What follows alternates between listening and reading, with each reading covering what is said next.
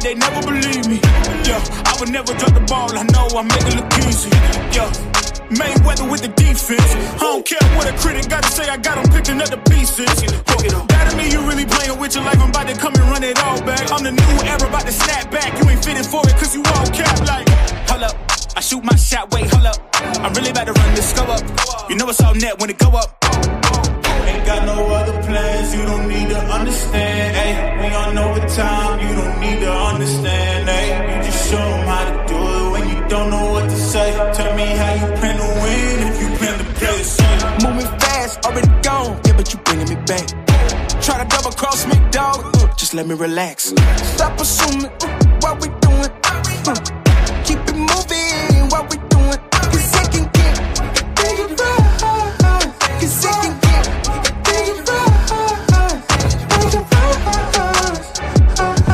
cause it can get big and right.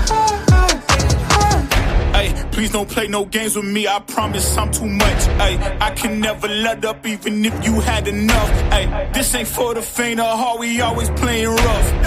I had enough, it ain't luck. I needed a vision, I needed ambition, I needed a mission to beat this submission with no intermission. I see the collision, the crash in the distance, they coming off track, no. Now when they ask what's the motive, don't talk like the show. They all about to see what I mean in the moment. I gotta keep going, I'm shaking the dice and they're tipping the rolling, they already know. Ain't got no other plans, you don't need to understand, ayy. We on overtime, you don't need to understand, ayy. You just show them how to do it when you don't know what to say. Tell me how you plan to win if you plan to play it safe. Moving fast, already gone, yeah, but you bringing me back. Try to double cross me, dog, just let me relax. Stop assuming what we doing, keep it moving, what we doing. Cause it can get big and right, cause it can get big and right, big and right, cause it can get big and right.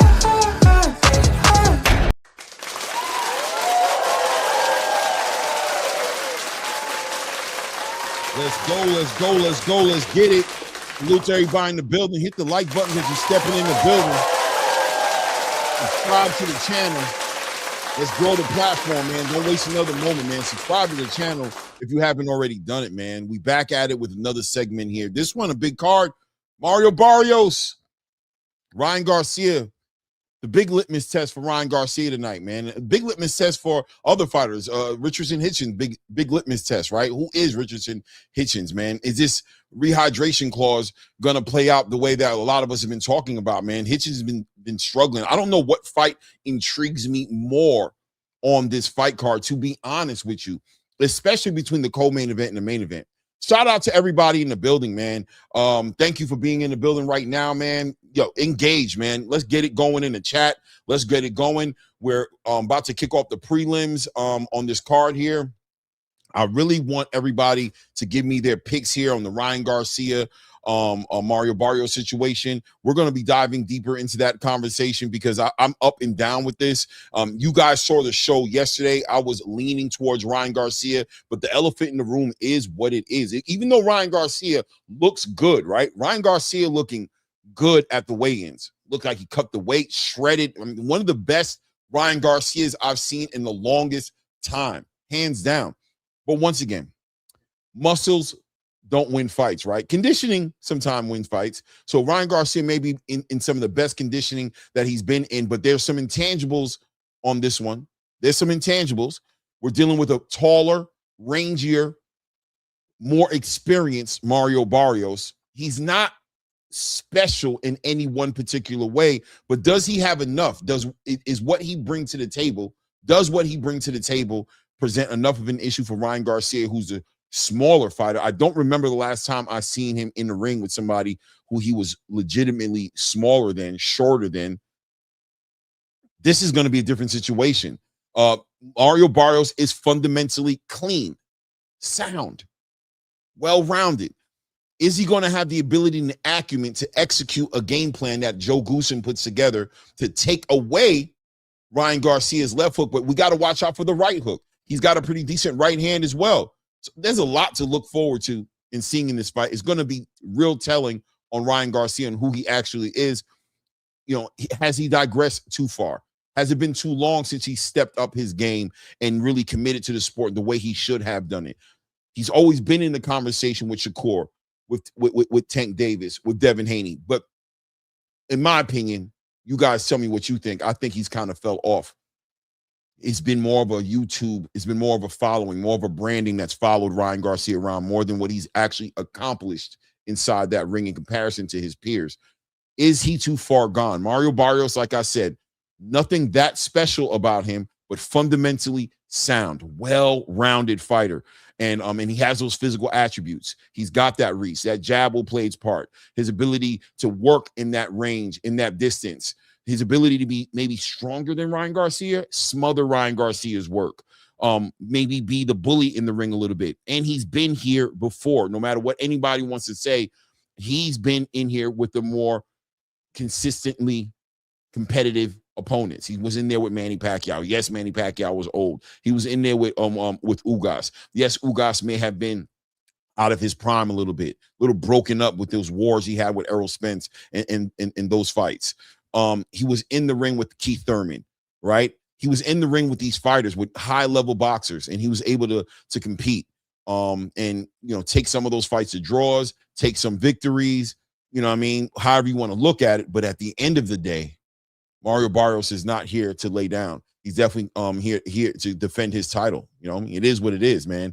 And we're going to jump into the undercard here. We've got Amari Jones on the card. We got Frank Martin here, obviously. Gary Russell on the undercard. We've got the Bully on the undercard. And we've got Hitchins and of course Hitchins and Oscar Duarte on this undercard as well, man. A lot of great fights, man. A lot of great fights, man. Salute to everybody in the building, man. What's good? What's good? Let me shout out to my people. Sam from Jersey. What's good? Salute, salute. AK Crowder, blessings, brother. Claim on salute with the spiritual super chats, man. Kalia World in the building. Salute, salute. King Axelot in the building. Salute to you. Star One Little 74 in the building. Salute, salute, salute. Guys, make sure we're subscribing to the channel. Hit the like button. Pugilism in the building said us who bet on Duarte should be granted to win. Hitchins basically forfeit. What? What happened with Hitchins? Oh, what happened with Hitchins? Really? Hitchins pulls out of the fight? Oh, man. Guys, bear with me. Bear with me. It's Ramadan for me. I'm not tuned into the space like I used to be, like I usually am. I've been on my salat today, doing what I got to do. I've been fasting, so I missed that. Wow. That's super telling. Super telling for Hitchins. I wonder, does anybody have in here what claimed he's sick? Of course he's sick. Of course he's sick. He's sick of that weight cut. He's sick of that weight cut. 100% sick of that weight cut, man. Wow. We got to talk about it. So Hitchins falls, man. Wow, man. Oh, wow. That is crazy. That I didn't know. Shout out to Commanders 17. Shout out to my guy HLD1 in the building. Salute. Mr. Lightning Boxing. What's good with you, family? Gaza Trini in the building. What's good? What's good? What's good, man? Cannon 380 in the building, man. Wow. Brian Dahl in the building. Salute, salute, salute, salute, man. Appreciate the accolades, man. Wow, man. Sylvester Salamao in the building. Salute to you, man. Mine yours in the building. Salute. Faith Bulat in the building. Says Super Mario in the building. Salute, salute, salute. Who else am I missing here, man? Let me scroll down. Mukai L in the building. Salute. Rollo Green says gimmick setup for him to win, and he still was getting gifts, falling short with draws. Talking about Mario Barrios, 100%. I get it, man. Wow, man. Wow, man. Tito is there. Make Duarte versus Mercado, 100%. I'm down for that. I'm down to see that. That's very interesting, very telling. I mean, guys, Hitchins, man, 140. I think it's done. It's over. It's over for Hitchins at 140. What's his next move? I got a feeling. I'm not going to speak on it. Let's see what happens. Keith Connolly. Keith is working. Keith Connolly is working, ladies and gentlemen. Keith Connolly has been on his job, hasn't he been? See Teofimo Lopez out there working. We've seen what Conor Benn just did. What's up with Edgar Berlanga? And what is up with Richardson Hitchins?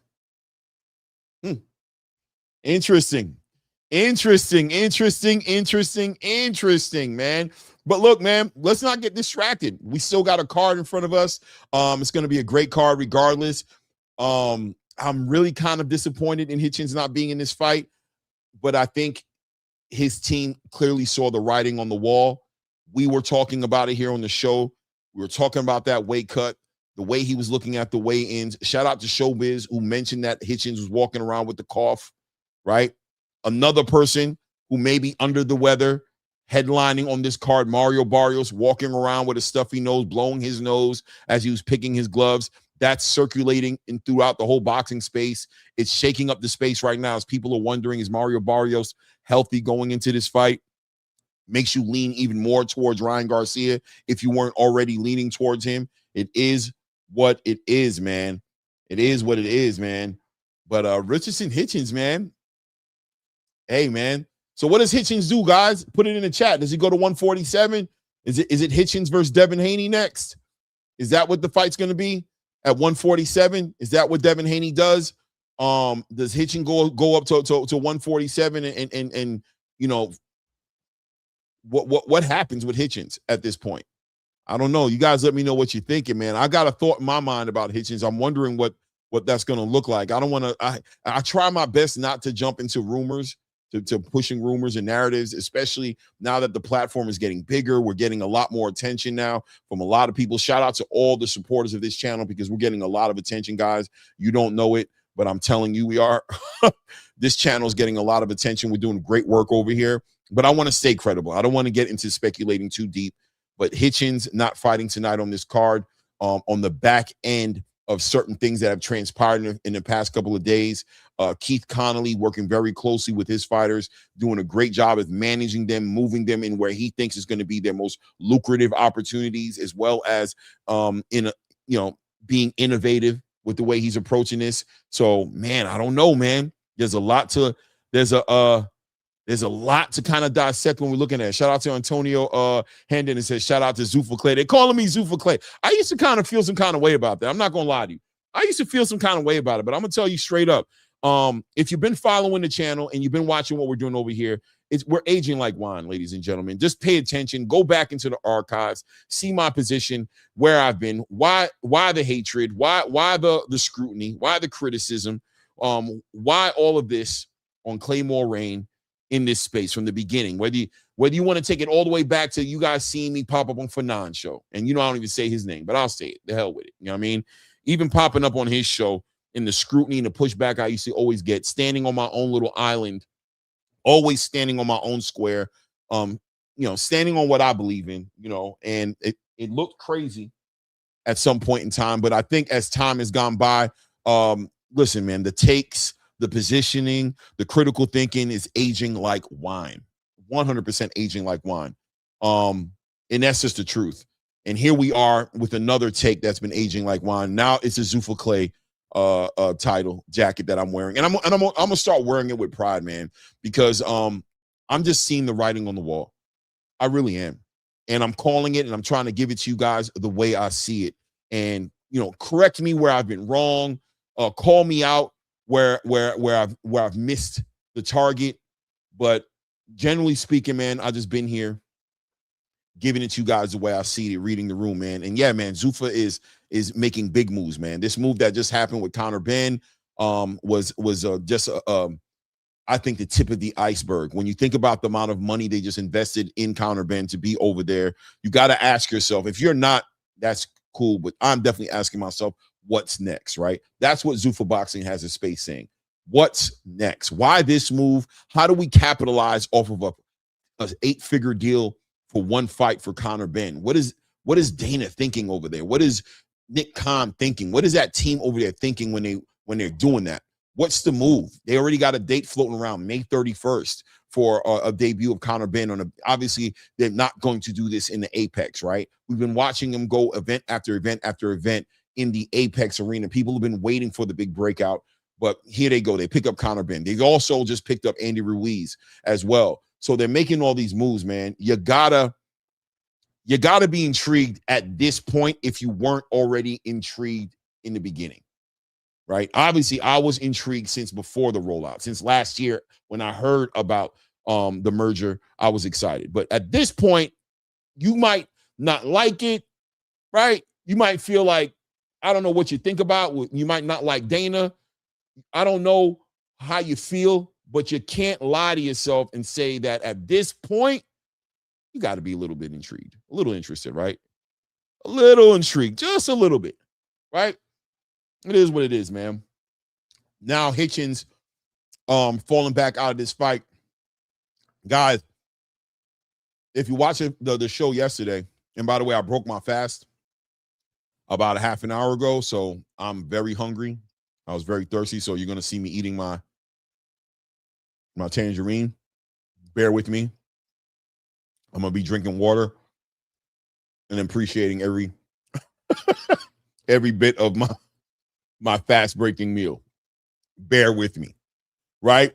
But you got to be interested. Now Hitchins, in this fight with Oscar Duarte, I knew going into the fight, and I told you guys, Hitchins was doing his best job to operate as safely as he could under that rehydration clause. He didn't want Subriel Matias, right? He admitted to Subriel Matias, I don't want to be depleted in front of you, bro. You're a big puncher, a big pressure fighter. I don't want to be depleted in front of you. We saw how he performed with Gustavo Lemos.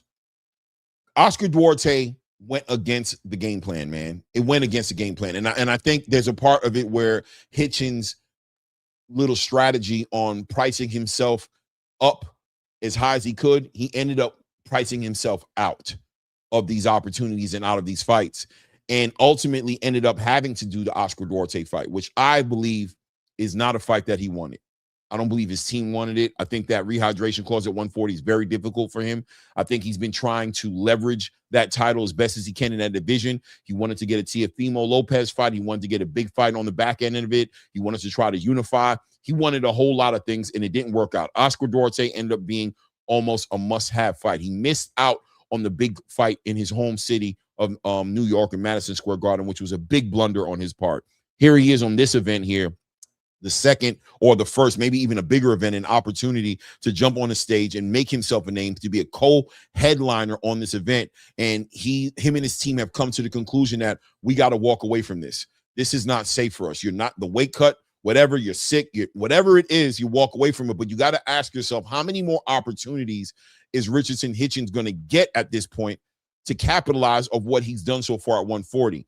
And what does a traditional, and I emphasize the traditional boxing space, think about this? What's left for Richardson Hitchins at this point? All talk, no bark. Arguably, right? All talk, no bark at this point. So what's next for Richardson Hitchins? You guys use your own imagination, man. Shout out to my brother HLD showing some love, man. Says Zuffa Clay can stick. Ness has the Haney voice. Showbiz has the war room with the zone. Claymore Rain will bust the door down with Zuffa Boxing. Dana White and Uncle Turkey. I said it first. Wow. Wow. Salute to my brother HL. Maybe, man. It looks like I might, man. I ain't gonna lie, man. But we're aging well, right, HL? We've been taking our time. We've been talking about this topic for so long. To see this move that Dana did, it's going to open the door. A lot of fight.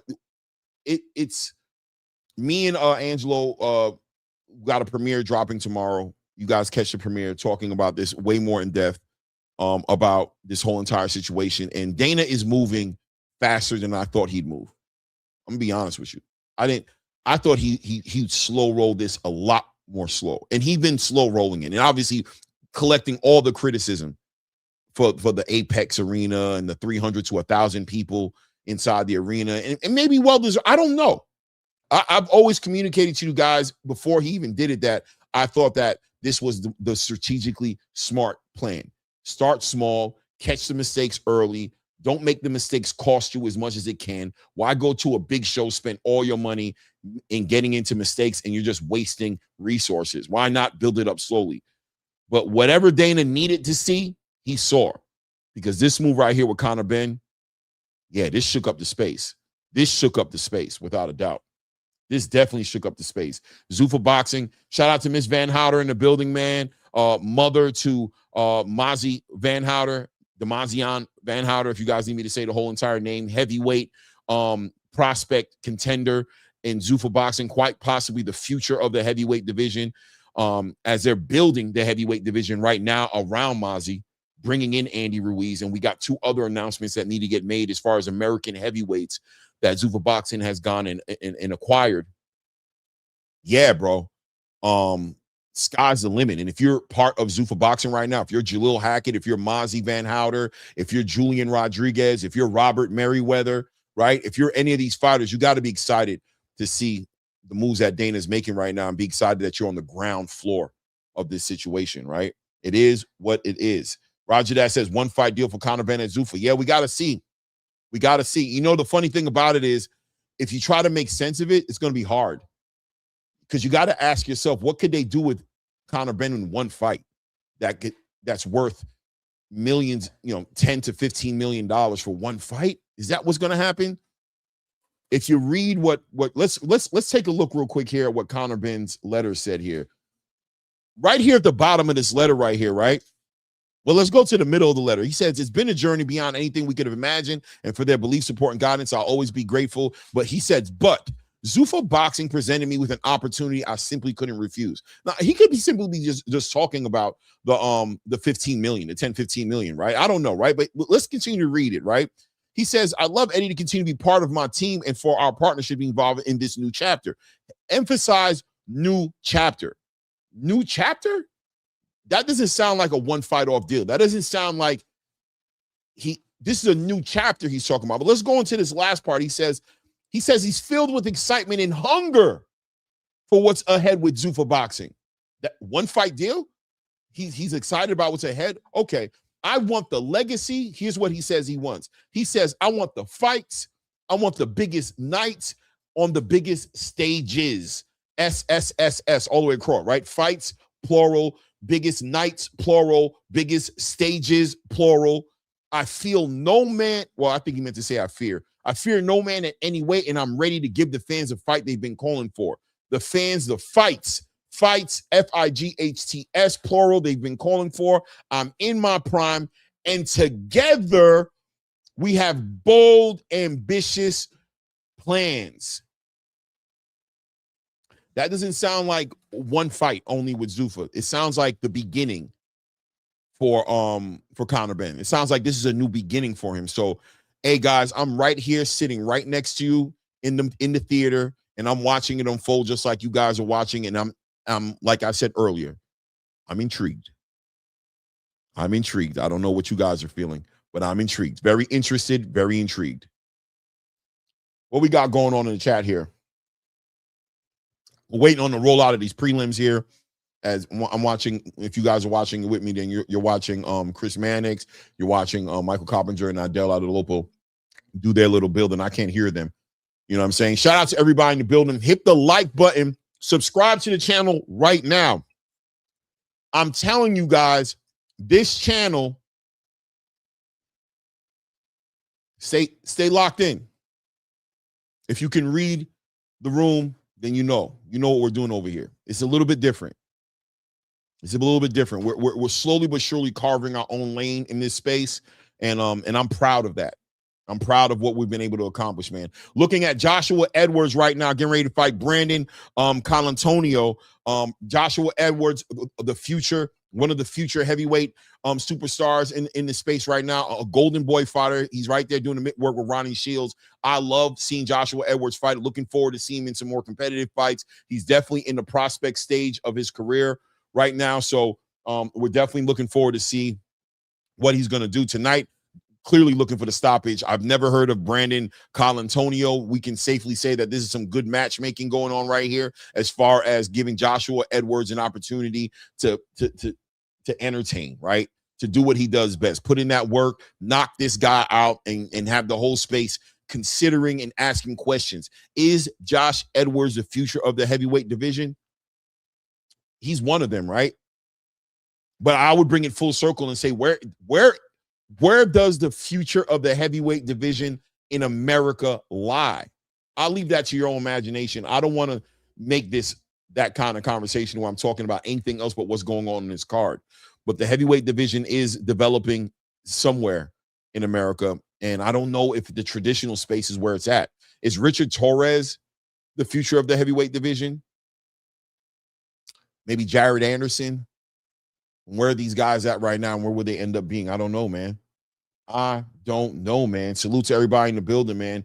Hit the like button. Subscribe to the channel as we're getting ready to call this one right here. Joshua Edwards, 5-0, 5 knockouts versus Colantonio, 7 wins, 1 loss, 1 KO on his record here.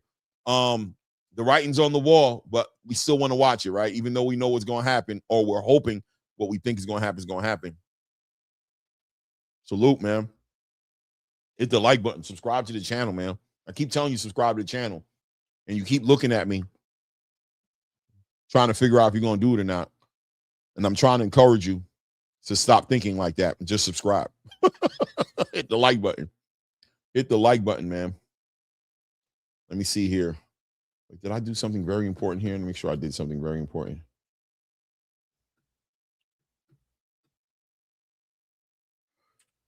Colantonio making his way to the into the ring. Yeah, you guys see Clarissa and Franson. There we go. I got to do this real quick. No. Well, let's do that right quick. Next, and then this, and then this, and then this. Let's go here. Make sure we do this, this, this, this, this, this. As we're stepping in the building, hit the like button, subscribe to the channel. So Clarissa Shields and Franchon DeZern had a little bit of an exciting press conference. I know if you're like me, you're wondering if it was staged or not. I don't know, man. It got kind of crazy if it was staged. There was a lot of, maybe it was staged between Clarissa and Cruz, but I don't know if their camps were on point, were up to speed with what the plan was. Ended up being a messy situation, super messy situation. Inside of that, wherever they were at. But yeah, brings interest to the fight, right? I'll tell you what, I want to see the fight a little bit more now. There's a little bit of spice to it for me right now, right? Always willing to see Clarissa Shields do her thing, of course, but hey, man, good promotion. I don't think nobody really got hurt, so it is what it is, right? That was a wild one. That was a wild one. Francis Alatorre says, how Torres going to do against Sanchez? Tough match. Yeah, it is going to be a tough match because he's going to be inside the ring with a veteran in Frank Sanchez who comes with that Cuban pedigree. This will be the most competitive fight for sure for Richard Torres to be in. He's going to be in there with somebody who knows how to move and who knows how to box. Torres has always been the more athletic, the boxer in the ring with the fights I've seen him with. So I'm ready to see the change of pace for him and see how he does his thing in this fight, right? And Frank Sanchez, of course, on his way trying to make a return into the top 10 of the space, and he's trying to get back in that conversation. He had an injury he was nursing and kind of got derailed by that fight with Agit Cabello about 2 years ago. Never kind of recovered from that properly. Now he gets an opportunity to kind of show up. He gets a big, on a big stage, man, a big fight for him. So we'll see what he does, man. Is he 56? I thought he was like 64. I got to check. Cuban, you got to do the math with Cuban years. You got to do the math, like kind of like dog years. I don't know how old he is. He's definitely up there, man. He's definitely up there, man. I don't know. Shout out.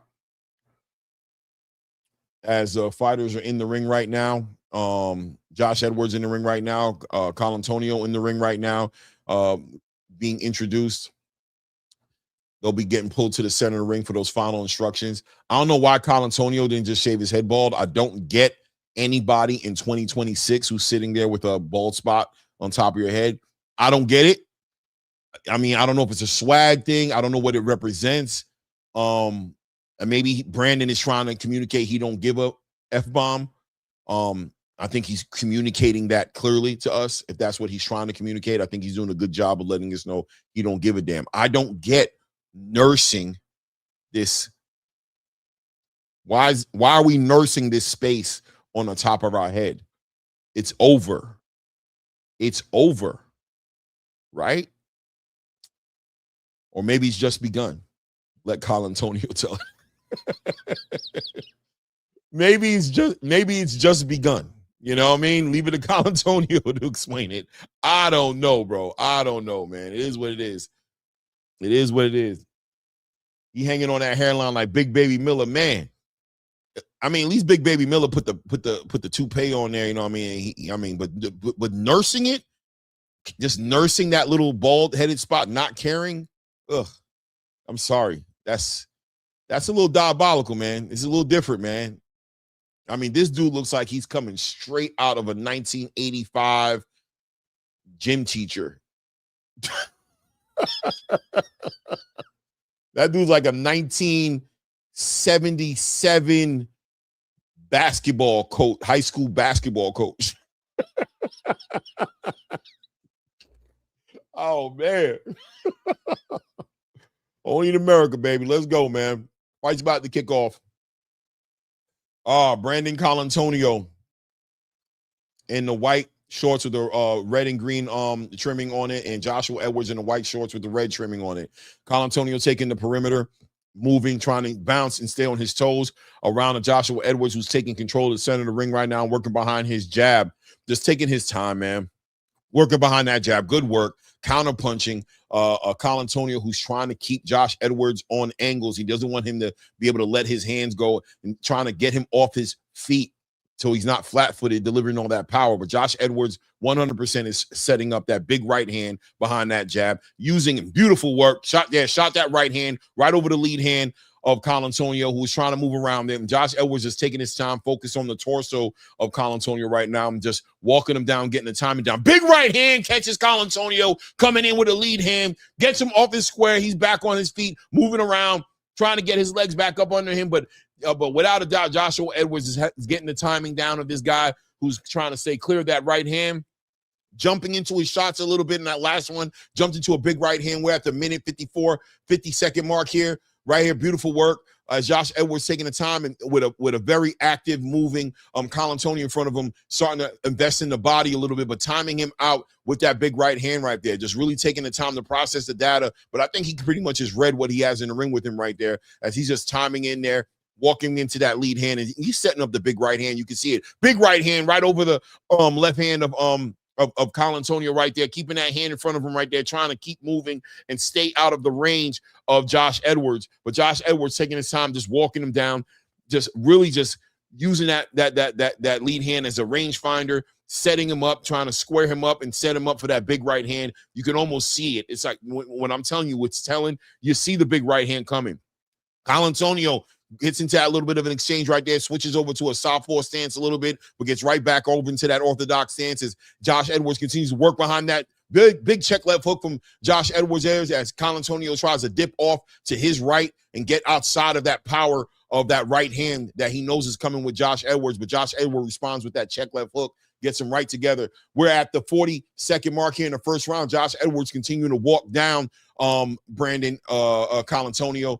Nice straight right hand to the body. At this point, I think you're going to see an adjustment from Josh Edwards start to work that body a little bit more, because he's definitely got a very mobile Colantonio who doesn't want to sit still, right? Got to ask yourself also, how long can Colantonio hold this pace here, this movement here? How's the conditioning? His body, right? We'll see, right? It is what it is. 15-second mark, approaching the first round right here.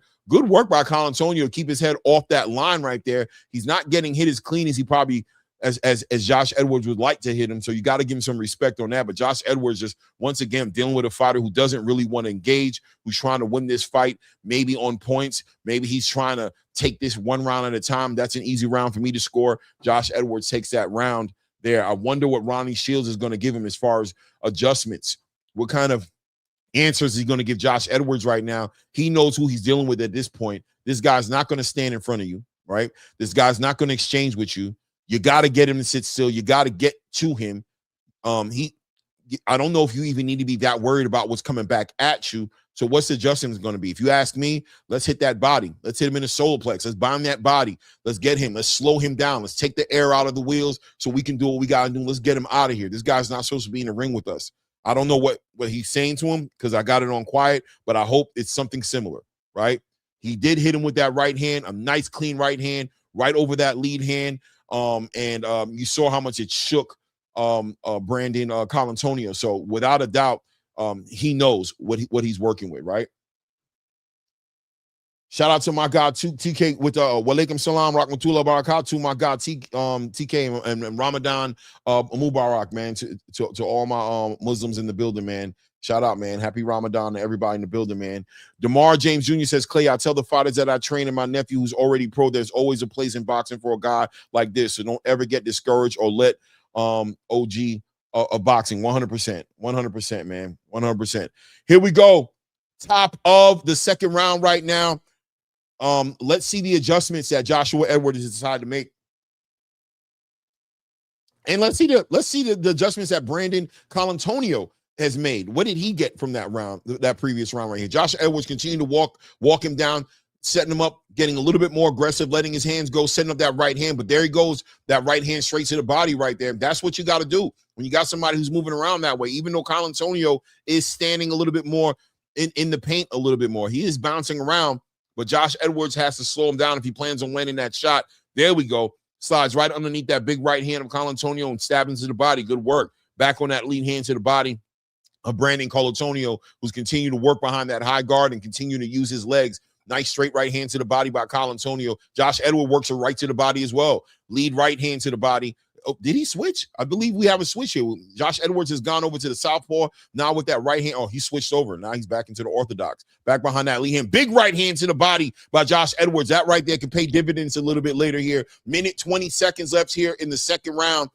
Josh Edwards continuing to work behind that lead hand, but now working the body a little bit. Beautiful work. Nice right hand to the body.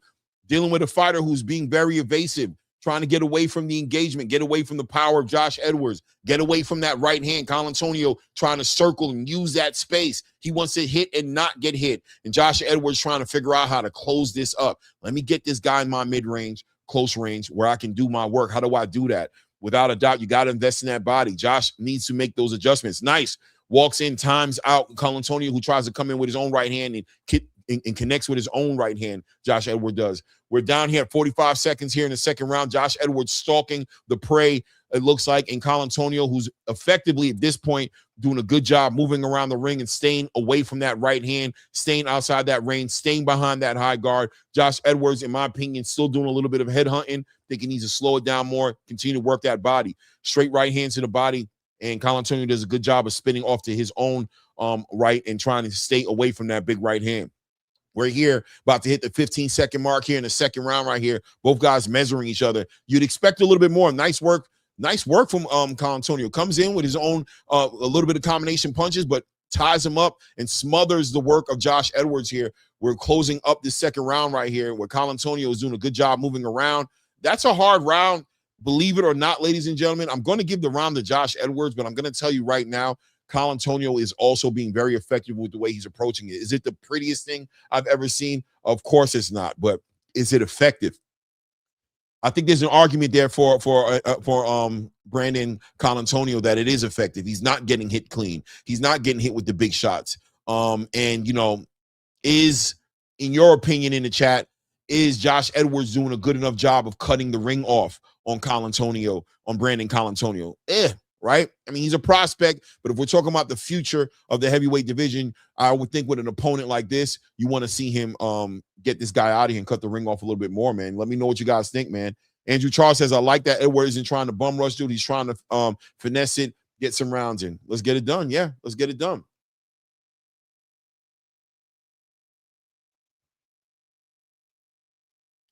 Let's go.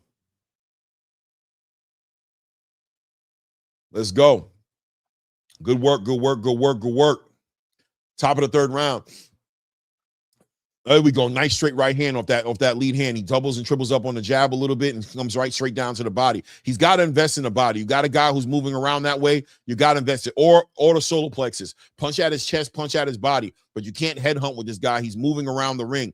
This right here reminds me a little bit of Tamir Smalls and Jose Roman Velasquez, right? I hope I said his name right. But you can't go headhunt when these guys, when somebody just doesn't want to get hit, you know, a decent professional boxer cannot engage you effectively, run away from you even. What are you going to do? You got to cut the ring off. You got to attack that body. You can't allow him to just continue to turn you like this. And there he is right there off the angle. Josh Edwards needs to step out and invest in that body. He's allowing this guy to move around a little bit too much, in my opinion, although he's holding the center of the ring here, and he's probably winning the fight pretty comfortably on the scorecard. Still, we want to see something special, right? Show us the wrinkles to your game. Get this guy out of there. He's scared of you. There you go. Right hand to the body, comes up top with a backhand over the top of the lead hand of Colantonio. But once again, allowing Brandon Colantonio to move around this ring as he's searching.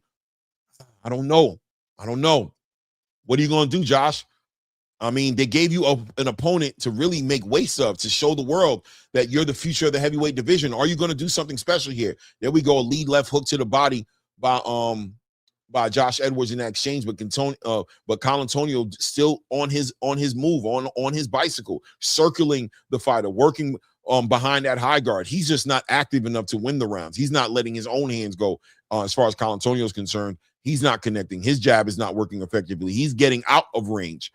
So that's what he needs to kind of figure out. So Josh Edwards is comfortable so far as winning this fight. But once again, this guy, I think I would expect Josh Edwards with his pedigree to be able to find this guy's body, cut the ring off, pin down the target, and get him out of there. It's a bottom of round 3. And once again, a very lackluster round as Josh Edwards is just dealing with a fighter who doesn't want to engage him. And it doesn't look like Josh Edwards has the answers to the question, which is, how do I cut this ring off and get this guy out of here? I don't know. You guys let me know what you think in the chat, man. Am I bugging? Talk to me. Nice right hand catches Colantonio right there. Hurts him. Colantonio ties up Josh Edwards. Nice right hand. Josh Edwards finally, is he going to close the space up right now? We're down to the last 15 seconds of this round here. There we go. Catches him against the ropes. Tries to hit him with a lead hand and a check left hook. Colantonio does a good job of tying him up and getting him off the ropes. He's aware of how dangerous it is for him to be on the ropes. Looks like Colantonio is also losing a little bit of gas a little bit. Like, look, he's having a hard time keeping up with all that movement he was doing. He's breathing a little harder. Josh Edwards, man, I want to see something special. I want to see something special. Mind yours in the building, man. Clay, how you feel about Kerr right now? Broke record, MSG record, 1.2 million reported. That's more pay-per-view numbers than Dev 3 pay-per-view combined, and he has fighters from 130-47 asking for that fight. He got the juice now, 100%. He's got the control. He's got the ball. Of course, Stevenson has the ball right now. We got to see what he does with it. I love the way he's carrying himself. I love the way he's showing himself up to be the media, family man, beautiful fiance that he's going to marry soon, hopefully. Beautiful daughter.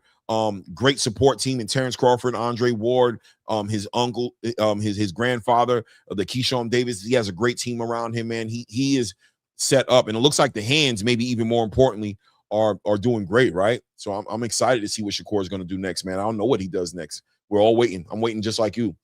Top of the 4th round here. Josh Edwards in the white shorts with the red trimming.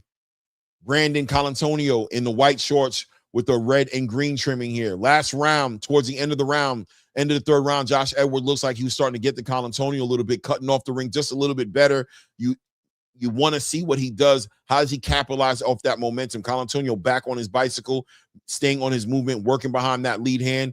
There we go. Nice straight. Nice. Very short right hook. Backhand catches Colantonio in that exchange. But there he goes. Way too much space. Josh Edwards allowing Colantonio to have way too much of the ring to work with. Cut this ring off. You're standing in the center of the ring. This guy's circling you. How are you going to get this opportunity? You got to cut this ring off. Make this ring smaller for this guy, and there'll be an opportunity in there for you to do something special. There we go. Nice left hand catches Colantonio on the way out, but Colantonio ties him up. Very smart, intelligent of Colantonio to do that. But cut this ring off and don't get so close that you're allowing him to tie you up and allowing your work to get smothered. Cut this ring off. There we go. Nice work. Nice right hand by Josh Edwards. Right behind the lead hand right there. Good work by both fighters right now inside of that range. But Colantonio, you got to give him his respect. He's using that ring, all of that real estate, A nice right hand lands for Colantonio and Josh Edwards inside that exchange. The first significant punch coming from Colantonio right there, but continue to move a little bit on the ropes right now. Good work. Jumps in, ties up Josh Edwards. Josh, what are you going to do? What are you going to do? Nice little short left hook inside that that tie up right there, inside that range. What's going on here? Yeah, man. I'm not impressed. Josh, man, I want to see you do more, man. I want to see you do more. I'm sorry, Josh. I don't like it. Look how he's moving. Now he's punching. Now he's reaching and punching with there's a little bit of laboring and a little bit of discouragement from Josh Edwards, who's having a hard time answering the questions here. You can see the discouragement in Josh Edwards. Good work right there. Works to the body and that little exchange. Josh Edwards able to work a lead left hand and a backhand to the body of Colantonio. But once again, now frustrated, screaming and gesturing to Colantonio to engage him. Meet me here in the middle of the ring. Well, Josh, he's not going to do that. He's already made that clear since round 1. 25 seconds left here in round 4. He's not going to do that. What are you going to do? What are you going to do to stop this guy from moving around like this? Way out of range once again. Way too much real estate. Hanging back way too much in the center of the ring.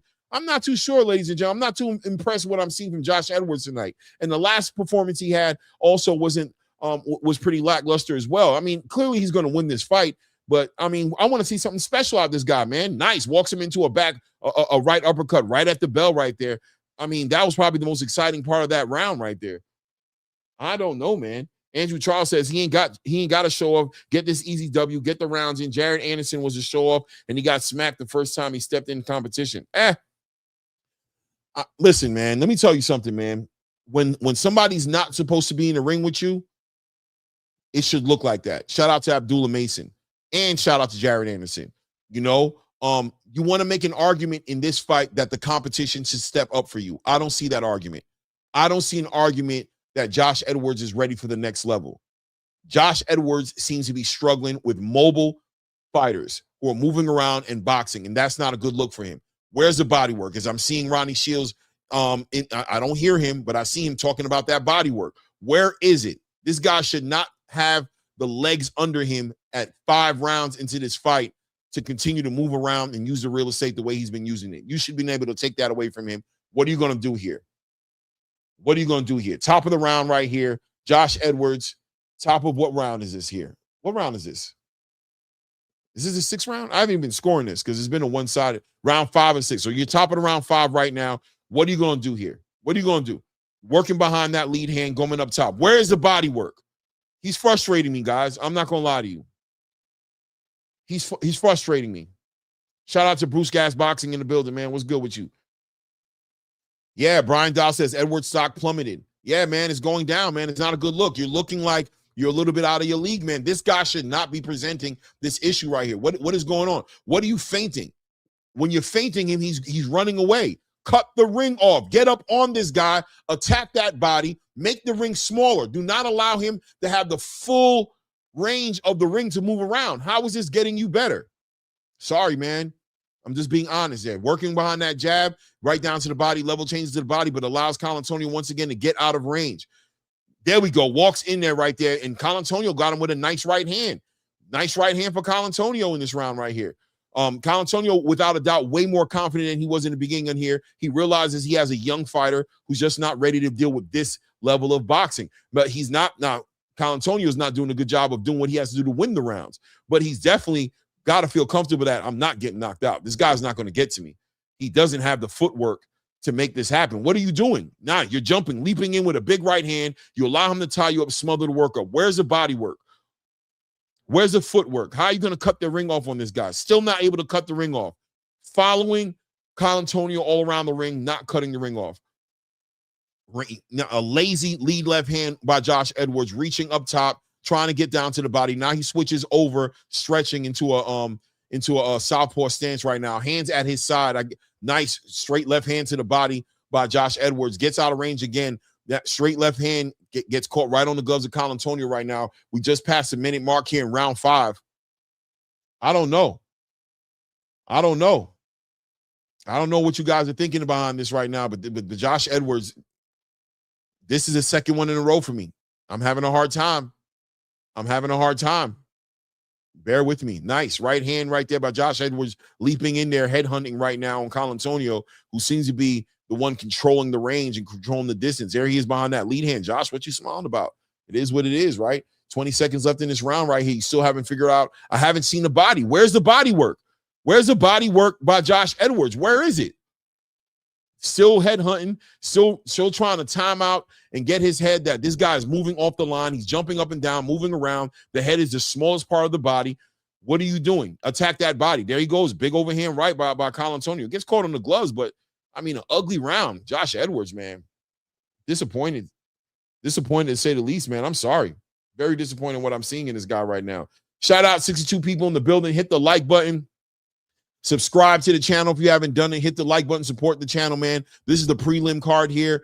Mario Barrios, Ryan Garcia, first fight on the card here. Joshua Edwards and Brandon Colantonio in a 6-round fight here. We're about to go into the 6th round right now, championship fight. The hairdo of Colantonio is aging like milk in front of us here as it's now becoming messy, and you're seeing that is more than a problem in the middle of his head. It's actually coming to the front as well. Yeah, man, the barber, you know what I mean? Talk to him. Has your barber talked to you? Has he told you that he wants to do you a favor? I mean, you can go straight with a straight blade if you want to and just shave your head bald, bro. Feel free to do it. I won't call you a skinhead. Feel free to shave it off your head, man. You got your back, man. Let's go. Championship round. Championship round right here. Well, the 6th round, the final round. Josh Edwards switching over now. Goes from southpaw back to an orthodox position. Once again, trying to solve the riddle here. How do I get this guy to stand in front of me so I can hit him with this big right hand and end him? This is my final chance here. I kind of need a knockout based on how this fight has looked at this point. Josh Edwards needs, look at that. Now Josh Edwards shoots a right hand, completely out of range. Hits nothing but air. Colantonio, way too much real estate to use, man. And he's using every bit of it. There we go. Nice work right there. Nice left hand, comes over with a right hand. Colantonio tries to spin off to the right and walks right into a check left hook, man. Beautiful work. Oh, actually a straight right hand. Beautiful work. Let's go. 2 minutes, 10 seconds left here in the 6th round. Colantonio continues to look for his spots, looking for a spot to get in there with that lead hand, but staying out of the range of Josh Edwards, who's not done a good job of closing up that space. Look at that. Punching, 1-2, hits nothing but air. Josh Edwards, big overhand right by Colantonio. Josh Edwards slips it and does nothing. He throws that big right hand off balance. Why didn't you just step in? Hit him with a right hand to the body. Right hand to the body, uppercut up the middle of the guard. Where now, boom, right there, allows Colantonio to tie him up, man. I mean, I'm gonna be real with you. I haven't been scoring this, but this might be close to a draw. This fight might be close to a draw. I don't know. Man. 1:22 seconds left here in this round here. Colantonio controlling the fight at this point, in my opinion, working behind that jab, controlling the range, moving around a Josh Edwards who doesn't have the answers. Look at him. Boom, circles out to his left. Josh Edwards, horrible feet work. I don't know, man. Look at that. You're shooting the hands, hitting them but air. Colantonio's just moving around this dude, doing whatever he feels like doing. Straight right hand hits air. Straight left hand in the air hits air. What were you aiming at? A mid pad? Minute mark just passed right here in the 6th round. Oh, man, bro. Josh, what a disappointment. I thought Josh Edwards needs to go to Zuffa, get some activity, man. He needs more time in the ring, man. He needs competition. He needs competition. This is a fighter in the heavyweight division who may be suffering off of activity and competition. He's not getting better. He may be literally digressing in front of our eyes. He may literally be suffering from that, from the lack of activity right here. This guy has it's 20 seconds here left in this round. Nice. Walks. There we go. Colantonio walks into a right hand. That was a nice shot. That might have won the round for Josh Edwards, maybe even won the fight. I'm interested in what the scorecards are going to say there. Josh Edwards now slipping the right hand of Colantonio. I mean, are you scared of the power? I don't understand. Disgusting. Wow. Josh Edwards, man. And once again, activity, right? These are what, especially when fighters are in the prospect, he keeps stretching his back. Is his back hurting? I don't know. He keeps stretching his back. Maybe he has a lower back injury. He's nursing. I don't know. But once again, activity, man. And I promise you, whatever that injury on his back is, he's done that during camp, right? He's doing that not in the ring. And that's telling. When fighters are getting more injuries, in training than inside the ring, the activity is not balanced. You know what I mean? I think he won the fight. If you guys, I didn't score it. I don't think it was worth scoring, but maybe I should have, because I think Colantonio had some opportunities in there. I don't know if the judges felt like he swayed them enough to be like, you know what, Josh Edwards, just off the lack of activity from Josh Edwards, I'm going to give the round over to Colantonio, which will be sad if this guy takes a loss from this kind of fighter. Colantonio, a C plus fighter, C fighter, right? Maybe lower than that. I want to respect what he did in the ring tonight, but the most I can give him is C plus fighter. Josh Edwards made this guy look like a B plus fighter, maybe even an A fighter when it comes to footwork and moving around the ring. I don't know.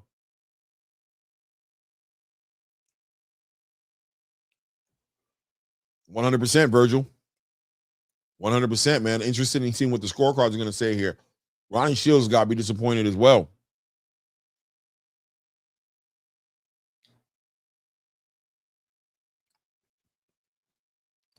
Yeah, man, this was different. Let's see what the scorecard says.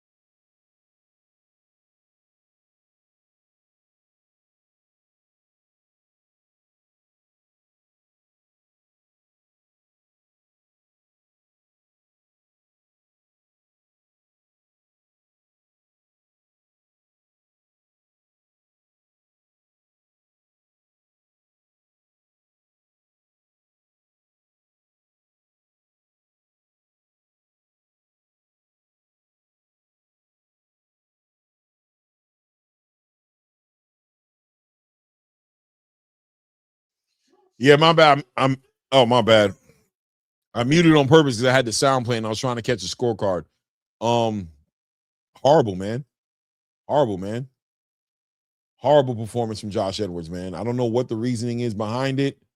Why he decided to I don't know what happened. But there's that Olympic sign on the inside of his arm right there. And that right there just makes it even more disappointing, knowing he comes from that pedigree. Where was the footwork? Where was what happened? Let me see what he says what happened.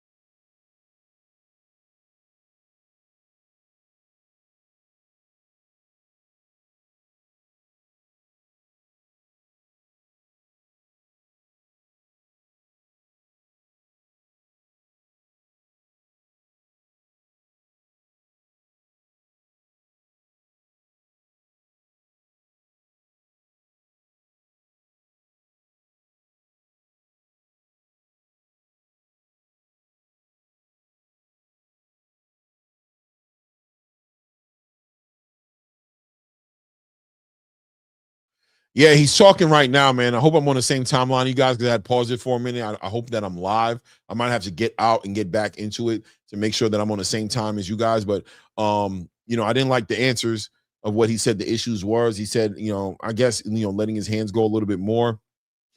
I think you need to work on your footwork, brother, and you need to cut that ring off. That ring should have been cut off on that guy. You should have been attacking that guy's body. I didn't see enough attempts to the body.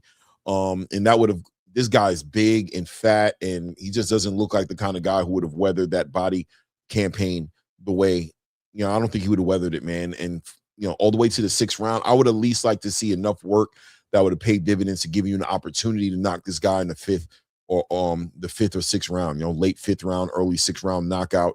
You know what I mean?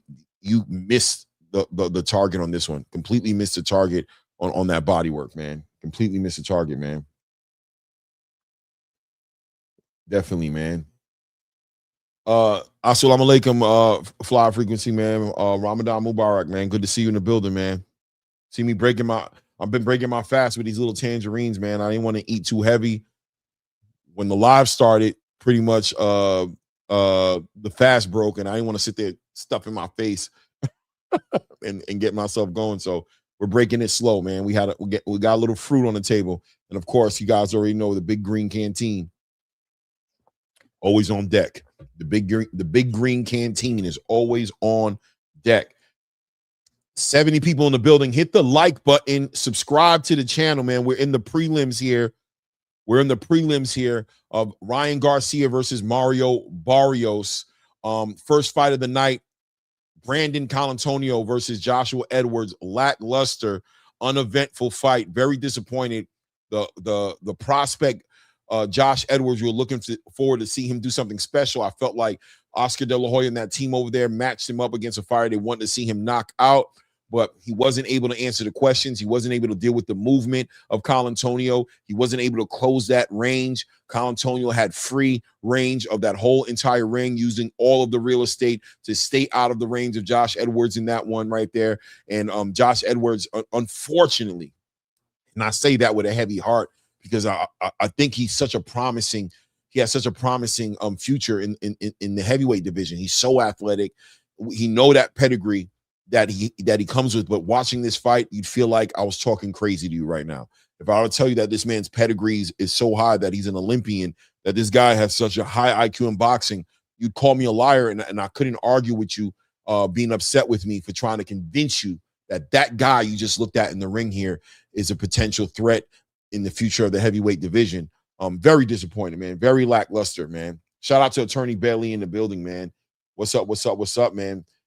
Yeah, he needs more work, man. That guy 1067 says he must be injured to not be styling or stretch Ron Jeremy. Yeah, 100%, man. 100%. And you saw him kind of like he was favoring the lower back. He was stretching. He was kind of like doing this thing where he was stretching, trying to get that lower back, where maybe that's what it was. He clearly didn't communicate it in the ring. He didn't make that excuse there. He doesn't have to. But coming off that last performance Josh Edward had, this performance right here was very important for him. I thought the opponent was handpicked for him to look good against, and he dropped the ball, man. How many more opportunities you're going to get? Activity, guys, right? And I don't want to bring up Zuffa all the time. I don't want to be that guy. I know I've earned the jacket of Zuffa Clay, right? Zuffa Claymore, or Mr. Zuffa, or whatever all the names are for it. But yeah, if you can't get that activity as a heavyweight fighter right now, there's an argument to say that Zuffa Boxing is offering the heavyweight division, specifically the American heavyweight division, the most activity. There's an argument there. Hold on a second here, man. Jeez. Wow, it's not going to let me do it. Okay. By the way, I'm switching from my Apple phone. I have a feeling that's what's about to happen. Apple phone has been acting. I don't know about you guys with Apple phones, but my Apple phone has been acting crazy. Way too many way too many updates, way too many things happening, missing text messages, getting text messages a day later or hours later. It just hasn't been a good experience with Apple for the past month or two. So yeah, they're this close to getting, you know what I mean? I'm about to hit him with that Donald Trump. You are fired. We need to start calling Hitchins a duck. Mr. Big Play, you know me. I'm not into calling fighters ducks very easily. I call Canelo Alvarez a duck for not fighting David Benavidez. I called Frank Martin a duck for not fighting Shakur Stevenson. I got a couple of people I've called ducks. Did Richardson Hitchins duck Oscar Duarte tonight? I think there's an argument to say that he did. But I think the bigger conversation may be, why did he duck Oscar Duarte? The easy answer is he's scared Oscar Duarte is going to knock him out. And, I don't know, right? That's the easy one to kind of poke out. But at the end of the day, the other conversation that we can have, and once again, shout out to Showbiz, who's the one who I heard say it first, right? I've said it myself, but he said it online. Excuses versus reasons. And Hitchins arguably has a reason.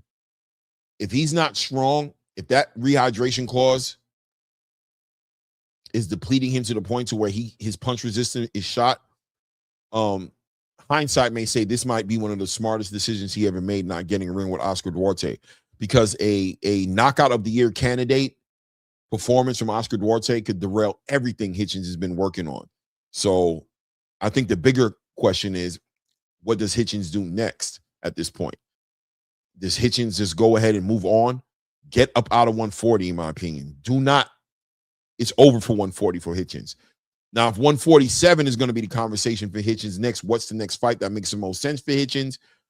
I think the big elephant in the room is always going to be Devin Haney. Whenever you're talking about 147, you're going to think about Devin, but it does look like Devin and Keyshawn seem to kind of have something going on right now. What's next for Hitchins on the back end of this missed, and I emphasize missed opportunity, and being on a big card like this? That's 2 missed opportunities. He missed out on a Teofimo Shakur Stevenson card as a co-headliner to fight against a Keyshawn Davis or even a Jermaine Ortiz. Fumbled that bag. And here you go on this next big card against Oscar Duarte, and you fumbled that bag. What's next for Richardson Hitchins? I don't know. I know, right, HL? I know. I don't know, man. Because Showbiz was saying yesterday Hitchins was out, it was in the back, right? Right? I don't know.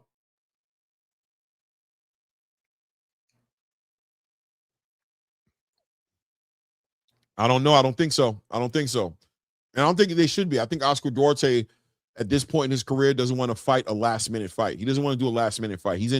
He's ready for a championship. And why waste that opportunity? You know what I mean? Why waste that opportunity? No, we're going to wait. Even if we got a rematch Hitchins, if that's what he wants to do. In the back right now, watching Muhammad Alakel. You know what? Let me get out and come back in. I'm going to get out and come back in. Because I have a feeling I'm not on the same timeline as you guys.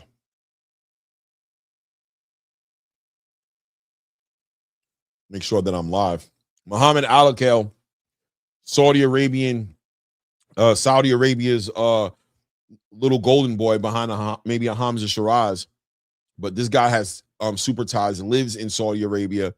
Riyadh, a big Riyadh representative here. They've been cultivating this young prospect. I like what I've been seeing from Muhammad Alakel, to be honest with you, that they've been trying to upgrade the opponents a little bit more. But, they brought in Abel Sanchez to that team about, 2-3 fights ago for Muhammad Alakel.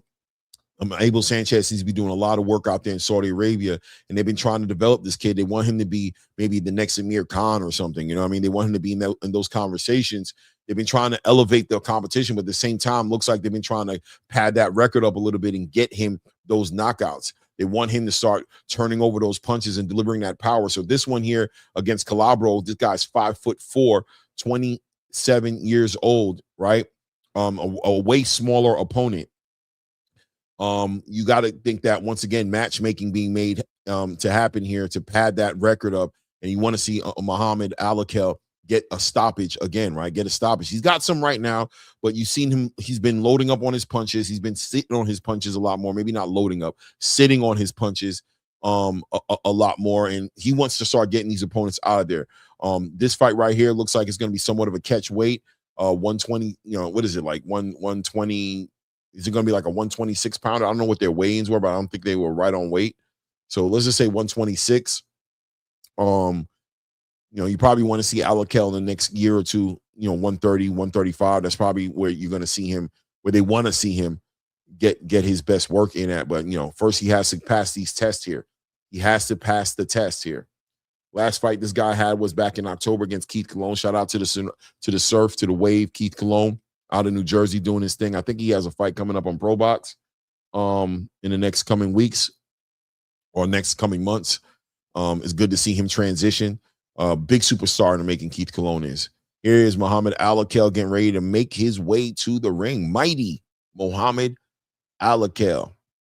In Allah we trust. Alhamdulillah. Let's go. Right here in the midst of his Ramadan, he's over here in the first week of Ramadan, getting this fight out the way here, making his way to the ring. Security walking him down. Seems to be very motivated. Knows what the assignment is clearly. Definitely understands what the assignment is. Let's see if he's able to carry it out. Alakel's walking into the ring right now. Duarte said he saw Hitchins and Hitchins was fine. Yeah, man. Keyshawn missed the weight by a few pounds, banked on the Virginia State Commission 10-pound rehydration course versus Del Santos, and it backfired. Just never know how it rolls. Yeah. Yeah, man. Shout out to everybody in the building, man. Hit the like button, subscribe to the channel. Hit the like button, subscribe to the channel. This is going to be a good fight right here. I know it is. It's not going to be a good fight. It's going to be a knockout, which is good. I think a lot of fans in the boxing space call knockouts good fights, right? Or I'll put it in the channel. Are knockouts good fights?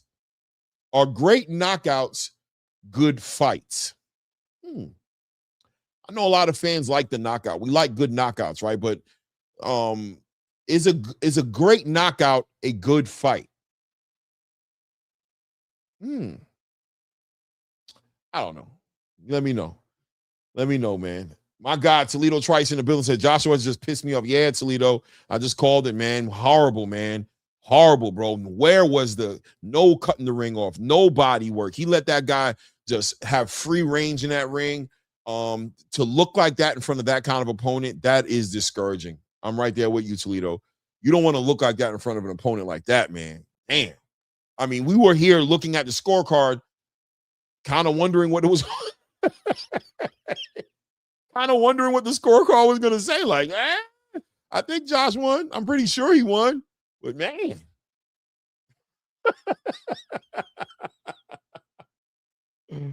Woo! Mr. Big Play Bray said, depends on how the fight is going. A late KO is always good. Yeah, 100%, right? But yeah, I agree with you. I think what you said is perfect. You know what I mean? Depends how the fight is going. I think a lot of people sometimes don't care about the mismatches as long as there's a knockout. And I think we need to kind of fall back from that a little bit. We need to acknowledge knockouts for what they are, but also acknowledge that we want to see these guys in good fights. And I think that's an argument that was always made with Gervonta Tank Davis, is the fact that he was getting these knockouts, but we wanted to see him in better fights, right? We want to see him in better competition. We want to see people that we actually thought could beat him in the ring to have the good fights. We knew that he was a great entertainer, a great experience to watch him fight, but, you know, knockouts don't necessarily make great fights, you know, all the time. It is what it is, yeah. You know what I mean? Yeah, in the right fight, my guy, not against Celeb from kind of egg. Yeah, man. Yeah, man. Oh, man. Day one depends on what round. 100%, man. Shout out to everybody in the building, man. Hit the like button, subscribe to the channel as we're jumping into this fight right now. We got Muhammad Alakel, young upcoming prospect coming out of Riyadh season, coming out of Riyadh, Saudi Arabia here. Has a lot of people waiting on him to flourish in the space right here against I don't know what this guy's name is again. I forgot it that quick here. Right, here he goes. Alakel right on his front foot, right on that lead hand, stepping right to Calibro right there, the way he should be doing it. This is what you do with somebody who's not supposed to be in the ring with you, man. You step right to him. You get behind that lead hand. You throw that jab with bad intentions. You set that right hand. Beautiful. Beautiful work by Alakel right now, setting the whole entire pace and setting the whole entire scene up here and what this fight is going to look like right now as he's walking behind that jab. Nice check left hook right there. Gets caught in the gloves of Calabro, but he's making the message clear right now. Nah, I'm getting you out of here, man. Behind that lead hand, walking down an opponent who probably doesn't want to engage him like that, but opponent taking the time to just kind of slide and stay in the range, standing in front of Alakel right there, trying to time and slip underneath that lead hand and get his own work going on there. And this is what Alakel wants from this guy. Let's see if Alakel can do the job here as we're approaching the 2-minute mark here of this first round. 6-round fight ahead of in front of us here. Plenty of opportunity and space for Alakel to do something special in this fight right here. Nice lead hand work by Alakel, working behind that jab, just taking his time, pop shotting, trying to get the timing of this smaller, active, moving fighter here, right? Nice work by Calibro. Jumps in there with a big check left hook right there. Alakel catches it on his gloves, though. Good work by Alakel. Continue to hold down the center of the ring here. Good ring generalship by Alakel, working behind that jab. Nice check left hook, followed by a straight right hand right down the middle. Gets caught for the most part on the gloves of Calibro. Back on that lead hand, right between the high guard of Calibro right there. Nice clean lead hand right in the middle. And there we go. Times out. A check left hook gets caught right on the gloves of Calibro right now. Minute 15 seconds left here in the first round. Muhammad Alakel trying to work his magic and hear him do something special here. Timing out a very active, good, defensively responsible Calibro. This person who's doing a good job at this point is doing a good job. Good work by Calibro. Jumps in there, lets off a little flurry to the body, comes over the top. Calibro, Alakel catches that hook off his gloves right there. Nice straight right hand to the body, or right hook, back right hand to the body of Calibro by Alakel. Alakel doing a good job now, feigning a little bit with that lead hand, getting that respect with that lead hand, and maybe that feint, trying to see if Calibro bite on the feint. Calibro still standing fast right there, not biting on the feint, still feeling confident enough to stay inside that range. He wants to put himself in position where he can slip these shots and give himself an opportunity to get something going. So he doesn't want to operate on the perimeter of the ring, but he wants to take his time and give himself an opportunity to close that range and pay attention to that lead hand, catching that lead hand on his gloves. There we go. Big left hook by Alakel, hits nothing but air right there. He goes for it. Man, back on that lead hand, back on that front foot. There we go. Nice. Walks Calibro into a nice check left hook. Nice left hook to the body. That was clean. Good check left hook to the body by Muhammad Alakel on Calibro right here. And that's the end of the first round. Good round for Muhammad Alakel. I like what I saw. Got a good game opponent in front of him. Let's see what he's able to do, and we'll see what instructions Abel Sanchez is going to give him on how to capitalize on what we just saw.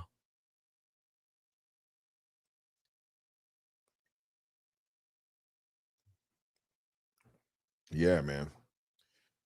Shout out to everybody in the building. Hit the like button, subscribe to the channel. We're on the second fight into the prelim card here. Muhammad Alakel in the ring right now against Calibro. I don't know what his first name is. Maybe I should try to pull it up, right? Let me see here.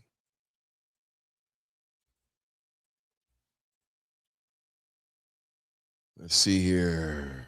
Alakel.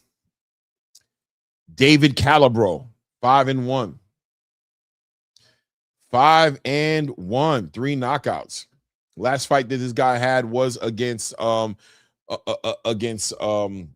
Keith Cologne. So he's been in there with a high level boxer right now.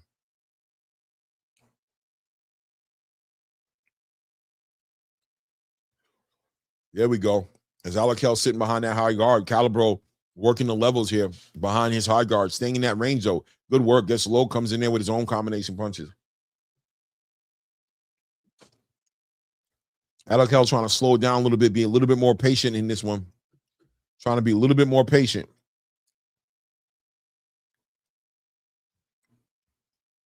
There we go. Both guys tied up with each other right there. Nice work by Alakel. Check with left hook and a straight right hand right down the middle. Nice left hook to the body. Calibro actually caught it on his elbows right there. So decent work from Calibro, man. Good defense by Calibro right there. Working safe, but also being active in there. Alakel behind that lead hand, catches him between the guards right there. There we go. Shoots a right hand, gets caught on the gloves of Calibro. We're at the 2-minute mark here in the second round. Big swinging, big left hook as Alakel just swings kind of recklessly, man. Telegraphs it, to be honest with you. He needs to shorten up those punches. Nice right hand right there. Calibro giving Alakel some issues right now as he's able to time Calico's punches. They must be telling, or he's showing some telling signs there. Calibro able to catch a lot of these punches on his gloves and now starting to capitalize a little bit of what he's able to do once he's able to get inside that range. Alakel more so keeping a nice left hook to the body by Alakel right there. Good work right there by Alakel. There we go. Nice lead hand right there. Now, to tell you the truth, Alakel may need to learn how to cut this ring off a little bit better, but still an active, good fight right there. But he's allowing David Calibro to kind of use that real estate a little bit freely. There we go. Big right hand gets caught right on the gloves of Calibro. Calibro doing a good job. There it is. Got up in that lead hand, shoots a little combination right there, but gets caught on the gloves of Alakel. Alakel continue to work behind that lead hand. Nice left hook to the body again. That one right there shook him up a little bit. That left hand to the body looked like it shook up Calibro a little bit. Nice right hand. Catches Calibro trying to get low right here. Nice right hand, man. Gets that nose leaking right there. Sits him on his knees right there. I think that body shot set it up. That big check left hook to the body set him up. Is this going to be the end of that round? There he goes as Alakel jumps right on him. 40 seconds. Good left hand to the body. Hurts Calibro again, man. Nice left hand to the body right there as he's shaking his head saying he can't do no more. He shakes his hand off. He's got a bloody nose. Nice left hand to the body. Good work by Muhammad Alakel. We saw him investing in that body. Those shots obviously were compounding interest, and he was able to get dividends on that investment very late in the second round right now, man. Good work by Muhammad Alakel.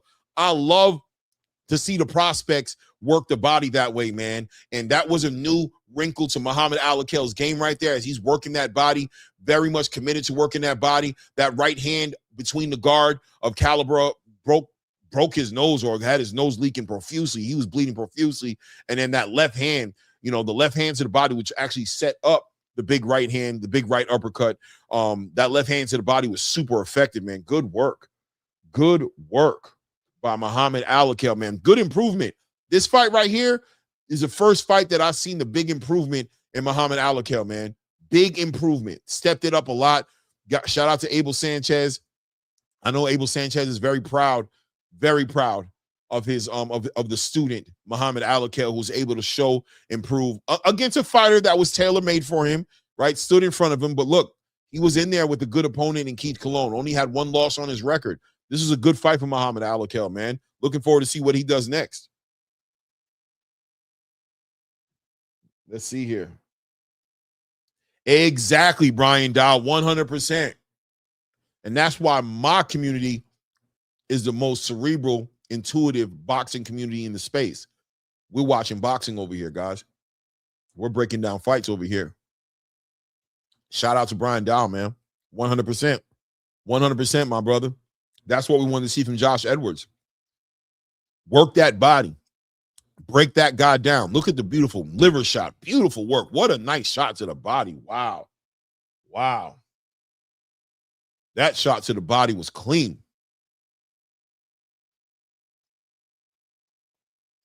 Boom. Man.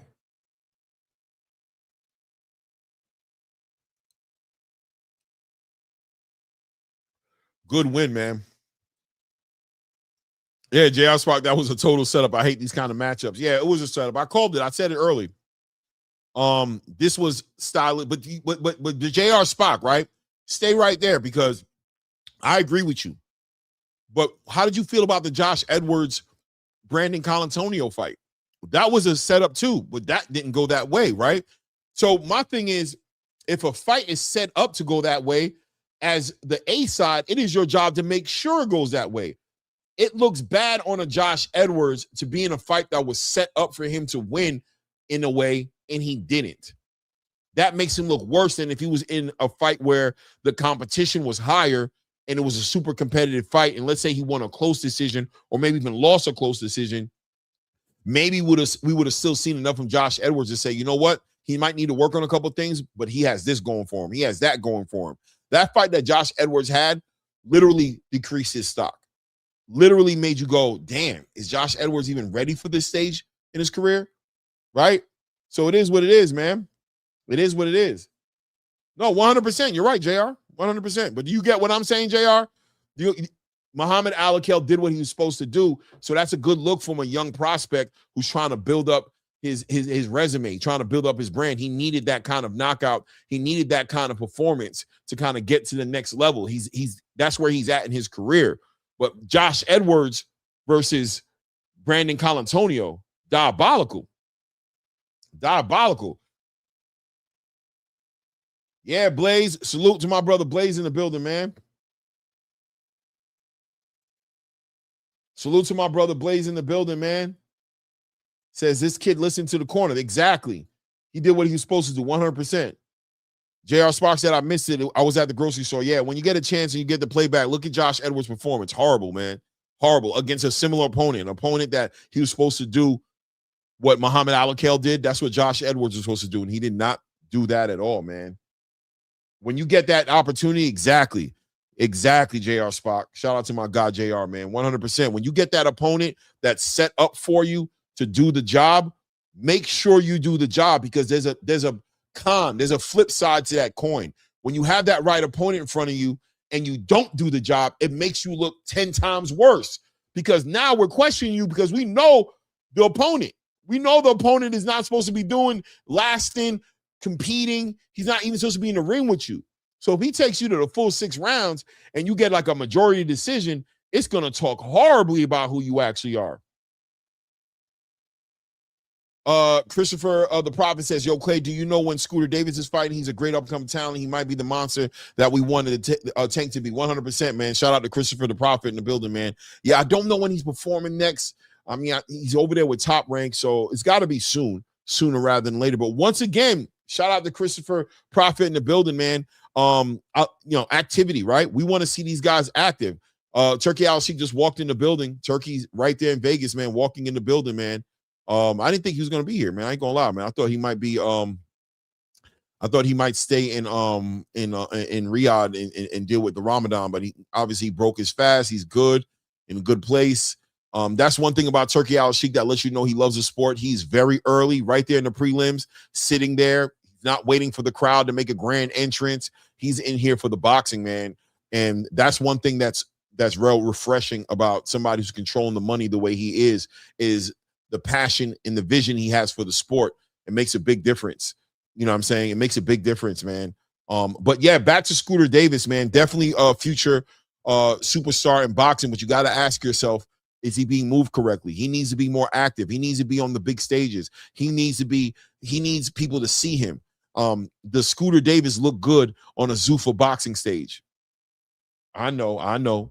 Don't hate the messenger, but we need these fighters to get more active. There's an argument there to say that Josh Edwards looked the way he did because he's not active enough. He's not inside that ring enough. Josh Edwards looked like a fighter who had ring rust, even though we know that's not necessarily the case, but he looked that way, right? Now look at Muhammad Alakel, somebody who's on every big card. He's on every big card on the prelims. They're keeping him active.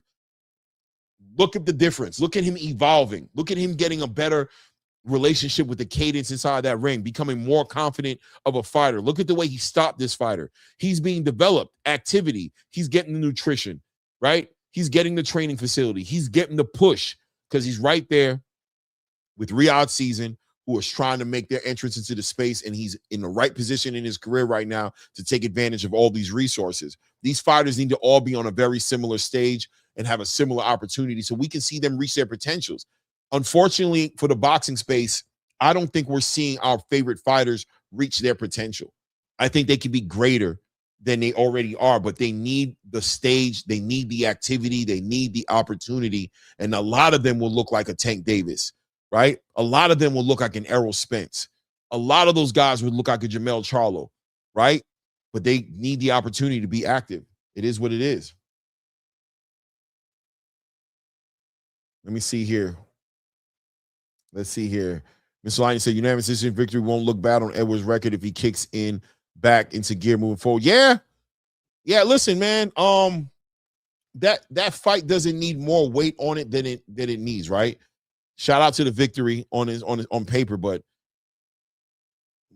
he had an opportunity there. That's all I'm saying. There was an opportunity there for him to do something special. That's all I'm trying to say, right? There was an opportunity there for him to do something, and he wasn't able to capitalize on the opportunity. It is what it is. Shout out to everybody in the building, man. Hit the like button, subscribe to the channel. I'm going to put you guys on hold for a second here. Let me go get me a little snack, man. I broke my fast with some fruit. Let me see if I can get something that's going to stick to my ribs a little bit better, man. Just a little bit. Bear with me, guys.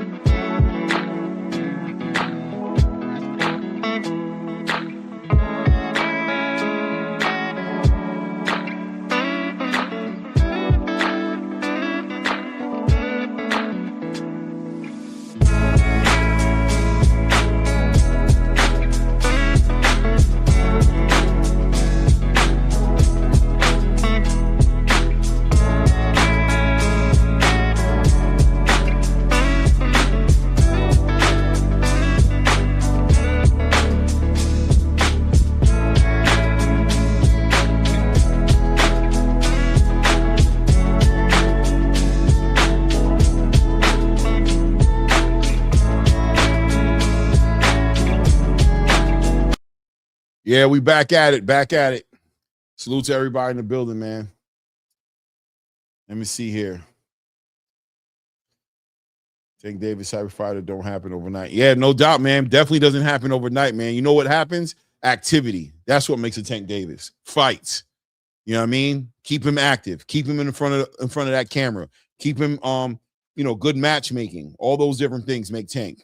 And it's not about the conversation, once again, not about Tank Davis, good or bad. I mean, obviously good in my opinion. The question is, we need the future fighters, the prospects to get that same attention.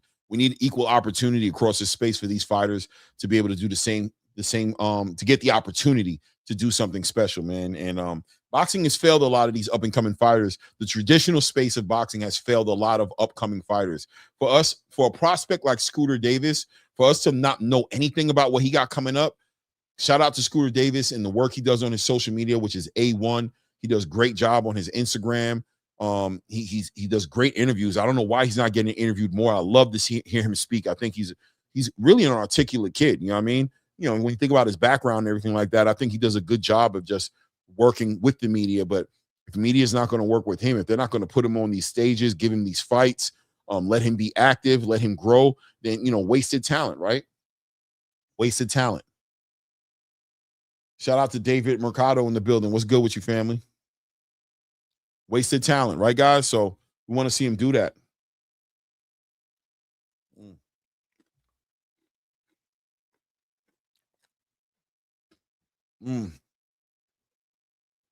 60 people in the building. Hit the like button, subscribe to the channel as we're waiting on this next prelim card. Probably I would think it'd be Amari Jones, right? Who's next on this card?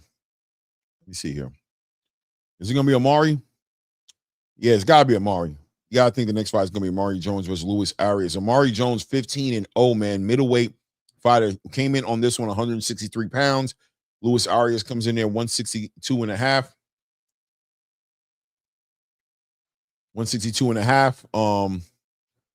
A test for Amari Jones. 160 seems to be wide open. We're watching the replay right now of Clarissa Shields and Franchon DeZern. What's going on here? I think this thing, I ain't gonna lie to you, this thing got a little out of hand. It didn't need to go that way. It went good. What happened on the stage, everything on the stage was good before it come off the stage and end up turning into what it turned into. Unnecessary. Unnecessary,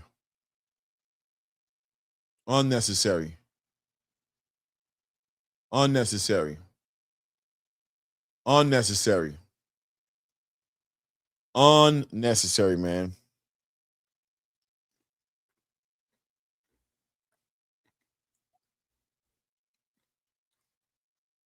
Yeah.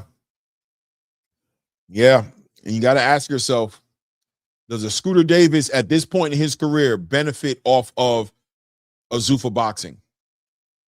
Let me know in the chat. Does Scooter Davis benefit off of a Zuffa boxing right now?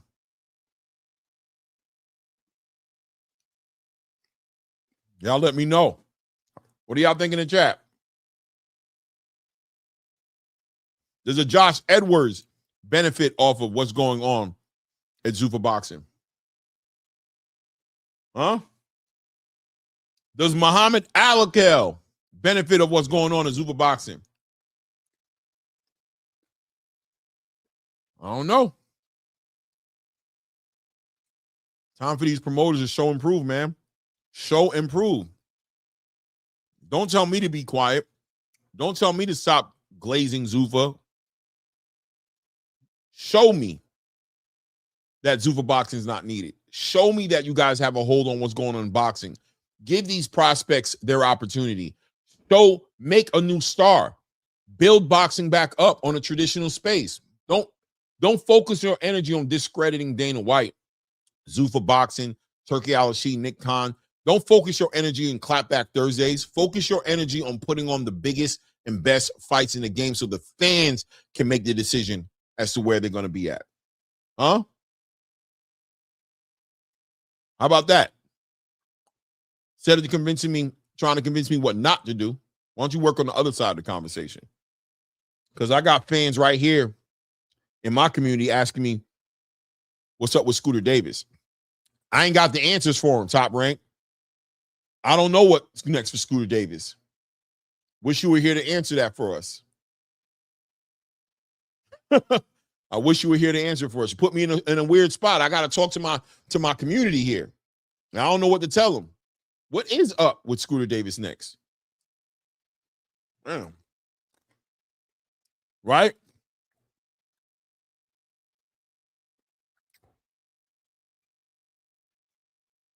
$100%, Mr. Big Play. To be honest, if you're a young fighter, Zuffa might be a good place to start because you will stay active and build on that. 100%. 100%. All of these fighters are more importantly, the fans will benefit from Zuffa. That's all I'm saying. Don't be mad at me for speaking to the elephant in the room. I don't want to be that guy. I just want to watch good fights and call good fights. So it don't make no difference to me one way or another. Whether you hate me, you love me, it don't hurt me. It don't hurt my bottom line. But I think those questions getting answered would be a lot better than sitting here watching promoters like Oscar De La Hoya get in the way of the biggest fights happening. That's what boxing don't need. You heard? That's what boxing definitely don't need, is promoters getting in the way of fights happening. What? What? Huh? Mm-mm. Nah, bro, that's weird. That's weird energy. You don't want the big fight to happen. Okay. That's an approach. That's one way to approach it. I get that. There's multiple ways to skin a cat. I guess that's one way to approach it. I don't know. Z Patino says, I got Amari by stoppage. Hopefully he stays poised for this. Yeah, me too. I want to see some. I want to 100%, Z Patino, 100%. I want to see Amari Jones show some poise. I want him to take his time, and I want him to outclass his fighter. He has a decent fighter in front of him. 160-pound division is wide open, man. We're looking for that next star in 160. Janabek, I think, is officially suspended, and I would think his belts have been taken from him. I don't know, but I know he's officially been given a verdict. I think it was yesterday, day before yesterday, that came out. Carlos Adames arguably did not make weight last time, even though they said he was sick, but he didn't defend his WBC title. So, I wouldn't be shocked to hear Carlos Adames heading up to 168 pounds sooner rather than later. What else is going on in the division? You know what I mean? Erislandy Lara's just, long in the tooth, to be respectful to a great fighter who's been in some great fights in his day. Arguably gave Canelo Alvarez a loss as well. Erislandy Lara deserves to be respected, but he's old. He's long in his tooth, man. And 160 seems to be wide open. I'm anticipating some big moves from some people at 154 to go up to 116, do some things. Like Xander Zayas is somebody who I'm looking forward to see at 160. But at the same time, Zuffa Boxing 160 division is coming together as well. They're bringing up some fighters together. So we don't know.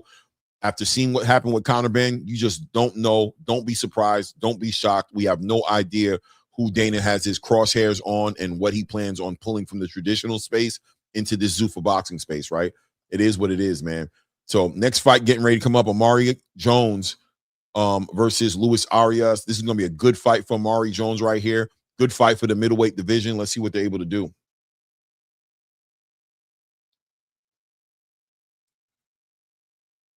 Let's see.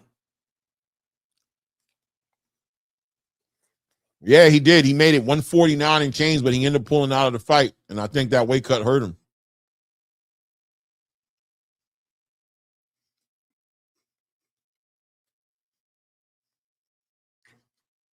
I wish Zuffa and Pro Box would work together. We need Tuesday and Friday night fights back. A lot of guys come from Showbox. Yeah. I think the big stage Riyadh Ring Magazine is going to be where we see a lot of that, a lot of the cross promotion going on with Zuffa boxers. But Zuffa has to Zuffa's choosing to be on their island right now, right? They're going to sit on their island. They're going to build up their fighters. They're going to build up their brand.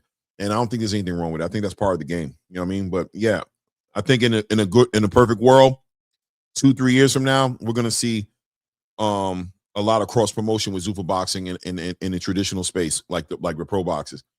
There's Shakur Stevenson in the building right now, iced out with the rose gold. Let me put y'all on mute while I hear what Shakur's saying.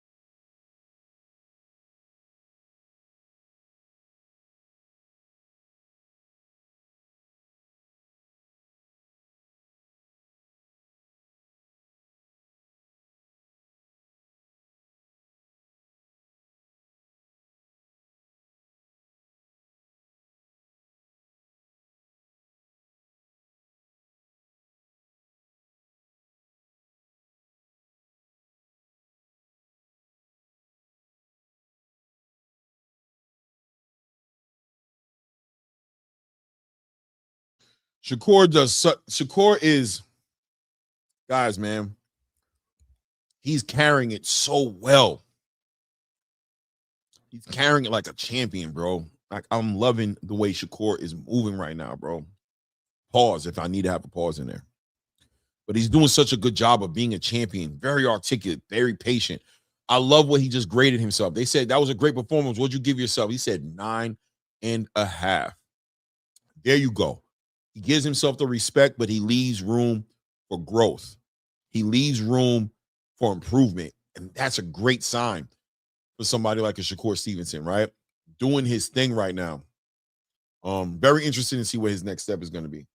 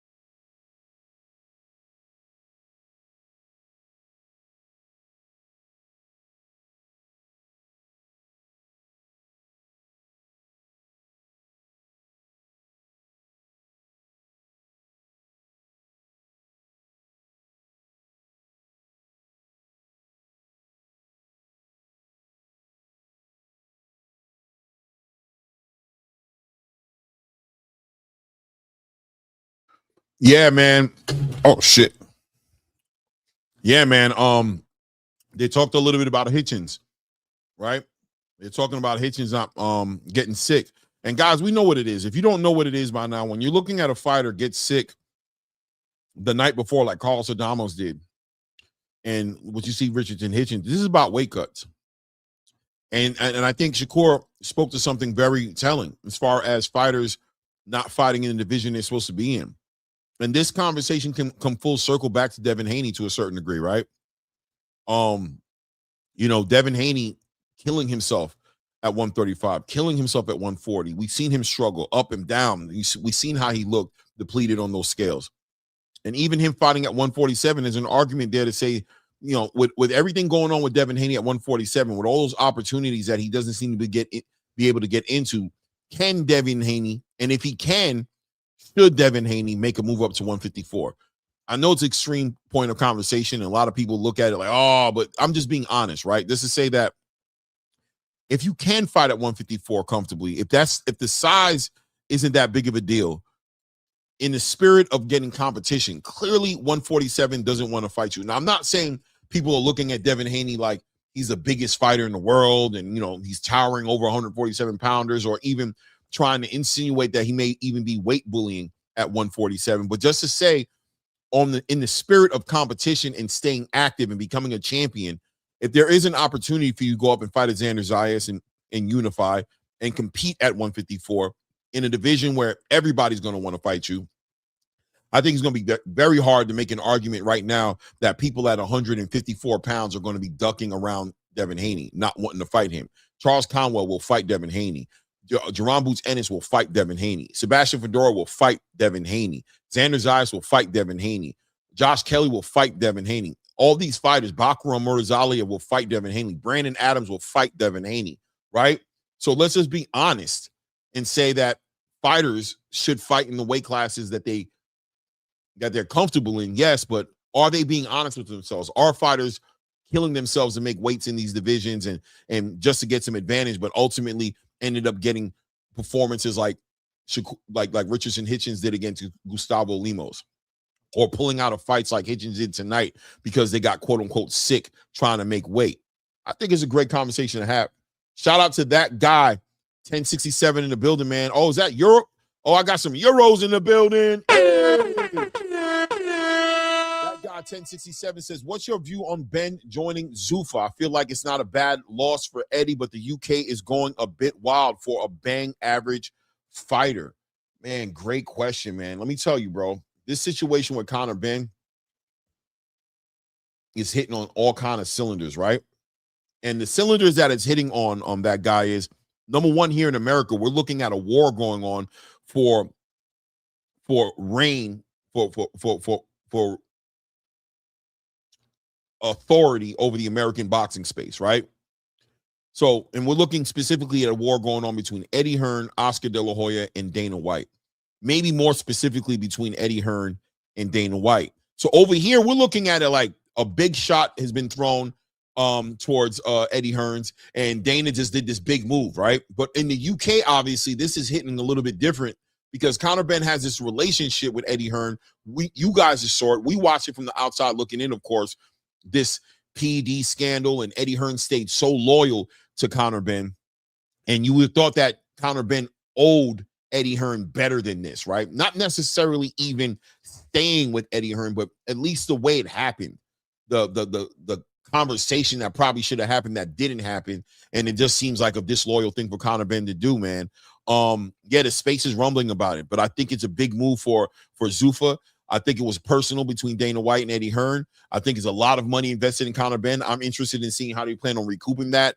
I'm hearing about a May 31st tentative date for a rollout with Conor Benn and Zuffa Boxing. I don't know what it's going to look like, but it's got me intrigued. To answer the question and not be long-winded as I always am, I'm intrigued. I'm super interested. I want to know what that means. What exactly are you going to do with Conor Benn? Is he one of the biggest stars in the UK, and how are you going to capitalize off that? Where right now, specifically, it looks like the UK, a large portion of the of the UK looks like they kind of turned on Conor Benn. But as we know, in the history of boxing, being the bad guy is not necessarily the worst thing to be in boxing. The villain always gets the proper attention. Floyd Mayweather was hated for years. Muhammad Ali was a fighter who fans didn't like during his years. Got a lot more flowers later on after his career than he did during his career. So yeah, man, I think it's a good thing for Zuffa Boxing. I think it's a good thing for boxing in general because it brings that attention to it. I'm excited to see what that type of machine is going to do with Conor Benn and what that means for the rest of the fighters at Zuffa as well, because it's also going to grow the stage of Zuffa Boxing and give those other fighters, the Robert Merriweathers, you know what I'm saying, those young fighters who are coming up in the system, an opportunity to be on a big stage. So yeah, it is what it is, man. Hope that kind of answered your question. Appreciate the super chat. I appreciate the love, man. Thank you. And I hope you subscribe to the channel as well. Take a moment to go ahead and do that as well, man. Let me see here. What's going on in the chat right here? 13 mils. Sorry, Eddie. Mayweather versus Benn for the casuals. It's going to be interesting to see what Floyd plans on doing. I hear he's trying to come back professional after he does his little exhibition. Let's see what he does. Your wifey made this chicken salad. Crazy.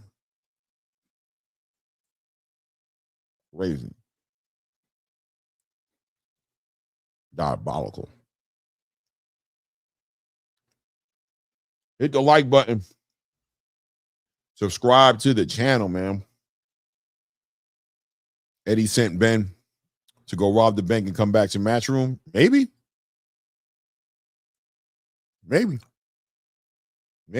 But be careful what you wish for, because you might have sent him over there to rob the bank. Conor Benn might go over there and like it and stay. How about that part of the conversation?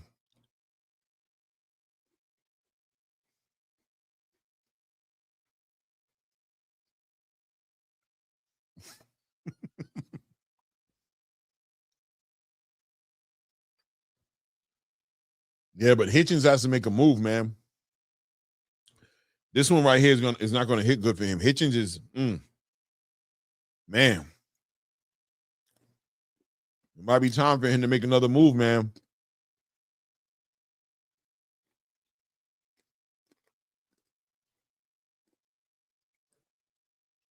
Back down by the ring, we got Sergio Mora, Chris Mannix.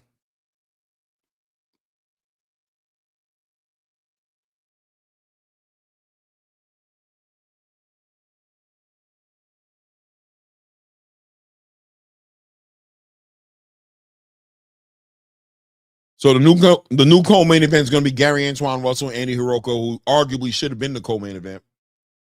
Thank God a card stack like this doesn't get affected that bad from Hitchins and Oscar Duarte not fighting.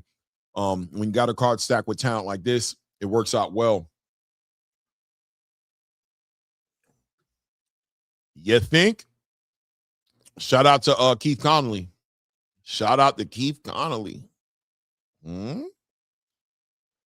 Yeah, but this fight between Gary Antoine Russell and Andy Heroka is going to be an interesting fight, man. Andy Heroka is definitely, listen, man, a lot of people aren't familiar with Andy Heroka like they should be, man. This is going to be a big challenge for Gary Antoine Russell. Now, the one elephant in the room with this match is obviously Andy Heroka in the visa issue, right? Him flying in about 2 days ago, getting in on Thursday on an 18-hour flight from Japan coming into the States. Listen, man, we all know how that works out. We saw Brian Norman Jr. against Devin Haney. We know how acclimating to your new environment is very important for these fighters. When you're combining weight cuts and things of that nature, you want everything to be just right. So Andy Heroka might be behind the ball a little bit, maybe a little bit of an uphill battle, maybe starting off the race already a little bit behind Gary Antoine Russell, who's been preparing and is in his element, or like my mom and some of the people I grew up with saying, in his bowl of grease. Shout out to my Haitians, in his bowl of grease, in his element, feeling stronger and more confident than ever, being very motivated. Gary Antoine Russell getting another opportunity to put on a special performance, a fighter who suffers from inactivity, not being able to do what he get that opportunity, but every time he gets in that ring, shows out in that moment, right? He had a little bit of a step back with Alberto Puello, but I think we can argue it was one step back to take 2 steps forward, because he was able to get another opportunity against Rayo Venezuela, go right into a championship fight.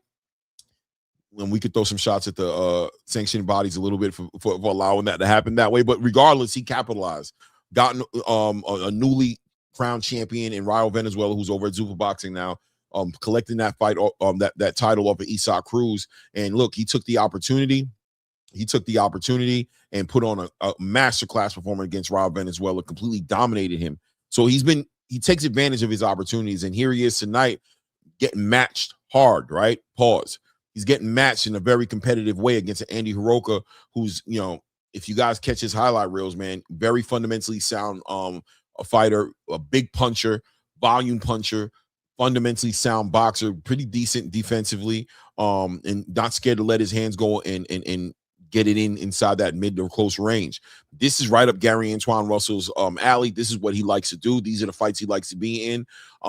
If you guys didn't see my picks, I'm definitely picking Gary Antoine Russell to win this fight. But I'm also looking forward to see Gary Antoine Russell show us some wrinkles in his game. And that's going to be based off of Andy Heroka being able to bring it out of him, right?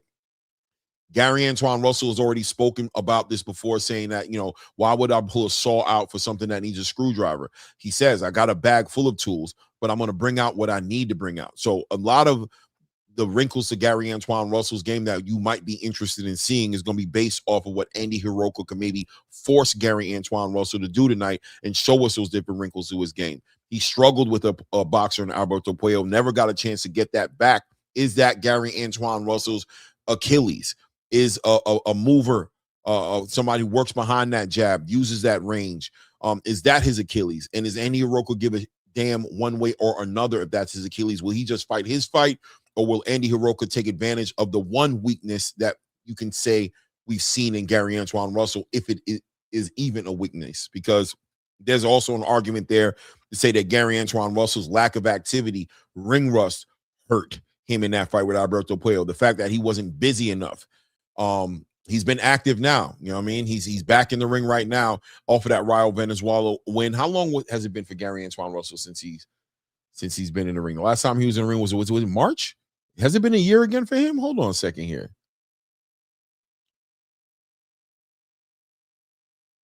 Yeah, it was March of 2025. So once again, Gary Antoine Russell being out of the ring for almost a month, right? March 1st of 2025. This is February 21st. So damn near, you could say 3 years and nobody could argue with you, right? Shout out to Big Herm says, why Russell looks so small? He ain't no 5'10 or 5'9. Yeah, for sure. I agree with you, man. Yeah, Big Sarge, man. I don't know if he's my boy, but yeah, I'll say he's my boy. F it. I like Richardson Hitchens, right? But I've been critical of him. That's why I say I don't know if he's my boy. I've been critical of him because he seemed to have priced himself out of a lot of big opportunities. This doesn't age well, right? You missed out on Keyshawn, you missed out on Jermaine Ortiz, and then now you have to pull out of a fight because you got sick. Literally after he did his weigh-in this morning. He did his weigh-in this morning, guys. He came in this morning, I think it was like 149.6 or something like that on the scale. He made weight and everything and decided after that he wasn't going to be able to make the fight, which, listen, man, I respect. If he feels like he's not healthy enough to compete, you don't play boxing, bro. He made the right decision, ladies and gentlemen. You might be upset with him, but he made the right decision. You're especially getting in there with a puncher like Oscar Duarte. He made the right decision. If he feels like he's not going to be safe, better to do it the way he did it than to get real hurt later on and find out that he was not confident going into the fight, that he felt like he was already, depleted and couldn't compete that way. But it still doesn't age well. It still looks bad. What does he do? Does he go to 147? I think that's clearly what he needs to do. The question is, how does he go into 147 for me? What fight does he make? Does he go at Devin Haney and try to make it 147? Does Devin Haney, who seems to be looking for an opponent right now, does he see an opportunity in this? And does he give Richardson Hitchens an opportunity to leverage whatever notoriety he built for himself at 140 to carry it over to 147 and make a big fight? Does he stay in a traditional space? Does he go to Zuffa boxing? Guys, Keith Connolly has a big hand in what's going on in Zuffa boxing right now. I seen a very intense conversation going on between Oscar De La Hoya and Turkey Al-Sheikh. I don't know if you guys saw that, but yeah, Luis Arias making his way to the ring right now. We're getting ready to watch a middleweight fight happen between Luis Arias and Amari Jones. Amari Jones, an up and coming superstar, in the space.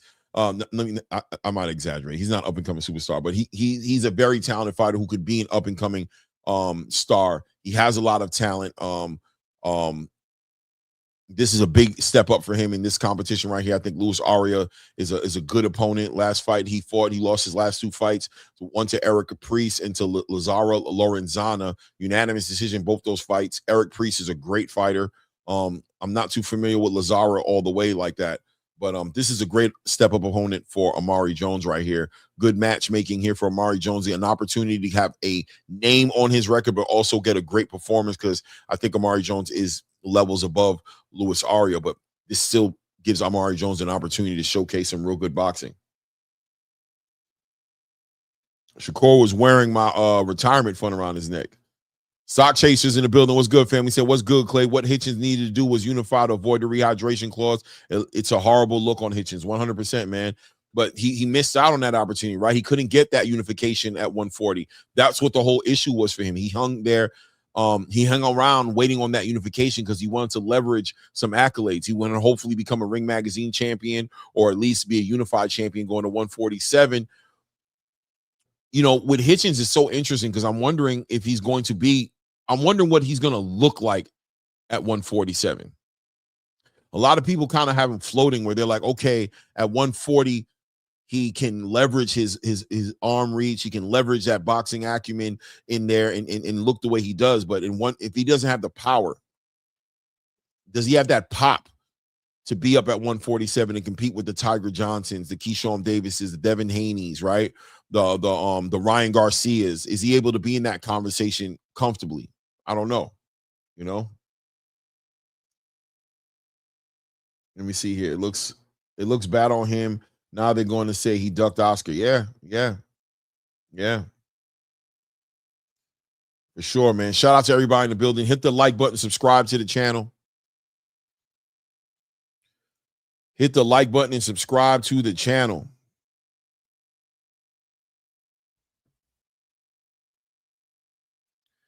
Amari Jones with that crazy dreadlock in the back of his head.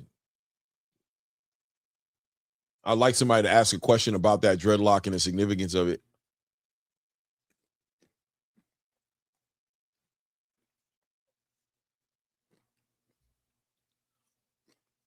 Harvey Doc.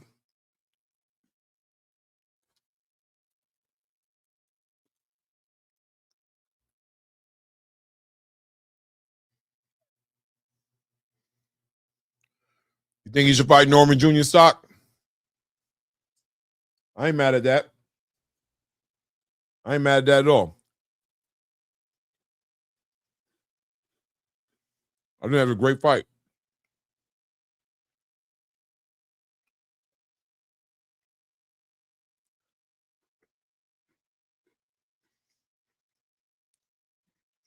Really? Cut creator, you might got to save some money.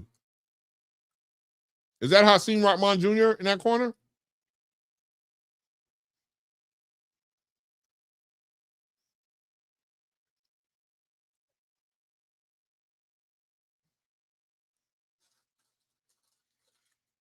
Virgil Hunter in the corner of Amari. Amari coming out of Oakland, California. Amari Jones is a very talented fighter, man. Very talented.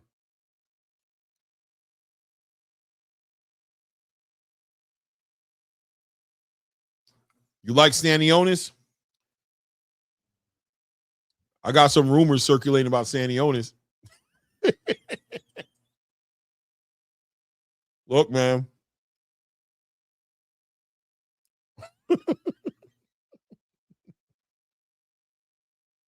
I know.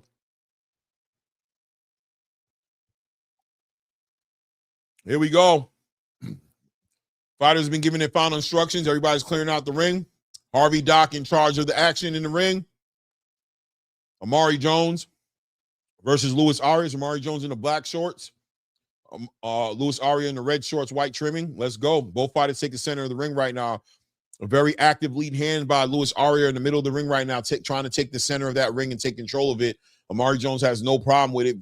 Reluctantly just goes ahead and plays the perimeter of the ring right now, working behind that southpaw lead hand, that right hand out in front of him, trying to set up that left hand. Luis Arias staying low and inside of that high guard, trying to slip and keep his head off the line and give himself an opportunity to connect with something significant. It's a battle of the orthodox and the southpaws. Both guys try to control the lead hand. Look at the lead feet here of Amari Jones and Luis Arias. He who holds the outside usually holds the control and the power. Nice check right hook as Luis Arias tries to make his way inside and cut that space.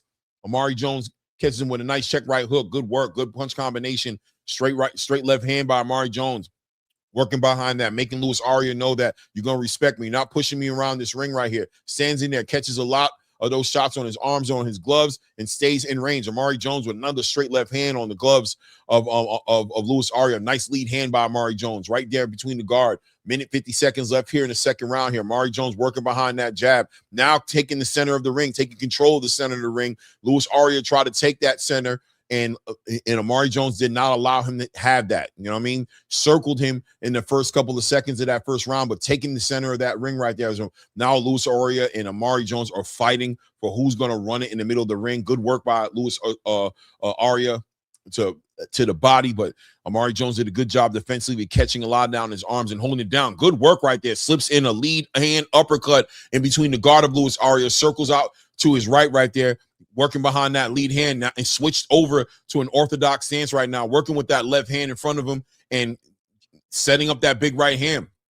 Nice check, big check left hook by Luis Arias as Amari Jones ties him up real quick right there. Harvey Doc separates him. They're both back to the center of the ring here. Just past the minute mark here in the first round here. Amari Jones still working behind that orthodox position, working behind that lead left hand there in that shell position right there, backing Luis Arias up effectively with that jab. That left jab is working beautiful, man. Good level change. Stabs him to the body with that big backhand comes in there. Let me get this guy out of here. We're getting trolled. Big backhand from Amari Jones, working behind that orthodox position. Way more effective with that left hand in front of him right now as he's beautiful work right there. Doubles up on that lead hand, straight right hand to the body, and then check left hook right over the lead hand of Luis Arias, man. Beautiful work here. Beautiful work, over the backhand of Luis Arias. Beautiful work working that jab. Luis Arias getting discouraged a little bit. Doubles, triples up on that jab, steps up in there and stabs him to the body with a right hand. And also, Amari Jones doing a good job of not smothering that work, working behind that range, but not allowing himself in a position to where he gets in there and he's not able to capitalize. That's the end of the first round. Easy round to score for me. Amari Jones takes that round right there. Once he switched over into that orthodox position, that left hand became king, and that right hand started finding him a lot more, man. That check left hook was a problem, man. Good work by Amari Jones. I would assume Virgil Unter says, hey, man, let's go ahead and continue with the game plan. I'm more so interested in what Luis Arias is going to do to adjust to that onslaught he just got caught up in, man. Good work here. Good work here. Shout out to everybody in the building, man. Hit the like button, subscribe to the channel. Good work. Look at that setup there. Look at that beautiful check left hook. Came right over that backhand of Luis Arias. Caught him clean right there, man. There was also opportunities in there where he was using that body work with that lead hand. He was setting him up off that body. He was hooking off the body, hooking off the check, off the jab. Good work, man. And Amari Jones comes right back out into that southpaw position. Looks like he's going to carry the same game plan. He's going to work behind that lead hand, that right hand, his power hand. He's going to make it count, keeping Luis Arias at bay right now as Luis Arias needs to make some adjustments here. Luis Arias shooting a big right hand out of range, doesn't get to Amari Jones right there. And Amari's working him. Beautiful work right there. Comes with a backhand, a left hand, comes in with a check right hook to the body, and Luis Arias wisely ties him up. We're at 2 minutes and 25 seconds here in the second round. Luis Arias pouring with that lead left hand right there in the southpaw position. Amari Jones working beautiful with that right hand. Beautiful straight left hand right down the middle of the guard right there. Nice left hand to the body by Amari Jones on Luis Arias right there. Beautiful left hand, straight left. Oh, nice lead hand uppercut by Luis Arias. Catches Amari Jones, but Amari responds, immediately gets up in that guard position, slips over to the left and starts letting that right hand go. Now he switched right over into the orthodox position, keeping that left hand in front of him right now. Shelled up right there, catching a lot of that work. Nice overhand right by Luis Arias as Harvey Doc warns him about hitting Amari Jones behind the head. Minute and 40 seconds left here in the second round right there. Nice straight right hand to the body by by Amari Jones there. Nice left hook to the body. Try to follow it up with an uppercut. Luis Arias did a good job getting out the way and catching on his glove. Nice straight right hand to the body. Again, Amari Jones making a bad habit out of hitting him to the body. Nice overhand right, catches Luis Arias. And I think that one hurt him a little bit, guys. I'm not going to even lie to you. I think that right hand hurt Luis Arias a little bit on that break right there. A little bit right after the break, doubles up on that jab right there. And there he goes, man. The orthodox stance, Luis Arias doesn't have any answers for what Amari Jones is bringing out of the orthodox stance, man. Good leeward. Nice check left hook, catches Luis Arias on that exchange, knocks him on his pocket. 5, 6, Luis Arias on one knee. 7, 8, gets up on both feet. Harvey Doc asks him if he's ready. He tells him to step over to his right. Are you good? 45 seconds left in the round here. Let's see if Amari Jones can close it up right here. Beautiful work. Big overhand right. Nice right to the body. Another overhand right catches Luis Arias, who's trying to fight his way out of the situation. Nice right hand to the body by Amari Jones right there. 30 seconds left in the round. Another left hand to the body. Check left hook. Comes up top on Luis Arias. Straight right hand down the middle between the guard. Uppercut up the middle. Big check left hook. Big right hand. Another right hand by Amari Jones stalking a hurt Luis Arias, who's on his back foot. Big straight left hand down the middle. Amari Jones gets tied up by Luis Arias. We're about to hit the 10-second mark here. Can Amari Jones get him out of here? Hardly any time left in the round. Taking his time working behind that jab. Beautiful work. Another straight left hand. Another check left hand. Not a check. Back left hand as he switched over to the southpaw position. Big lead uppercut.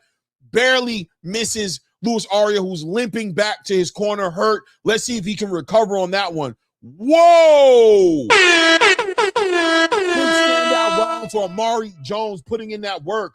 Wow.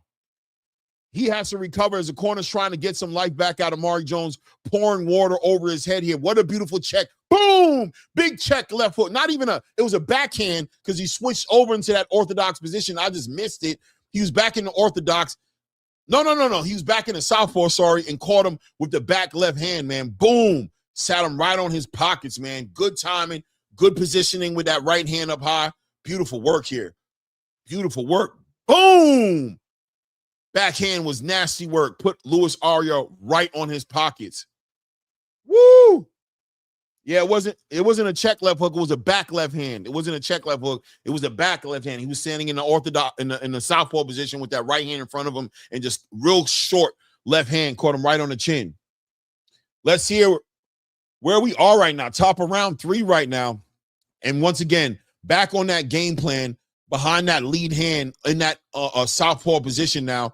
Beautiful left hand to the body right there of Luis Arias right there off that lead hand. Nice work right there. Beautiful work. Checked him with the right hook, straight left hand. Beautiful backhand uppercut. Woo, nice. Luis Arias responds with his own backhand, catches him. Beautiful work. Beautiful work here going. This is a great fight right here, ladies and gentlemen. Beautiful fight right here. Beautiful fight. There we go. Doubling up on that jab, straight left hand, switches over into an orthodox position right there. Well, excuse me, back into a southpaw position. I like how Amari's switching it too. When he gets up in there, how he's able to come up off that lead hand and pivot off that foot and change his stance. And all of a sudden, that front hand becomes a backhand and it becomes problems. I love what he's doing, man. Good job to the body by Amari Jones, breaking Luis Arias down, man. Luis Arias now pressing, trying to smother the work of Amari Jones. Doesn't want Amari Jones just let his hands go like that. So he's trying to stand in that range and smother.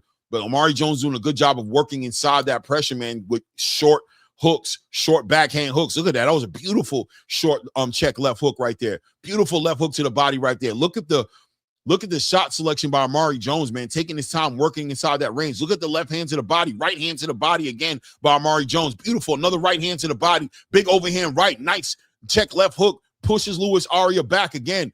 Now with that boom, nice backhand, boom, nice right hand to the body and over the top of the head. Luis Arias ties him up. We're just about to hit the minute mark here in the 3rd round. Amari Jones putting on a masterclass, entertaining the crowd here. Back in front of him on that lead hand right there, putting that work in. Without doubles up on that jab. Beautiful work. Back on that lead hand. Back on that lead hand again. Amari Jones is putting on a masterclass. Luis Arias looking to get behind his own lead hand, do something, but too busy trying to get away from these punches and bunches coming from Amari Jones, man. Beautiful. Back on that lead hand again. Amari Jones showing improvement. Shout out to the Joneses, Amari and Amari Jones, right? They're not related, but they're very similar in these performances. Very similar. There he goes, holding Luis Arias accountable with that lead hand, man. Wow. Beautiful work by Amari Jones. Working behind that right hand, that lead hand, man. Taking his time and took this round off, kind of, almost. If this is what you would have called taking off a round, but very patient of Amari Jones and taking time. Nice towards the end of that round, turned it up a little bit, but man, Amari Jones, man, stealing the show tonight, man. This might be the guy. This might be the fight of the night right here. Definitely in the conversation. Pugilism says Arias is still trying to keep Jones in that phone booth. Yeah, well, better in that phone booth than the distance. You got to make your choice and pick your poison, pugilism, right? Sometimes it's about whether you're going to stand inside that phone booth or play the distance, where Amari Jones clearly has the advantage. He has the reach, and probably that power gets way worse at the end of Amari Jones's punches rather than inside that phone booth. But I agree with you, man. Pick your poison, because Amari's doing good inside the phone booth as well, hitting him with a lot of significant shots, man. There we go. Big Shards 3-0. I definitely agree with you on that one.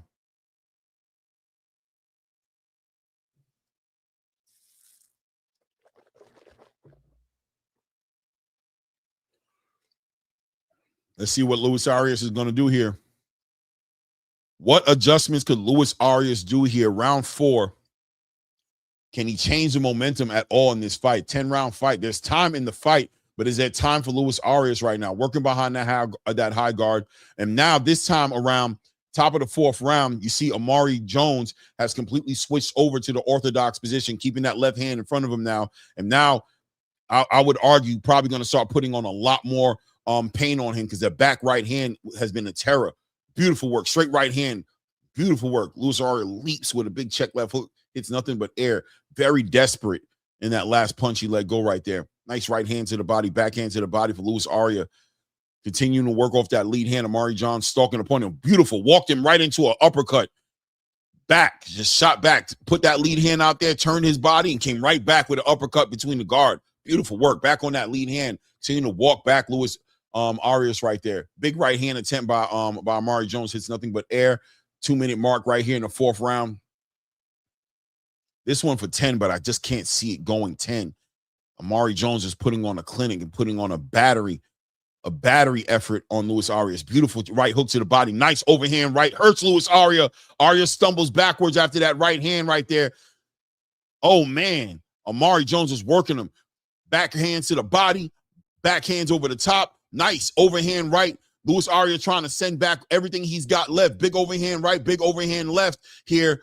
Ties him up here. Harvey Doc warns him again about those shots. Right hand to the body by Luis Arias. Amari Jones is taking his time, singing that high guard, timing him out. Beautiful work behind that lead hand. Big right hand catches it. Yo! Luis Arias stumbling backwards. Big right hands are hurting him and shaking up Luis Arias right there. Nice straight left hand. Big right hand to the body as Luis Arias tries to tie up what Amari Jones is putting on in there, which is a clinic here. Amari Jones seems to be out boxing, out punching, everything. Luis Arias out on his legs. That's about the only thing he's out on right now on Amari Jones is his legs right now. Both guys going at it. Luis Arias choosing to stay in that phone booth and exchange with Amari Jones, saying, this is my best chance. Nice backhand to the body from Luis Arias. But here we go. Amari Jones turning it up right down. Right hand to the body. Right hand up top, followed by left hand. Oh, man, Luis Arias is out on his legs.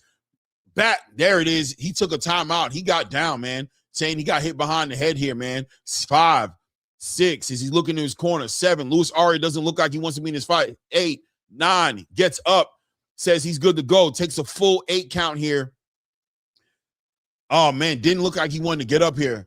10 seconds left here in this round. Big right hand lands right on Luis Arias again, who gets summoned backwards. Big old right hand, left hand to the body, follows him back. Big right hand again. Big right hand. Is Harvey Doc going to get in there? He allows him to make it. Is the corner going to stop it for Luis Arias? I think the corner should stop the fight. I think Harvey Doc is trying to encourage him to consider stopping the fight. That one was a bad one on Luis Arias right now. Hassan Rahman Jr. in the corner of Luis Arias. What is going on here? What's the word going to be? Everybody's talking. Looks like they're waving it off. Yeah, they're waving it off, ladies and gentlemen. That's it, good win by Amari Jones. Puts on a clinic, man. One-sided ass whooping. That's what you want to see from Amari Jones. You can't deny him. He looks like he is in the conversation as one of the best fighters at 160 pounds right now. Let's see what he's able to do. Let's see what he's able to do. Let's see what Golden Boy is able to do for Amari Jones. Are they going to put him in position to get himself a title shot? He needs to be in the conversation with all the best fighters in the division, man. Put on a clinic masterclass. Good work. Good work. Easy work for Amari Jones, man. Yeah, good decision. Good decision from the corner, 100%. Yeah, Oscar De La Hoya in the ring right there, congratulating Amari Jones. What you going to do for him, Oscar? Time to get him in position, man. Get him where he needs to be. Keep him active and get him where he needs to be. For sure, Z Patino. 78 people in the building. Take a moment, hit the like button right now. Subscribe to the channel. If you haven't done so, do that right now.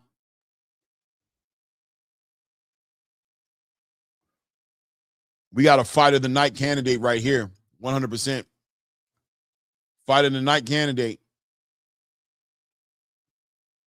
From Amari Jones with a great stoppage, great performance, man. Really set the card off. Really set the card off.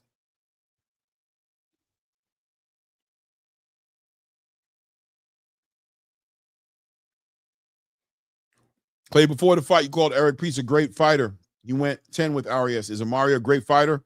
100%. Amari's a great fighter. Eric Priest is a young fighter, but he is a great fighter. His last fight, man, he struggled.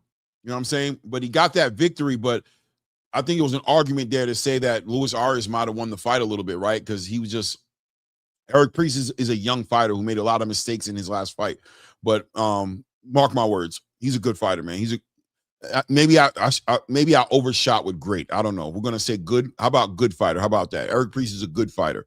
A lot of promise behind Eric Priest, but he definitely had some young prospect issues in his last fight. Right? It is what it is. For sure. Z Pacino called me out my bullshit. Sam from Jersey said, Clay, can you see Barrios versus Garcia ending in a draw? I hope not, but you never know.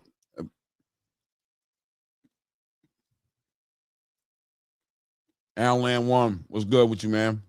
This card needed this. Hopefully it sets the tone. 100%. 100%. 100%. It should be up from here. Next fight should be the bully, right? It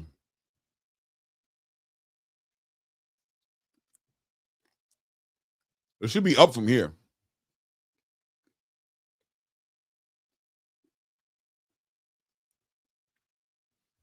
Wardley Dubois, May 9th. For the for the WBO. I don't know. Fabio Wardley seems to be in his bag, man. Who'll Dubois be in this fight, man?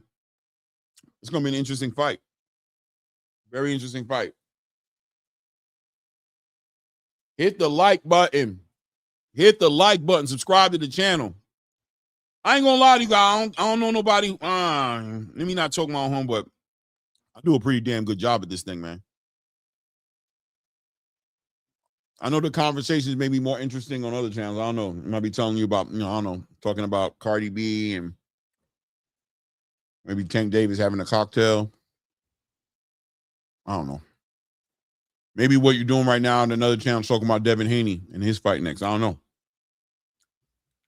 But as far as this card is concerned, I'm covering this shit. Period.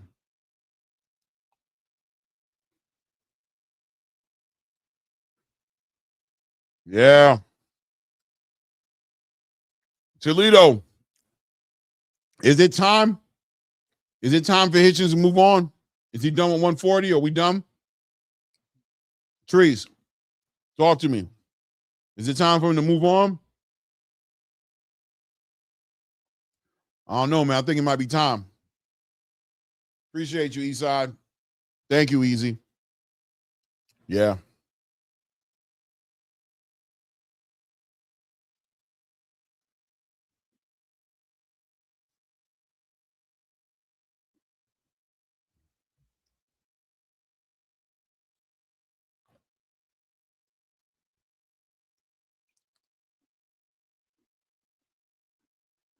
Yeah. Trees, what you think about Richardson, Hitchins, and Zuffa? Trees, what you think about it? Richardson, Hitchins, and Zuffa, what do you think?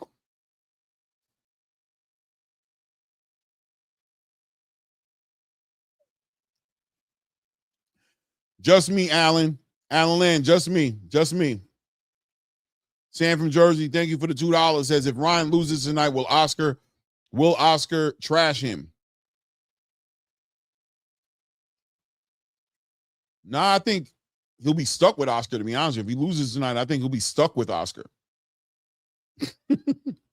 Ryan might retire tonight if he loses tonight. He might not come back.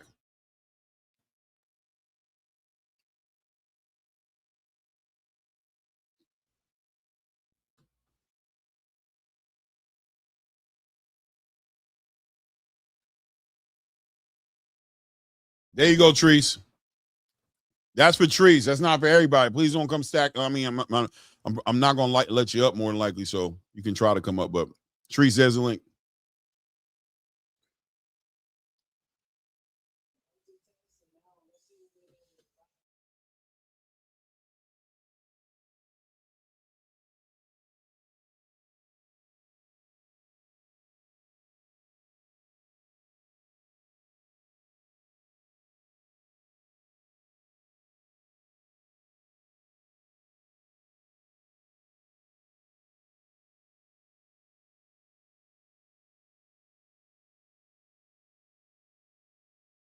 They're trying to break this thing down, man.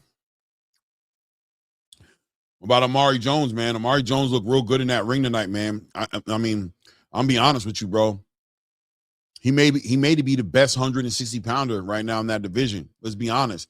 And I'm with what Shakur just said. Let's see him against Ammo Williams. Let's see it happen, man. Let's see him and Ammo Williams run it. I'm down. I got my money on Amari on that fight. I got my money on Amari Jones.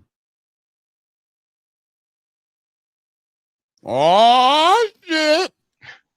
With the camera. What's up, man? No third work shift tonight, Saturday night. Yeah, man. Yow. What up, though? What up, though? Yeah, man. We out here, man. We out here. You funny. I appreciate you coming up. Yeah, of course. I'm happy. Thanks for having me. Nah, man. I'm honored, bro. Literally honored, bro. Thank you. But what you think about Hitchins, man? What's the you know, where are we with Hitchins right now? I mean, we look, first of all, let's get this out the way. Super talented fighter, great lead hand, great boxer. We don't need to get into whether or not, because some people are going to be like, oh, is Hitchins a hype job? I don't think that's what we're dealing with right now. But we are dealing with an issue. There's an elephant in the room here, and we need to talk about that. What do you think about the Hitchins situation at this point? I think it's time for him to go up to 147. It's definitely time to. But one thing I will say though is this why we should have been getting a unification fight with him and Gary Antoine on this fucking card instead of this nonsense. I ain't gonna lie. I feel like exactly. It could be the rehydration. I think it's got something to do with that rehydration, man. That IBF shit. You know, they the only belt who do that. You gotta weigh in the same day, 10-pound rehydration and all this type of shit. I don't know. But what you asking about Hitchins going to Zuffa, what you think about him and Conor Benn? With that, I could see that. I think that's something to listen. They just put a lot of money into Conor Benn, man. Conor Benn's not fighting in the Apex, right? It's got to be big fight talk with Conor Benn. Who knows? You know, Hitchins. I think the conversation gets more interesting because I'm shining a light on Keith Connolly right now. And I'm saying, what is he doing?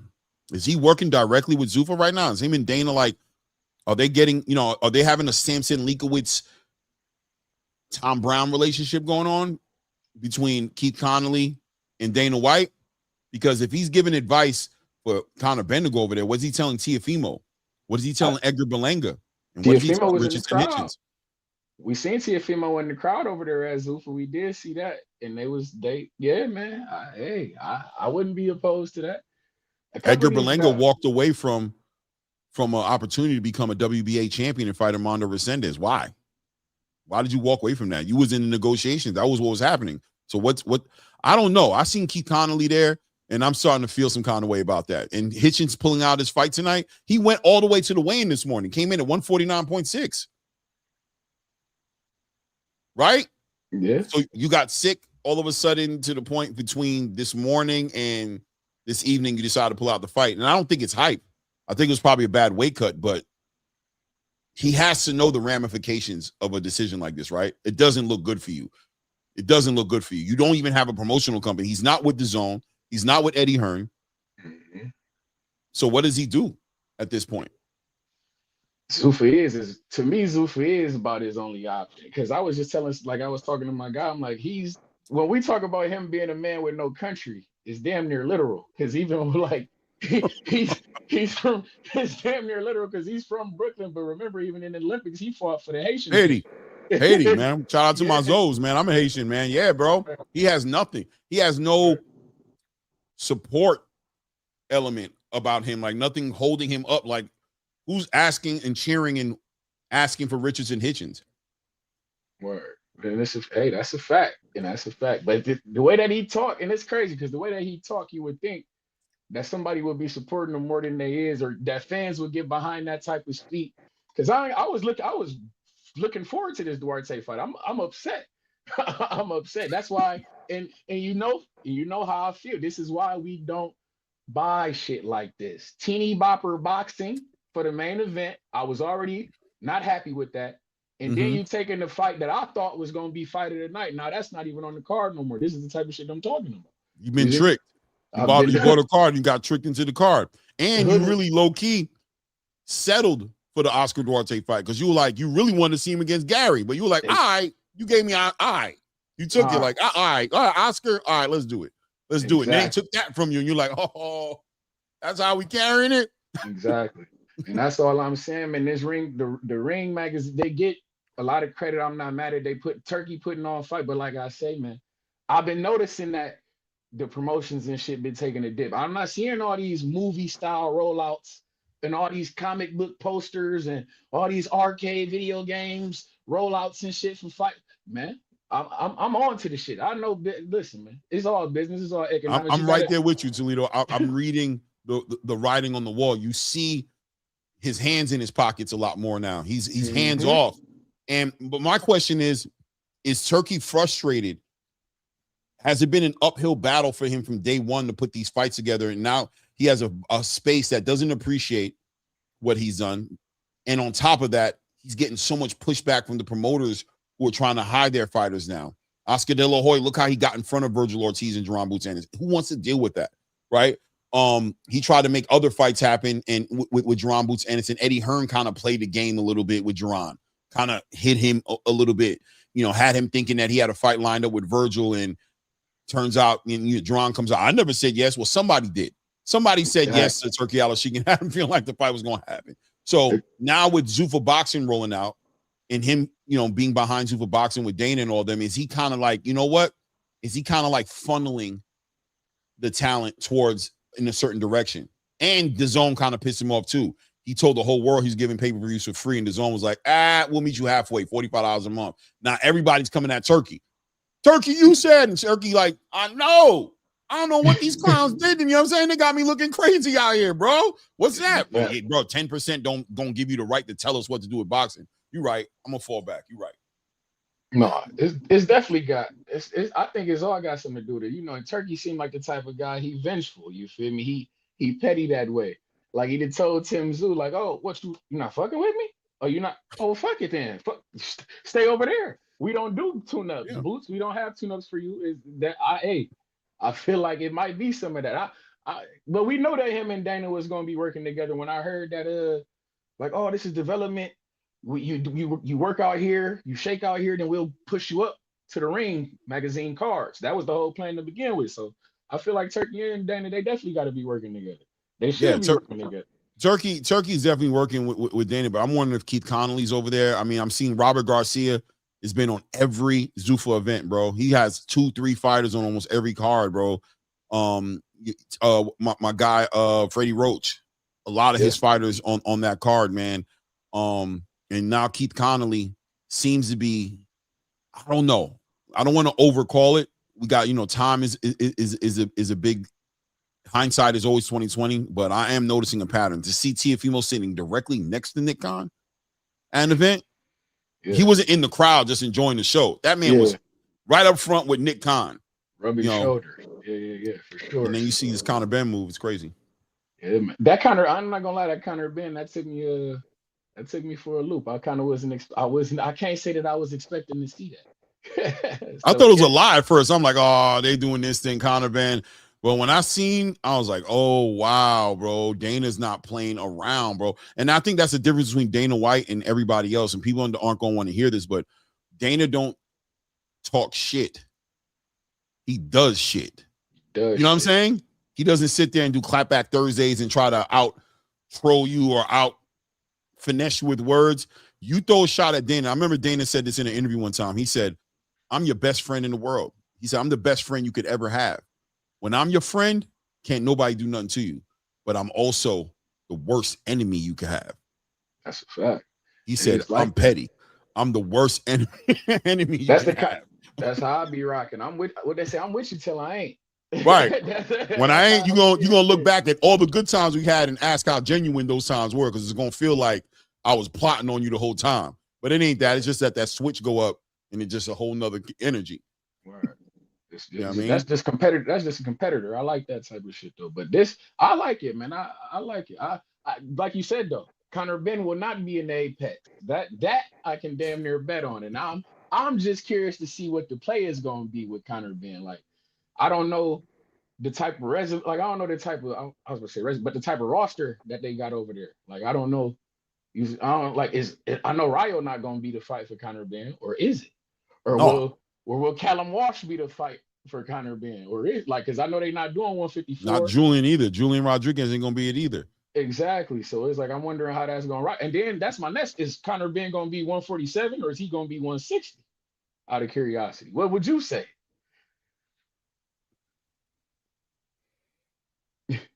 Because I ain't seen him at 47 in about 3 or 4 years. No, for real. I don't know. I mean, I think it could be anywhere. I mean, I think it could be anywhere between it could be not between either 147 and 160. What I can tell you, what I'm intrigued on is I'm waiting for more. Right? Yeah. Somebody else is getting picked up, bro. Something's happening. Right. Something's in the work because he needs a dance partner, and that's what this conversation is about. You got a $10 to $15 million. I don't know exactly what the number is, but it's 8 figures, so somewhere in between there. Fighter on your roster.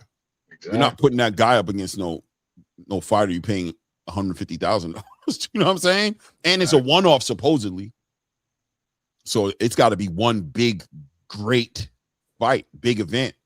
Exactly. I can only imagine, man. But watching Hitchins fall out of this card, Keith O'Connolly, Keith might have sent that phone call like, "How you feeling, champ?" I'm all right, just call it. Don't worry about it. Don't even worry about it. What you mean? I'm gonna talk to you. Eat, drink. You know what I'm saying? He said, "Eat." No, just go get you. Yeah, focus on that. What's on? You know what I mean? Man was looking bad too, because everybody who like I've heard a couple of people who was there, like watching that motherfucker was not looking too shabby up there. They didn't like the way he was looking. So. Yeah, it was shaky, especially considering the fact that you knew the rehydration clause still didn't have that weight he had to stay on. You knew that when you saw the press conference, it looked bad enough, but you also knew like, yeah, this dude's not eating tonight. Why the fuck he got this sombrero on? What are you doing back to Bully? Because he considers himself like a Mexican fighter, like, you know, Mexican style fighter. Mexican style? Oh. Yeah, like, you know what I mean? I'm coming through with that Mexican style, you know what I mean? Okay, Bully. Okay, I see the vision. They trying. All right. You get an E for effort. Fuck it. Hey, bro. Yeah, he realizes it's more than just boxing, man. You got to have a brand. You got to have a, you know what I mean? I'm trying to get my thing. You know what I mean? I'm trying to have my thing out here. You know what I mean? Everybody know I'm coming to the ring. They expect something from me. You know How you expect this to go? What you think? Stoppage? Yeah, man. I just, you know, I can't remember this guy's name, but I remember seeing him fight against David Morrell. Oh, he doesn't like to get punched on, bro. Becco. Yeah. He don't like to get punched on. He gets sensitive. He gets, shelling up a little bit, not letting his hands go. He's super athletic. You know what I mean? As long I as heard that he moved. I heard that he moved from like Nashville to Vegas. So I wonder if that could have an effect on him. You feel me? So I don't know. Maybe he getting better work. Who knows? Yeah, look at his big bodyguard. Ain't that is that Chris Eubanks? No. Whose manager is that? I can't remember his name. I know he's from England. The guy in the back of a Jekbo or Jekbo, whatever. Yeah. I don't know who manager it is though. I don't know. I think he's Chris Eubank. I think he worked with Chris Eubank. Might be. But I know he's like he's familiar. I done seen him. I know I done seen him before, but you watch so many fights, all this shit started to blend together. Yeah. What'd you think of Amari Jones? Was you impressed? 100%, man. And he got better in this fight. He got better than me. Great shot selection. Great defense. Good power. I like how he was switching from southpaw to orthodox right in the middle. You know what I mean? He was just, yeah, man. I think he's arguably top 3 in the middleweight division now. Am I bugging? No, you might be bugging. With top 3 is a little. Well, who you got then? I like Troy Isley. Yeah. I like. Troy just walked away from an opportunity. He kind of disappointed me with that one, with what he did with Janibek. So I don't know how confident he is in my whole thing. But that guy, but he on ice right now. I thought he suspended. Or yeah, he is. But I'm talking about Troy had an opportunity. To get before, and he just, to me, it just makes me feel like he's not ready. You know what I mean? Amari would have took that. Like, what? Yeah, I'm doing that. Whether he's ready or not. Troy didn't. Word. So, but I like Troy. I like Troy before. I like him now. But that move was weird. That division, but that division, I mean, hell, now that I'm thinking about it, I'm sitting here trying to think. You might be on it because 160, like anybody who knows me, I'm gonna say it until I can't no more. 160 and cruiserweight are the two most barren divisions in boxing. You'd be hard pressed to find like guys in those divisions. You see what I'm saying? So yeah, he fuck around, he could be a money guy before we I'm know telling you, when you think about the talent pool, who's really giving him any energy like that? Like what we just saw tonight. And Luis Arias was a good opponent for him tonight. You know what I'm saying? Like I didn't expect Luis to win at all, but Luis gave Eric Priest all that he can handle. You know what I'm saying? Yeah. I don't know, man. I like what I saw, man. I want him to be tested. I'm saying let's get it done. Ammo Williams, Amari Jones. Let's have at it and let's figure this thing out. I like that. Right? Yeah. I might be Amari Jones and Aaron McKenna. Whatever. Aaron McKenna. Okay, yeah. I might be a little behind you too on these fights, so I'm gonna let you. I know you do what you do. I'm gonna play cleanup. You know how that go. Yeah. No doubt. Top of the round here. Beck the Bully versus Ajekbo. Here, the referee clears the ring up here, and we get it going now. Both fighters take center of the ring right now. And already, I can tell you, Ajekbo is very tentative about the big check right hook that he's expecting to come, that big left hand. He's already tentative, but there he goes, taking his time, working behind that lead hand. And, of course, we got the southpaw and the orthodox situation, so let's see who takes control with that lead hand. Ajekbo staying very cautious in trying to line up that right hand right now as Beck the Bully just is coming in. He's coming in blazing. Big check, right hook, big straight left hand, a little bit of a headbutt right there.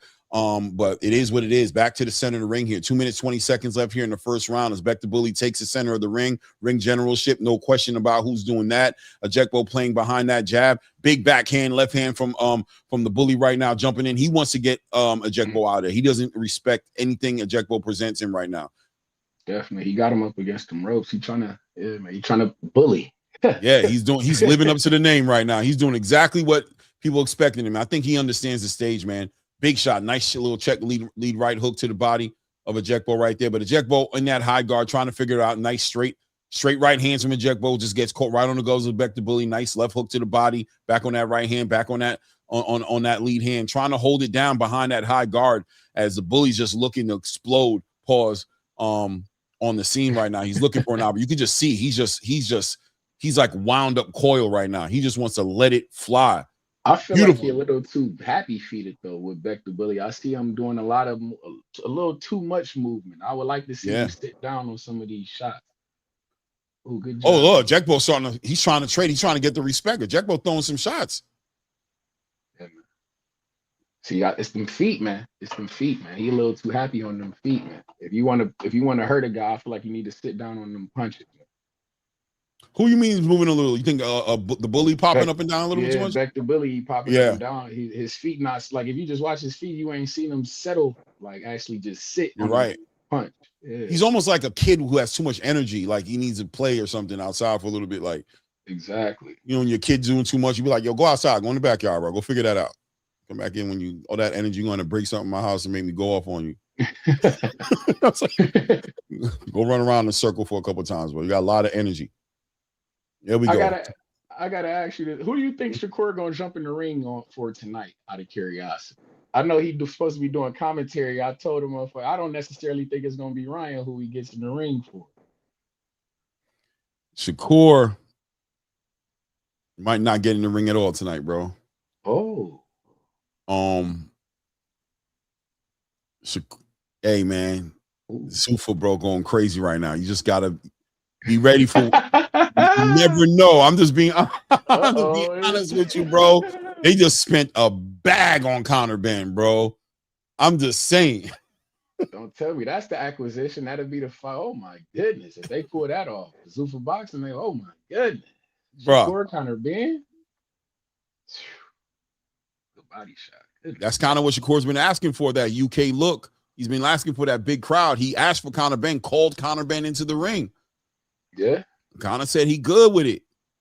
Just make sure the money makes sense. Did Turkey see that and go,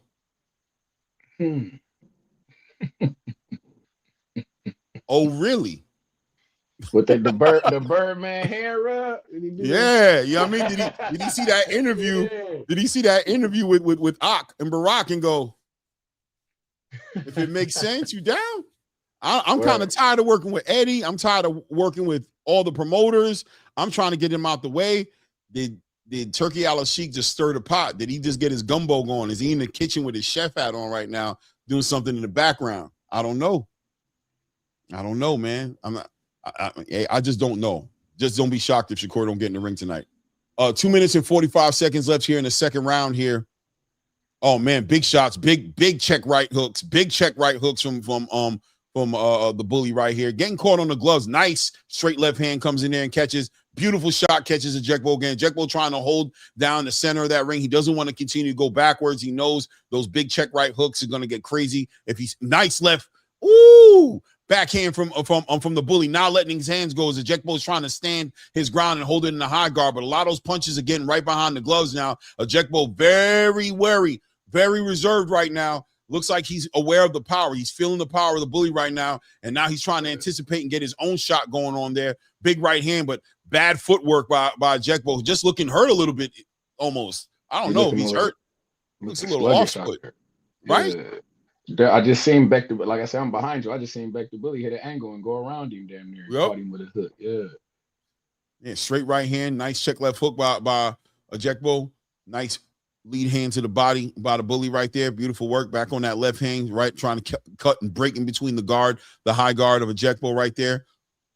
Ejekbo now doing this thing where he's retreating. He's throwing that jab out, but he's leaning over to his right, kind of like pulling his head out of range a little bit. That can get dangerous for him if he doesn't change that up, but he has to pay attention to the way he's doing with that jab. There we go. Back on that lead hand. Boom. Exchange. Nice right hand. Boom. Nice right hand to the body. Nice check left hook up top. Good short punches by Ejekbo now, letting his hands go. Back to bully, just applying that pressure, not respecting anything that Ejekbo is sending back at him right now. Hands is down. Yeah, you're doing a lot of flash out there. And then it's crazy because on the lead up to the fight, they was trying to make Bektemir look like a body snatcher. He was a couple of body shot knockouts that he even had in a row recently. They were showing. I think he has a fighter in front of him that's just not moving like that, so he doesn't see the necessity of it. He's like, this dude is going to sit there in front of me, so I'm going to take my chances. And good footwork by the bully right there. You know, he's like, nice left hook to the body, backhand to the body, man. On Ejekbo right there. Beautiful work. Doubling up. 1-2. Let's go. Hands low. No respect for Ejekbo, man. Try to incentivize Ejekbo to let his hands go a little bit. Ejekbo letting his hands doubling up, tripling up on that lead hand right there. Right. Yeah. The bully wants Ejekbo punching. He wants to punch with him. That's what he wants. Shelling up a little bit right now. Jab, good body shot after that. Yeah, man. Beck is You saw that left hand to the body, that back hand? Yeah. Good work, the bully. Center not really moving, like you say. He's not moving as well as I like to see with this guy punching the way he is. Yeah, Oscar sitting next to Turkey and trying to talk to Turkey. Turkey, like, no, get away from me. No. I think Oscar is one of the most disingenuous, artificially flavored personalities I've seen boxing in a long time, bro. Even right there in that scene right there, as he's looking on, cheering on the fight, like, let's go. You see him look in the corner of his eye to Turkey, like that. I read that kind of stuff. That he's trying to get Turkey's attention and he's trying to work it out with Turkey right now. He's trying to work it out, but you've done so much bullshit, bro. And I just feel like it's Ramadan and Turkey's gonna sit there and allow you to. But you're done, bro. You're cooked. Nobody's trying to deal with that shit. You know what I'm saying? You're cooked. You ever had somebody they cook, but you decided you're not going to get into it with them, so they sitting close to you. You don't got beef with them, but when you're done, and you feel them still trying. You're like, bro. Just keep it cordial. Yeah, I'm trying to enjoy this. Yeah, man. That's funny as hell. No, like, definitely. Done, man. I ain't trying to deal with you, bro. I'm really trying not to tell you about yourself right now because we in a space where I'm not trying to do that. But stop touching me. Can you stop touching me? All right, man. Nice That right shit look a to the little backhand empty to the around body. that motherfucker. Hold on now. Ooh, nice straight right hand. Nice straight right hand by Ejekbo. Catches Bully right there. Buckled him a little bit. This bitch look empty in there, man. I'm looking around and shit. Hold on, man. Look at these, man. That shit look a little dry in there, man. Yeah. Oh, look, Turkey disappeared. He walked away from Oscar. Gotta get away from this fucking guy. He did, bro. You could tell. You could tell, bro. He just got away. Ooh. Good luck for him, buddy. Look at his body language. Turkey's body language is leaned over, catching this fight, man. And Oscar trying to sit close to him and play this game like we're good. Bro, we're not with your little artificially flavored female too. Good lead hand by Ejekbo, man. Good right hand to the body. Ejekbo getting a little bit of offense going there. Nice straight right hand back on that lead hand. Good work by Ejekbo. This is not a bad round by Ejekbo, man. Oh, there goes a Bully letting off those shots. Lord, child. Big lead right hand to the body. Big straight left hand. Big uppercut. Crazy. Diabolical. He letting that backhand go like that shit is a jab. I like how you doing that. Yeah. But he's got somebody standing right in front of him, man. The Ejekbo's standing there. Woo! Caught him with that big he heard him. What? The Bully didn't see it? What? He came with that backhand and shook him up and just looked at him. Big shot again, hurt him right there. Big check right hook. Big check right hook in the corner. Bully just boom, big backhand. Oh, man, a minute left in the round. Why didn't the Bully jump on him when he shook him like that? He just looked at him. Did he think the ref was going to? I don't know. That was weird. He thought he dropped him. He thought he was going to drop. He ain't dropped until he's dropped. No, I'm saying but the way he wobbled, he thought he was going to fall. That's what it was. You jump on him, bro. You get him out of there. You run him over. You run us over there and putting hands on him.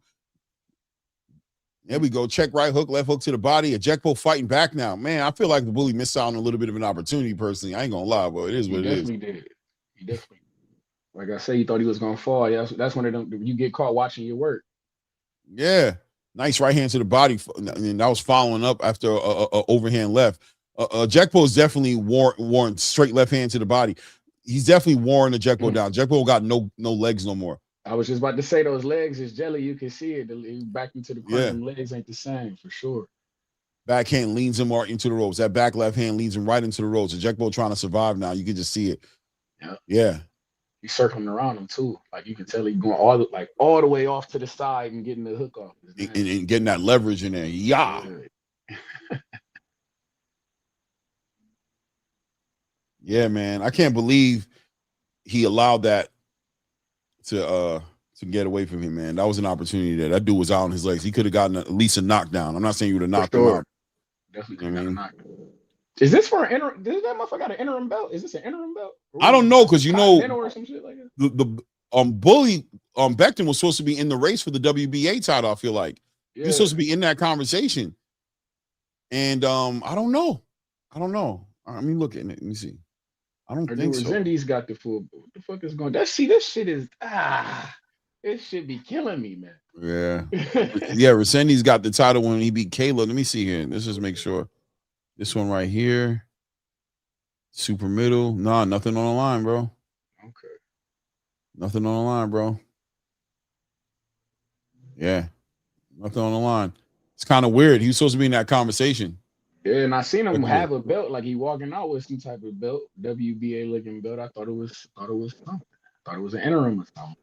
Right. He won an interim belt when he beat Fulgham. That's what I thought. Yeah. I don't know. What you looking on BoxRec? Well, we know BoxRec, they don't fuck with the WBA though. Remember that's what it is then. That's what it is. They might not, they ain't gonna show it. I'll be forgetting about that.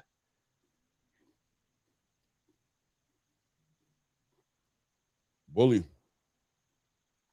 You're trying to box a little bit more this round, I see, instead of just coming out in clobber time. Good footwork by the Bully, man. He's doing a good job. Nice straight left hand. Good straight left hand. Good job. But I see it right now where I'm at. Ejekbo just, hold on. We got a timeout. What's going on here? Go to the corner. Stay in that corner. What's going on here? Is it a cut? Oh, he got a cut over his eye. Who, Becker? The Becker. Probably from a headbutt. They were headbutting each other. They've been like crazy in the last round. Yeah. that first round they showed a nasty headbutt. So you know how that go. That's the Southpaw Orthodox matchup. 86 people here in the building, man. Hit the like button, subscribe to the channel if you haven't done so. Hit the like button. Let's get it up over 100. Let's go. Word. Ooh, I see it. That cut is in a little bit of a bad spot too. Yeah, bro. Right on the brow. It's coming down too. It's coming down.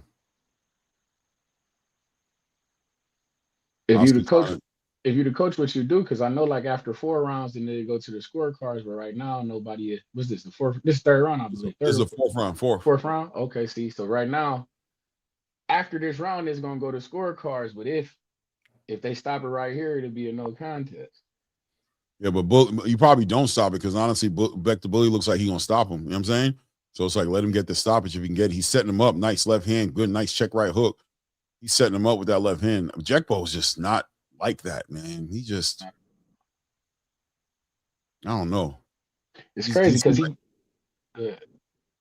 he seems like he's a good athlete. You know what I'm saying? Like he's in good condition, but I don't know, man. He ain't got that killer instinct, man. No, not at all. It's crazy because he beat one of these upcoming prospects that we had coming out of Cleveland, Ohio, Isaiah Steen. That's how I got hip to Becko. He had a win over him on Showtime. So, but ever since then, it's crazy. I haven't seen him doing too hot ever since, though. He got beat on by Morrell to close out Showtime. So nice right-handed body, nice check left hook right over the top. The blood's starting to get in Bully's eyes, though. He's definitely getting a lot of blood in his eyes. Mm-hmm. Hopefully, we don't see a Tim Zoo. Tim Zoo? Yeah. Yeah, man. Yeah, hopefully not, man. You got a lot of blood, man. 30 seconds left here in this round right here. Nice check right hook. Come right over the top of the head. Nice work. Boom. Nice left hand, right hand, left hand. Beautiful work. Starting to land some shots. Jekbo, man. Look how reserved. Nice left hook to the body. Backhand to the body. Beautiful work from the Bully. Nice little jab from a Jekbo. Jekbo jab starting to become a little efficient. Nice check right hook, catching right over that lead hand, man. Jekbo gets in that high guard and hauls ass the other way. Nice backhand to the body again. Another up backhand up the middle between the guards. Left hand to the body. End of the round. If I'm McBecko, I'm targeting that motherfucking eye. You got to start putting something on that side. He blinded. Right. Vision is impaired. You got to take advantage of that. Yeah. Yeah, they got the camera really up on there. Up in this dude's face for real. Jesus. You back up a little bit. I ain't gonna lie to you. It ain't that serious. We up in that dude's business, bro. Cameraman trying to get a Grammy, man. Oh, man. Chunky up in there, bro. Woo! Lot going on up in there, bro. Back the camera up. Jesus. Oh, God. They're trying to gross us out on purpose? Is it that serious? They definitely trying to gross you out on purpose, man. They want you to they want you to know what's going on, man. I don't know if that was that necessary, family. I ain't gonna lie to you. I think I couldn't see it. I think he could have backed up, and I think I saw it just fine. That's exactly what that motherfucker got the Q-tip in his brain and look, God. Yeah, bro. That was a lot going on there with that camera. I don't know. That camera angle was crazy. But let's go. Well, we in the 5th round right now. Yeah. It's time. No going back now. This is crazy. Jekbo aiming for that cut though with his jab. You can see he's shooting that left hand out there. He's aiming for it. But look, the Bully's using it. He's using it. He's like, you know what? I'm gonna pull you in with it. Then we're gonna fish it. Then I'm gonna bait you with this cut in my eye, and I'm gonna hit you with my own shots. He's timing and slipping it. This shit really dry, and I'm sorry. I'm looking at these motherfucking seats. There's nobody in there. That shit dry in there, man. But they tell me Ryan a star, man. What the fuck goes on, man? I thought he was. Oh no, I heard. I got people up. I mean, you know, Angelo's out there, and he's like, yo, they were selling tickets, damn it, giving away. He said he was still seeing $50 tickets. Oh shit! I can believe the way that it's looking. I believe it. If I bring a canned good or a box top, I can get in for free, goddamn. Bring in a flyer. This is crazy. But shout out Beck, the bully there right now. I like what I'm seeing. Ooh, shit. Jegbo working to the body right there behind that lead hand. He's walking him down, but the bully definitely is slowed down a little bit with that cut, with that output. Who the hell do you think he is? He trying to buy? Oh, I don't Nice. like that. Triples up on that straight right hand. Triples up on that straight right hand. Becko's getting off on the bully right now, bro. Yeah, man. I see Beck trying to do some these feet, man. Fuck all that. You got to get in there and swing and bang. Do stick. He's trying to turn to Israel Madrimov right now. We don't like that type of shit. Be who you are, champ. Nice left hand to the body, backhand to the body. Nice left hand. Woo! Fouled up by lead hand right up top. He caught Becko, but Becko's putting the pressure on him. He knows that eyes hurt. He's trying to put that pressure on him. That's what you're supposed to do. Like I say, that vision impaired, get on that. Attack that.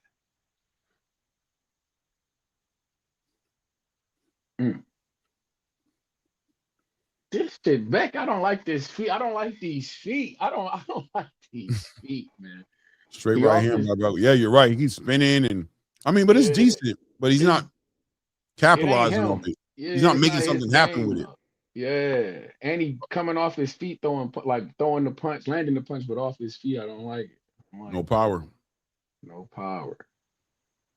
There we go. Straight left hand down the middle. Yeah, there we go. Back on that jab.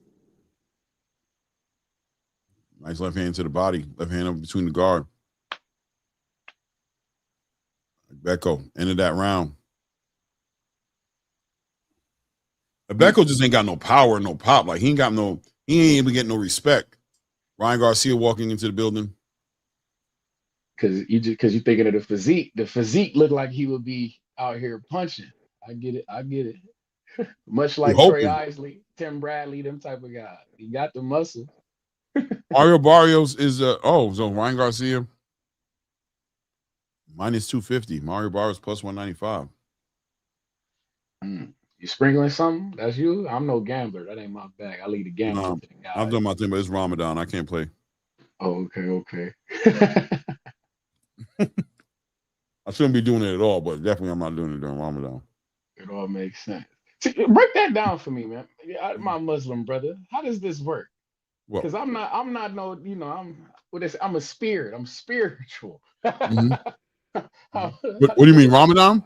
Yeah, Ramadan. I don't know much. I'm not, like I say, I don't know much about it. How does this work? I see fighters and telling me they be fasting or they only drink water, or like during camps, their diet is different and things of this nature. How does that work? How does this work?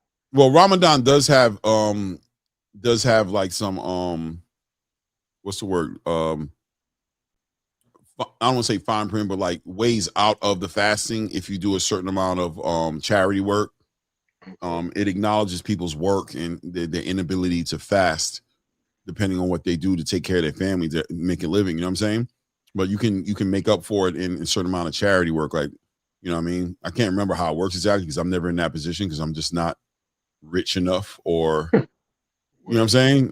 I'm fasting, but generally speaking, man, it's sun up to sundown, right? So early in the morning before the first prayer, before Fajr, right when Fajr starts, which is the first prayer out of the 5 prayers, and then down to the 4th prayer, Maghrib, which happens today. It happened like at 5:50 for me over here. It's different for everybody else. It's based on the sun. Okay. And yeah, you just fasting, water fast. You know what I'm saying? Like no dry fast. Excuse me, no water, no nothing. You know what I'm saying? And honestly, it's just about, to me, it's about resetting the mental space. Because when you're fasting, how you get mentally, you get real focused. And it's about, fasting not only from the food, but fasting from environment. You know what I'm saying? Fasting from certain conversations, certain visual things that you see on violence. You know what I'm saying? Getting your mind in a place to where you can, reset yourself, dial back in, and honestly puts me in a space of just, you just become grateful, bro. When you start thinking about drinking some water and you ain't able to drink it, trust me, when it's time to drink it, you value every drop. You're very grateful. You start to think about life could be worse, right? There's people out here who can't even do that. And you start to think about a lot of that, you know what I mean? And then, fasting from social media in a certain way. That's why I haven't been on the Voice in a minute, you know what I'm saying? just it's time for me to, if it's some constructive boxing talk, yeah, but sometimes it gets crazy. So Trust me, I know. chat. You know what I'm saying? So I'm just fasting from that. I'm just giving that a little bit of space. You know what I'm saying? Keeping my mind clean, staying on my channel a little bit more. But that's what it's about, man. It's about spiritual resetting, man, getting your body on point, being where you're supposed to be, and trying to carry that energy into the new year, bro. We're not perfect, so that's why we need Ramadan, man, to always come back and get that reset again. But whatever you built off Ramadan, try to keep it. That's your ideal self. It makes sense? It all makes sense. That's why we are here. It all makes sense. Is Instrument Beck, is he Muslim as well, right? He's Muslim, yep. Okay. I know. So the fighters that are in here, it's so funny to me because we also saw Muhammad Al-Akel in there with his, in Allah we trust on the shirt. So yeah, they got to do other things. If this is their living, this is what they do, there's ways for them around it. But they really shouldn't be doing it, in my opinion, period. They shouldn't be doing it. I don't think they should be doing it, but a lot of people feel like Devin Haney's loss against Ryan Garcia was kind of like that was during Ramadan. Oh, that was during Ramadan. He was training, yeah. Oh. He was training, and a lot of people like he shouldn't have been doing that. And it kind of feel like, you know what I mean? No, hey, I said, Lord knows, I said don't take that fight. So I didn't realize that that was doing that. Okay, well, I ain't like the fight wasn't during Ramadan, but the training camp. The training camp, yeah, I get it. Especially if you're going into it with a guy like that, you feel me? That means you want to be able to do everything at an optimal level for sure. Like, no, word. Damn, McBecko looking a little swollen over there. Yeah, listen, man, we've been getting punched on. Oof. Good. These replays is goodness gracious. My son hit me on a text message and told me to wipe my mouth. Too much dip on your chest. He said, wipe your mouth. Hey, Ziggy, salute. You're not here in Florida. Word, shout out. Well, at least we know he watches. Shout out. Oh, yeah, for sure. He definitely always keeping an eye on me, making sure I'm not looking like a fool out here. That's what's up. Oh, man. There we go.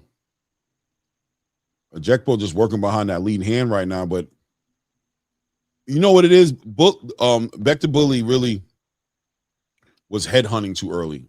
You know what I'm saying? He never got a plan. He has no momentum. He always looks like he's starting fresh every round. Back on it doesn't look like he's building on anything. Exactly. No, that's a fact. It don't look like he's building on anything. I was just thinking, like, I haven't consistently seen him going to the body or trying to break him down or not. It do look like it's the same. Yeah. Just reset. Next beautiful round, straight left hand check right hook to the body. Yeah, I mean he's winning this fight. You know what I mean? But he's winning the fight. But he could end the fight. Yeah, he could. I think he could have. The focus you can see is not there just when he hurt him in that fourth round and didn't jump on him, or the third round when he hurt him and then jump was like, you're not even thinking straight there. I could tell. Good body shot though.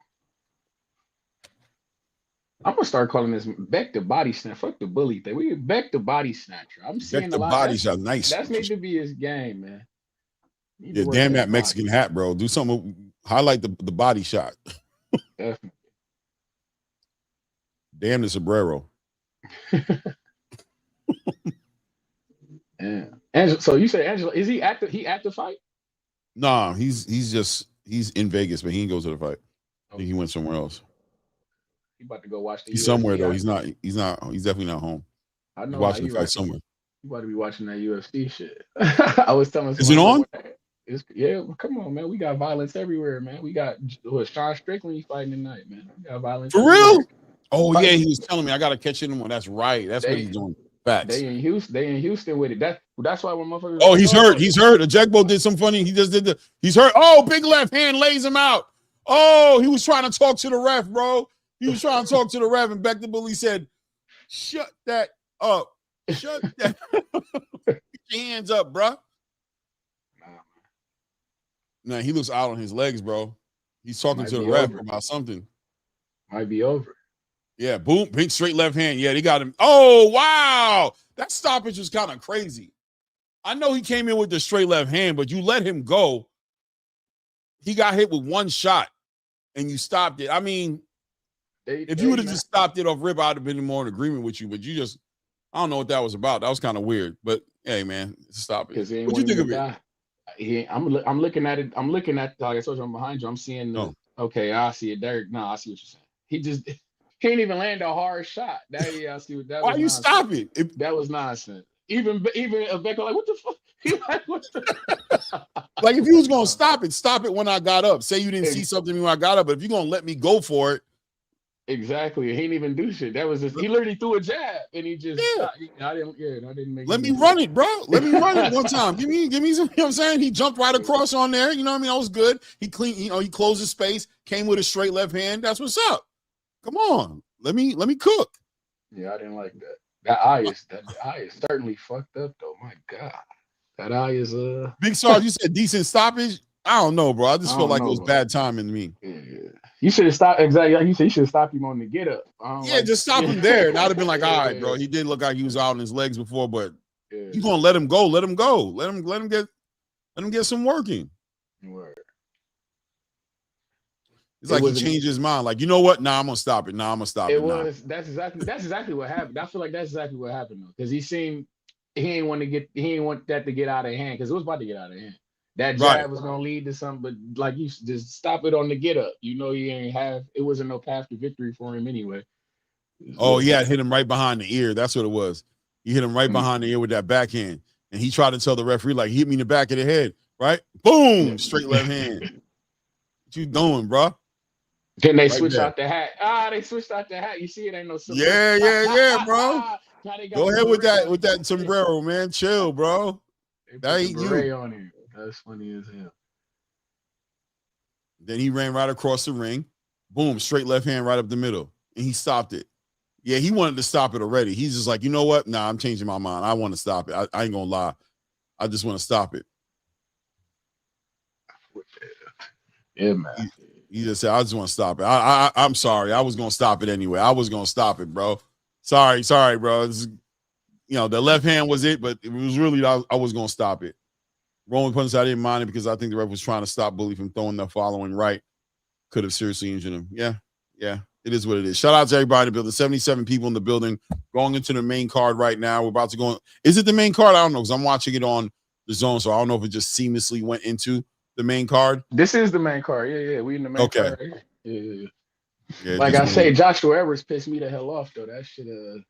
What'd you think about Joshua Edwards, bro? What do you feel like right now? I feel go down the cruiserweight if you can make it. That's what I feel. He pissed me off. That shit he upset me. I don't think he can make cruiserweight. I don't know. I honestly don't know. I didn't hear how much he came in, like his weight or nothing like that. But I don't know. I didn't like what I saw. He did too much boxing. You a heavyweight, and then with a guy like, and then it's the opponent. That's what the fuck it was. Right. The way that opponent looked, you gotta get motherfuckers like him. You gotta get him the hell out of here. You got guys with mullets and balds. You got 3 haircuts and shit. Hairy. You gotta get him the fuck out of here. We clearly see that he wasn't in shape. We gotta pack him the fuck up. I was saying that earlier. The pros and the cons of fighting cherry picks, right? The pro is if you do what you're supposed to do, you look good. The bad is if you look the way you did, it looks real bad because everybody knows it was a cherry pick. Exactly. You know what I'm saying? So it just doubles down. It goes double both ways. The cutting the ring off. My man was not cutting that ring off. Not cutting that ring off. His hands was down. Fast guy. I didn't like that his hands like. I don't like heavy. Like that's one thing that about Jared Anderson sometimes I get a little upset about was guys who are you a heavyweight. Why the fuck you out here trying to fight like a welterweight or trying to fight like a like you Shakur or some shit? I don't like that. Like. I used to criticize Jared Anderson for sparring Shakur's and to be in the camps with Shakur and Keaton. What are you doing over there, bro? What kind of work you getting from these dudes? Exactly. I don't like that. I don't like that either. I'm not a fan of that. I get like I'm sure that all is like because it's heavyweight boxing. I'm sure that like the talent pool is minimal. You can't always like if you're trying to get high level sparring. The only way to do that I feel like is if you fight another like if you sparring another.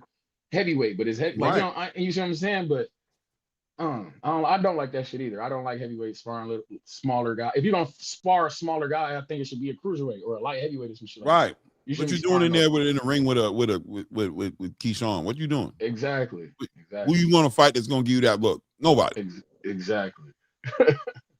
You know what I mean? You're going to be nice. You're going to be fast. We're going to see the athleticism. But, you know, in that fight right there with bringing it back to Josh Edwards, where was the athleticism? He didn't cut the ring off. He let that guy have the full reign of the ring. That guy was just jumping out of range. And I mean, the only thing that made it where the guy didn't get, like, because the guy didn't win the fight at all. Josh Edwards, without a doubt, won the fight. Every round. Because he'd get out of range and not be able to punch himself, right? The Colantonio wasn't putting himself in position to capitalize off of making him miss like that. But for the most part, bro, you let that guy just jump all the way, like from one side of the ring to the other side of the ring, swooping all the way out of range. Cut the ring off, attack that body, bro. That dude had all that fat around, all that visceral fat around his stomach, bro. Tap into that energy, bro. You feel me? Word. Stop that dude, bro. Yeah. And then it's crazy because, like I say, he going into the fight, he was 5-0, 5 knockouts. Now you do this, like you done fucked up your mystique. That could have been the mystique. We supposed to be getting these guys the fuck out of here. Yeah, man. It's nasty. In his last fight, he didn't look all that either. Yeah. I think activity hurts these fighters. Fighters like him need to be in the ring constantly, more often. 4 times a year, 3 times. Yeah, 4 or 5 times a year, like what they did with Abdullah Mason at Top Rank, right? Like get that boy on these events. And I don't know. I ain't gonna lie to you. I think Zuffa boxing is a good spot for him. For Joshua Edwards? Yep. Word. No, I agree. Right? You send him over there. He fights like 5 fights, get to a championship, go over there in Riyadh. By the time he's about 10, 12 fights into his career, he can go back into the traditional space and be right in the conversation with Moses Atama and all those guys. But he'll get that activity from Zuffa boxing and the matchmaking from Zuffa boxing because they make you competitively.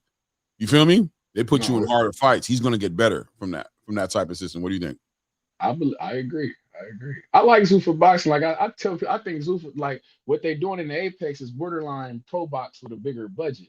But facts. They gonna give you for me activity and that because they busting the fights out. We getting fights.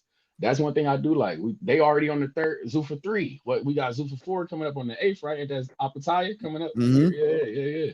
That's actually the most. That's what I'm intrigued about, to be honest with you, because I'm trying to see how he gonna be the first guy who's got a belt, like a world belt, and I'm gonna see how the trickle effect gonna be with the Zuffa, like how that shit all blend together with the Zuffa boxing. I'm actually intrigued to see how that's gonna work. Yes, sir. And is he gonna walk out with the IBF belt come Zuffa boxing? Do you think is that belt gonna be on display? Do you? How you think? I know he's gonna come out with the ring belt. I'm sure we're gonna see that ring belt. I'm almost certain of that on Zuffa boxing. Do you think we're gonna see the IBF belt when Opataya makes his walkout? Probably not. Probably not. I ain't gonna lie. Probably not. I'm sure do you think we're gonna see the ring belt? You think he's gonna walk out with that? For sure. Okay. For sure. Yeah. See, I got see. You gotta think about that one. I mean, you kind of let him do his thing. You gotta let him bring his belts out. Let him bring his accolades out. Let him bring his. Yeah.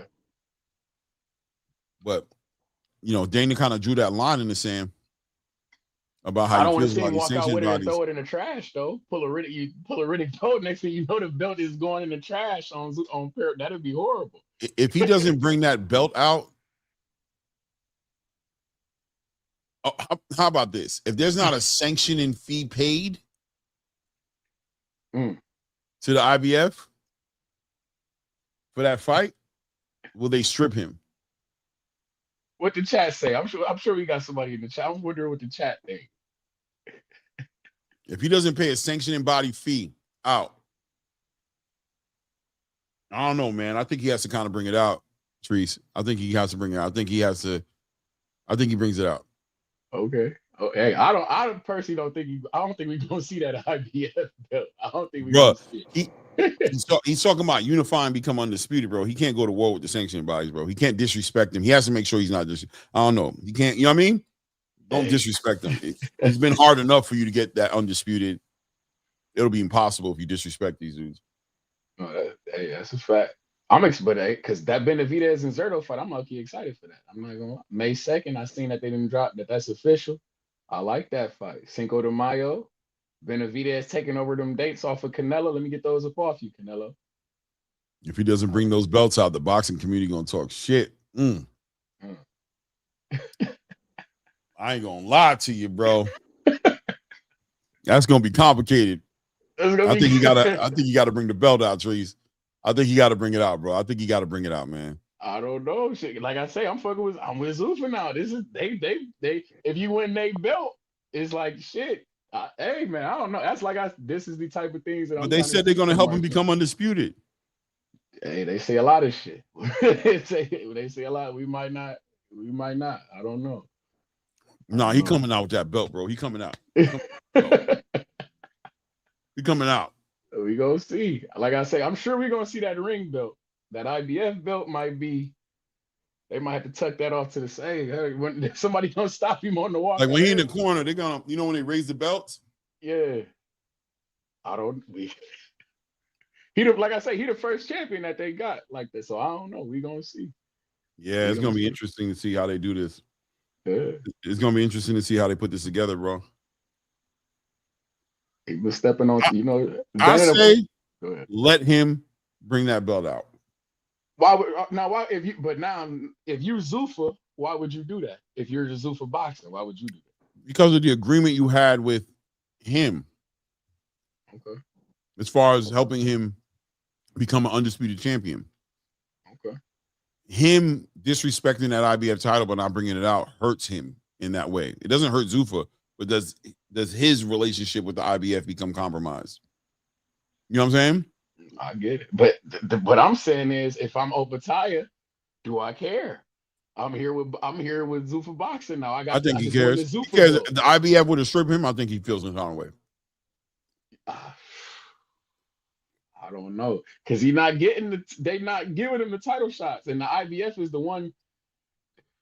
Like, how can I? They're the ones who are sticklers for the rules and shit like this. He been fighting these Sakaras and Squales but the IBF can't do nothing about the other belts. They've been giving him his mandatories, keeping him active. You know what I mean? They can't do nothing about what the WBC, the WBO, and the WBA is offering. You can't. You know what I mean? Like, I don't know. That's gonna be interesting to see how it plays out. Yeah, it is. It is gonna be interesting. I'm intrigued to see how that's gonna go for sure. Shout out to everybody in the building, man. Hit the like button, subscribe to the channel. We're one fight into the main card here. I guess the next fight right now should be Frank Martin and Nahir Albright, I would expect. Yep, that's the next fight coming up. I'm calling that one. That's gonna be a good fight. Who got going there? I think Frank Martin should win that fight. I'm expecting him to win. Didn't Albright, he missed weight, didn't he?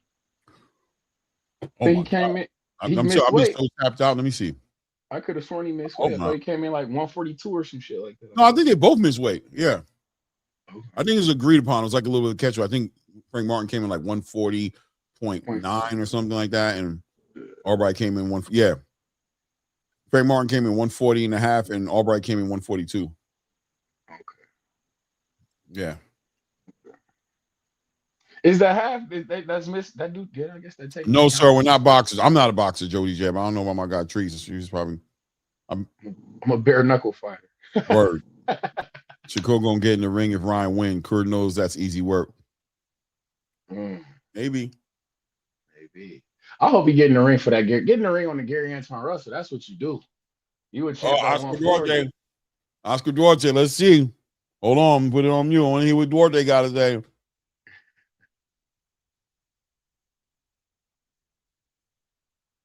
They should have found him a replacement too.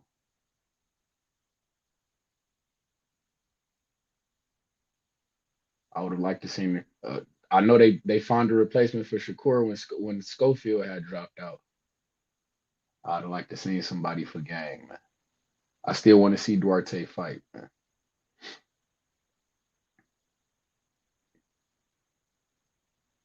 Canelo return.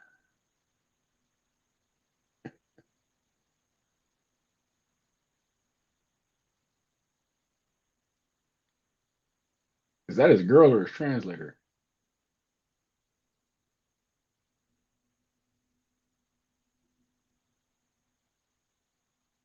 Oh, that's a translator. Okay, it all makes sense.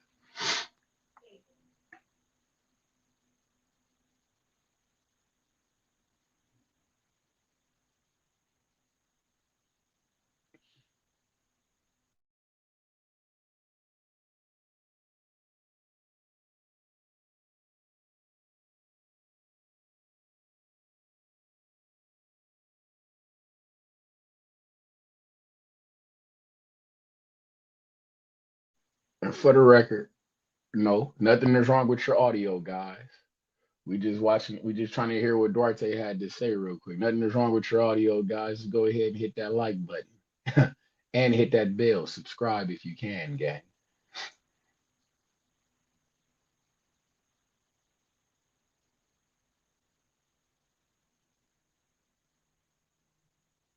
Damn.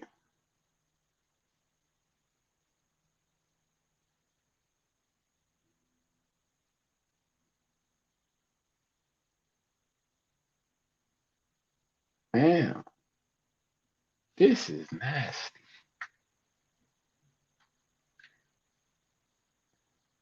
Claymore, why do you think they couldn't get man a replacement? He wouldn't take it. That's what I believe. Yeah, he didn't say that, but that's what I believe. He wants a title shot, bro. I'm not fighting no replacement. I'm not doing no last minute guy I didn't prepare for. You know what I'm saying? I'm not doing none of that. Like he said just right now, 20 years I've been doing this. I want my title shot, bro. Nah, bro. That dude is either gonna get better and fight me, or he's gonna vacate and I'll fight somebody for that belt. Now, if you're putting me in a situation where I'm fighting for that belt, yeah, but I'm not fighting nobody. And I understand some people take those chances, bro, and they regret it. Joseph Parker fought against Fabio Worley. I wonder how he looks back at that. You feel me? I wonder if he looks at that. Pressing the issue for Usyk instead. Right. Standing his ground. You know what I mean? I wonder if he looks back at him like, damn, bro. You know what I'm saying? So when you get those opportunities, bro, you know, you got a decision to make. And if you can weather the storm, if your finances permit, you know what I'm saying, and you can do it. I mean, you saw Terrence take a whole year, like, yo, year and change. Yeah, Canelo. That's it. That's it. You ain't gonna do nothing? Nope. I'm no tune up, no nothing. Canelo. I'll see you guys in September. Word. You know what I'm saying? It all makes sense. It's time for Oscar Duarte to it's time for Richard Hitchins to bounce, man. Get up out of there, bro. You gotta get up out of there. It's time. 147 is definitely time, man. But the question is, once again, how and what? He has no home. I was just about to ask you.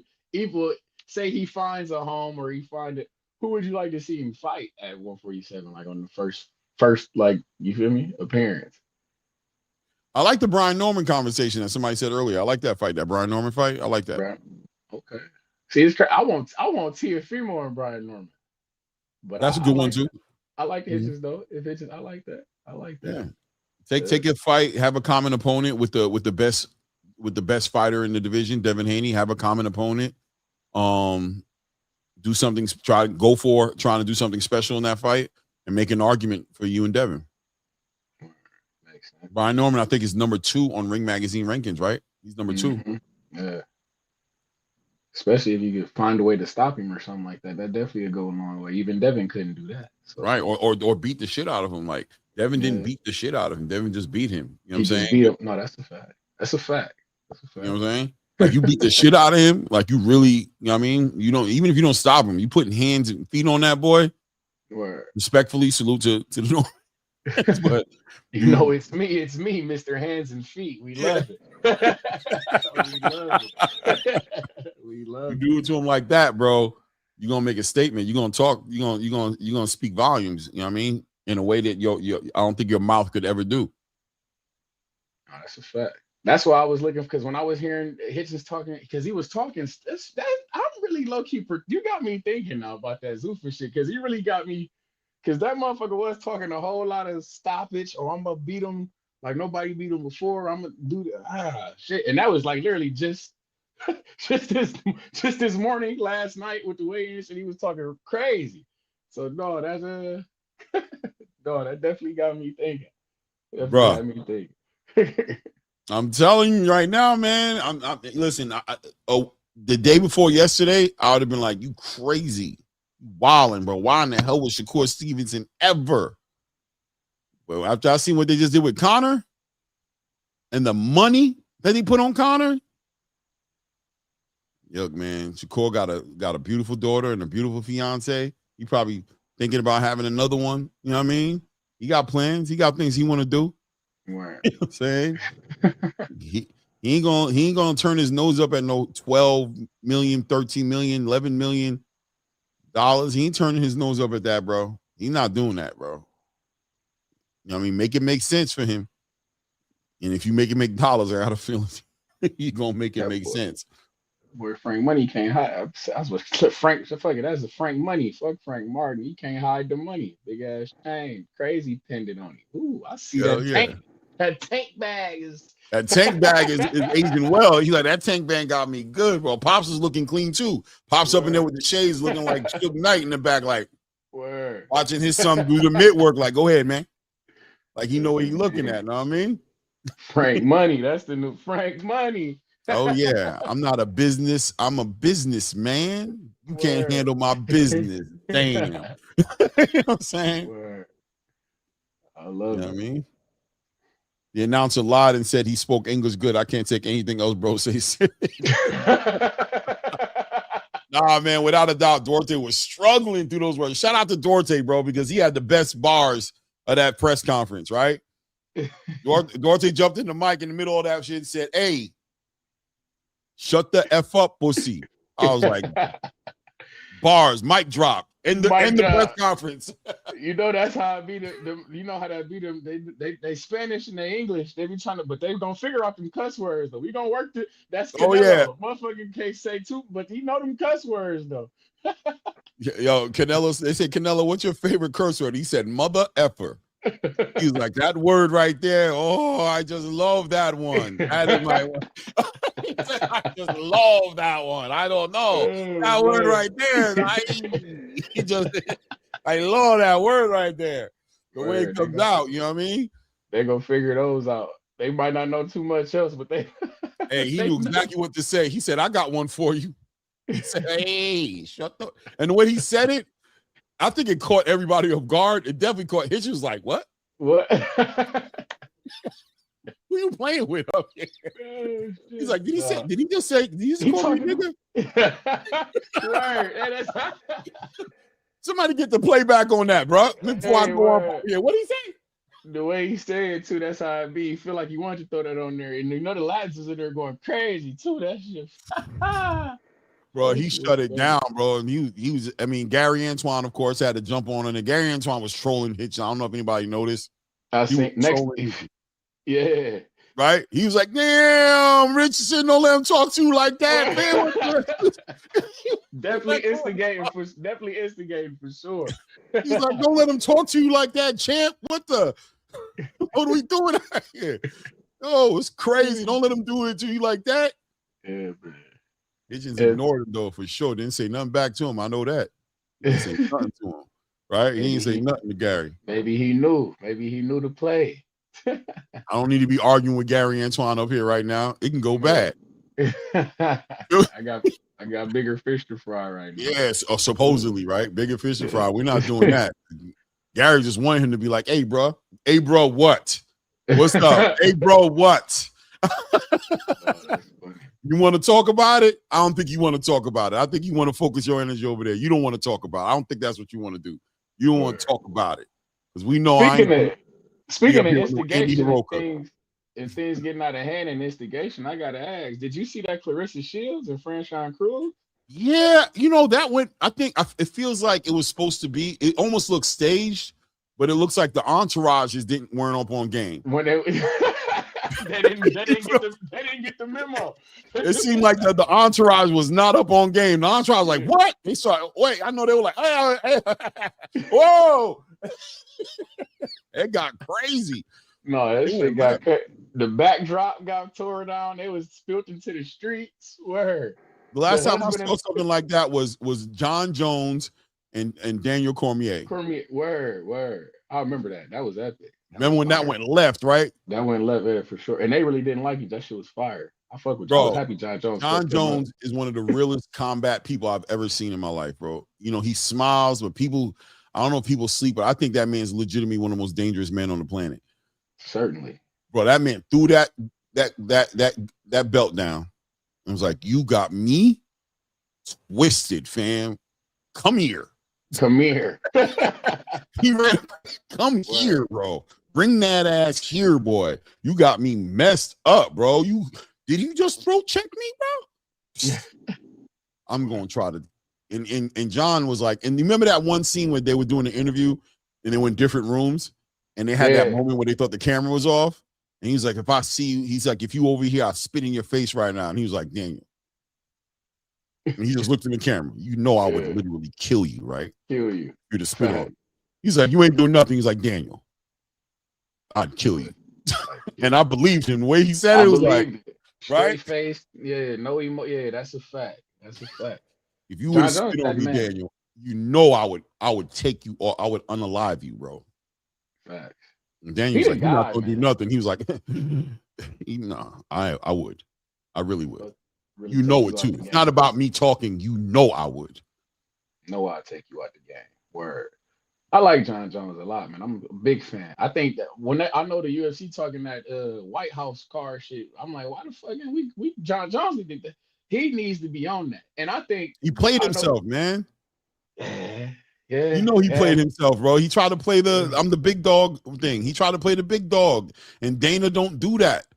Dana don't do the big dog talk. Don't come over here like that. You know how Dana give it up, bro. He don't do the big dog talk. I mean, I've seen him do it numerous times with a lot of fighters. You know what I'm saying? Even with Conor, he didn't clip his wings low key. He trying not to let gang. Yeah, and we know Conor was was the cash cow. So yeah. You don't care who you are. Francis Ngannou try to play big dog. Get up out of here, bro. Pack you up. Pack him up. Ain't nobody bigger than the program, bro. Nobody, not even the great John Jones, is bigger than the program. They definitely treat it like it's the NFL. Nothing is bigger than the Shield, for sure. Period. Period. You know what I mean? We've seen T.O. go through it in the NFL, be the big guy star, and we seen Andy Reid be like, I don't really want you over here, bro. You know what I'm saying? Like, what? Yeah, nah, dog. But I'm the number one. Yeah, be number one somewhere else, bro. You killing the vibe over here, bro. We not with it, bro. All that talent you bring is good, but everything else you come with, we don't need that. We good. Go ahead. Go that way. Go that way. Go that way. Go that way. It's nasty because I still feel like the biggest fight the UFC could make right now is they put Alex Pierre in the ring with John Jones. I'm fucking. I need to see that. That's the fight I want. I think there's a chance that could still happen, just not on that White Horse lawn. Yeah. That's not what's going to happen. I think it can happen. I like what they got a replacement. They got Gaines, right? Cyril Gaines and Pereira headlining their card. Yeah, Cyril gone. Yeah, gone. Yeah. That motherfucker been getting tired. Every time I look up, he getting a title shot. They want him in there because he got that look. He got the look. They want him there. They want him there. They want him to. You can always tell. It's like they trying to like, come on, man. We kind of think a belt would look good on you. You think we carry well. He's always ready to fight. He got a can-do attitude. Dana love those can-do attitudes. He likes the people who just like. That's one thing he loved about Conor, right? No matter what. Conor was down for a fade. Word. You know what I'm saying? He don't like all the people that are too good for a fight. You know what I mean? I gotta pull. I don't need all that from you, bro. Like Aspinall. All of a sudden, Aspinall don't do that. Don't do that. Aspinall eye hurt. You got an achy eye. You got an achy breaky eye, bro. The eye hurt. Bro. Come on, bro. Respectfully, bro. Respectfully, like I was knuckle deep in his eye. Yeah, okay. I mean, man. But he kind of like, you know what I mean? I don't know, bro. That's crazy. You know what I mean? Get better, bro. Get better. You know what I mean? Shout out to Tom. He said he still can't see, man. This was like a week ago. He talked about he still can't. Vision still impaired, man. Like I said, get better, Tom. Wishing you the best. Damn it, man. This is better, dirty, bro. I wish you the best, dirty game, man. Just get better, bro. You good, man. Get better, bro. It's a dirty here, game. Albright just walked in the ring. Yeah, man. Let me see if Frank Martin come up the ring with any flavor. I'm gonna put y'all on mute for a second and see if Frank do it. Go ahead. Yeah. I'm gonna play the background. I like the tassels that my man out here Albright got on with the low-key Thriller jacket and shit like that. Kelvin Davis, Keyshawn Davis, Carlos Belderis. Okay, you got a little decent streak going right now. Shout out to not here Albright. That's a decent little streak. I wouldn't be surprised if he can pull this out on Frank Martin, though. I will say, man. I will say. Yo, Frank Martin looked like Detroit coming out to the ring right now. You know what I'm saying? The buffs, the colors. He just giving Detroit vibes. You know what I'm saying? Like all Detroit vibes, man. He a Midwest guy. You know, he from Indianapolis originally, Midwest. Right, That's right. how he rock. Yeah. Only thing he missing is a fur. If he had on some type of fur, we in the mix. He in Vegas. He in Vegas. He's like, we can't do that. We not doing that out here, family. We good. Next time. Nah, we in Vegas, bro. We not doing the furs, but we're gonna do this right here.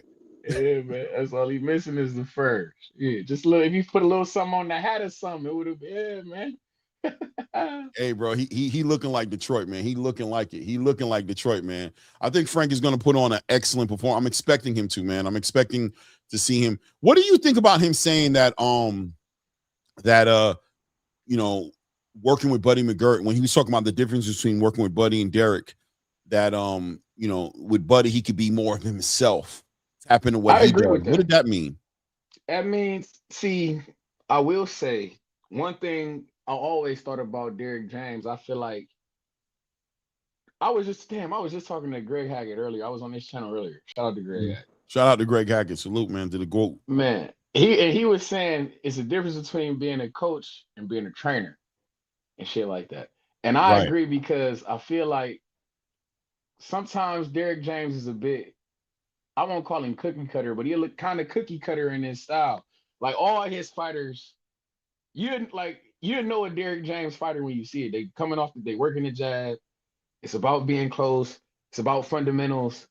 But if you got athleticism or you got quote unquote pizzazz, it kind of gets tempered down when you're with Derek James. I agree. I can see that. Like even with Alicia Bumgarner, I say, case in point, Alicia Bumgarner with Derek James now, I don't see her being the bomb no more. Like I was used to seeing. Right. She used to a little bit of athleticism here and there, some razzle dazzle she'd be throwing in there. You can see her personality in the ring. But now it's a bit more traditional boxing style. She coming with the jab. I'm gonna work behind this. I'm gonna throw the 1-2. I don't see no razzle dazzle, no pizzazz. But the opposite of that is when working with a guy like Brian Norman Jr., I think that's what Brian Norman Jr. needs. Right. Is a bit more fundamentals, a bit more structure in his game. You feel me? But like with Frank Martin, I feel like he was a late starter. So I feel like all his, like when you're a late starter, that's all you can rely on is fundamental. That's what you need is fundamental. Like I have to work on this shit. But now I feel like he didn't got that down pack, and now he want to incorporate a little bit more razzle dazzle. I like that. I think Buddy McGirt can bring that out. It's going and that breeds confidence too, like allowing you to be who you are. Like, I can see that. I can see that. Yeah, I'm with you on that, man. I think you know the cookie cutter thing you said, I think hold some weight, man. And you know what it is about Derek James? Derek James he tried to turn his program into a cookie cutter mill. He tried to bring in, he overloaded himself, I think, at one point when he brought in Anthony Joshua, Ryan Garcia, and then you already had Errol, you already had Jamel, you got Frank in there. And I think he started to become very like, I'm gonna make everybody do the same thing to make it easier for him. But I think he kind of did a bad job of allowing these guys' own attributes to be their attributes and capitalize and build off that. Anyway, top of the first round right now. Here we go, right down in the middle of the ring right now. We got Frank Martin in the gray and white shorts, white gloves, working behind that jab, the classic southpaw orthodox war going on. And you hear Albright doing a good job holding down the center of the ring right here. And you hear Albright doesn't plan on backing up too much, working his lead hand to the body, setting up that right hand. Frank Martin using a little bit of movement right now. And here Albright did a good job of just asserting himself as I'm taking the center of the ring. You know, he's not backing up. Good work by Frank Martin. Nice straight left hand to the body right there. Good check right hook. Big check left hook, excuse me, from Nahir Albright on Frank Martin over there in that exchange right there. Nahir Albright definitely not coming to lay down. Holding down the center of the ring very well as Frank Martin is trying to use that movement to keep his head off the line. Staying at high guard. Trying to get the timing down of Nahir Albright. Good work. Straight left hand to the body. Nahir gets out the way, and Frank Martin also just gets out the way as well. Nice straight left hand. It's Frank Martin. Now here, Albright look long. He look a little bit long in this. 100%. 100%. He's walking down Frank Martin right now. Nice lead hand right there. Backhand to the body. Frank Martin ties him up. Good work by Nahir Albright. By the way, I got him winning this round so far. Yeah, me too. Working behind that jab, taking his time, man.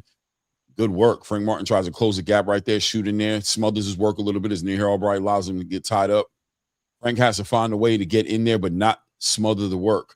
That's going to be very important. Nahir Albright's not going to be backing up. So as Frank is jumping in there, it's going to be a lot of tying up happening. Nahir Albright's not backing up. That reach, I feel like this shit might. Yeah, I know it's early, but that reach gonna be a factor. Frank, he's working behind that jab very well. Nice straight right hand to the body. The thing about it is, in this round, down to a minute right left in this round, I got something to say in between the rounds, man, of what I'm seeing right now, and I'm kind of seeing what you're saying. Frank Martin, Nahir Albright's not giving Frank Martin what he wants, which is that back foot, right?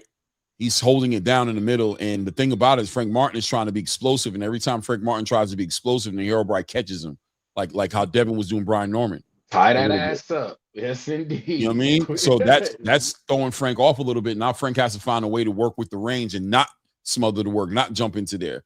But at the same time, while he's outside trying to figure it out, Nahir's staying real active with that lead hand, and he's finding him straight to the body with that right hand's finding him to the body and the check left hook. Good head movement. Good work. Nice left hand by Frank Martin, catches Nahir Albright right there, backing out, circles out to his left as Frank Martin continues to stay now doubling up. Good work by Frank Martin. Doubles up on that lead hand, shoots over the left hand, and then turns him. And that's that footwork, that athleticism that I thought was going to get showcased tonight by Frank Martin. That was a good round, man. I don't know how you want to go with it. I think the second half of the round was going towards Frank Martin. First half to the middle of the round, Nahir. I might lean towards giving Nahir, let him have that round almost. Yeah. I feel like he controlled the distance and the pace a little bit in that round. I give credit towards the end though. Did you feel like Frank was starting to find that range a little bit where he wasn't smothering, he was turning him and hitting him with that left hand? Yeah, like I said, I'm watching. That's still on my first round right now, so I'm still watching it. But yeah, I don't think he did enough to take the round. But yeah, Frank, he figured. No, I'm going to give it to Nahir. You're right. I think it's Nahir's round, but I think the end of the round, I think Frank Martin found a little bit of his rhythm. I'm super interested in the second round, obviously, but I think he ended the round strong. I'm going to give it to Albright, though, without a doubt. I think Albright took it. Do you think the winner of this fight get Keyshawn? If there's nothing else for Keyshawn, yeah. I don't think there is anything. I mean, I know we're hearing the Devin Haney have some legs to it. We don't need. I'm hearing it got legs, man. I heard the Devin Haney fight got legs. I heard us in the back room right now, learning how to walk, leaning on the wall, walking. You know what I'm saying? Grabbing stuff. There you working. Sweep the leg, motherfucker. Sweep the leg. That's what I'm hearing. No, they need to. I heard Turkey in the back, like, come on. That's 3 steps, 4 steps. Come on, you got it. He's like, nice right hand by Nahir Albright. Nahir Albright getting busy up in there, hits Frank Martin with a nice right hand. Frank Martin stands his ground. This fight is turned into a shootout. Whoa, hold on. Nahir Albright behind that lead hands. Frank Martin tries to take that generalship away from Nahir Albright. Nahir stands his ground and says, no. I know you had a little something going on at the end of that last round. That's not it. We're not doing that. We're not giving up none of this. Beautiful fight. Frank Martin, nice right hand by Nahir Albright. Shoots a nice right hand, but Frank Martin staying active with his left hand and also working that jab well, doubling, tripling up on that jab, using it to close the space and doing a better job of not smothering. Look at that. Beautiful work by Frank Martin. Shoots the jab out, but hops back out. He's not allowing himself to get smothered by that work. Good check left hook by Nahir Albright. Ends up in a tied-up situation. Minute 30 seconds left here. Frank Martin shoots a straight left hand there, working behind that jab, doubling, tripling up with that jab to close that spacer, but he's not allowing Nahir Albright to time up anymore. He's not jumping into Nahir Albright's arms anymore. Look how he's working behind that jab. Nice work, shooting that left hand right up the middle, measuring it up. Frank Martin, nice work by Frank Martin on that jab. Nice straight left hand up the middle. Gets caught on Nahir Albright's gloves. Come here. Nahir's doing a good job of catching on his gloves, but Frank also pushing and changing the momentum of the fight by staying active, letting his hands go. Good work. Good work by Frank Martin. Nahir fighting. It's a fight, guys. We got a fight in our hands. Good straight right hand to the body by Nahir Albright right there. Both guys tried to exchange, hit nothing but air. Good work. Both standing both of them are standing flat-footed and letting their backhands go, bro. In the middle of the ring, too. Hit. Yeah, straight left hand to the body by Frank Martin. Good lead hand by Nahir Albright right there. Frank Martin doubling up. Nice straight left hand to the body by Frank Martin. Nahir Albright responds with a straight right hand right down the middle. Pushes him right back. Good work by Frank Martin. Gets right up on that lead hand. Nice punch combination by Frank Martin. Big left hand by Frank Martin. Straight left hand by Frank Martin. Nahir Albright for the first time in his fight on his back foot. Nice check right hook by Frank Martin. Straight left hand. Nahir Albright trying to circle out to his left, but is on his back foot. Nice work. Frank Martin got a killer instinct in him, man. He got that dog in him. He got that dog in him. It's a southpaw orthodox matchup. You got that dog, bro. You got that dog. Okay, Frank. Good round, man. That's a Frank Martin round. I like this jab by Nahir Albright. That was a Frank Martin round. I like the jab by Nahir, man. I like what he's working. He need to work behind that a little bit more. This orthodox and southpaw matchup, though, it's a little, you know how that can get a little ugly. Oh yeah. Yeah. Amazingly enough, Frank Martin hasn't given up on his jab, staying very active with his jab. He's using it more as a range closer. Like he's jabbing, he's coming forward with it to close that range, and then he's letting that left hand go. Nahir Albright was smothering that by tying him up, but Frank is doing a good job of letting the left hand go without stepping all the way. So instead of stepping 3 times forward, 1, 2, 3, stepping, he's going 1, 2, but on that third one, he stands still. He doesn't step forward. He lets that jab go. Now he has that range on that left hand. He shoots that left hand, and he gets out of the way of Nahir Albright tying him up. So he's changing up the cadence, and Nahir Albright's having to adjust to that. That's smart. That's that Buddy McGirt in the corner. Yeah, that's that Buddy McGirt in the corner right there. I see his feet a little bit. I see Frank using his feet a little bit better as well. I like that. He's like I say, turning and going around and trying to find. I like what I'm seeing from Frank. I like this. I like this.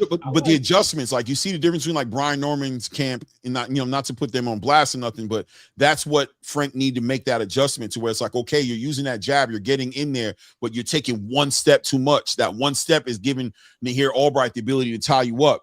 Step twice. Let that left hand go on that third shot, but stand still on that second step. Boom, nice left hand to the body right there of Nahir Albright, who smiles, which is never a good thing. You get hit in the body and you smile. You let me know I'm behind you. I don't like the fact that I just seen Barrios walking in holding his daughter. I don't like that. Yeah. The animal, right? The animal. Teofimo Lopez in the building.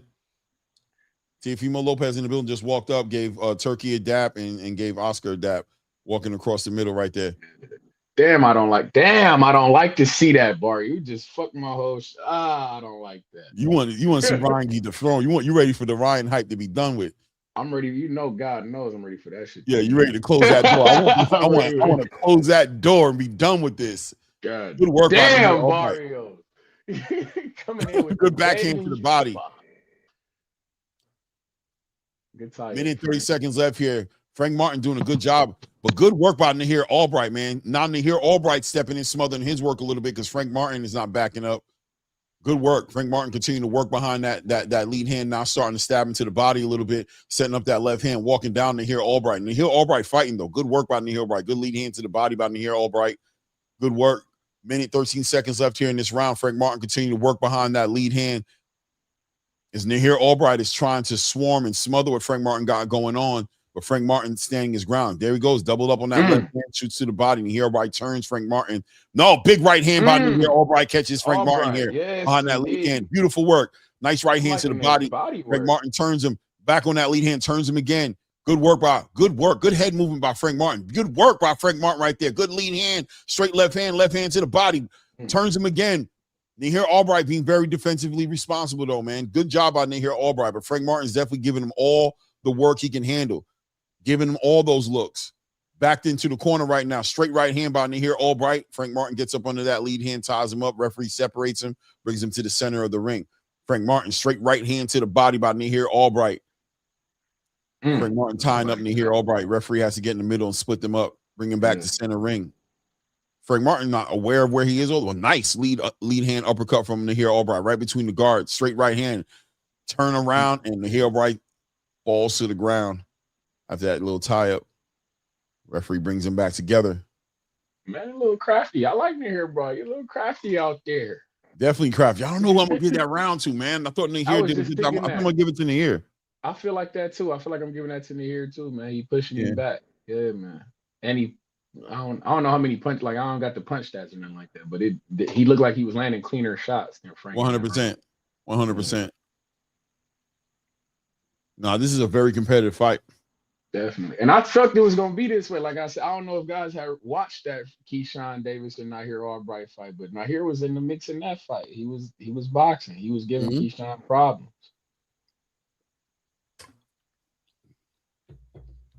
Yeah, man. This motherfucker long, man. Long, rangy, crafty. You got split in here. You know it's a good fight when you got the scorecards coming like that. We got Big Sergeant here with the 2-1 Albright. Yeah. We got New Era TV in here with the 2-1 Frank. Okay. You know what I'm saying? Okay. I ain't mad at nobody, man. This is a competitive fight. Don Clifton is his trainer. Okay, for Nahir Albright. Okay. All right, Nahir Albright back on that lead hand and controlling. Took the momentum away from Frank Martin. Is walking Frank Martin down again. Won't allow what happened in that second round. But Frank doing a good job of turning him, working them angles, man. Good footwork by Frank Martin. Good stabs to the left body. A good left hand to the body right there. Nahir Albright continuing to work behind that lead hand. Good, big straight right hand. Nice check left hook on the break right there. And of course, getting them hands right back up. Real defensively responsible. Nahir Albright is being in this ring tonight. Frank Martin just looking for those angles. Good work by Nahir Albright. Comes in with a stiff lead hand and follows it up with a right hand. Gets right back up in that defense. Frank Martin trying to get up under that hand and work that body. He's trying to find that left hand to the body. Real alert as Frank Martin's looking for those angles right there. I love the way that he's looking and keeping his head off that line. Doing a good job leaning one way or another, but Nahir doing a good job finding him too. Nice straight right hand by Nahir Albright. Good work right there. Comes in there off the lead hand, straight left hand to the body, but comes right over the top. Nahir Albright does with a right hand. Frank Martin clean. Good lead hand by Nahir. Back to a check left hook to the body, man. He's doing a good job, man. Frank, straight right hand to the body. Frank, baby, I don't know, man. Good work. They're working the clinch. Referees allowing them to figure it out, try to figure it out in that clinch. Yeah, finally separates them. Yeah, you got to box out. Box out. Come on now. I don't want to be involved in this. Y'all figure it out. Figure it out. Nice. Straight left hand coming in. Nahir Albright rushes in to smother what Frank Martin was doing. Frank Martin found a way to let that left hand go in there. Good work. Doubles up on that jab, that straight left hand to the body. Frank is becoming a little complacent with the cadence zone. I think Nahir's getting the timing down. He's doing the same thing. He's doubling up on that jab, and he's coming in with that left to the body and trying to turn him, and I think Nahir's caught onto it. Good work. He jumps in there with a left hand, catches him, but Nahir catches him on the way out with a right hand. Nice right hand right up there to the body and ties him right up. I like that. I like way to hit while you holding, Frank. If we're gonna tie a hit, motherfucker, punch. Exactly. Hold. I like it. Good work. Nahir Albright using that tie up as a strategy to almost take away Frank's momentum. He knows Frank wants to be athletic. He wants to be moving around, and Nahir is dealing with it by physically influencing Frank. Nice work. Gets up under that lead hand, catches him with a nice left hook and turns him. Frank doing a good job though, still, man. Still doing a good job in his fight. Is he winning this round? 15 seconds. I don't know, man. So. This is not here round. This is an Albright round to me. I'm not. Yeah, so far I ain't gonna lie. Frankie's just so active, but Nahir's doing a good job smothering the work of Frank Martin. You got to give him credit for that. Yeah, man, that's a Nahir Albright round, man.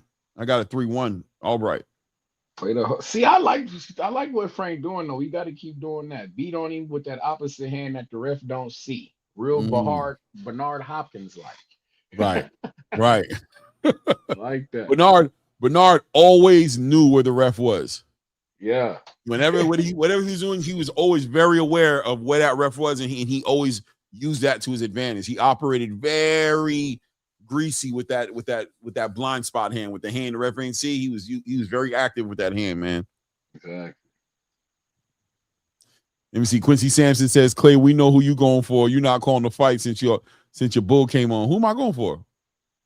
I don't know who you go there. I feel like you're being pretty unbiased. You're being pretty unbiased to me. I don't know, bro. I don't know, bro. I don't know. It is what it is, man. That was interesting. That was interesting, man.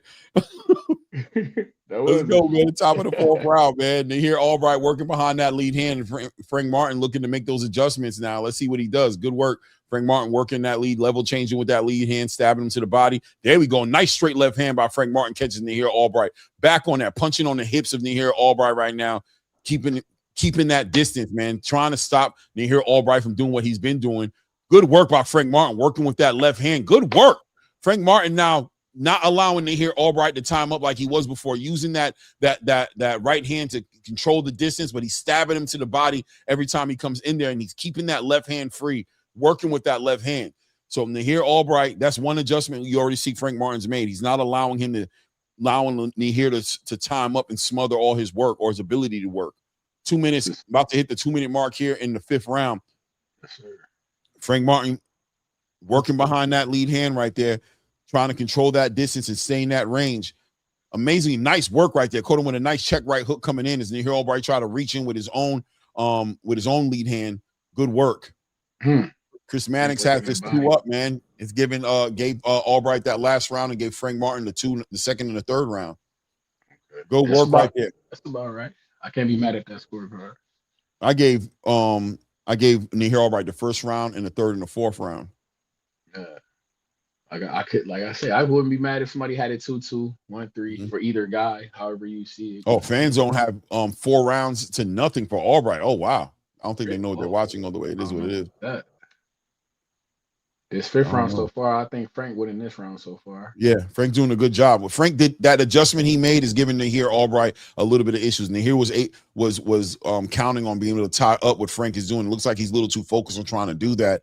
And Frank has done a good job of, there he is, he jumps in there. Frank's did a good job of controlling that distance, and he's doing it with that lead hand and that straight left hand. He's pulling back that straight left hand, and ooh, nice uppercut by Frank Martin. Beautiful work. Came right up with the guard and hit him with a big left uppercut.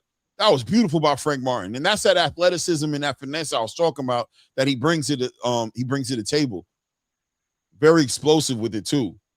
There we go. Nice work right there. Nice left hand from Frank Martin. Nice overhand left from Nahir Albright too in that exchange. But I think Frank got the better of that exchange right there.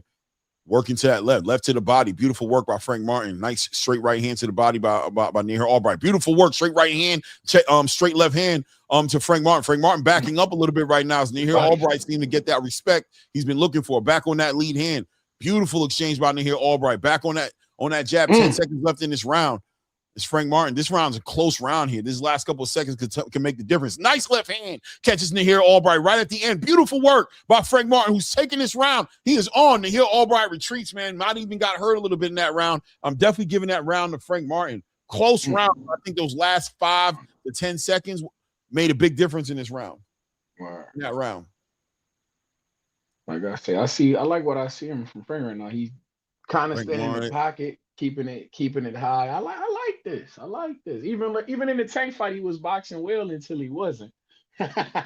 You know how Jose Benavidez in the background. David Benavidez looking connected.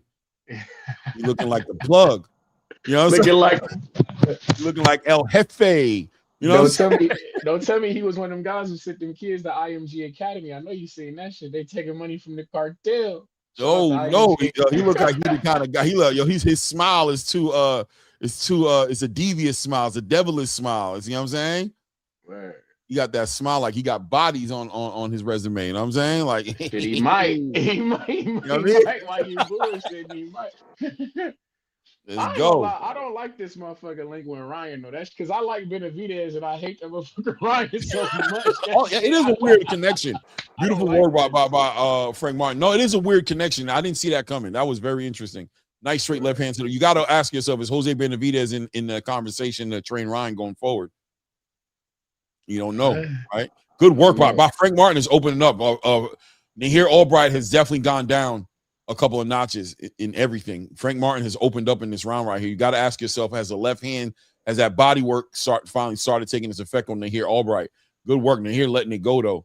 Nice left hand, leading left hand. Nice left hand to the body. Frank Martin hits him with those sneaky shots. Another left hand to the body. Sneaky. Woo, he's working the body. He's stabbing him to the body. Right and left hand to the body. Good work by Frank Martin. Frank Martin back on that. Just as you said that, he landed that motherfucker right on the body. Yeah, Frank is hitting his second gear right now. And here Albright had a great first half, but you can see Frank is seeing the fight a lot clearer. He's seeing the fight a lot clearer. Starting to slow down for sure. Yeah, on that jab, walking to here Albright down, doubling, tripling up on that jab. Good work. I like that. I like that, Frank. Put that. I like that. You control him with that form. I like that. Exactly. He's controlling that distance. He's like, nah. Don't do that. Stop jumping up on me. Stop doing that. Nice left hand to the body. Nice left hand on the top. That left hand to the body was clean, man. Right on that belt line. Beautiful work by Frank Martin. Frank being very active. Frank is a talented ass boxer, bro. He is. When you think about his background, he didn't start boxing when he was like 8 years old. You know what I mean? He picked up a lot. Good work holding down the center of that ring, using that lead hand and using that straight left hand to the body to get that respect from Nahir Albright. Minute left here in the 6th round right now. Frank continues to work behind that lead hand. And Nahir Albright continues to try to press the action with that lead hand and using it with that check left hook and that straight right hand as well. But Frank doing a good job of just staying ahead. Nice work by Frank. Another backhand to the body. He's picking up the pace. You can see he picking up the pace too. Frank starting to get a little bit more active. Look at the activity from Frank Martin's hands. The hands are going, man. Yeah. He's not allowing the here. Nice straight left hand to the body again. He's committing to that body, man. He is stabbing him to the body. Nice straight left hand by Frank Martin. Nice straight left hand to the body again by Frank Martin. That off that check right hook. Nice left hand to that body and turned him. And here trying to tap him right now with that lead hand. Beautiful work by Frank Martin. Look at the punches by Frank Martin, man. He is scoring at will right now at this point. And here's trying to stand his ground right now, but he is looking a little discouraged as Frank Martin is picking it up right now. Nice left hand to the body, and here Albright. And here tries to respond with his own straight right hand to the body. Man, that's the end of that round right there. Another Frank Martin round. Had to grab these chocolate covered ramen. Shout out to Costco. Oh, shout out to Costco, man. Costco got the listen, man. Shout out to Costco, bro. What do you think about them saying that Mario Barrios is sick? What do you think about that? You think they're making too much of that little scene when he's blowing his nose? What do you think about that? I mean, shit, because technically when you look on the Ring magazine, that's what they say Hitchins was out for is illness. But right. I mean, so maybe it is like a bug floating. It's like around. A bug going around? Yeah, maybe. Cool. I hear all right. Like he in the mix, man. I like this fight, man. It's a good fight. Hell of a fight.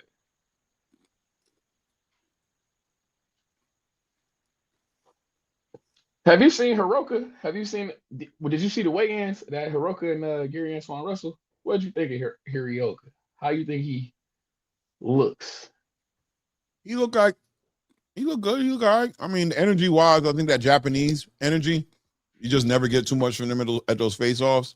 He look like he's coming game, but I think you got to factor in that flight. That flight's going to have its soul. You think going to be jet lag, huh? A little bit, I think so. Maybe he'll turn up later in the round. You know what I'm saying? It might take a little bit longer for him to get the rhythm. And But the thing with Gary is he turned up. You know what I'm saying? You so see any type of slow in your pace. You see any type of kink in your armor, he gonna jump right in that thing and open that kink wide open into a gaping hole.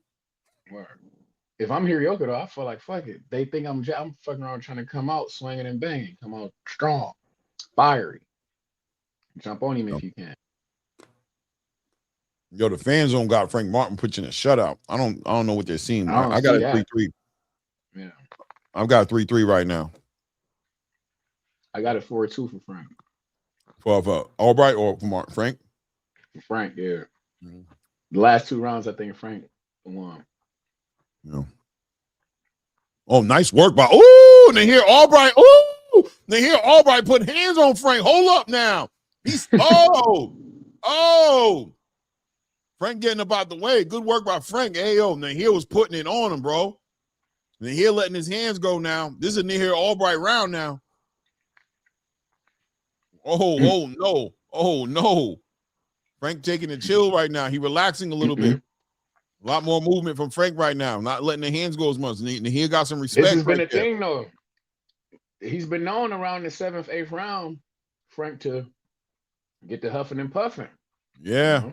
He go with the left hand. Beautiful work by Frank Martin. Doubling up on that left hand, going right up between the guards. Good work by Frank Martin. Good clean punches by Frank Martin. Good left hand by Frank Martin.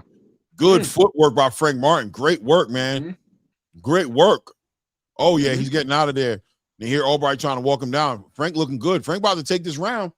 45 seconds left here in the 7th round, man. Good work by Frank Martin.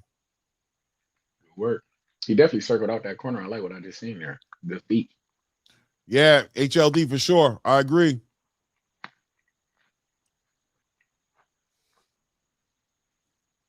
Good work by Frank Martin. And here had a moment in the round, but for the most part, Frank's controlling the round. Good work to the body. Straight left hand right down the middle.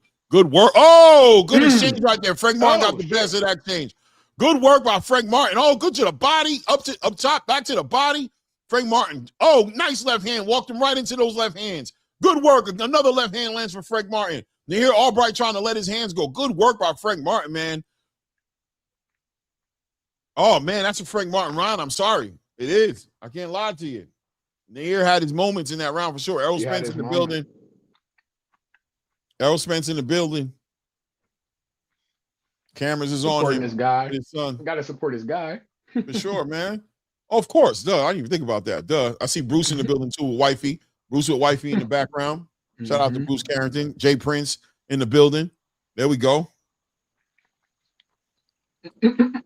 Shout out Jay Prince. Every time I think of Jay Prince, is how I think of him. You know, that's his shit. You gotta hit you with that's his shit. I read his book. That book is pretty decent too. Shout out to Jay Prince. I was thinking about picking that up, man. It was pretty fire. It's pretty good. You should check it out. It was an interesting read. You read it or you did the audio? I read it. We gotta have physical books. I don't do them audio books, man. I gotta read my books. I gotta turn them pages, man. Okay. Yeah.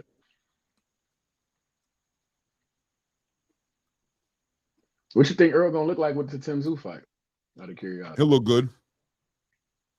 I expect him to look good. But I mean, I just got a feeling. I don't know. But I think he's gonna look good. All right.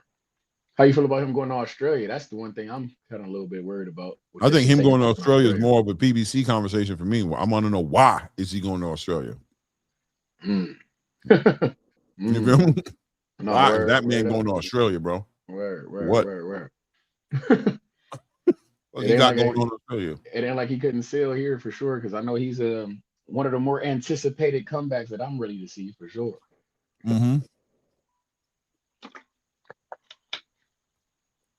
Good work by Frank Martin. Turns him right there, working behind that lead hand. Good work, man. Good work with Frank Martin working that lead hand, but Nahir Albright also. Oh, good work by Nahir Albright right there, man. Jumps right up in there, flicking that jab. Good jab. Yeah, he comes in with like a 2-3 punch combination. Good counter by Nahir Albright. Goodness gracious. See, long man. This length. And that's what the fuck work behind that jab now here. You flicking it out there, keep flicking that motherfucker out there. Yeah, the body work is definitely Frank Martin. Frank Martin's been doing a good job. 6 foot, almost 50 shots to the body in comparison to Yeah. And he been doing it on, like I say, holding and hitting him on those body shots as well. I like it. Good job. Oh. See, this is an interesting fight, man. Hell of a fight. Good work. Straight right hand by Nahir Albright right there. Good competitive round, man. Nice right hand catches Frank Martin right on the chin right there. Man, this fight right here could end up in a draw. I'm gonna tell you right now. I was just thinking, that's funny. I was literally just about to say I wouldn't envy a judge right now if I had to score this. Yeah. 45 seconds left in this round. I think Nahir Albright's getting the better of this round. Good work by Nahir. That's your son telling you got too much dip on your chip. No, that's my brother. Oh, okay. Shout out to Aunt. For sure, for sure. Shout out to all the. Yeah, I'm only child. That's only child syndrome. How is it growing up with a brother, man? Don't tell me y'all Keyshawn and Kelvin Davis, man. Y'all jumping people. Y'all Well, was that taking brother, L's, bro. that brother right there, I didn't grow up. That's my dad's. You know what I mean? When my dad Say moved on, less. so we didn't grow Yeah, up together. So my other brother Mac, we grew up together for sure. But growing up with the brothers, I mean, I was the oldest, so okay. I got an older brother too from my dad. But shout out to my dad. You know what I'm saying? Shout out, I was about to say, shout out to your pops. Bro, Shout out to your you know what I'm pops. saying? Shout out to my pops, man. All different mamas, man. Getting busy. Good. Shout out to him. Only child syndrome. I was talking to Coach Heck. I know he was saying he only child. That's the only child syndrome, man. We take this boxing shit. That's why I'm into combat like that. That's why I chose wrestling over football, because it's a one-on-one sport. You feel me? We Right. don't gotta depend. Team games were never really my thing. Oh, so you was in wrestling? That's what's up. Yeah, I was a wrestler. Yeah, that's why I can, like, with the cutting weight. That's one of the few things with the boxers I cutting weight. I recognize that shit is harder than people be giving guys credit for. Like with the Hitchins, I won't ever kick his back in, because I know I couldn't imagine having to like cut weight and then I got to, and then And y'all still putting be strong, right? And still be like athletic. Yeah, and then y'all put another weight clause on me too, so I can't eat my granola bars, or I can't drink my. Hold up. Yeah, the night before I can't even get a good sleep in with a nice, rehydrated body. Good work by Frank Martin there. Nice 1-2 right there. Beautiful work. Nice left hand to the body, man. This is a big fight, man. This fight is a fight of the year candidate, in my opinion. So far, so good. Best fight I've seen on the card. Mm-hmm. This is the most competitive fight for sure on the card. Right. Man, they got it tied up 76-76, just like me. I got 4 up, man. Yeah. Good work. Frank Martin winning this round so far, though, man. He pushing the pace. And See, that's why I don't like I don't understand why boxing have even amount of rounds. Like I always feel like it should be 13 rounds or 15 rounds. Yeah, like that's why I was like 15 rounds always made sense to me back in it, like, because it's okay. We're gonna avoid draws that way. Right. You know what I mean? Yeah. I never did get 12 rounds. Like, what the fuck? Like, why 12? Good work, Frank Martin. Find him with that time. Good straight left hand by Frank Martin there. I like work. That. Frank doing that. It's sweeping. Just sweep it over there. Just let me think about sweep. Get it from over here to over here. That's it. You're just trying to get it from over here to over here, man. Nothing crazy. Real simple. Yeah. Oh, there. See. Yeah, nice left hand. Yeah. The energy feels like Frank Martin is wearing on Nahir Albright. That's what it feels like. Feels like he's slowly wearing on. Slowing him down. Yeah. Whereas Nahir Albright's giving me the energy of a guy who won't quit. Like, I'm not gonna quit. We fighting. We gonna fight this whole time. But Frank seems to be like, yeah, but you ain't gonna keep doing this with me, bro. You better. I'm gonna get you up out of here now. He leaking. Nahir Albright has a cut over his left eye, on the corner of his left eye. He leaking. Big left hands. Big left hand by Frank Martin right there. Gets right up underneath Nahir Albright, who tries to throw a little 2-punch combination, goes right up under it. Good work by Frank Martin. Frank Martin has improved dramatically with his footwork. He has great footwork, bro. He showed it in the Rances Barthélemy fight, and he's showcasing it here tonight. Definitely. Oh, nice work by Nahir Albright right there. Nice straight right hand with a check left hook right over the top. Again, man, nice. But Frank Martin getting up under there, staying active. Just punch stat wise, I could tell you right now, Frank is killing him on the compy box. He's letting his hands go, bro.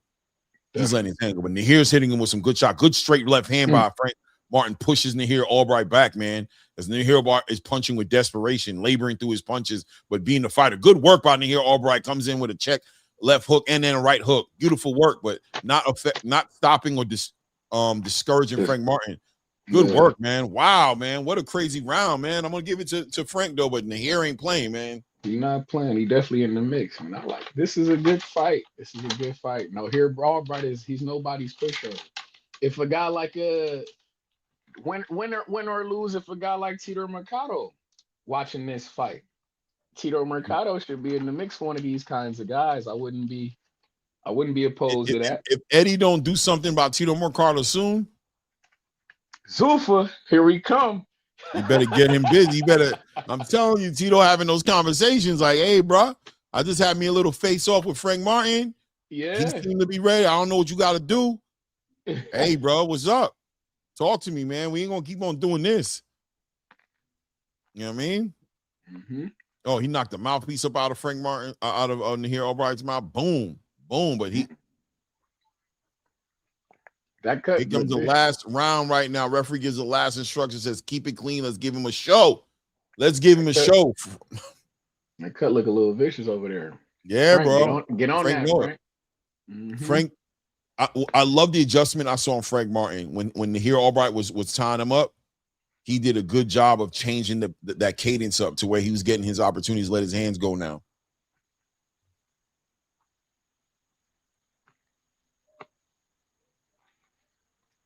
How you got it? You got it with 5-4 for Frank? I haven't even counted yet. Let me see. 1, 2, 3, 4. Yeah, 5-4. Yep, 5-4 for Frank. I got it with 6-3. For Frank? For Frank, yeah. Okay. Good work to the body by Frank Martin here in his last round. Nahir Albright letting. Ooh, he hurt Frank with a left hand. He hurt Frank with a big left hand. Uppercut in the middle. He hurt Frank. Frank is hurt. Frank is trying to recover, trying to hold on to Nahir Albright. Tying up Nahir Albright, but tackles him into the ropes. There you go, Frank trying to get it back. He got hurt with a left hook. Big left hook shakes up Frank Martin. Frank Martin trying to hold it down. Minute and 45 seconds left in this final round. Nahir Albright knows he has a hurt fighter in there, putting the pressure on him. Frank Martin is trying to get that space. Big left hand lands for Nahir Albright. Big right hand for Nahir Albright. Frank Martin turns Nahir. Big left hand for Frank Martin. Oh, my goodness. It's going down. Frank Martin on the ropes. Nahir hits him with another left hand. Frank Martin looks like he's losing on his legs. What's going on here? Hold on. Mouthpiece comes out for Nahir Albright. Buys a little time for Frank Martin. 1 minute and 20 seconds left in the 10th round. Big right hand lands again for Nahir Albright. No, Frank Martin is out on his legs, man. He's moving around, trying to get that space. Big left hand for Frank Martin, letting his hands go. Nahir Albright's mouthpiece comes out again out of his mouth. Big right hand. Oh, my goodness. Nahir Albright is dropping the ball. Keep the mouthpiece in your mouth as he's buying time for Frank Martin. Final warning from the referee, Nahir Albright. Keep your mouthpiece in there. Minute left in the 10th round. Frank Martin steps to Nahir Albright. Doubles up with a check right hook. Gets up under him. Nahir Albright finds him with a right hand again. Frank Martin getting his legs back under him, letting his hands go. Big shot lands again for Nahir Albright. Frank Martin trying to use his legs right now. This fight is turned around. Could this be the round when Nahir Albright shakes the world up? Straight right hand, straight left hand, nice check right hand by Frank Martin, using his legs, moving, dipping, getting up underneath Nahir Albright, who may have a little bit, the body work may be hurting him, bro. The gas tank might not be there the way he needs it to be. Frank Martin is definitely hurt still. That mouthpiece is fucking him over. 25 seconds left in round 10 right now. As Frank Martin is looking like he's getting his legs back under him, but you can't help but feel like Nahir Albright just needs to land one clean shot to change this whole game. Big check left hook for Nahir Albright, catches him right there. Frank Martin letting his hands go. Ties up with Nahir Albright. We're down to the last 10 seconds of this round. Nahir Albright shoots a big left hook, big backhand right uppercut up the middle. Beating on 10. Oh, my goodness. That's the end of that round. Wow. Wow. To say the least, that is a Nahir Albright round. And if that is the Nahir Albright round, ladies and gentlemen, we have a draw on my scorecard. We have a draw on my scorecard. Wow. Wow. Woo! Nahir Albright with the loose mouthpiece, brother. Get him some custom mouth guards. Get that shit done right. That is crazy. That fell out of his mouth at least twice in that round. And one time in the other round, that is unnecessary. That was unnecessary. Impact mouth guard, we need you, gang. Yeah, we need you. Hook him up, bro. Hook him up, because I think he legitimately might have lost this fight on the back of a bad mouth guard, bro. Right? You think he could have got him out of here?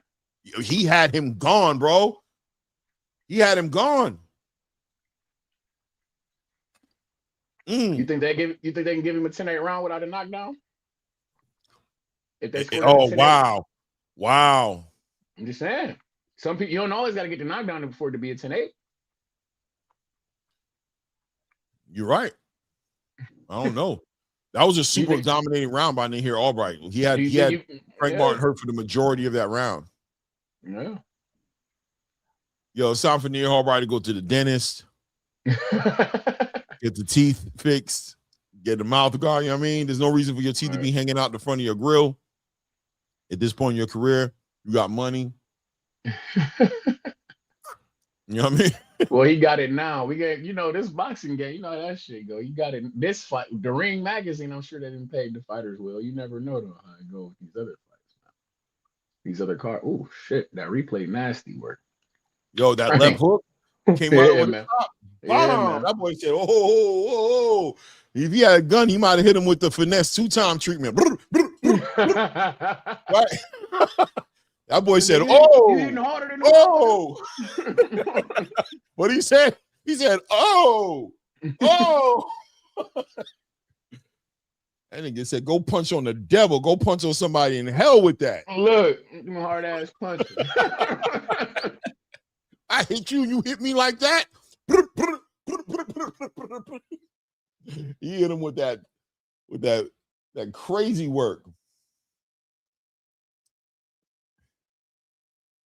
Let's see what happens.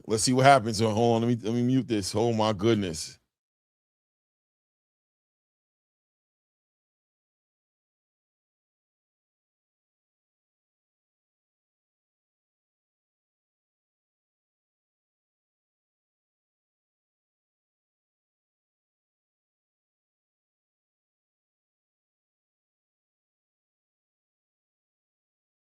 I ain't mad at it. It's a draw. It's a draw, man. I had it on my scorecards. I had it a draw, man. It is what it is, man. It's a draw, bro. Frank Martin's gonna get the push.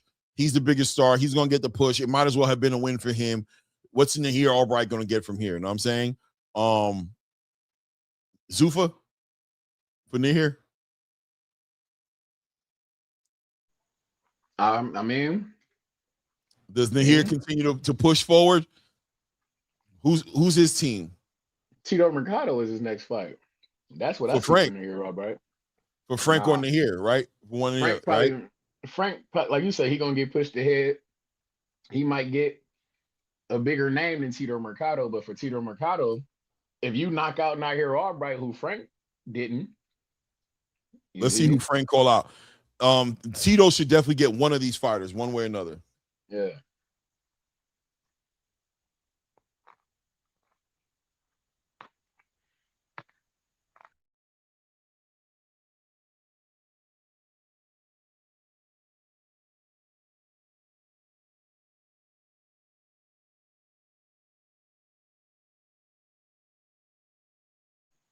They didn't do it 10-8. If you see that mouthpiece fucked him over. If he had a guy, if Frank Glove had to hit that canvas, that would have been a knockdown. That would have pushed it over. Yeah, he would have got the knockdown, bro. If that didn't come out, would he have knocked him out? Nah, Frank got that dog in him. He gonna get up, but that 10-8 would have been the difference. That 10-8 would have been the difference for sure. That would have pushed him over the top. Yeah, bro. I don't know what's next for Frank Martin. I'm trying to see if he says anything. If he calls anybody out, he might feel like he's just gonna get killed for a bit.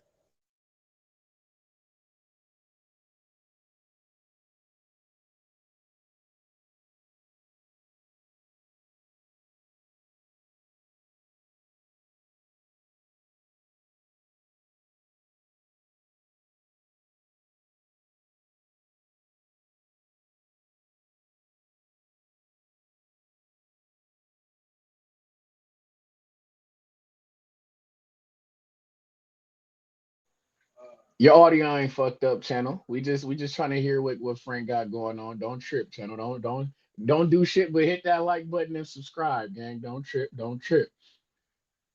I wouldn't mind a rematch. I'm not gonna bullshit with you. If we can come rematch with this fight, I wouldn't be upset with the rematch.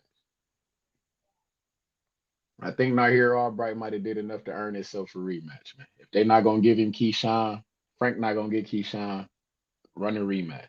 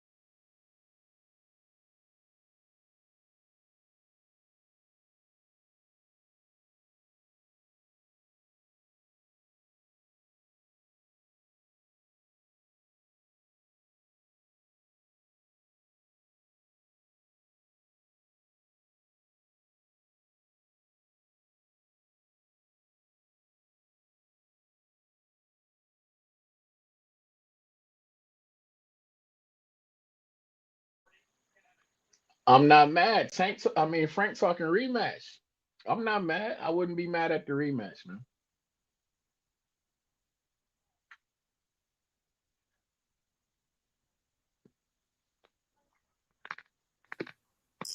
Pack that singing up. We don't want to never see that again to hear. You save that for the studio and for these ladies. Pack that shit up. We don't want to see it. We're not here for it. Don't do it again. The good times, that high note, diabolical. Don't never do that again. Ever again. No. But that being said, let's get a rematch. Let's work on that. Let's leave the music career to the side for a second there. Let's make the rematch the protein on the plate. We done with the. We packing that singing up though. That was not it, bro. Hey, you can only do that if you win the fight. Then it's like, I lost to a singing nigga. Yeah. Yo, leave. Hey, man. Hey, shout out to Nahir Albright, bro. But hey, bro. Hey, Woo, stay home, Woo. Stay home. Nahir, we here for Nahir Albright. We here for that fight. Shit. That boy got that dog in him. We here for the fight. But nah, never again. Somebody talk to him ASAP. When we get back there, shout out, champ. Hey. Don't do that. Hey, bro, we ain't doing that no more. You hear me? Oh, shit. If there ain't no auto-tune, if there ain't nothing like that available, you don't think, brother. Even Slicker Shakur, fam. Shit.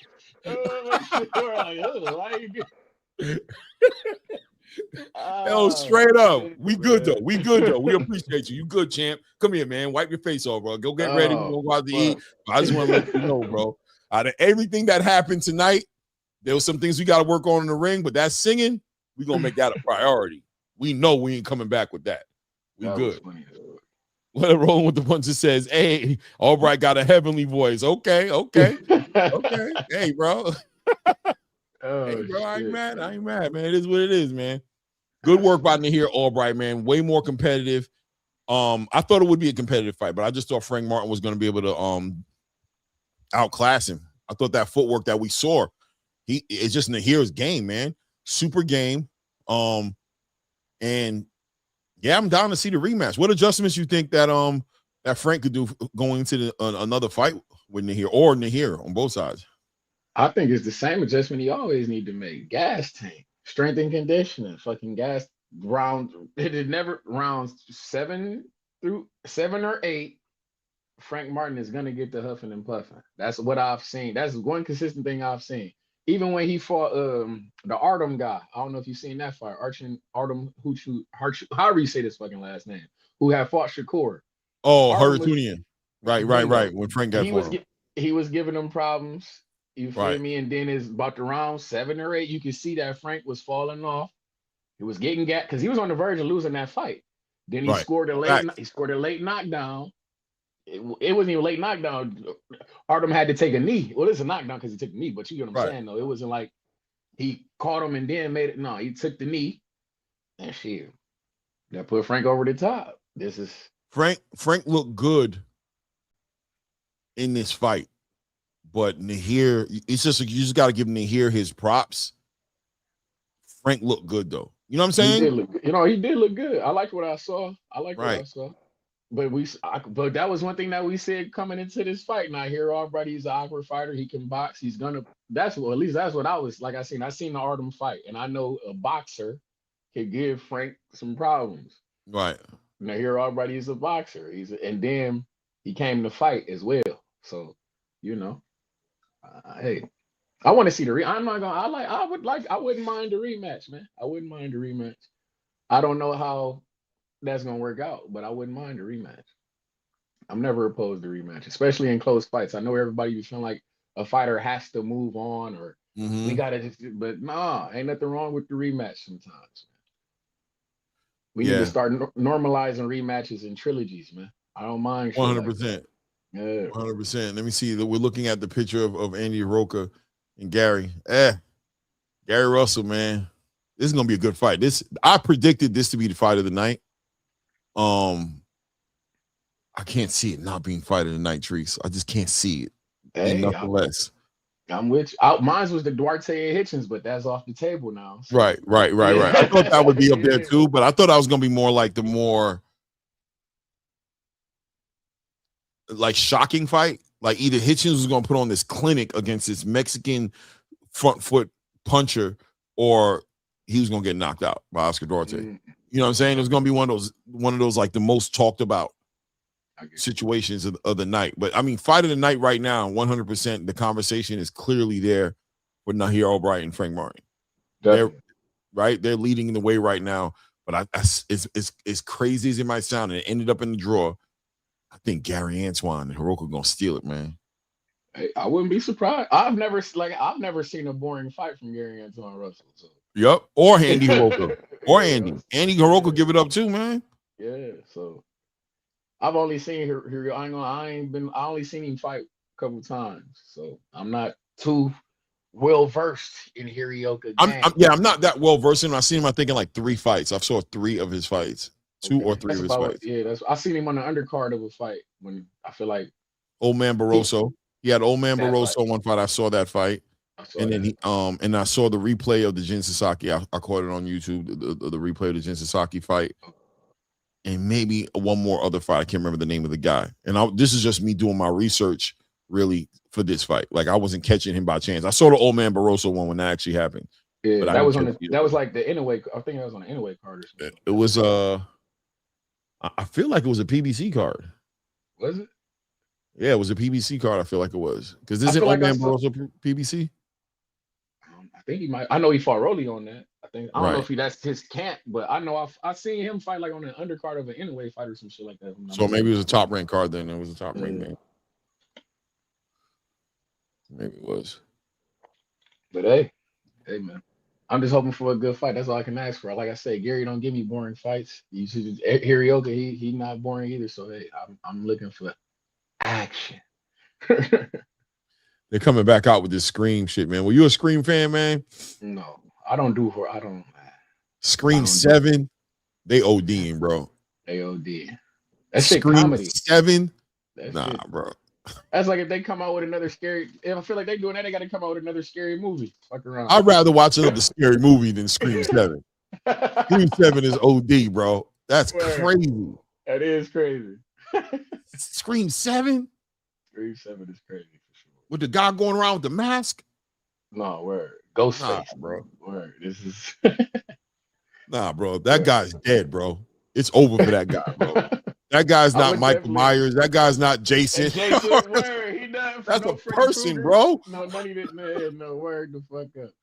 Lock him up, bro, or kill him, bro. You know what I'm saying? We can't keep doing this, bro. Oh, shit. Bro. That's how it be though. I got now you done got now we done started some shit now. Fuck it, we doing fuck it. Who taking this shit too far between Fast and the Furious and what's my not screen? What's the other? I can't even think. Fast and the Furious is another series right now I'm thinking of. It's like right at the top of my head. I cannot get this shit off. I'm like, fuck. Who could just tell me who competing with Fast and the Furious right now? Who taking it over the top? Who doing? Because I think Fast they doing too goddamn much. Bro. They don't like 10. They might have went. I ain't gonna lie. The last what did they add it to it, man? The one with the Final Destination. I thought it was like, it wasn't horrible, but it was just like you might have did one too many. You might have did one too. Word. Right, you might have did one too many with that one. I actually thought the last one was pretty good. I ain't gonna bullshit. Yeah, that's what I'm saying. It was like there. It wasn't bad, but yeah, it hit me with cliche. As I was going through, I'm like, oh God, you know what I mean? But it was good acting, decent stuff going in. You know, the tattoo shop. I thought that was a pretty intense scene when he didn't die out of everything we thought he was going to die from, and then he ended up, you know what I'm saying? Then he ended up burning. We're like, oh, I thought he made it. I thought he was going to make it, bro. Word. You know what I mean? That was crazy. Let me see. Damn, that Scream 7, you got me thinking. That Scream 7 shit, that shit is out of control. What the fuck? Oh, that is ridiculous. That one right there hurts my feelings, bro. The fact that you got to do that just shows that you have like a lack of a storyline. Yo, my guy Andy Heroka coming out with the Michael Jackson jacket with the Michael Jackson zippers. The scars on your face like the Michael Jackson zippers. He finna get beat. Yo, if he come out to beat it, I'm done. He better not come out to beat it. You better pick another song. Don't come out to beat it. I'm telling you right now.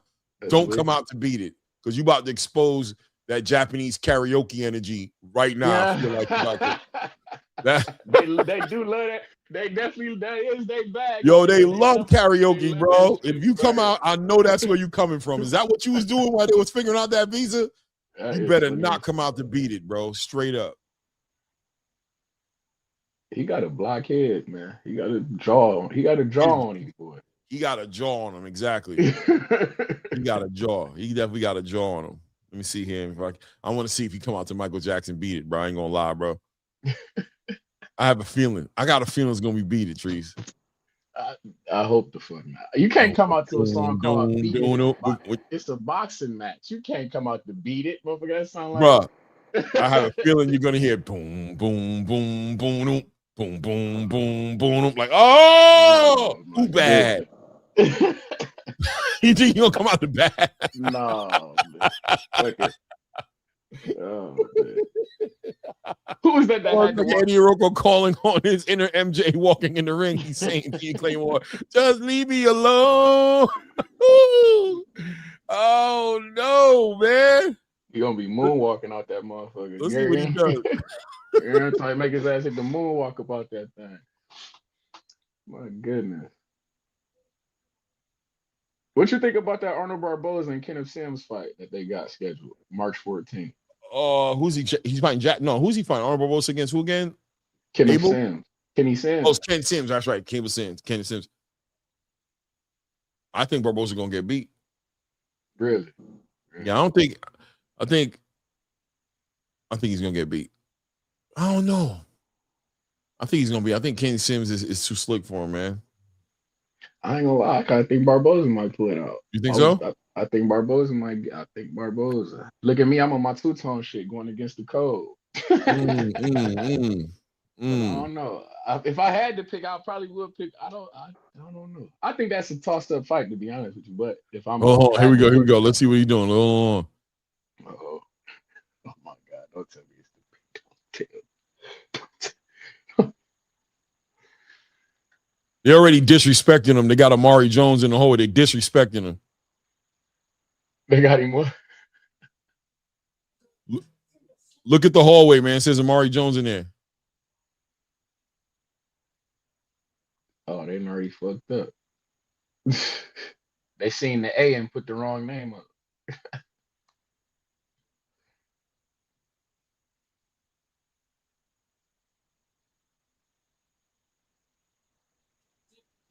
Coming out that dirty Diana. Oh, bloody hell.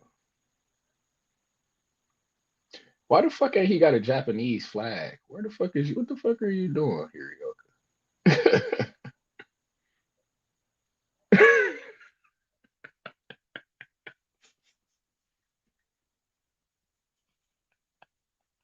That motherfucker. Clay in his bag. That's Yo, Mike is timeless, baby. You can't hate on Mike, bro. You can't hurt him. You can't hate on Mike, bro. He timeless. He timeless, man. Come on now. Disrespecting they done had every name pop up on the fucking screen except his. I seen Gary Russell's name pop up on the shit. Gary Russell came up there. Amari Jones, like they typed into the name. Yeah, they didn't think he was coming, bro. I disrespecting Mike. Yo, the production company, like, he got here 2 days ago, man. Oh, hold on, we got him. No, y'all don't. Pull a switcheroo, man. If they would have had the old switcheroo, would have been Oscar Duarte versus motherfucking Gary Antoine Russell, man. They was trying to pull a switcheroo, man. What's up with you and GH? What do you mean by that? Mind yours. What do you mean? What's up with me and GH? What do you mean?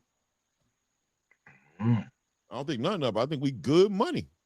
You want me to call him right now? I'm about to give him a call right now. I'm like, yo, this guy, mind yours, said, what's up with me and you? Oh, Heroka.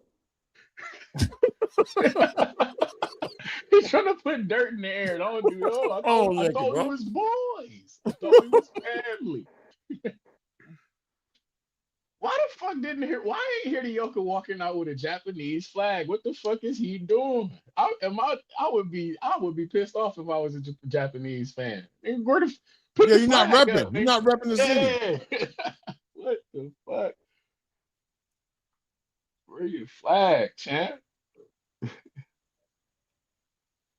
I ain't gonna lie. That's one thing I always wish that some of my African American fighters would do. Right? Sometimes we got to start. You feel Oh, me? you said don't call? G Live don't call? Okay. Because you know I'm going to mess that live up because he worked that same phone. If I call my ring, throw that whole shit off.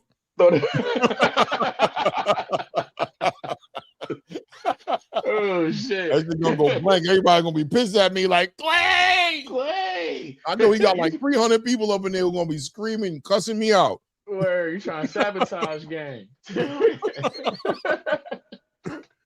That's funny. I know Greg gonna tell on me too. This nigga Claymore call my damn phone, bro, and threw this whole. I just want y'all to know he threw the whole damn live off, bro. Weak as shit. Gary in the camo. I dig it. Damn. That Alberto Puello fight. That looked nasty on this shit. Mm-hmm. I like Alberto Puello though. He's a hell of a fighter, actually. I thought he beat Matias on some real shit, but they didn't give it to him though.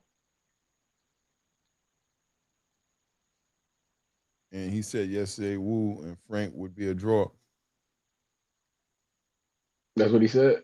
Oh yeah. He said, you said, yo, he said he gonna come out to MJ, and he said yesterday, Wu and Frank would be a draw. I don't know, man. I don't know. You know what I mean? You watching the sport. What did Gary Antoine come out to? Yo, Gary Antoine needs to get more. He needs more vocal. He needs to get more vocal. Yeah, like in the ring, he a problem, but he's just not doing enough, bro. He not. I mean, where the rapper at walking you to the ring?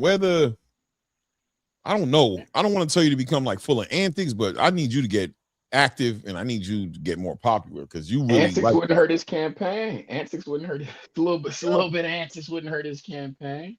I don't know, bro. You might need to go to Zuffa. Yeah, he won there. He sitting that motherfucker. That motherfucker didn't sit the whole card over the shit. I don't know, bro. This nigga Claymore or something else, bro. He didn't sit the whole camp over that motherfucker. Not here. I don't know, bro. Fucking crazy. Yo, if you tired of your fucking promoter doing Clapback Thursday, dancing on the videos, come on over to Zuffa, bro. Oh man. He's sending everybody over there. Oh no, bro. I do want to see him active, bro. Come on, man. Get active, bro. I want to see you at this point, at least twice a year. But I mean, I think you could do it 3-4 times a year at this point. Let's get it. Come on. At least 3. Oh my goodness. PBC ain't going for that shit. No, seriously, you probably should go like Matchroom or something. Like go to Matchroom. Like you gotta get up out of PBC, man. It wouldn't hurt. PBC, that's just they got everybody on ice. They just put that as how the fuck it be. We still ain't seen what's my Brian Castano ever since he's fought Charlo. I don't even know if that motherfucker's still alive. We ain't seen him ever again. Shit crazy.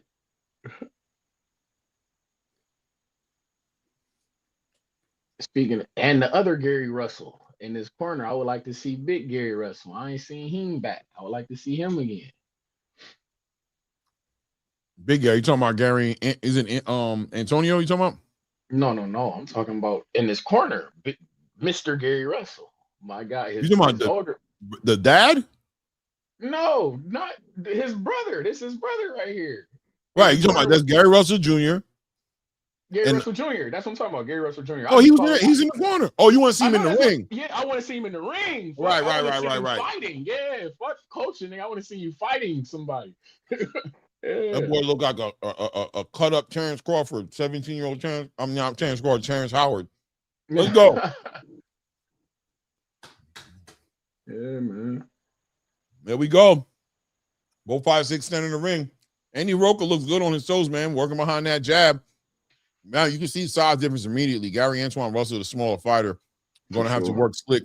Let's see if Gary Antoine can show us what Frank couldn't show us. That motherfucker got a jaw on him, boy. That shit is that head. that head. Yo, that's a target. Fucking hell. Yo, he got a big head, bro. Oh, he got a grown man head and a little. That's what we call. That's what we call a noggin. He got a noggin on him. That's a noggin. Gary Antoine taking his time, man, calculating, being very calculated, man, waiting. You already can see he's setting up the big left hand. Woo! Nice, fast, snappy jab right there by Gary Antoine Russell. That jab was snappy. Up, walking. Woo! Gary cutting the ring off. Andy Heroka in the center of the ring right now, working behind that lead hand, working behind his jab. His jab is snapping too. Using that range right there, working behind that jab, shooting that jab with bad intentions. Southpaw versus a southpaw, man. It's going down, man. Working behind that jab. Gary Antoine sitting there reading the room, taking his time to process the data right here, holding the center of the ring right there. Has he thrown a punch yet? No, but he's throwing that jab. Bottom line, though, he's got Andy Heroka on his back foot, man. Andy's kind of waiting, but Andy's active with that lead hand. He's active. Gary's really looking like he wants to close that space up, put him against the ropes, put him against the corner. And there he goes, times him up, comes right over the top with the left hand, back on that jab. Good jab by Andy Heroka. Gary Antoine goes in there to close up the space. Andy Heroka ties him up. Very active inside the clinch. Gary Antoine Russell, very active inside that clinch. Well, we're already down to the minute, man. I think Gary Antoine Russell's thrown like 5 punches this whole round. A punch. This is crazy. Andy Heroka is winning this fight just off lack of activity from Gary Antoine Russell. Pressure alone. This is what ring general shit. Well, not right, really maybe. Because he Nice work by Gary Antoine. Good work by Gary Antoine. So jumps in there, comes over with a big overhand check right hook and a left hand, gets tied up on the separation, hits him with another overhand, or comes over the top with an overhand right, doesn't hit him with it. 25 seconds left here in this round. Andy Heroka holding controlling the fight with his jab, in my opinion.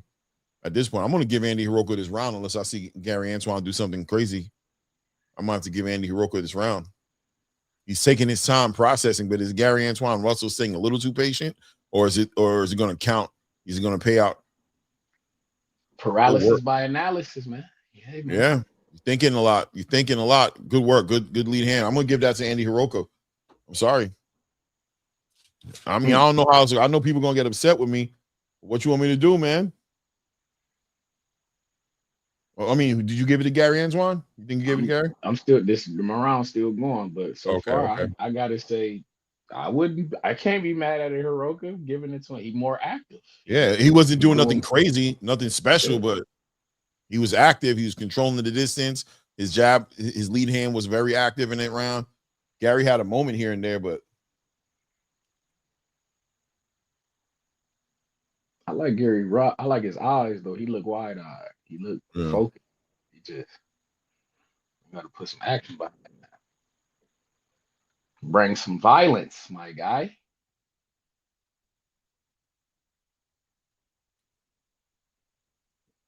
Let's see what that instruction from Russell Jr. going to do. Let's see the adjustments in Gary Antoine and Andy Heroka in the second round here. Very cerebral first round. Let's see if this second round does the same thing.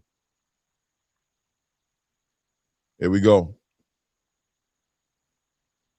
Working behind that jab. He's being more and more active with that lead hand right now, trying to close the space up. There we go. A lot of, man, he got me going on, man. His feints got me moving back. Good work to the body by Gary Russell. Oh, man, Gary Russell very active. Woo, Antoine Russell super active. Has Andy Heroka on the back ropes right there. Boom. Good work. Oh, yeah. Gary Antoine Russell's taking control of this round. I'm sure that's what his corner was telling him. We got to step up the activity. Working behind that jab.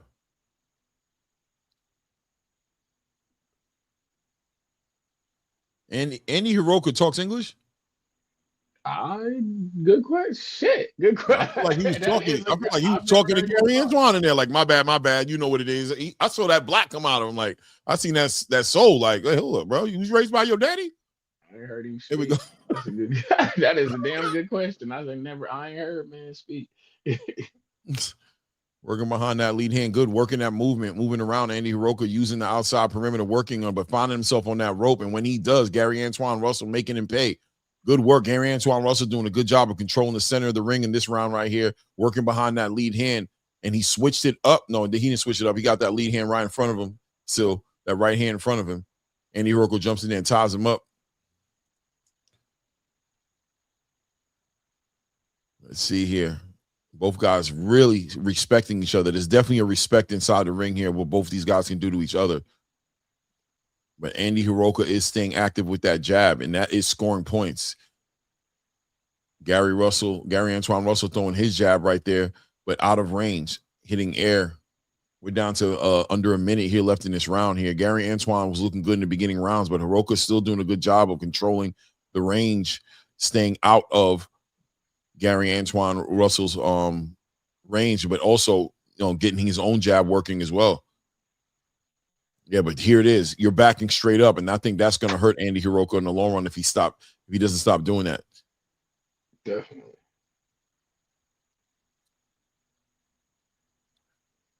Approaching 20-second mark here in the second round. Good work right there.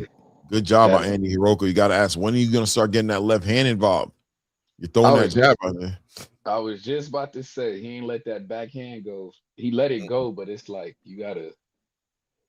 It's a little bit of a commitment, right? To let that left hand go is a commitment. He's kind of scared of what's coming back at him. I wouldn't be afraid to see him just lead with it one time. Always, I don't mind when guys lead with the backhand because I feel like I was telling, you only got 6 punches in boxing, really. You got a selection of 6 punches. You feel me? So it's like you throw the backhand out there to disrupt rhythm a little bit. I don't mind. Salute James Dickinson. Yeah, Big Sergeant got 2-0 Russell. I've got it 1-up. I gave Gary that last round. Yo, that boy Mario Barrios always got some shit, got some stuff going on in his locker room, bro. They going crazy up in there right now. They making it rain back there, bro. I don't like it. It's lit. What you talking about? He getting the ancestors involved, bro. He going for it. He doing his thing, man. I don't like it. Go.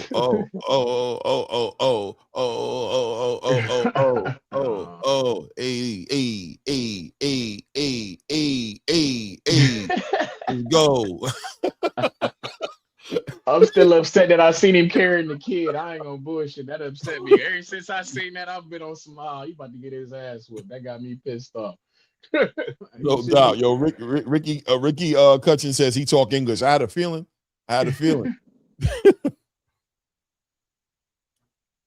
Working behind that jab here. 2 minutes and 45 seconds left in this round here. Andy Heroka continues to work behind that jab, but he keeps backing straight up.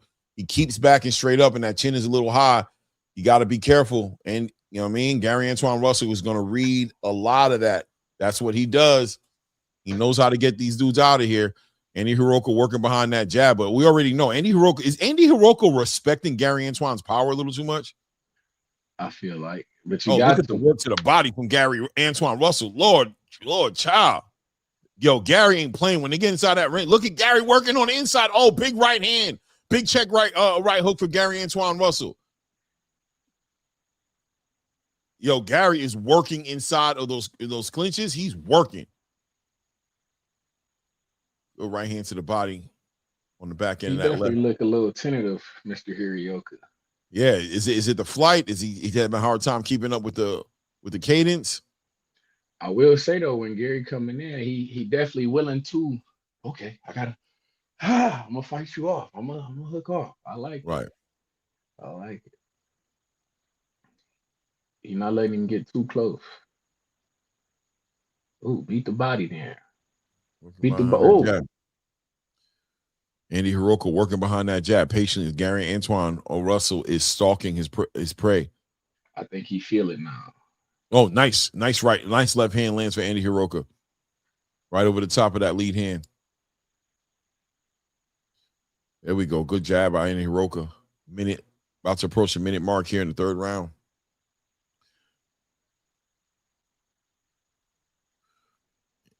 Andy Heroka, good work, good lead, good jab by Andy Heroka finding him. Yeah, even Chris Mendes got a 1-up on his scorecard too. Got to give him that first round. Gary didn't do nothing in that first round. Can't give him a round. He didn't do nothing in. It's crazy. That's the round they gave him. They gave Gary Russell the first round, then they gave Heroka the second round. Really? Wow. Yeah. Interesting. And then they showing the fans on scorecard. They got the fans got it 2-0 for Gary Russell. Of course. The fans had Frank Martin shutting out. Shutting down the here. All right, bro. Word. There we go. Andy Heroka working behind that jab. Doing a good job working behind that jab. Gary Antoine Russell still kind of getting the cadence down for Andy Heroka. I like him picking up the activity, though. I will say that. Throwing more punches, at least. Good job by Heroka, though. I don't know. Do you think we could have another draw? 2 draws in a row would be sick, man. I don't know, man. I'm gonna give that round to damn. It's hard for me to give it to Andy, man. I can see the ring. I'm gonna give it to Russell. I'm gonna give it to Gary Antonio, man. Gary Anthony. I mean Gary Antoine.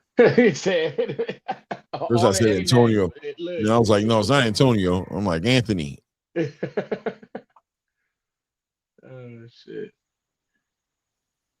The Ant-Man. I got 2-1. 2-1 Gary Russell. Shiro Sakuma. Let's see here. Koji Matsumoto. That's how you say that. Oh, nice. Push Andy Heroka back with a nice left.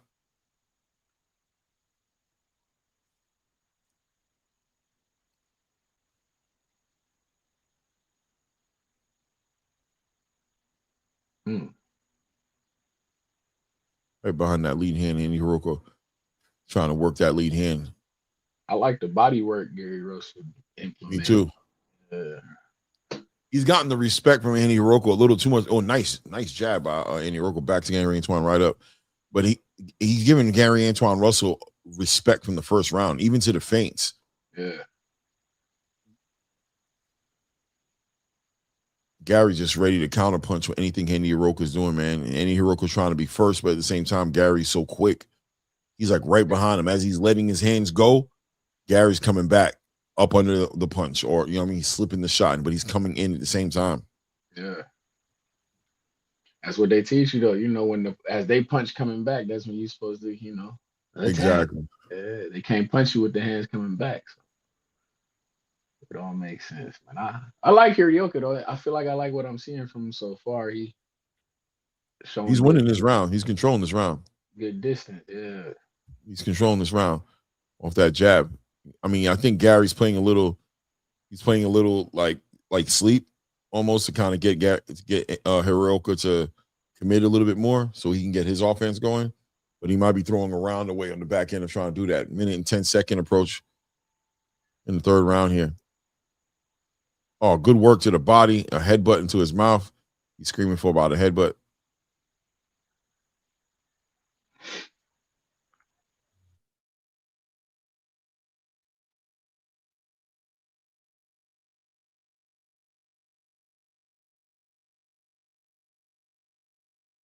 There we go. It's so interesting how the fights that you guys think are going to be the best fights turn out to sometimes just be the quietest fights. There's just a little bit too much respect going on in this ring, and just thought it was going to be a rumble, and just not turning into that. But I mean, it's a very cerebral fight, which is good as well. That's a good thing, but it's just not what I expected. So that might be a little disappointing, I guess, to a degree.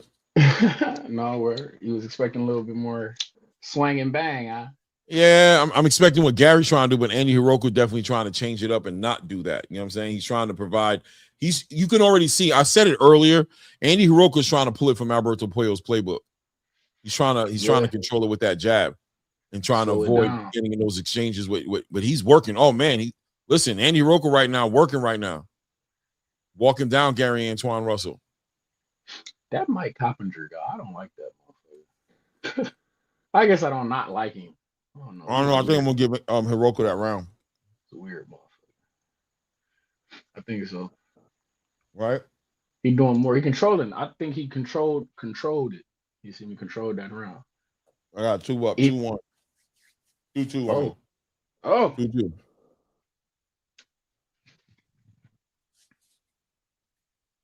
I don't like when fighters wear white gloves. Is that just me? I don't know what the fuck just made me think that. I don't like White gloves. White gloves. Anthony Joshua used to love doing that, bro. I don't know about that. I don't like. I don't like the way that look for some reason. It's like when people talk about pillow fist. Maybe that's what the fuck. It literally make your fucking hands look like pillow fist. But if you knock somebody out with that white, it look like you hit him with the. You know what I mean? Like you got blessed. Like and the angels, God came down. You know what I mean? Cleaned them up. Word. Yeah, I've got a 2-2, man.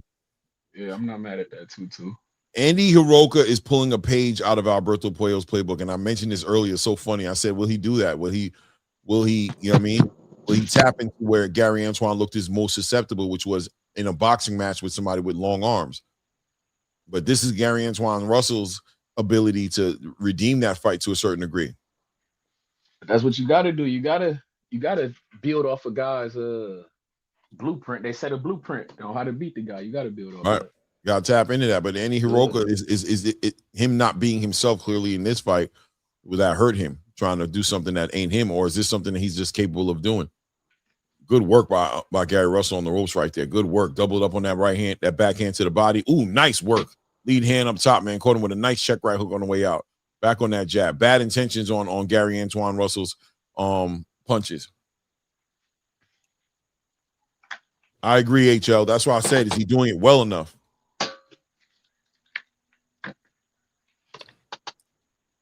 I like what I'm saying, though. Yeah, he's controlling the range. He's staying behind that jab, definitely working behind that jab and controlling the range. The question is, when is he going to let that left hand go? I expect Gary to pick up this pace a little bit, though, because I don't think if I'm in the corner, because you can't let him keep doing this, because who knows how, like you said, who knows how these judges are scoring this. Yeah. Conor Benn in the building. Oh.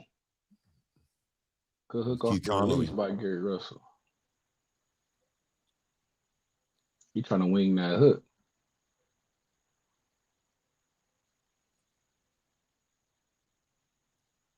Yeah, working behind that jab.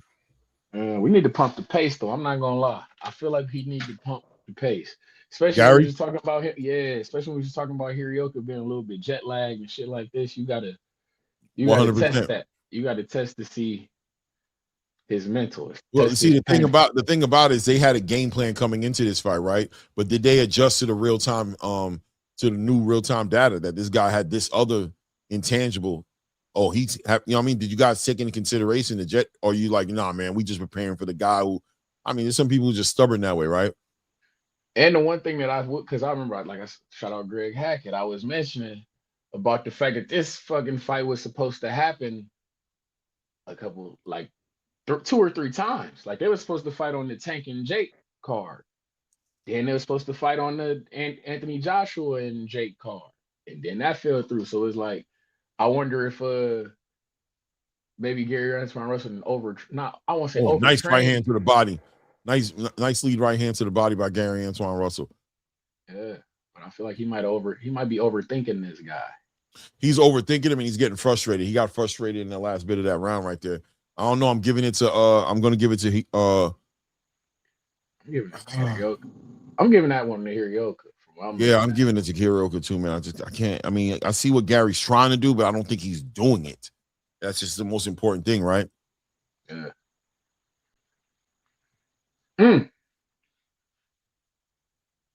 Knock him on balance with a shot. There goes your favorite color on Ryan Garcia's gloves. Them white gloves. Oh, that fucker. Oh, that fucker. What you expect to see from Ryan tonight, man? Man, I don't know. I'm very intrigued. Try to see what Ryan's gonna do. I want to see wrinkles to his game. I want to see him show me some looks, man, that I haven't seen from him. But I'm expecting him to go head hunting with that left hook, man. Work to the body, probably. I probably expect him to work the body of Barrios. He's taller. He knows what Tank was able to do to the body, and he has a good left hook to the body. His left hook's good up top and in the bottom. So if he works the body, probably work the body early and open something up and try to stop him around between like 6 and 9, 6 and 8. Go where Gary Antoine's getting way more active now. He's definitely getting the right instructions from his brother, who's telling him to pick it up, because you're making the rounds way too close. You don't know how the judges are looking at it. That's exactly it. That's what I'm saying. You can't make this look that close, man. Bob Santos, you better be in that locker room watching them guys wrap them hands. Mm-hmm. Watch him close. He's a known cheater.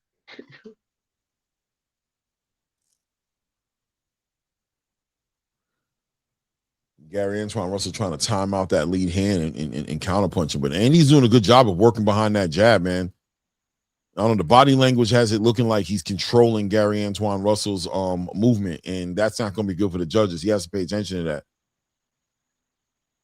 That jab is keeping him right where he needs to be. Gary letting his hands go at times, but hitting the air, just really trying to hit whatever comes across the line. Gary Antoine Russell kind of looking like a little bit of desperation in his punches, just a little bit. He's reaching a little bit. I see. Yeah, he's overreaching. He's trying to hit anything that he can hit. Trying to stay active. There we go. Nice. Doubles up on that right hand to the body, left hand to the body. Oh, nice uppercut by Andy Heroka on that situation. Nice. Oh, nice body shot by Andy Heroka. Good work by Andy Heroka, man. Andy Heroka putting some hands on Gary on this one, bro. Yeah.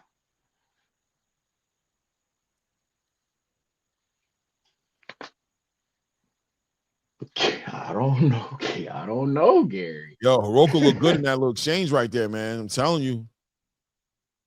He getting his own thing going on right now, and he's walking him down. I was just about to say, and he's starting to get backed up too now. This ain't looking good. That ain't what you want to see. Good shots by Gary Antoine putting the pressure on him. That was good. 30 seconds left here in the 6th round here. About to hit the halfway mark officially, past the halfway mark in this fight. Andy Heroka pretty much looking almost like he's stalking Gary Antoine Russell to a degree at this point.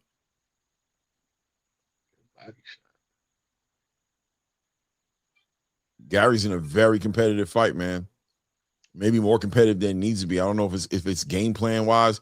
Good work, man. Good work by Heroka here. Big left hand right there. Big left hand to the body. Left hand over the top. Gary Antoine tying him up. We're about to close this round out here, man. I think I might have Heroka taking that round. Yeah. And he looked like he building confidence. It looked like his confidence is definitely growing. I got it 4-2 for Andy Heroka. That's crazy.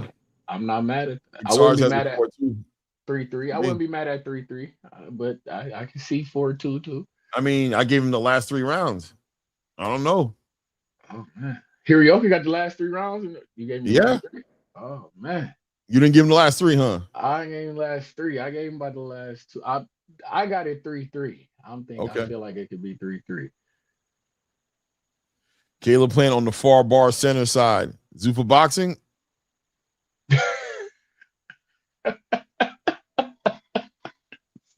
I don't know, bro. You know that, but on some real shit, the Zuffa boxers, they're definitely looking for a great white hope over there. They ain't got. I mean, Callum. They thought it was gonna be Caleb. Caleb wasn't it. He ain't. Yeah, he wasn't it.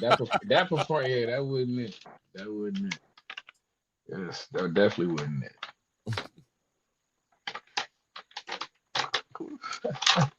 We go top of the 7th round. Oh yeah, they're gonna call me Mr. Zuffa forever. They're gonna call me forever. I already know. Yo, is it me or Andy Heroka look like? Okay, that's just his shorts. It kind of looked weird. It looked like his shorts. Woo! Big left hand by Andy Heroka here. Timed it out nice. Oh, Gary Antoine doubling up on that jab, working the body now, getting way more active, taking control of this round right here. That's what we want to see from Gary. What he's doing right here. Gary Antoine Russell doing a good job working the body, man. Dealing with a fighter who doesn't want to stand in front of him, but standing in front of him. The milk chocolate almonds, though. bitches hidden though. These bitches, shout out to Costco. Nice right hand to the body, big right hand to the body, big left hand over the top. Heroka making the most. He's working on the inside now. He's not allowing Gary Antoine to just take that real estate, because earlier in this fight, when they were on the inside, Gary was super active.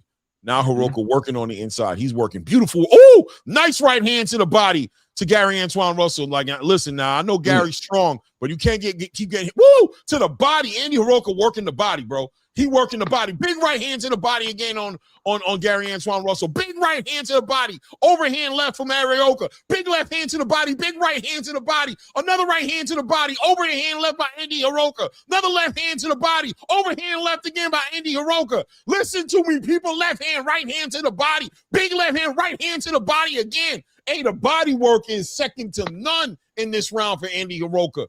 Second to none. Minute and 12 seconds left in this round. That body work is shaking. Big right hand to the body again from Andy Heroka. Investing in the body. Is Gary Antoine feeling it? I don't know.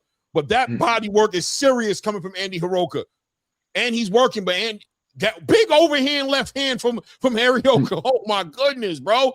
That body work coming back from Gary Antoine Russell, getting work to the body. But Andy Heroka in that 30 seconds put in big left hand by Andy Heroka, tying up Gary Antoine Russell, not allowing him to let his hands go. Nice big back left hand from Gary Antoine Russell. He moving him around with them punches too, guys. Yo, he is putting punches on that man's body, bro.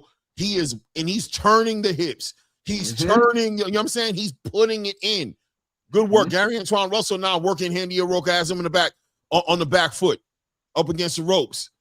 Comes over the top with a big check left hook, with a big left hook, backhand left hook. God damn. Hey, bro, do you see the work? Andy working, bro. Andy working. Another big a backhand to the body. Another big backhand to the body. Overhand right. Another backhand to, he's working. That was a Heroka round, bro. Hands down. Period. Period. I don't know what Gary Russell, what Big Bro's about to talk to him about, but he was punching on you, bro, in that round. He was punching on you, bro. He was punching on you, family. I'm sorry. Don't be mad at me. Shout out to the Russells. Shout out to my guy, Dub, man. You know I got no more respect for you guys, but that boy put a body campaign on that boy in that one right there. Shined him up.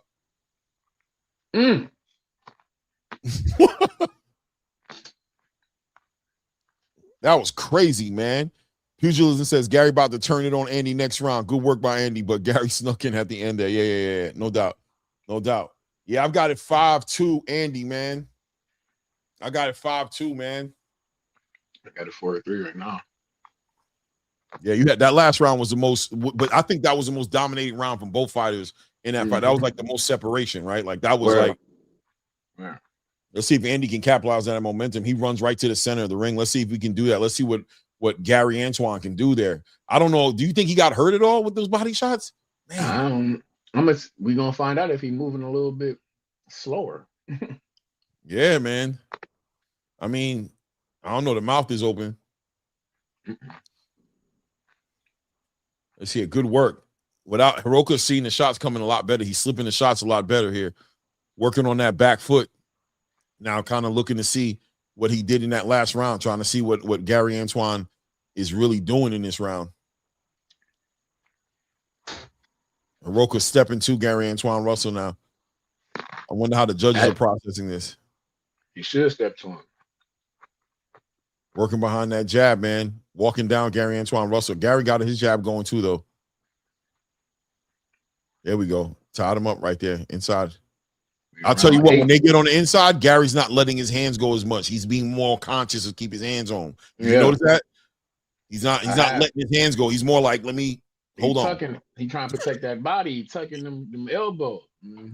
Yeah, Heroka changed his mind on that. He changed his mind on that one. He's like, yeah, you're going to stop all that work you was doing on the inside. You ain't doing it like that no more, is you? All right, then. So let's box now. Good work to the body. Nice nice backhand. Nice right hand to the body. Another left hand on top. Gary Antoine is fighting though, man. He's such a fighter, man. He's such a fighter, but there's definitely some respect in it. Both guys smiling at each other at this point. And without a doubt, Gary Antoine is changing it up a little bit right now. They've got Gary Russell up one round. You gave what? That's what I'm trying to tell you. That's how I got. Okay. I don't got him up. I got had Heroka up around. Okay. I don't think he been beating on him like. I mean, he was that last one he was beating on him. Right? The body shots was great. Yeah. But it's closer than we might think. Oh shit! Good. Oh, another good body. Heroka is listen. Gary getting ice on them ribs, bro. When he goes to the hotel room night, he feeling them shots. Good shot right there. Good check right hook by Andy Heroka here on the separation. Both guys working on the inside. Good work right there by Gary Antoine Russell. Shoots off a nice check right hook. Another check right hook for Gary Antoine Russell in the clinch. Another check right hook. Oh man, a backhand to the body or a lead hand to the body by Andy Heroka, another uppercut, another back left hand to the body. Woo! Andy Heroka putting some sauce on them punches. And Gary Antoine Russell overreaches a little bit right there with that 1-2. Hits nothing but air. Nothing but air. Heroka continues to apply that pressure there behind that lead hand. Shoots off that lead left hook to the body. Lead right hook to the body. Good I like work what right I'm there. seeing from Heroka, man. This is how you make a name for yourself. You performing in the States against this guy. I Who you get that round to? I hear Heroka. I'm not gonna lie. Heroka. I'm trying to tell you. That's Heroka round. I'm trying to tell you, bro. I don't know. I see Big Sarge changing it up. He 4-4 now, so he's been giving Heroka all the last rounds because he had it like 4-1 earlier or something like that. You know what I'm saying? Okay.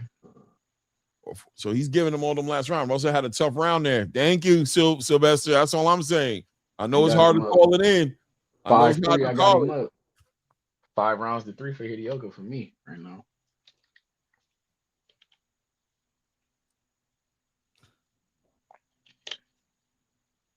Get the fuck. I don't like that though, Heroka. I guess I'm later on you. I just seen he tried to touch gloves at the end of the round. I don't like that type of shit. But that's Japan, man. That's just what it's gonna be, bro. That's his culture. It's just the culture. It's just gonna be what it is. Like, you know what I mean? They're gonna show that love and respect. You be happy he ain't bowing. That would really drive you crazy, right? At least he ain't doing that. You know what I'm saying? Hey man. Fuck all that touching. Here in America, we don't do that here in America. He had you turn the TV off if he bowed right now. Like, you'd be like, oh, nah, bro, I ain't watching this no more, bro. Nah, man. Golly. There you go. Working behind that lead hand, man. That lead hand very active, man. Good work to the body by Gary Antoine. Damn, he threw that boy across the ring right there. Damn, he moving him with them shots, man. He moving him off his spot with them shots as well. It ain't like he just tapping him. He moving Gary Russell around. That shit don't look good, man. No, listen, man. He's turning into those body shots. He's doing it. With that body, people might not see it because Gary's doing a good job of just acting like it's not there. But nah, we seen it, bro. Those shots, he's digging in there. Good work by Gary Antoine Russell. Stop tapping his glove, Gary Antoine. Don't you tap the glove back when he reach it out there? Fuck that popping. Right. Good work to the body. Good work on the inside from Gary Antoine Russell right there, man. Using that right hand, like that lead hand. He's starting to dig to the body right now, get his own campaign going. Andy Heroka seems to be taking this round off a little bit there. Good work by Gary right there. Nice 1-2 by Gary right there. Hits him with a nice clean left. Good. There we go. Stabbing to the body. Good work to the body by Gary Antoine Russell right there. As Andy Heroka looks like he's trying to recover a little bit or take the round off. Minute 20 seconds approaching here in round 9 here. Ooh, big backhand. Nice left hand comes right over the top and catches Andy Heroka. But Andy Heroka continues to stalk Gary Antoine Russell right there. Continues to work. Oh shit! Don't overextend now, Heroka. I see you running into the ropes and shit. Now you getting a little overzealous. Yeah, just a little bit. Man, you watch it, make you pay. You make you pay for real. Good work by Gary Antoine Russell. This is a good round for Gary Antoine Russell here. Good work to the body. There goes Heroka. Woo! Heroka loading up on those body shots. Big backhand to the body again. Another left hand to the body. Gary Antoine responds with his own combinations to the body. Big shots to the body by Andy Heroka, not giving up no real estate. Man, nice backhand, left hand to the body right there. As both guys are working in the clinch. Referee gets in there, separates them. We're just about to hit the 30-second mark here in the 9th round. Oh, wow. Gary Antoine Russell tried to get low. Heroka threw a nice lead hand uppercut and caught Gary. Nice overhand left from Heroka. Continue to work and push Gary back here. Working and pushing him back into the ropes, pushing him against the rope. Nice work to the body again by Andy Heroka. Oh, my goodness, man. working to the body. Boom. Oh, my goodness. Big left hand. Big right hand to the body. Big right hand to the body. Another overhand left right there. Nice uppercut by Gary Antoine Russell. Another uppercut. A big right hand to the body, man. Oh, I'm sorry, man. Oh, that was a swing round, man. Gary Antoine was looking good in that round. I don't know. But Andy Heroka was, I just feel like Andy Heroka's having his way. I feel like Gary Antoine Russell is not having his way. He's not getting the fight he wants, man.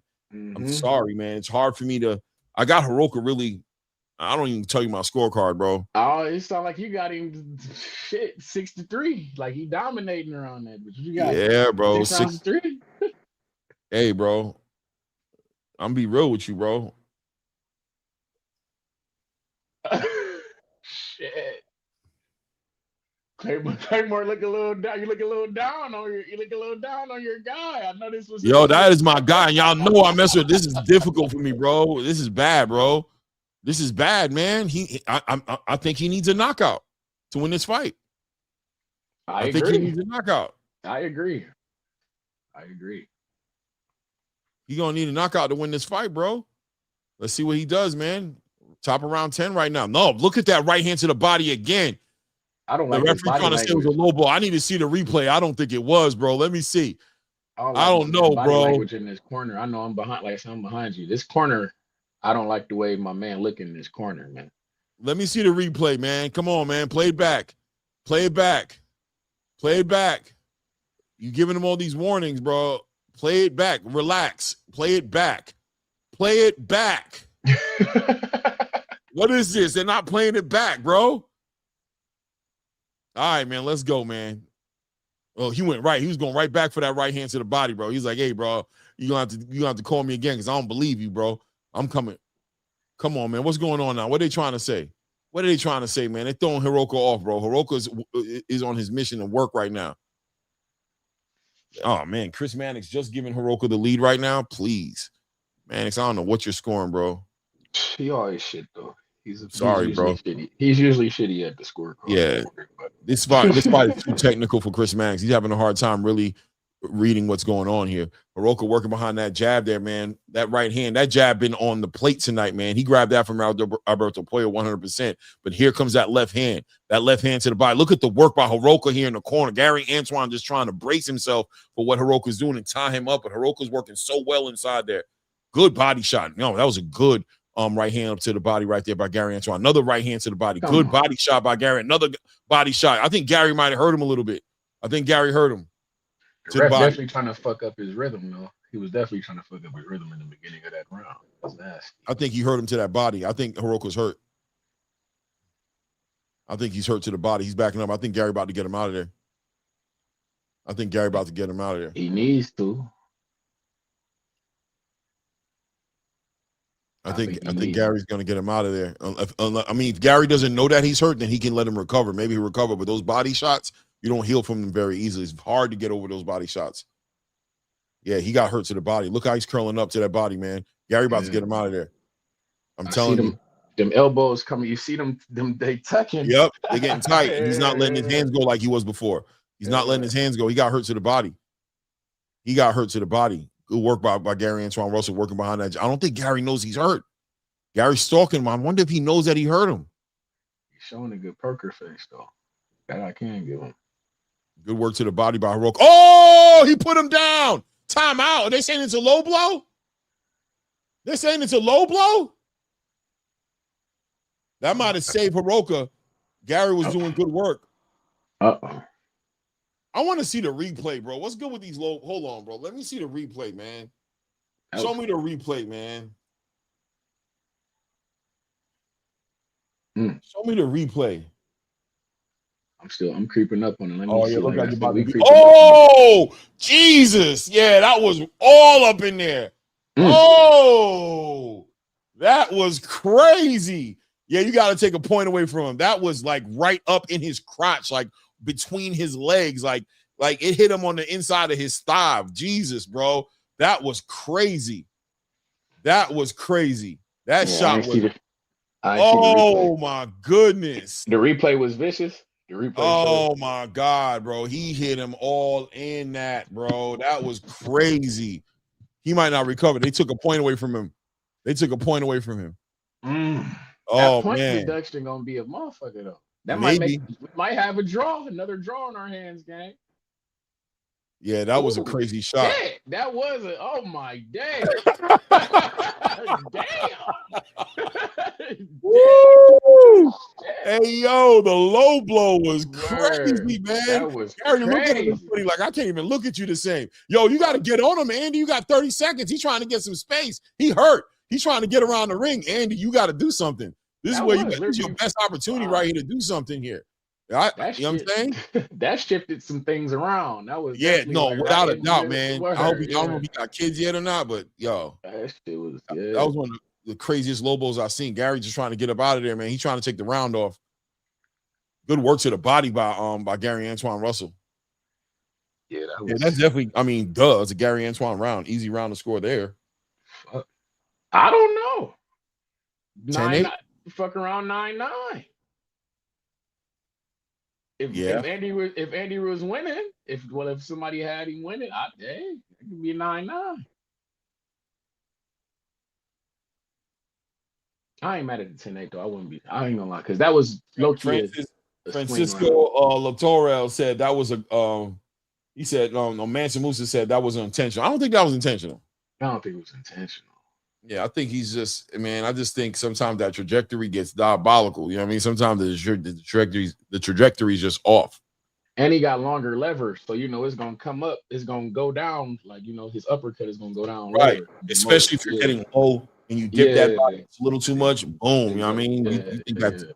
You think that timing is right. You think that trajectory is gonna land you right up under the body, but hey man, landing up under the body, all right. Yeah, all the way up under the body, man. All the way up under the body, bro. That was a crazy shot, bro. I wonder if Heroka is gonna be a little reluctant to hit him in the body. I always hated that fucking inswell that they got. I don't like that shit. I get what they be doing a little that you seen that faceplate that they put over, gang? The metal faceplate that they had. I never liked that shit for some reason. They come up like a warrior, like some sort of like gladiator type of thing. Yeah, like it's all cold, and they just it's an inswell. I get it, but fuck, just having to just putting a regular fucking inswell on there, bro. Just the regular slab with a metal, bro. I don't like. Fuck, you got this whole thing. I don't know. Heroka's headhunting right now. Heroka is going for it. He's going for it. He's going for it. He's putting the hands on him. He's putting hands on Gary, bro. He's walking Gary down. He's putting hands on Gary, bro. I'm gonna be honest. He's doing it for real. He's going for it. I don't know what the corner told him, but there he goes to the body. Oh, he ain't scared of hitting the body. He ain't scared of the body, bro. He ain't worried about that low blow. He ain't scared of the body, bro. Like we was talking about it, that jet lag factor, but now we done got these championship rounds. Now, if it's ever a time to let that shit, you let it go now. We gonna this is it. This is where we want to get to. Man. You don't flew overseas for this, man. Like, yo, I'm gonna leave it all on the floor, man. I'm gonna leave it in here, man. You gonna knock me out, or I'm not playing with you. I'm not going home without saying I did everything I could do. You know what I'm saying? So when big left hand to the body, big leg heel at the top. Gary Antoine Russell responds when Gary got blood coming out of his mouth, but sure got blood coming out of his mouth. He ain't coming out of his nose, man. Those back hands are he charging up those back hands, man. He coming to fight, golly. Yeah, bro. This fight's a great fight, man. It's living up to it. The second half of this fight has been very, very exciting. Any fighting a master game plan. Yeah. After that, I think I'm picking Heroka. I ain't gonna lie. Heroka I just seen something that I ain't like from Mr. Russell on the clinch. He oh man, I ain't like that shit. He leaned. Goodness, to the body and over to the top. Hey, yo, I'm gonna tell you right now, Heroka got a good chin, bro. He got a good chin. He could take a punch. He could take one, bro. He's not, when we were talking earlier about that jawline, it's for a reason. He got a jawline on him for real. He taking those shots, bro. And I think Gary Antoine saw that, and I think kind of throws him off a little bit, like, damn, bro, this bro, like, I know I cleaned him up right there. Look at the body work to Gary Russell. They're going to try to blame it on the low blow and say he ain't had no gas if he gets stopped by the body, man. I don't know because he got. He winded. He leaning. I'm seeing him when he leaning. Then He hurt Gary. Gary. Oh, that's the end of the round. Ooh, Gary Antoine walking over, following him back. Emotional. Gary Antoine Russell following back, a little upset. I don't know why you're upset. In them clinches, he leaning too hard. When Heroka stepped back, I'm seeing Gary Antoine Russell damn near fall over because he's leaning in them clinches, man. He leaning heavy. He tired, man. He tired, man.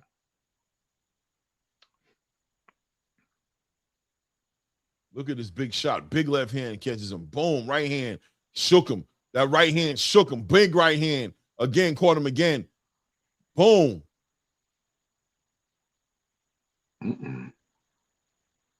He didn't like them last shots. Look at Gary Antoine following him back. He didn't like them shots, them last couple shots that he took. And you're not supposed to like Andy, like you ain't supposed to like it, bro. You ain't supposed to like it. That's from the shoulder. You heard? That's from the shoulder. Those were legal.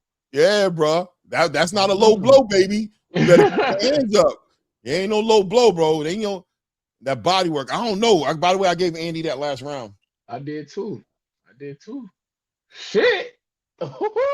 He needs a knockout to win this fight, even with the low blow, man. He has to have a knockout, even with the low blow. Good matchmaking. Chris Mannix got this tied up, man. Mannix, bro, you gotta talk to me. We need to watch this fight together, Chris. Yeah, we need to watch this fight together, bro. Nice backhand from Gary Russell, knocked the sweat clean. That man got a chin on him, bro. Andy Heroka has a chin on him, bro. It's that noggin. He can take a blow. It's that noggin. I know. Look at the fans. The fans got Gary Russell up 100. Damn, he only gave. Oh, anyway. These fans, bro. It's crazy, bro. They made the last round a 10-10 round, bro. What the fuck? Oh, that's that bullshit. That's how you try. That's that bullshit, man. I wouldn't be surprised this should be a draw. That shit really got now. I'm thinking because the Mannix with his bullshit scorecard. Now I'm seeing guys talking 10-10. I don't like this type of speak, man. Heroka might not. I don't know, man. Yo, we got. I haven't said it, but we got like 90 people in the building. Hit the like button. Subscribe to the channel, please. Word. Definitely. Like button. Subscribe to the channel. Take a moment to go ahead and do that right now. Appreciate you guys. Definitely. Gary working behind that lead hand, trying to find it out, but he needs to put a little bit more urgency behind his campaign. Because I'm telling you, I think you need a knockout. He hurt him right there. He hurt him to the body. Gary Antoine. I don't know if it was a headbutt or if it was a body shot. Heroka pressure. Put pressure. Okay. Heroka right on him, bro. He not hearing that referee. That referee trying to talk too much to him, bro. I think the referee doing a little too much talking to Heroka personally. Nice body shot by Gary Antoine Russell. Nice body shot by Heroka. Nice overhand left by Heroka. Heroka, when he keep doing that shit, you need to step back and pop his ass with an up, bro. He keep leaning in like that. Nasty lean. 30-second mark here in the last round here.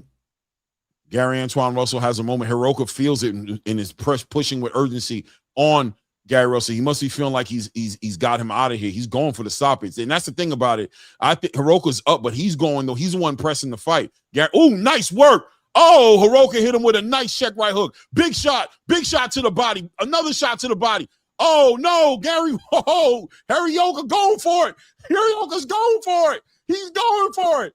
Good fight. Gary Antoine Russell fought, man. I don't know, bro. I don't even want to lie to you, Gary. Gary, you my guy. But this ain't looking good for you, bro. You don't even want to hear my scorecard. The people want to hear it, Claymore. Let's put it out there for the people. I got it 8-4, Andy Heroka. Ooh, shit. I got it 8-4. Shit. What 4 rounds did you give, Mom? That was ooh shit. Few and in between, it looked like. I gave him, what is this? 12, 11. I gave him 10. I gave him 9, and I gave him 2, and I gave him 3. Shit. Sorry. You my guy. I could be wrong.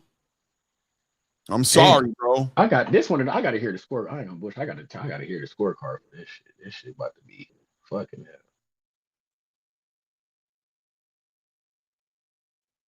I don't know, bro.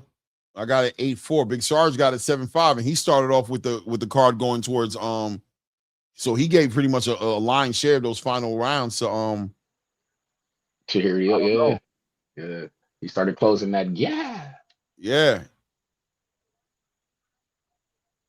Oh man, bro, they don't want to hear it, bro. They're gonna be mad at me, bro. They're gonna be mad at me.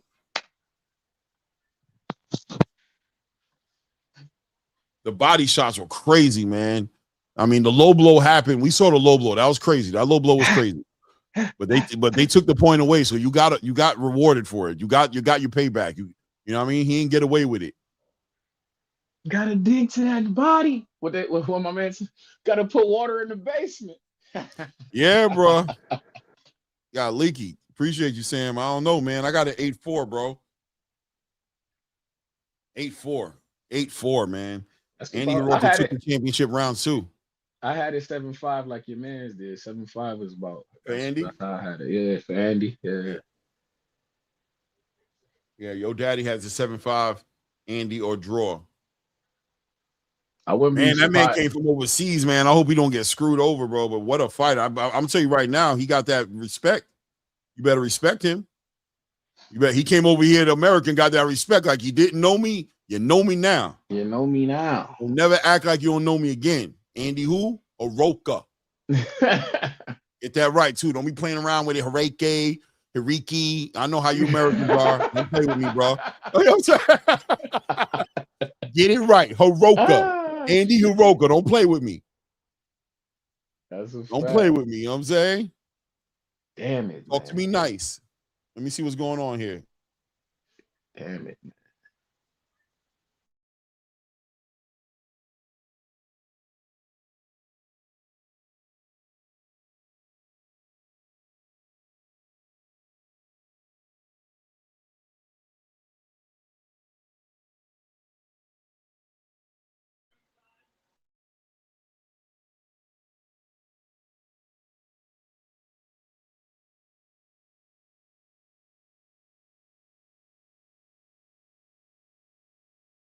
Hit that like and subscribe. Your volume ain't fucked up, guys. We got to see what's going on here, guys. Just hit that like and subscribe. Bear with us. Your audio is not fucked up.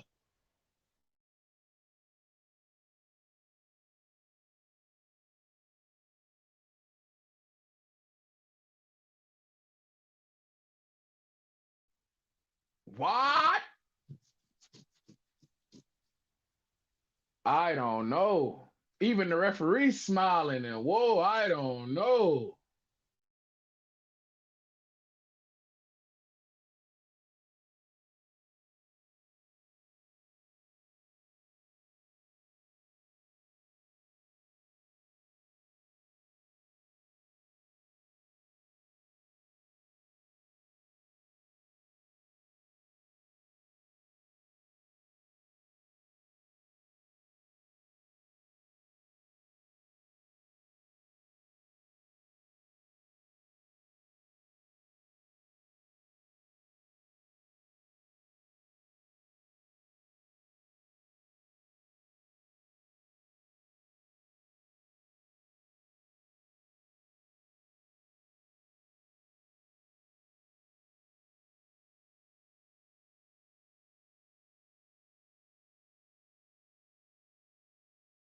That man is talking crazy right now. Shout out to Gary Antoine Russell. The way he's talking about it was a master plan and we did this and that. Hey, bro. They booing gang in there too. And my they booing him. They booing him. They booing him. They booing him. They booing him. They know what it is, man. Yeah. That whole crowd is booing him right now, bro. That was not a good decision. And I support the Russells as much as I can, bro. No, bro. Hey, man, you got the win. Take it to the net. But I'm gonna tell you right now, get another fight before you think about fighting Shakur. I'm gonna tell you right now, Shakur know how to deal with Shakur, get in the ring right now. Motherfucker, jump in. You love jumping in the ring. Jump in right now. He don't want to deal with Shakur right now, bro. I'm telling you right now, he will get finesse out his drawers, man. He will get finesse, man. All that, you know what I mean? All that, it's not going to work. It's not going to work. He got work to do before he gets in there with Shakur. That scorecard was crazy. Show me 116, 111. Show me how Gary Antoine Russell got a 116, 111 scorecard, bro. How? No way. No way, bro. No way. I'm gonna watch it again. You're gonna make me watch this fight again tomorrow, bro. I'm gonna sit down on my lazy boy, hit that button on the side of my shit. You know what I'm saying? And I'm gonna watch this fight with the sound on because I want to know what the fan zone card got it right. Nah, bro. They let you know something up in the water, even if the fans on. If the fans on feel like Heroka win this shit, you know that's yeah, man. Hold on, he said, "Check me." I said, "This shit sad. They robbed Andy." He said, "This is the problem with boxing. Wrong people advance. 100%, bro." Yeah, man. You know what I'm saying? Well, maybe since we got the robbery out the way, maybe that means Garcia get his ass packed up. Fuck it. Nah. Yeah, I guess in the perfect world for you, without a doubt, that was a bad decision, man. We can't have back-to-back robberies. Fuck that. Hopefully that means that Barrios. Rule 504 says no way Andy was leaving with that belt. It is what it is. Damn it, Rue. Hey, Rue, you not cool. He kept it real, bro. Hey, I ain't even mad at that. He says it is. You saw Andy was like, he even get mad. He was like, it is what it is. Y'all know what, shout out, we got to put an Adrian Broner. Y'all know I whooped that boy. He don't want that smoke with Shakur. Yeah, he need to leave Shakur alone. Now, he's not ready for Shakur. I mean, dog. Respectfully, not Shakur. Sorry. Nope. Not Shakur. Because Andy Heroka was able to control this fight with his lead hand. Let's see what Shakur got to say about it. Andy was able to control this fight with his lead hand. You can only imagine what Shakur going to do. You can only imagine what Shakur going to do. Fuck. That is no good, man.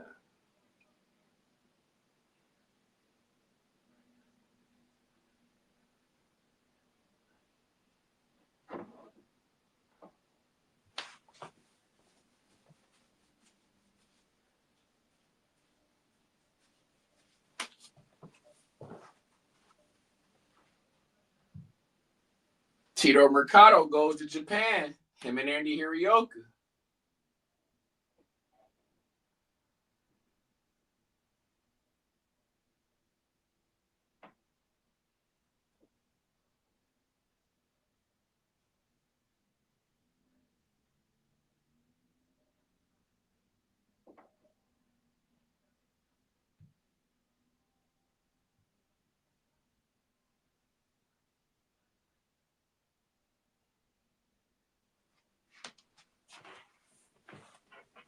Damn. Shakur says he thought Gary dominated the fight. He feels like Andy Heroka had moments, but he feels like Gary showed more arsenals, and he feels like because we're used to see Gary Antoine Russell fight in a different way, that he showed he had a lot more tools and a lot more guns in the arsenal. Shut that shit up, Shakur. I feel like he's selling a fight. I think he's trying to make a fight with Gary next. I think he's trying to fight Gary, bro. I think he saw food and he's doing the old Floyd Mayweather. I think he's selling a fight, bro. I think he's selling a fight. I did not see that. Respectfully to Shakur, I did not see his domination. That word domination should not even come out your mouth in this fight. Competitive domination, no. And I got Andy winning this fight. I watched the fight just like you guys did. No sound. I'm gonna watch it again. Hey man, it is what it is. Shout out to my guy. Where's my guy at, man? I'm gonna put it up here, bro. Hold on a second. You see it from a mile away what Shakur trying to do, man. Yeah, Shakur's selling the fight, bro. You see what he's trying to do, man. Shakur's selling the fight, man. I ain't even mad at him. That's what the fuck you supposed to do. Oh, we got it. Yeah. He's a hell of a fighter.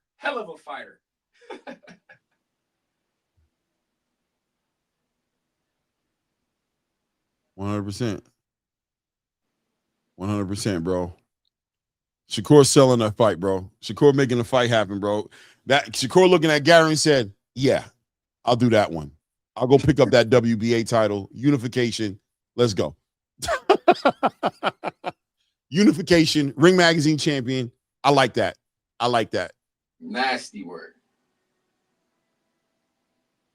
And Yeah. you said he used the word domination? Yo, he said dominate. I thought he dominated that fight. I backed up off the mic like, I'm not trying to hear that, yo. I'll be right back, ladies and gentlemen. Hold it down, man. I'll give y'all a little music or something. Be right back.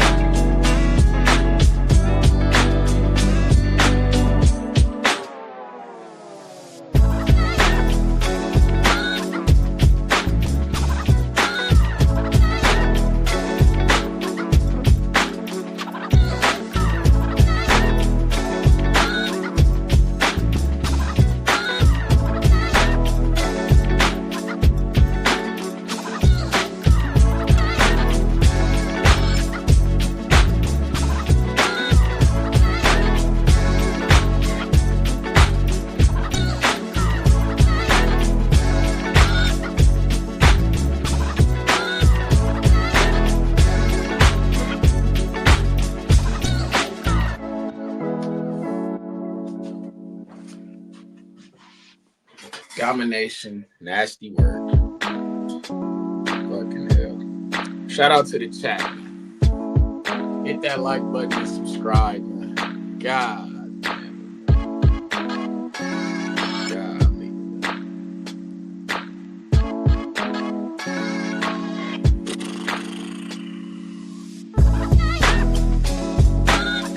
This is no one.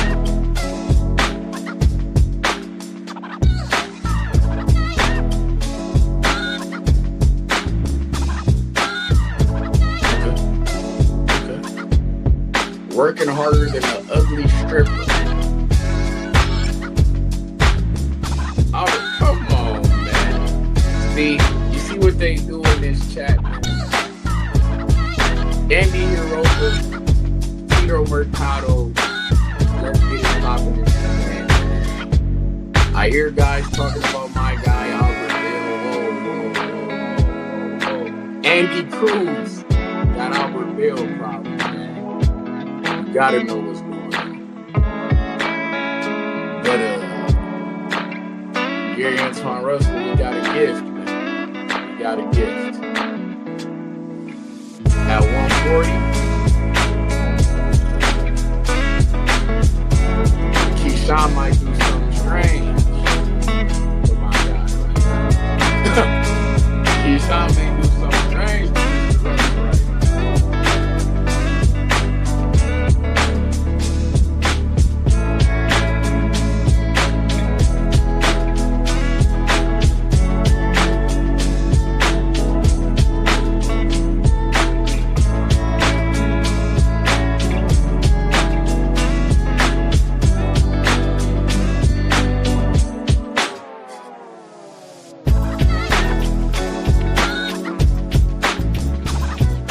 This the type of fight that make me want to see Andy Heroka back. Very soon. Very, very soon. It was a tough fight, so I'm still not going to see him back too soon.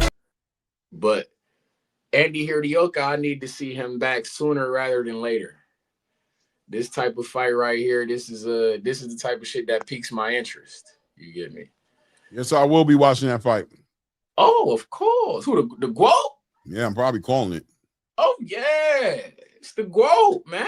If you ain't watching the GWOAT, then what are you really doing? Nah, you don't like boxing. You don't like boxing, bro. Come on, man. She one of the bigger superstars that boxing have, male or female.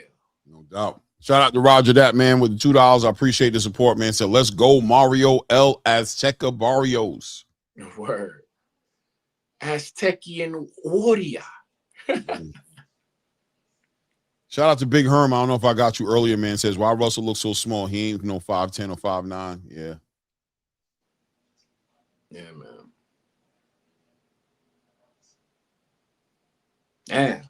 Damn. What you want to see next for Andy? Because I don't see him getting no rematch. What you think gonna happen next for him, guy? Andy? Yeah. versus Subriel Matias. Ooh, I like that. I like that. Huh? I like that. Damn, I like that's actually I can get behind that. You fucking with that? I'm fucking with that. I'm fucking with that the long way. Right. You know what I mean? Yeah. Let's get it done, man. Both these guys. Let's see who's gonna let them fight for the last spot. You know what I mean? No, I'm not. I'm definitely not mad at that. King Ra making his way to the ring right now. Praying on his way to the ring. Trying to stay focused. Looking determined.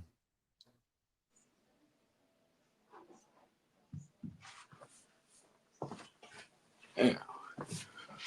Clay, I'm gonna let you go ahead and call this one. You know me. This is teeny bopper boxing. We are not true supporters of this one here. We're gonna leave this one to the professionals.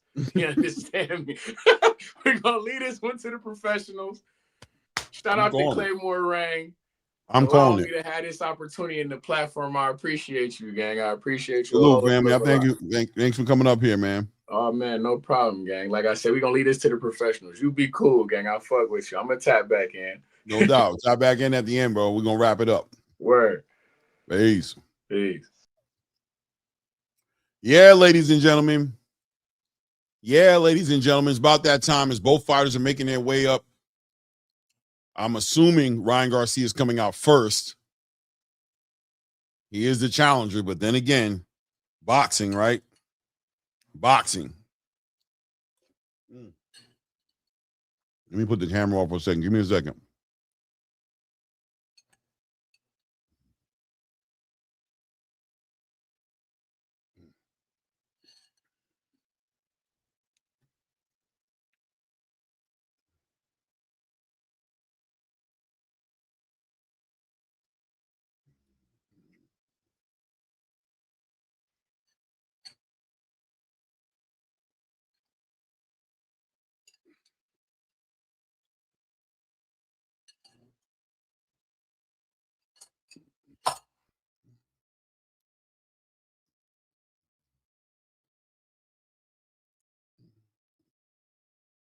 All right, we back at it. This is going to be a good one. Guys, this is the big test for Ryan. The big test, man. Does he stay or does he go? Shout out to my guy in the building. Sam said, does he keep Ryan or does he trash him? You know what I mean, if Ryan loses, I think Ryan might trash himself. He might call it quits on boxing in general, right? Or maybe Ryan might take a step. I don't know. You know, this is a big deal. You got to think that something like this is either going to make Ryan or break Ryan. A long journey for Ryan to get to this point. I'll build a story up for you guys. You know who he was coming into the professional space. He was going to be the new golden boy. Oscar De La Hoya grabbed him, put him up under his wing. He came into the same time with Devin, Tank, Shakur, all those guys, right? He was in that same era. Everybody had a lot of expectations for Ryan, but Ryan had his best moment against Luke Campbell, stopped Luke Campbell, and it seemed like that was going to be the moment that he was going to start leveling up. Seemed like that was going to be the moment that he was going to start getting into these conversations.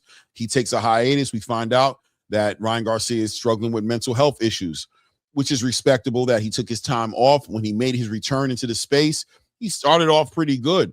But we got to be honest that ever since his Gervonta Tank Davis fight that he had, he scored a huge fight with Gervonta Tank Davis, tried to make it happen there, and took a crazy rehydration clause, fighting at 136 pounds with a rehydration clause, and was competing at 140 and arguably should have been at 147 at the time. Came in, took that loss with an injured rib injury, and it seemed like at that moment things changed up for Ryan Garcia a little bit, right? It is what it is. But Ryan comes back, makes a fight with Devin Haney. He has a win against Oscar Duarte, then makes a fight with Devin Haney. Damn near stops Devin Haney, right? Doesn't stop him, but damn near does. Puts him down multiple times, and we find out performance enhancement drugs are involved in it. Ew. Bad taste in the mouth of boxing fans watching Ryan Garcia do all the antics he did in building up that fight. Not building up, tearing down the fight, damn near. Almost didn't happen. The New York State Athletic Commission almost pulled Ryan Garcia out of this fight. But look, got suspended, came back, horrible performance against Rolly Romero, loses, gets outboxed, outclassed by Rolly Romero, what a lot of people would consider a C-plus fighter, right? Let's be honest. So where was Ryan Garcia? Who is Ryan Garcia? Where is he at? Well, he shows up for this one here, gets another opportunity. The WBC puts him in position to become a champion with the WBC. Keeping in mind, of course, he was suspended from the WBC, but they put him in there. And here he is tonight, guys. And he's put on a new attitude. He's in shape. The best shape that we've seen him in the longest time. No antics on this build up. We didn't know if he was going to take this seriously. He brought in his father, Henry Garcia, as his trainer for this fight. What's that change going to mean for him? Was that a good thing or a bad thing? Is that the best thing that Ryan could have done for himself? Is that going to give him the confidence he needs to be to hold it down and be as mature and take this opportunity as seriously as he needs? Or is he going to have a hard time in the corners? Henry not going to have the answers for him if he needs to adjust? What are we expecting? And, of course, Mario Barrios, we know the story about him, man. He might be one of the lowest rated champions in boxing today. Maybe even on a historical level, somebody might want to, have that conversation and bring up all the worst champions in the longest time. He might be in that conversation, arguably, right? But look, man, he's found a way to stay champion. He's been on a draw campaign. He's been pushing these draws, making these draws happen. It is what it is.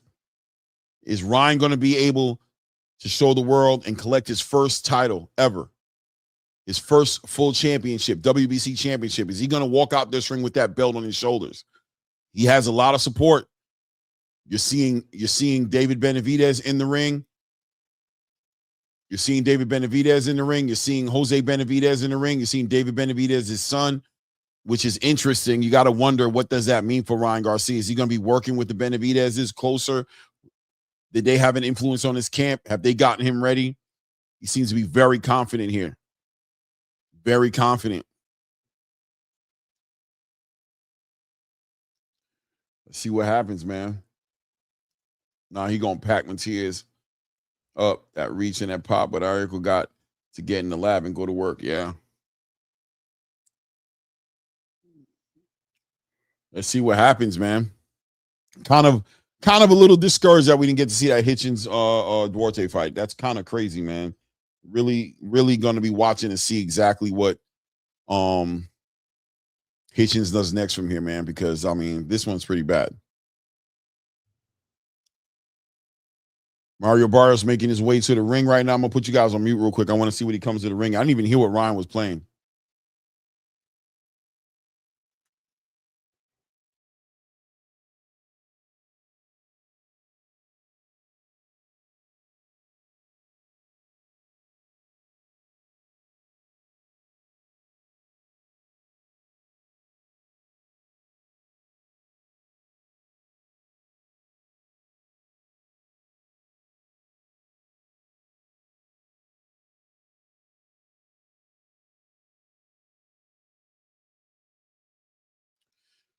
Shout out from Sanford, Jersey with the $2, man. I appreciate you. He says, where does 147 division go if Ryan wins? Oh, it becomes it reignites the whole division. Ryan Garcia if he puts on the right performance tonight, he lights it up for 147 pounds. Devin Haney gets a storyline. Keyshawn Davis comes up in the division. Richardson Hitchins comes up in the division. It attracts a lot to the division. It brings money to the division, big money fights. 147, this rejuvenates the 147-pound division, and potentially this on the back end of this fight may rejuvenate the traditional boxing space. I know you guys might feel like that's extreme to say, but on the back end of Xander Zayas doing what he had to do to become the youngest unified champion in the game and doing that for 154, on the back end of David Benavidez campaigning to do something great in the cruiserweight division, and he's done something great at 175 and will continue to do great things. Jerron Boots Ennis, if he's able to make this fight happen with Virgil Ortiz, or even make a fight happen with a Jamel Charlo, with the return of Errol Spence, there's a lot of things moving on right now in the space right now, and a motivated champion, Ryan Garcia, just adds that much to this space and rejuvenates the WBC, to be honest with you, because the WBC needs somebody to hold that belt that makes sense right now. They're not looking good right now. Shout out to my brother Bruce Shushu Carrington, probably the best WBC champion in the game right now.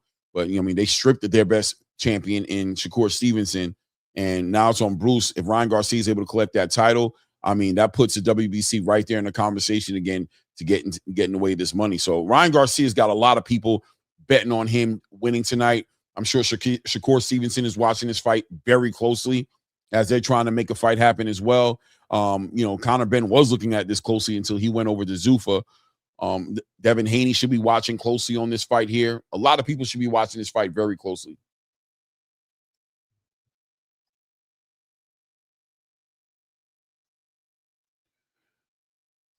Shout out to everybody in the building, man. We got 80 plus people in the building. Hit the like button, subscribe to the channel. Let's go ahead and do that. Mario Barrios in the ring right now, looking focused. Questions on Mario Barrios. Was he well for the weigh-ins on this one? They saw him blowing his nose. Was that just allergies? Did he just, who knows? Was somebody in the room? Was there a cat in the room?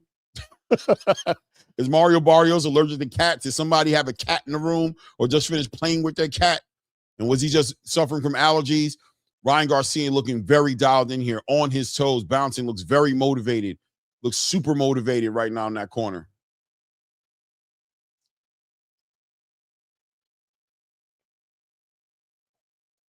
Oscar De La Hoya sitting in the back supporting Ryan Garcia.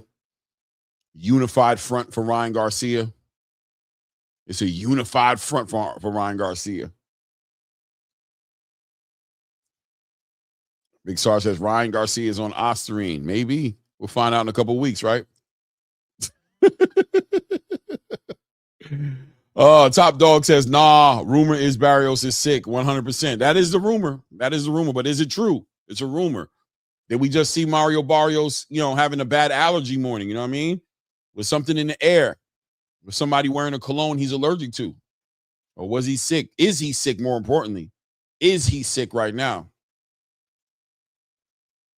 I don't know. Maybe. Maybe no. I don't know. I don't know, man.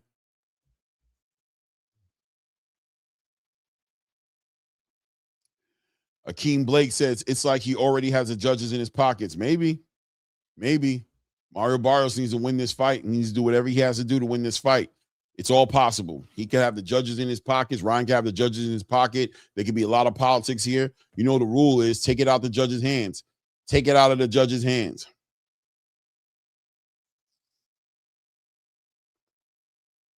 Ryan Garcia with the unified front. With the unified front.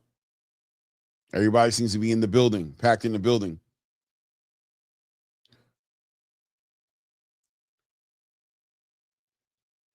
There goes Ryan Garcia, amping it up with that check left hook. He always ends his combination punches with that left hook.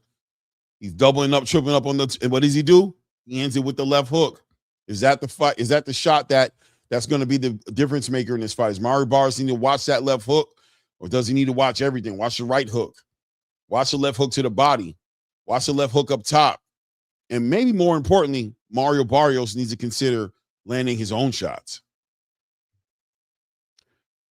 Don't take my advice from it. I'm just a content creator in the space, man. Don't leave it up to me to give you advice on how to box and win this fight. I want to see you carry out your plan, right? It is what it is. Cinco de Mayo in that ring. Ooh, I like that, man. Sam from Jersey said, let's go Barrios. There's definitely a big support for Mario Barrios. If you're a Devin Haney fan, if you're a little bit frustrated with Ryan Garcia and the way he's been carrying himself for the past 2+ years, you're probably looking at Mario Barrios right now and putting the weight of the world on his shoulders and asking him to do something special.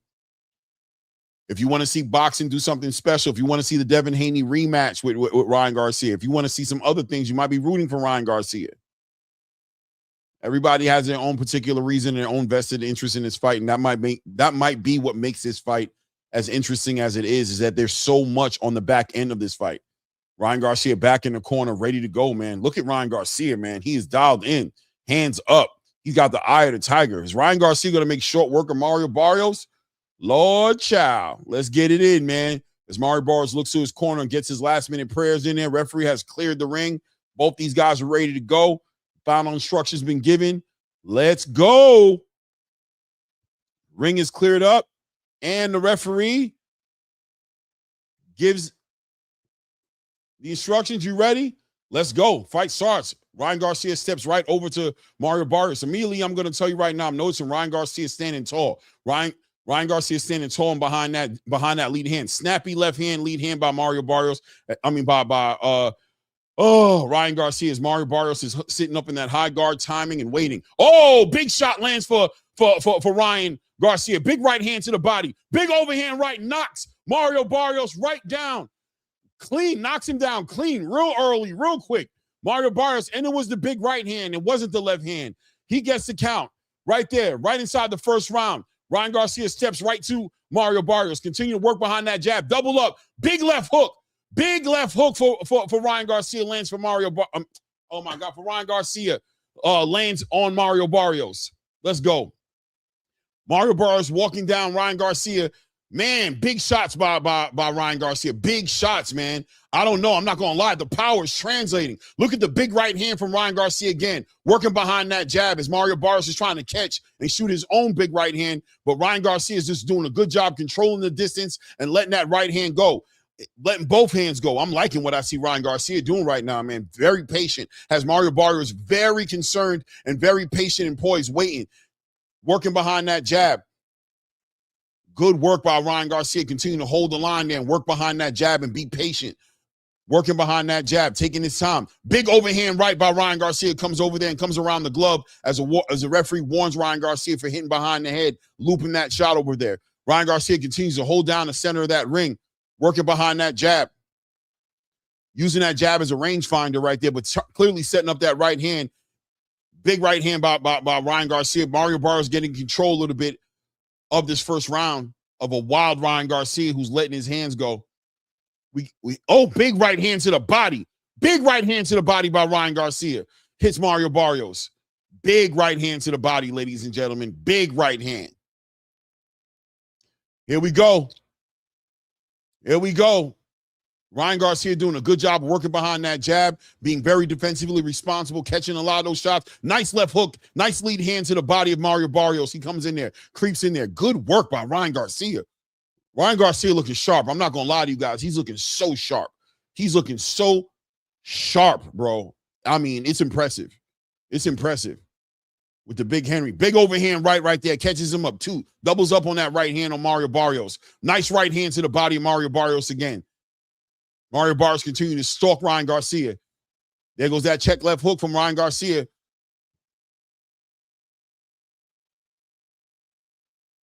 Let's go.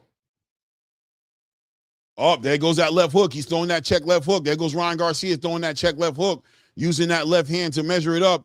Easy round to score. If you guys don't know what it is, it's a 10-8 round right there with a knockdown from Ryan Garcia. But not only a knockdown from Ryan Garcia, really controlling the ring, really controlling the pace of this fight and outclassing Mario Barrios, man. Ryan Garcia looking in rare form. It's been a while since I've seen him look this clean, man. Been a while since I've seen him look this clean.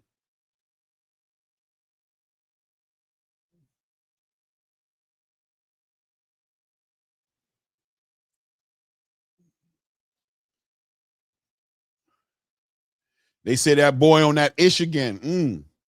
Yeah, Sam Jerry said, no freaking way. Let's go. Let's go. It's just the 147 that needs this, right, Clay? Yeah, for sure. For sure. Would we want to see Devin fight him if Ryan Garcia lost his fight? I think a little bit of it would go away. It is what it is. Let's go. Top of the second round here. Both guys in the center of the ring. Let's see what Ryan Garcia is able to capitalize off of as he's using that left hand to hold up Mario Barrios and either come with the right hand or he's check left hooking. Beautiful shots right there by Ryan Garcia, letting his hands go, man. Ryan Garcia is looking good. What a jab. That jab is fast and snappy. Fast and snappy jab. Got the eye of the tiger from Ryan Garcia. As Mario Barrios is looking. Mario Barrios' hands are in his pocket. He is on alert about the power coming from Ryan Garcia. Mario Barrios is legitimately on alert right now. Oh, man. Big overhand right hands. Here goes behind the head again. The referee warns Ryan Garcia about coming behind that ear again. Warns Mario Barrios about the way he's turning his body. Beautiful jab by Ryan Garcia. Oh, my goodness. The jab is clean, man. He is showing the jab tonight. Ryan Garcia's jab is on display tonight. Beautiful, snappy jab. Nice right hand to the body. Hits Mario Barrios. Nice left hand to the body. Hits Mario Barrios. There he goes up top with that check left hook. Ryan Garcia is setting it up like I thought he would. He's working that body, and he's going to set it up for the big shot up top. If Mario Barrios doesn't find a way to get in front of this body work that Ryan Garcia is doing, he's going to sleep. He's going to get stopped. 100% going to get stopped. If he doesn't find a way to get an offense going and let his hands go, Mario Barrios is going to get stopped. I'm telling you right now. He needs to pay attention to those body shots. They're clean and they're hard. Big check left hook for Ryan Garcia, gets caught around the gloves of Mario Barrios, setting up that backhand with that uppercut. There he goes, doubling up on that jab. Mario Barrios has no snap on his shots either. No snap. He might be sick. Beautiful work. Oh, nice work. Right hand to the body. Big check left hook up top for Mario Barrios. Mario Barrios weathering a lot of punishment from Ryan Garcia, who's hitting him with a lot of clean shots, but continue to walk and pressure Ryan Garcia, who's looking good, man, working behind that jab. But it's early in the fight here. A minute mark just passed here in the second round right here. Mario Barrios working him, stabbing him to the body with that lead hand. Bam, nice right hook. Nice right hook. Oh, my goodness. Nice check left hook from Ryan Garcia, and Ryan Garcia comes back with a 2-3 punch combination, pushing Mario Barrios back. Mario Barrios continues to apply that pressure, working the body of Ryan Garcia. Ryan Garcia trying to work behind that jab. Slowly but surely, I'm also going to tell you the truth that Mario Barrios' pressure is starting to get up on Ryan. As Ryan is starting to curl up a little bit more, he's going for the tie-up now, holding him, trying to tie up Mario Barrios. Has the fight changed a little bit? Has Mario Barrios weathered the worst of the storm? Can he get his own offense going now? As Ryan Garcia is continually trying to let his right hand go and trying to set these shots up. Mario Barrios staying in that high guard, walking down. Nice jab. Nice lead hand by Mario Barrios in this one. This is definitely a Ryan Garcia fight, but it's a better round for Mario Barrios. Nice work by Ryan Garcia. Nice work. This is definitely a Ryan Garcia round, 2 rounds of zip, but a better round for Mario Barrios, and that needs to be taken into consideration. He's improving. He's moving up. Is Mario Barrios going to be able to change the momentum at any point in this fight? Is Ryan Garcia going to be able to keep this pace, keep this performance, keep this energy up until he stops him? God forbid if he takes him into the 12th championship rounds. Let's see what happens. Henry Garcia very proud of what Ryan Garcia is doing and basically giving him some good instruction, man, in that corner. It looks like. I don't know. There goes that check left hook that catches Mario Barrios, but Mario Barrios stays right on game right there. Good work to the body. Right hand right there on the kidneys, man. Going to have you pissing blood. Another left hand to the body. Ryan Garcia did a good job of catching it for the most part. Didn't do the California roll the way we thought he would do it. That's a good thing, right? Here we go. Top of the third round right here. Waiting for everybody to clear the ring. Let's go. Ryan Garcia takes the center of the ring immediately. Good work by Ryan Garcia. I like Ryan Garcia's mindset on how he's approaching this right here. Nice uppercut by Ryan Garcia. Nice jabs, triple, what was that, 3 jabs in a straight row he hit him with right there? So fast. Ryan Garcia's lead hand is so fast. That left hand is fast, man. The hook is fast, but the jab is fast. Real snappy. Oh, my goodness, right there off the back of that jab, caught him with a clean right hand. Stumbled Mario Barrios a little bit, but he continues to push forward. Doubles up on that jab. Mario Barrios is not fast enough and not athletic enough. Ryan Garcia, definitely the faster fighter in the ring right now.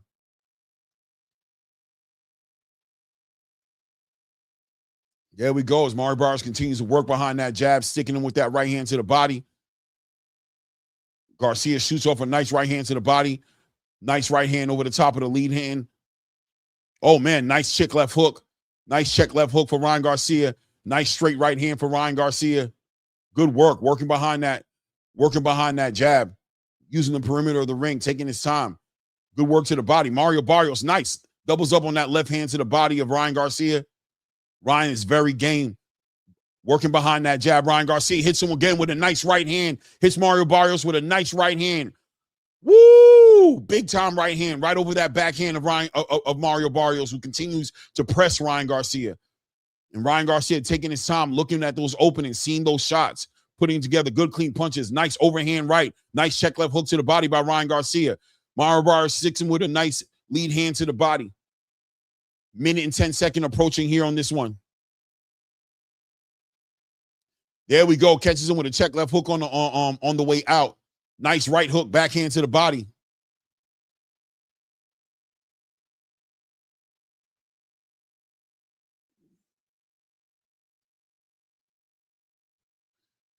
Here we go.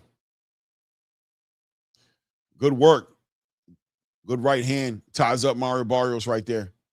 45 seconds left here in this round.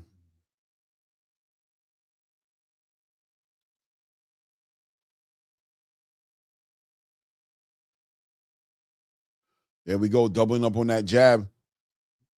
Ryan Garcia is holding down the center of this ring. Mario Barrios has not been able to get nothing going. Good left hand to the body by Mario Barrios. 20 seconds left here in the third round. Continue to work forward. Work that body. Come over the top.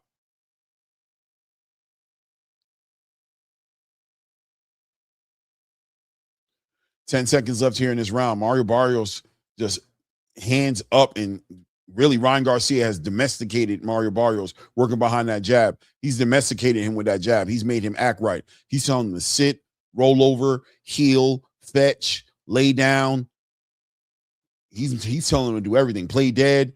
He got Mario Barrios domesticated behind that jab.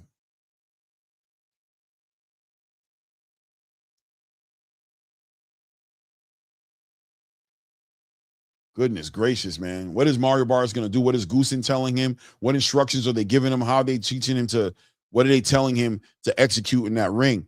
He has to neutralize. Ryan Garcia's lead hand is very active in here, and that the body shots were very active as well. Mario Barrios doesn't seem to have the answers, and really just being exposed, his pedigree just not being on the same level as Mario Barrios. As Ryan Garcia.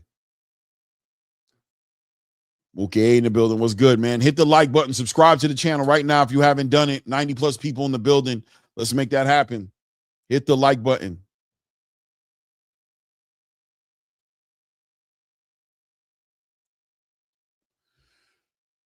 Yeah, Ryan Garcia takes the center of the ring. Beautiful check left hook. Ryan Garcia takes the center of the ring, and just ring generalship is an understatement. Mario Barrios unable to put any kind of pressure. Nice right hand from Ryan Garcia. Nice check left hook by Mario Barrios. I haven't even been scoring this, man, but I got Ryan Garcia pitching a shutout, man. He's pitching a shutout. Easy work. And a knockdown already in this fight. Nice check left hook for Ryan Garcia. Nice right hand, back right hand for Ryan Garcia. Another right hand lands for Ryan Garcia. Mario Barrios is getting pieced up, man. He's getting pieced up. I ain't gonna lie to you. Mario Barrios is out of his league. He's out of his lane. He's being exposed. Everything that people thought he was at 147, being the weakest champion and all those things, it is shining right now. Clearly, the PBC was projecting Mario Barrios, not allowing him to fight the big fights that we wanted to see him in, not allowing him to unify. There was a reason for it. They wanted to keep that belt underneath their banner, and he's just the weakest link, period. He's the weakest link. There's no doubt about it. No doubt about it. Anything that you thought Mario Barrios could do, Ryan Garcia is taking away. His speed is just way too much for Mario Barrios. And if that might be it alone, the speed, Ryan Garcia and that snappy lead hand, that backhand, look at him, how focused he is. Working behind that jab, so patient. I ain't gonna lie to you. This Ryan Garcia and Devin Haney could be an issue. Yeah, I know you ain't gonna want to hear it. I don't know if I care as much either what y'all want to hear. I'm telling you right now, Ryan Garcia has a very fast lead hand and a very fast backhand. He's fast. He's snappy when he wants to be. He is fast. Easy work. Let's see if he's able to keep this energy up for the rest of this fight, man. This is just the fourth round, man. So there's a lot of punches from Ryan Garcia, real intensity from Ryan Garcia if he's able to. But I think Mario Barrios should try to step over, hit that body, man. Time up. Get physical with Ryan Garcia. Get physical. Press him. Ryan's just keeping him right at the end of his punches. Look at that straight right hand. Another right hand catches Mario Barrios back behind that jab. Mario Barrios just doesn't have the answers. It just looks like a trained high-level professional boxer in there with a against a YouTuber, and Ryan Garcia is not the YouTuber. Good work. Good work from Ryan Garcia, man. I mean, he's putting in the work right now. Execution. He's looking clean. What a job. What a work over by Ryan Garcia here. 5-0, easily 5-0. And keep in mind that we have a knockdown in that first round. He is putting on a clinic in here. ZMC Music says Ryan going back to his pops was the best thing he could have done. He seems more grounded for this fight and him. He looks more. The one thing I can say about Ryan Garcia, the big difference with Ryan Garcia is he is focused. He is focused. Very focused. Very dialed into to what he has to do in here tonight. Everything was on the line for Ryan Garcia. He needed this win more than anything, and he's showing when he's focused and he's dialed in what it can look like. Let's see if he can keep this same energy. We're going into the top of round 6. No, top of round 5. I'm sorry. Top of round 5. Or is it 6? Am I bugging? I got 5 rounds here. Am I bugging? What round are we in here? Oh, it doesn't matter. Why are they not showing this? Oh, Mario Barrios looks like he got hurt. He got hit behind the ear again. He's hurt. He's on his back foot trying to get himself together. Round 5. That's it. I'm sorry. Round 5. Mario Barrios trying to throw with Ryan Garcia. Ryan Garcia trying to overwhelm him, get him out the way.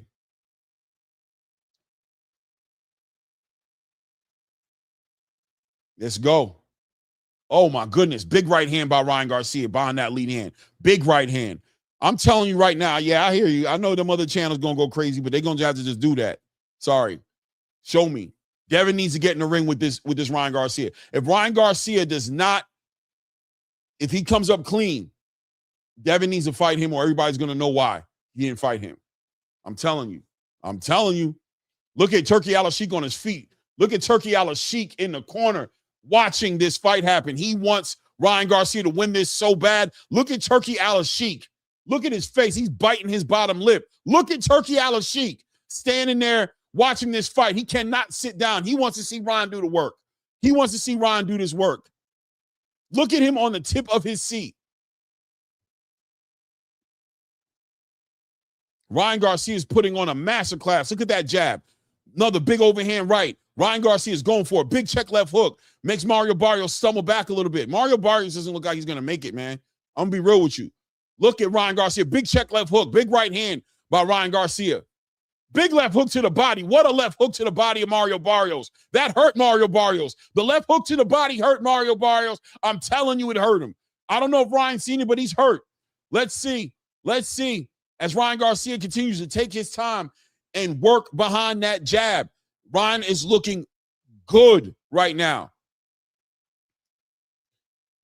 Well, we just hit the minute mark here in the 5th round. Mario Barrios goes for a big right hand. Ryan Garcia sees it coming from a mile away and just turns right up out the way of that straight right hand. Mario Barrios is getting spanked. Whoa, doubles up on that lead hand right down the middle between the guard. Look at the jab. Look at the jab of Ryan Garcia on display tonight, and that's what we've been watching tonight. That lead hand, that lead left hand of Ryan Garcia, amazingly enough, not the check left hook, even though he's thrown it, but the jab. This is what Shakur Stevenson put on in front of Teofimo Lopez. This is very similar to what he's been able to do with that lead hand. And if you're talking about watching Shakur against this guy, this is selling a fight between him and Shakur. Very, very, very intensely selling a fight between him and Shakur. Look at that. Check left hook. Mario Barrios is tough as hell. You got to give him his respect. Nice left hand to the body. End of that round. Easy round. 10-0.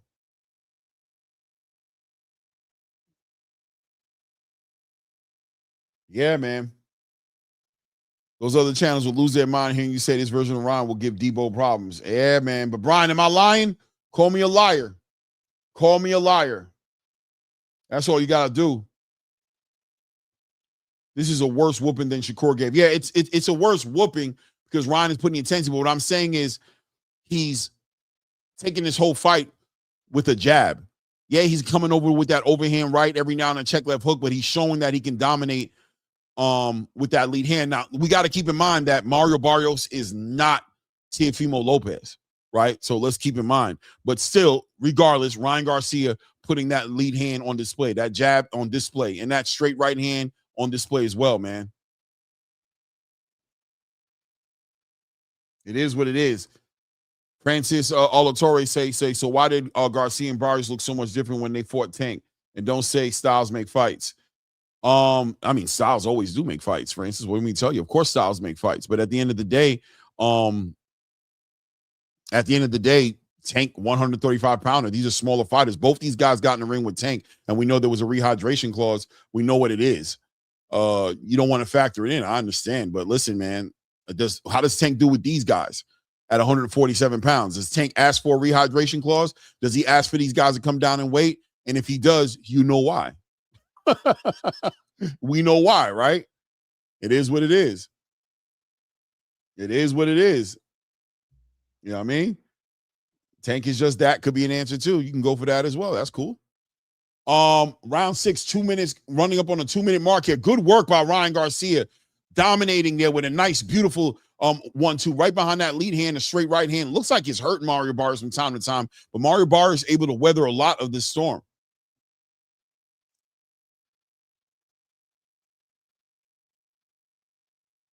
Good work. Look at Ryan Garcia, man. Oh my goodness, man. Left hand, right hand, left hand. Oh my goodness. Look at that jab of Ryan Garcia. Clean jabbing, man. Look at the clean work. Look at the jab. Look at the timing. Look how he sees what Mario Barrios is getting ready to do, and he's just right there. Faster than Mario Barrios. Great counterpuncher. Mario Barrios tries to take some shots at the body, but Ryan Garcia does a good job of just moving out the way. Great range control by Ryan Garcia. Look at that jab right down the middle. Beautiful jab. If you had hopes on seeing Ryan Garcia look like a shell of himself, it's not going to be tonight. Moves out the way, comes right over the top with a right hand. I don't know what happened there. The referee said something. Nice right hand by Ryan Garcia, right over the top. Mario Barrios is just too slow. He's just too slow. Just too slow. That big check left hook from Ryan Garcia right there. Mario Barrios continue to work behind that jab.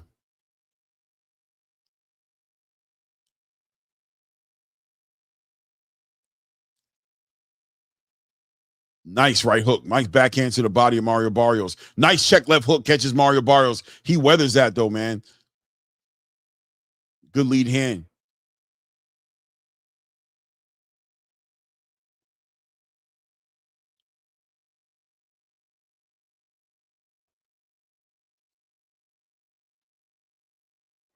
Good lead hand work. Good jab. Good straight right hand. Good check hook right there. Good straight right hand. Beautiful lead hand. Beautiful jab, man. Ryan Garcia's jab. Beautiful work right there. Nice right hand comes from Ryan Garcia. Now, I don't see the power translating. I haven't seen Mario Barrios really hurt that much in this fight. I think the body work probably is going to be a little more effective. But this is a beautiful looking Ryan Garcia in this fight. And he looks like he's having a good time right now, man. Great conditioning, too. Look at him. Great conditioning. Great conditioning.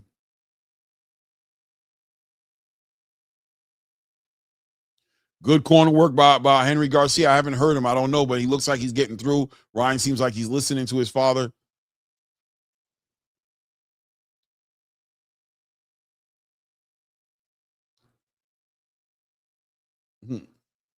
Ryan looked like he on that sauce. Barrios don't throw 10 punches in a round. Terrence Crawford looks bored watching this fight. Mario way too slow. Shout out to everybody in the building. Hit the like button. Subscribe to the channel if you haven't done so. Do that. 96 people in the building. Right back to the business. Beautiful work. Big check left hook. Big right hook by Ryan Garcia. Without a doubt, Mario Barrios is the wear and tear is. Oh man, what a nice shot right there. Nice lead left hand to the body, followed by a big right hand over the top by Ryan Garcia. Working behind that jab.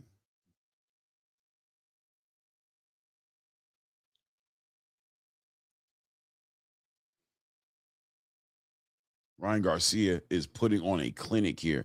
Beautiful 1-2 by Ryan Garcia. Followed up with a check left hook. Gets caught on the gloves.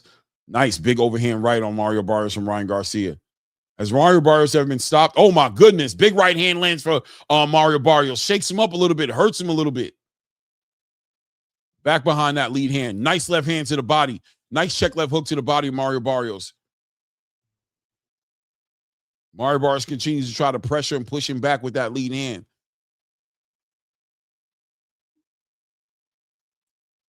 Yeah, Goosen, man, I don't know what you're doing, but you may be played out as a trainer, bro. I don't know. Yeah, Terrence Crawford looks bored, just sitting there. Looks like he could take a nap. He's looking at Mario Barrios do nothing in this fight, and I think it's annoying him. Good work.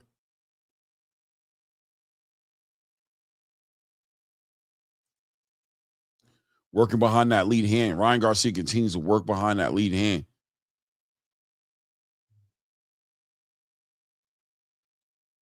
There he goes. Working behind that jab. Mario Barrios comes down with his own left hand to the body. There we go. Nice right hand from Mario Barrios.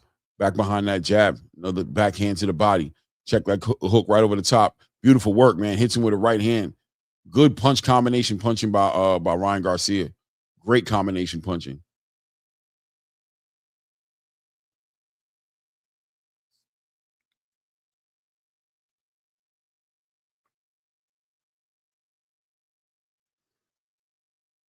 Let's go. 30 seconds, approaching the 30-second mark here in the 7th round. Ryan Garcia continuing to work behind that jab. The power hasn't translated for Ryan Garcia at the welterweight division completely yet, but you see the snap on the punches, clean punching. But Mario Barrios, walking through a lot of that.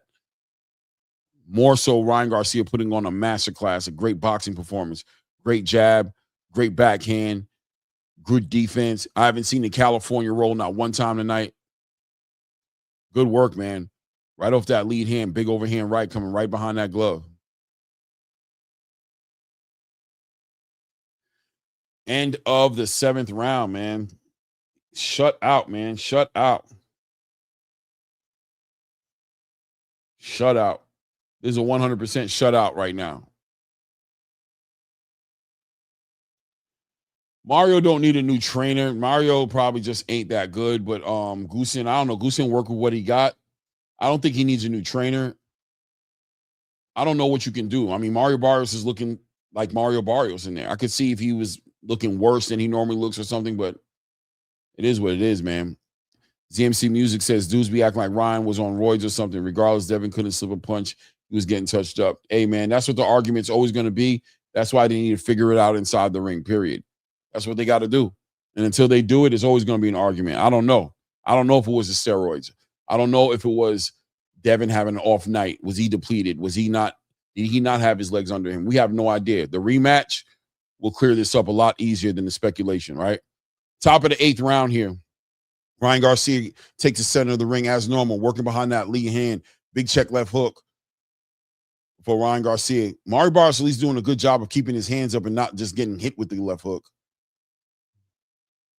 He's doing a job keeping that hand up. Nice overhand right by Ryan Garcia. Back behind that jab. Continues to pop his head back with that jab.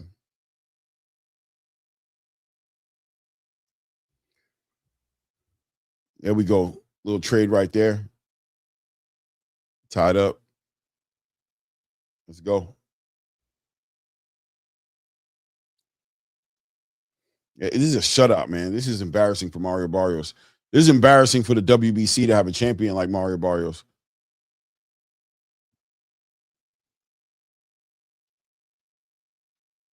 Good work by Ryan, man. Continue to work him, man. Work him like a workhorse. Right behind that lead hand. Nice left hook to the body by Ryan Garcia.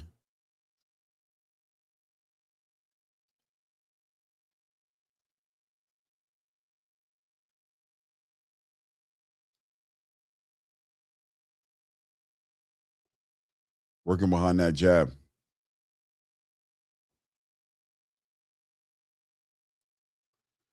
Good work by Ryan Garcia. What a lead hand, man. What a jab tonight, man. The jab is just looking good, man.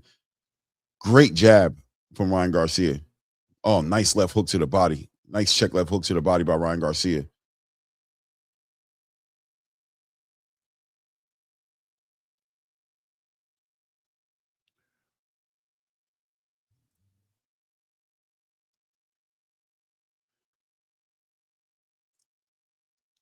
Good work by Mario Barrios trying to hold him with that lead hand to the body, but Ryan Garcia just way too elusive, way too fast for Mario Barrios. Mario Barrios just can't match that speed, man. Just cannot match that speed. It's ridiculous. But does Ryan have the power to stop Mario Barrios?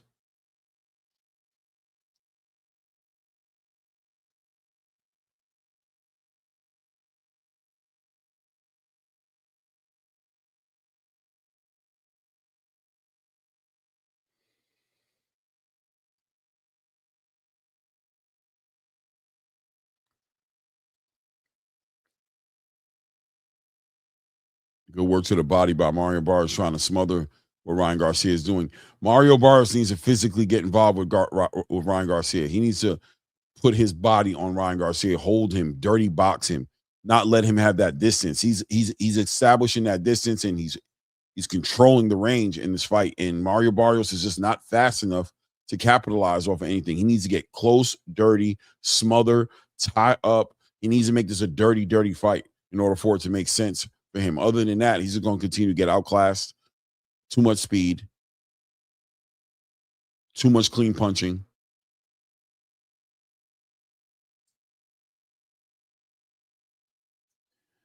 If Ryan better know he's getting Olympic style testing with Dev, nothing less. Yeah. I'm going to tell y'all, Ryan Garcia is legitimately making an argument for himself to not even fight Devin as far as moving on with his career and doing something else. If Devin wants to redeem the loss, get in the ring with Ryan. Ryan is looking that good tonight to where he can move on and people won't even ask him about Devin. But they'll ask Devin about Ryan every time Devin gets in front of a microphone. Think about it. Ooh, nice straight right hand by Ryan Garcia. Ryan can move on and fight another fight, and they'll be happy to see this Ryan fight many fights in the ring. You don't got to fight Devin again. Take it for what you want to take it for. That'll be the argument. I'm sure it'll make great for content for some creators, but it won't take away the stain on Devin Haney if he doesn't fight Ryan Garcia. This version of Ryan Garcia, people will argue and question as to whether or not Devin can beat this version.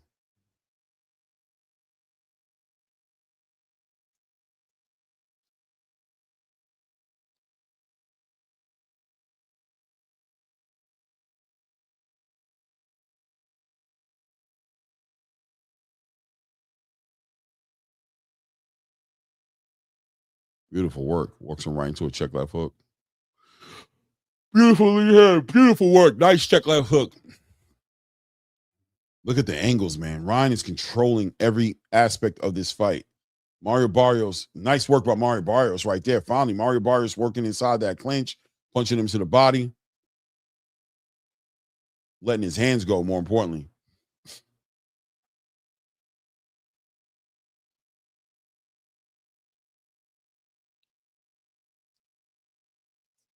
Beautiful work by Ryan Garcia. Comes over the top with that right hand and sticks him with a very hard left hand.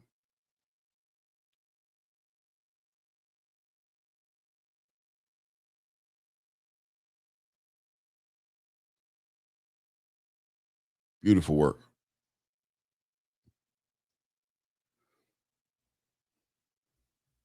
93 people in the building. Hit the like button. Subscribe to the channel if you haven't done so yet.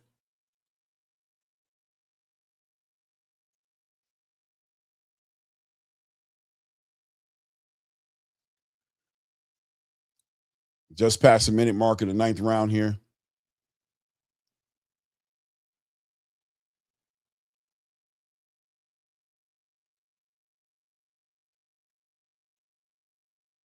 Nice backhand to the body. Good right hand to the body by Ryan Garcia.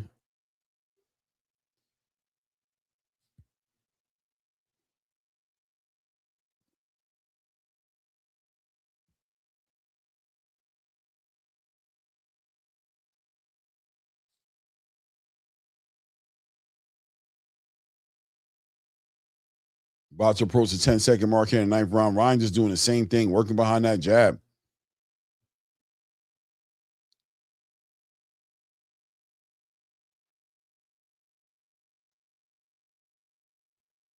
Easy round to score, man.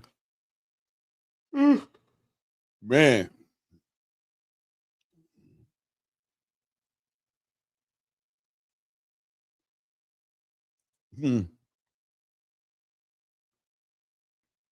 Garcia and Russell.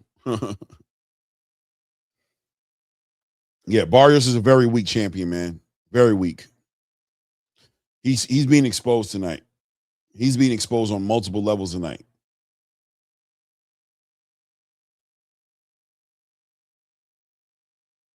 Multiple levels tonight. Totally exposed. There's no other way to build it up, man. There's no salt and pepper to put on it. There's no spice. There's no sheet to put over it. He is being exposed. Now, is he sick? I don't know. But what I'm seeing, I'm not going to let sick get you out of this one. You're getting outclassed. Your footwork is horrible. You're not letting your hands go. Ryan is just way too fast. I don't see how 10 out of 10 times Ryan beats this guy. 10 out of 10. 10 out of 10 times. There's no scenario I see where Mario Barrios beats Ryan Garcia outside of a big haymaker that just happens to catch Ryan clean on his chin. Other than that, Mario Barrios is just not. Look at that work. Look at the work by Ryan Garcia. Look at the movement. Look at that check left hook, catch Mario Barrios and sit him down. Look at the backhand to the body. Nice overhand right. Mario Barrios is starting to labor a lot too. The conditioning is starting. Beautiful work right there. Right behind that lead hand. Right hand comes right over the top. Oh, nice work by Mario Barrios catching Ryan Garcia on the way in there. Doubles up on that uppercut. Both hands.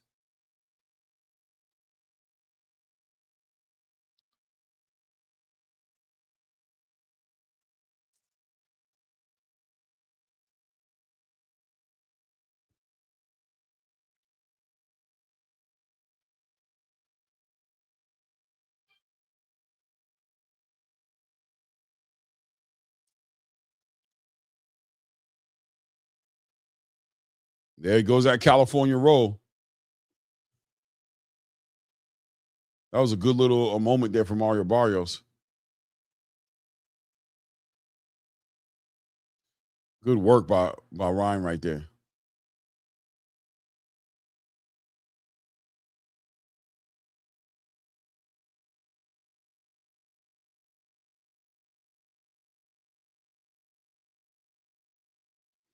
Here we go. The feints are starting to catch Mario Barrios. Ryan Garcia is just working behind that jab, man. Just working behind that jab, taking his time. He doesn't care. Good work right there. Nice left hand catches Mario Barrios, kind of almost buckles him a little bit. Oh, my goodness. What a check left hook and a big right hand by Ryan. Nice right hand to the body by Ryan Garcia. Back on that lead hand, overhand right.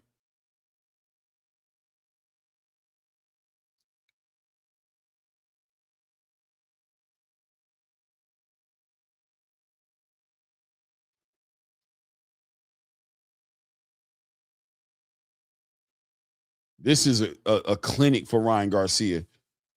But once again, Mario Barrios is just standing right in front of Ryan Garcia, not giving him no angles, not getting up, slipping any of those shots. Ryan Garcia is super comfortable.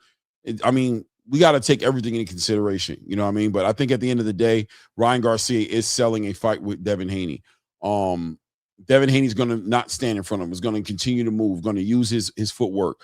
It's going to be a way more difficult fight for Ryan Garcia, way more technical fight. But at the end of the day, this kind of performance is going to attract the fans. And because of that, Ryan Garcia doesn't have to fight Devin Haney as much as Devin Haney needs to fight Ryan Garcia. Because why? When Ryan Garcia has a fight, people are going to show up. They're going to pack the building out. He's going to make a lot of money.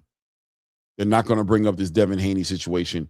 If Devin Haney's the one not taking a fight, they're not going to bring this up to Ryan Garcia. And if they do, Ryan's going to simply say the same thing over and over again, which is, you don't want to fight me. It ain't me. It's him. For sure. For sure.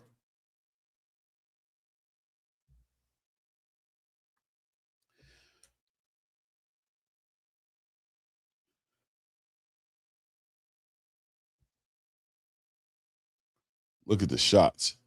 Look at the shots. Mario can't even do nothing. Look at that left. Big left hand. Big right hand.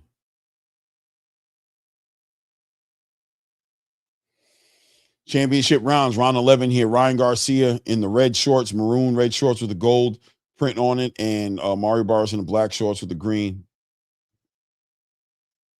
Look at that. Sets up right behind that jab, comes right over the top with a big right hand. Too slow. Mario Barrios can't even react in time.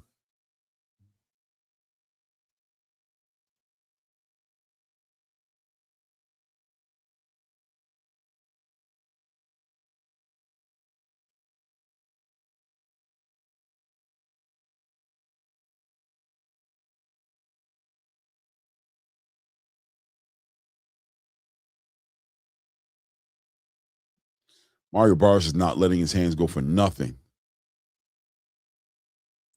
Stabbing him to the chest. Mario Barrios is not throwing nothing tonight.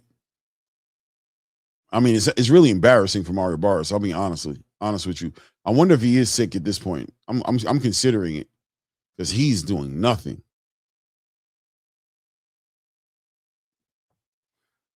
Ryan Garcia's been able to control this distance the whole night.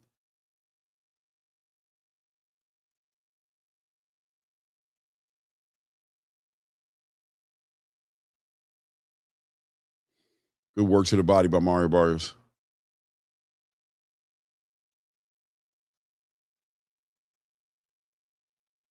Good lead hand by Ryan Garcia. Another lead hand. Look how he catches him. Boom. It's nothing. Just shooting that lead hand out there and just tapping him. Boop. Boop. There we go. Nice overhand right by Amari Jones. Gets caught right on the shoulder of Ryan Garcia. Rolls right out the way of it.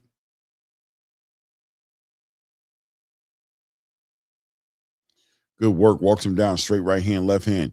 Nice. Check left hook. Straight right hand by Ryan Garcia. Easy work. Like, subscribe, guys. Like, subscribe to the channel. Support the channel.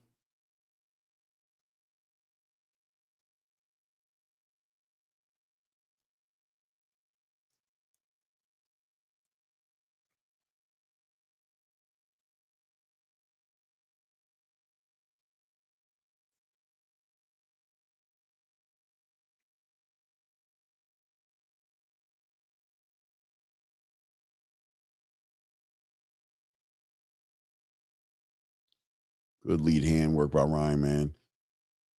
I'm sorry I ain't calling the fight better for you guys, but it's really just cookie cutter. Lead hand, lead hand, lead hand, right hand. Check left hook to the body. Lead hand, check left hook. Right hand. Circular. Turn over. Going to walk into his left. Walking to his left. Turn over. Fake like he's going to his right. Come back. Working back to his left. Shakur Stevenson ringside here. Let's see what Shakur Stevenson going to walk in this ring.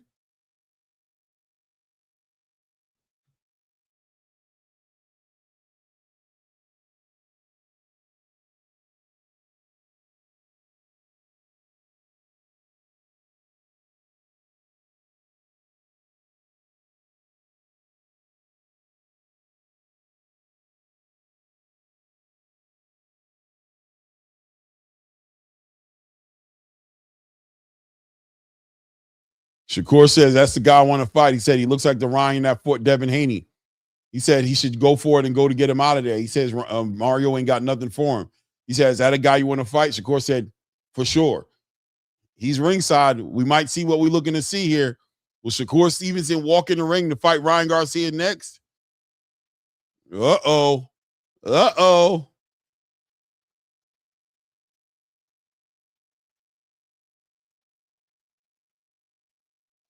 There we go. Working behind that lead hand. Straight right hand to the bodies. Mario Barrios going to turn. It's a 12th round, Mario. What you going to do? You got to go for it. You lost every single round in this fight. So you got to knock him out, period. Not a knockdown. You need to knock him out, period, or you're packed up and out of here. Oh, man, Terrence Crawford with the big yawn, bro. Woo! Terrence Crawford had to shake it out. Man. Yo, Terrence Crawford diabolical with the yawn. Oh my goodness. That man had to shake it out. That boy said, and said, oh my goodness. Mario Barrios about to put Terrence Crawford to sleep. Yo, Terrence, bro. Hey, look at Rolly Romero. Rolly Romero in the building.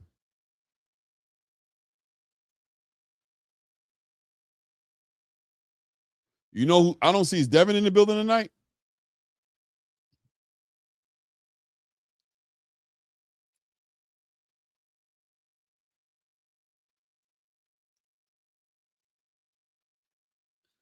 Oh, he pushes off Mario Barrios. I thought he got knocked down. I'm like, what happened?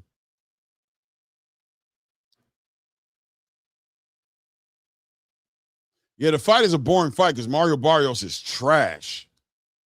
Oh, I got to be honest with you guys. I don't want to lie to you. Mario Barrios is just not, he's horrible. He's horrible. Man, look at that. Doubles up on that jab, comes right over the top with a right hand from Ryan Garcia. Easy work. Minute mark pass right here in the 12th round. Mario Barrios doubles up to the body. Oh, this scorecard is going to be crazy. 120 to 109 all day long. All day long. Matter of fact, hold on a second. Let me be honest with you guys.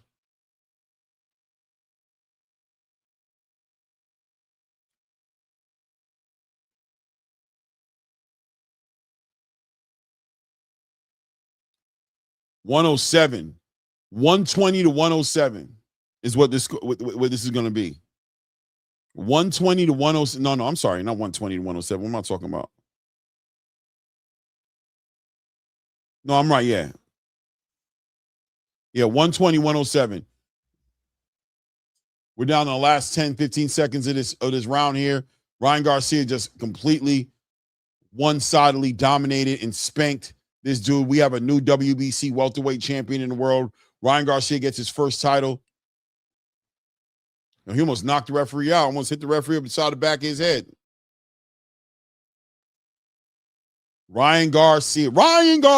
Shout out to Showbiz. Woo! K Gunner says, pack Barrios up and get him out of boxing. I'm done with this. Virgil Wembley said, Barrios is absolutely trash tonight.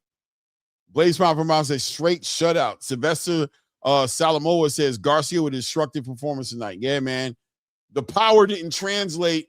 I don't know. Did the power translate? Does Ryan Garcia have that power at 147? I don't know.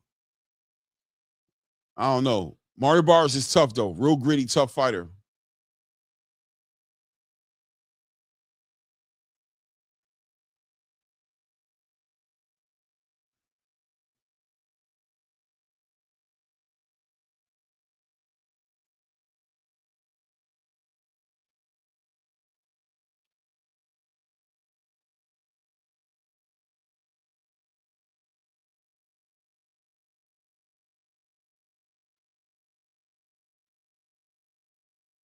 I don't know what they're talking about in that corner. Oscar De La Hoya seems real happy. I wonder if Ryan Garcia is really out of here. Him and Joe Goosen breaking bread, laughing in the corner.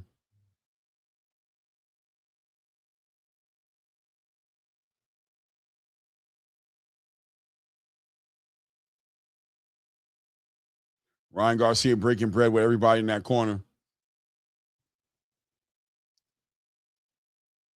Gabbage. Francisco Alatorre says it's hard to evaluate Garcia because Barrios was terrible and PDs will always be a question. Regardless, Garcia doesn't beat Stevenson or Norman. He beats Crocker, may beat Devin due to the trauma. Yeah, I agree. I don't think maybe. Yeah, you're right. If he hits Devin one of those clean shots, I ain't gonna lie. It could throw Devin's head back into a dark place. Major League Maine says, I'm happy Ryan won. I hate to see him as a champion. Honestly, this was forced. Thank you, everybody, being here tonight. We're going to open it up a little bit later, too, as well. Have you guys step in the building. Maybe open up the panel a little bit. Maybe not. I don't know. I don't know if I'm going to open up the panel. Should I open up the panel? There it is right there. I'll open it up right now at this moment. Right now. If somebody wants to step up, feel free to. There is a link. We can have a great conversation. Wrap up the card tonight. Very competitive fight tonight with Frank Martin and Nahir Albright ends up in a draw. Nahir looked great tonight, man. And so did Frank. Frank Martin looked good tonight. I'm down to see the rematch. Gary Antoine Russell, I think, got gifted a win tonight.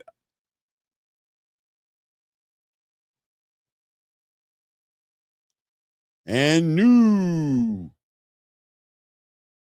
What was the scorecards? I didn't even hear the scorecards. 120, 107 is what I had it.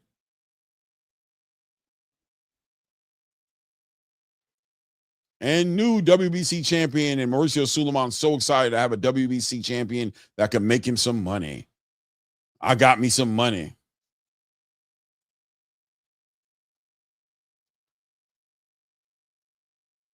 Mauricio Sulaiman trying to give the belt to Ryan. Ryan's not even studying the belt, man. Hold on a second here.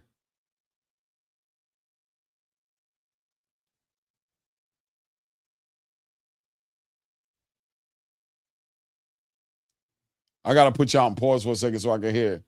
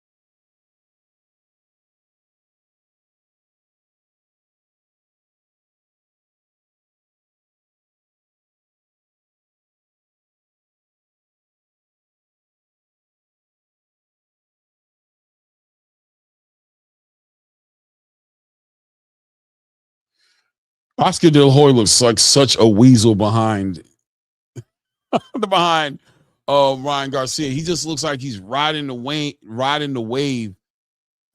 Man, it just looks so Mauricio too. Both of them just, I don't know.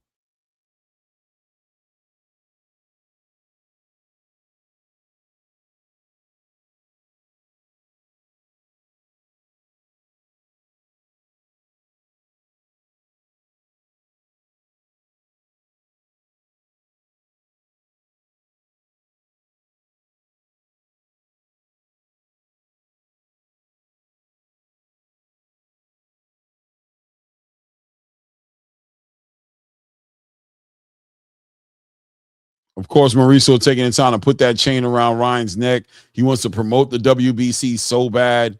Oh my God, bro.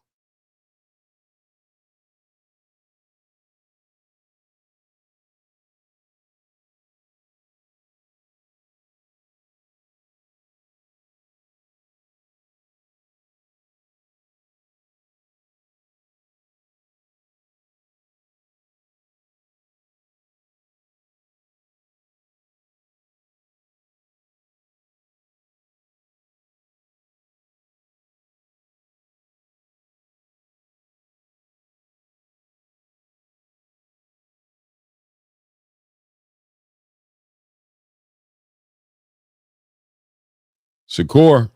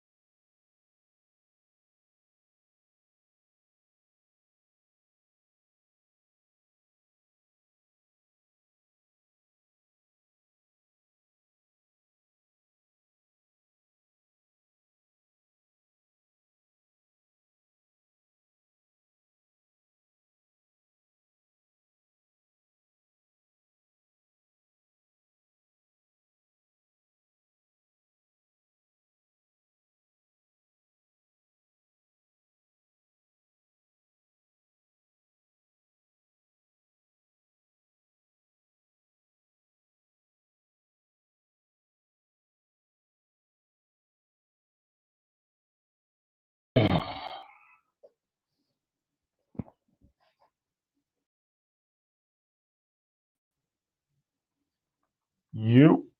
I can't hold on. I don't know what happened. My headset ain't working. Hold on a Who's second. JP? Who's JP? Show me your face, JP. I'm not okay. Okay, cool. What's good, family? What's good, champ? You can hear me? Yeah, man. I hear you, brother. How you doing, man? I'm cooling, man. Good night of boxing. Good night of boxing. It was a good night of boxing. I think it was a good night of boxing, man. It was some good fights, and some people showed up in ways I didn't think they would show up. Right. I thought Mario Barrios would show up better than this. I'm not going to make excuses for him because I don't know what he got going on, but he was just lethargic. But I mean, at the same time, Mario Barrios just didn't look. He looked like Mario Barrios to me. Like, this is Mario Barrios as far as I'm concerned. But I did expect some adjustments. I thought Goosen could make some adjustments. I think Goosen needs to get a haircut. I think we about done with you trying to look like, yeah, you know what I mean? You're a grown ass man. Shout out to the outfits. But Mario Barrios is just one of the worst champions. Yeah, in the between him division and that went through. Africa, I had them as the worst champions in boxing for different reasons. But yeah, Barrios looked terrible.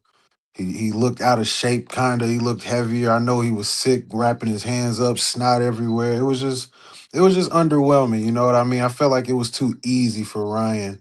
Like I mentioned in the comments, man, I feel like they forced him to be a champion. They gave him title shot after title shot.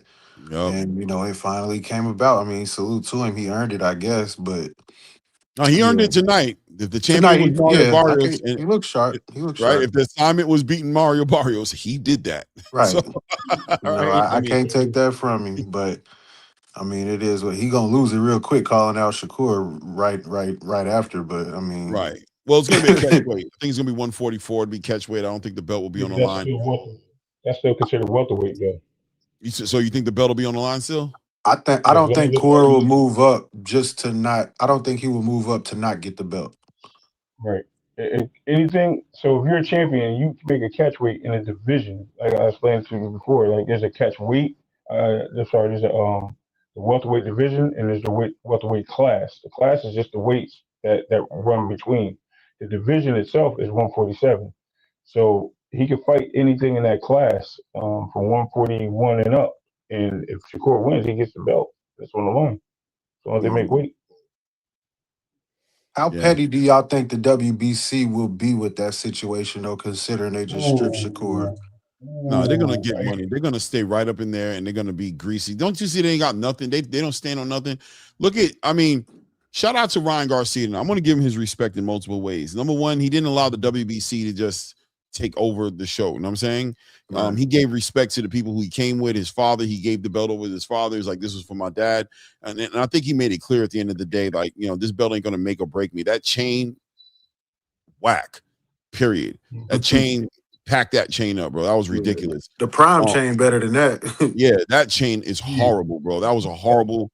It was I feel like that chain low key was kind of insulting to the culture. I feel like in his mind, he went to Johnny Wang and thought that somebody wanted to wear a gold chain that said WBC on it. I don't know. It was horrible. But that seems like something that they do in shots at, like you know how they give like certain things away. I know they was giving the ribbons away, but like we've seen like the like Turkey and stuff giving certain things away. I think they gave a couple, like a necklace away at one time. I forgot which one it was, which Riyadh card it was, but it just seems like it's a double shot. Like Mauricio Suleiman is just he's a class act. To be honest with you. Yeah, it's just that there's just desperation as they continue to try to make an argument for them being, the best belt, them being, they trying to make an argument for themselves clearly. But I mean, we'll see what ends up happening. We'll see what ends up happening for them. What you guys think about Nahir Albright tonight, man? Yo, stepped up. Yo, go ahead, man. My bad. No, you go ahead, brother. Go ahead. He showed me something, man. Like, look, Frank Martin, he has no gas tank, and I'm glad this exposes it a little bit. Albright he's a fighter, bro. So all the fights he's been in, all the fights he's won, the no contest that was a close fight with Keyshawn, bro. This guy is a brawler. He is Philly's own fighter, bro. Philly stand up, bro. Because I'm gonna show you straight up, he represents Philly better than anybody I've seen. I'm not trying to be funny. There's no disrespect to Boots, no slight at anybody over there. But this guy comes to fight, and Philly guys love to fight. They come to fight. This is you can't ask for anything more, man. And he used every aspect, just like a Philly guy. Used every aspect of fighting, bro. Every single one. You got to give him his props, man. And even with the cuts and stuff, and he's still going in. I mean, even caught him. Frank Martin. Find some Gatorade that like homeboy had on. Start drinking in the 8th round, 9th round, bro, because you was out on your feet probably by like the 7th. I ain't gonna lie, you was just a slug. I ain't gonna lie to you. I feel like Frank Martin kind of feeling himself a little too much off the Tank fame, like because he was trying to say, oh yeah, Nair, every time you stepped up, you lost. But my thing is, we only know Frank Martin for stepping up and getting stopped. Kind of like, we know who he is, but the world only really knows who Frank Martin is for stepping up and getting stopped. He's a little bit on his high horse. I think he needs to humble himself. He out here calling out Keyshawn, saying he'll stop Keyshawn. Like, I just think he needs to, like, I don't know. I like him with Buddy McGirt. I don't know. He just needs to find the right fit for him stylistically, because I don't see it where his ceiling is. I don't see where he can progress. He can't be no champ at 140. He just drew with Nair Albright. He needs to figure out and reevaluate what it is he really wants to do and how his style needs to be. Because what he has going on right now is not cutting it. You feel me? I think Frank Martin. I think Frank Martin that Frank Martin. I didn't mind seeing him tonight. I thought he did pretty good. You know what I'm saying? He didn't look bad.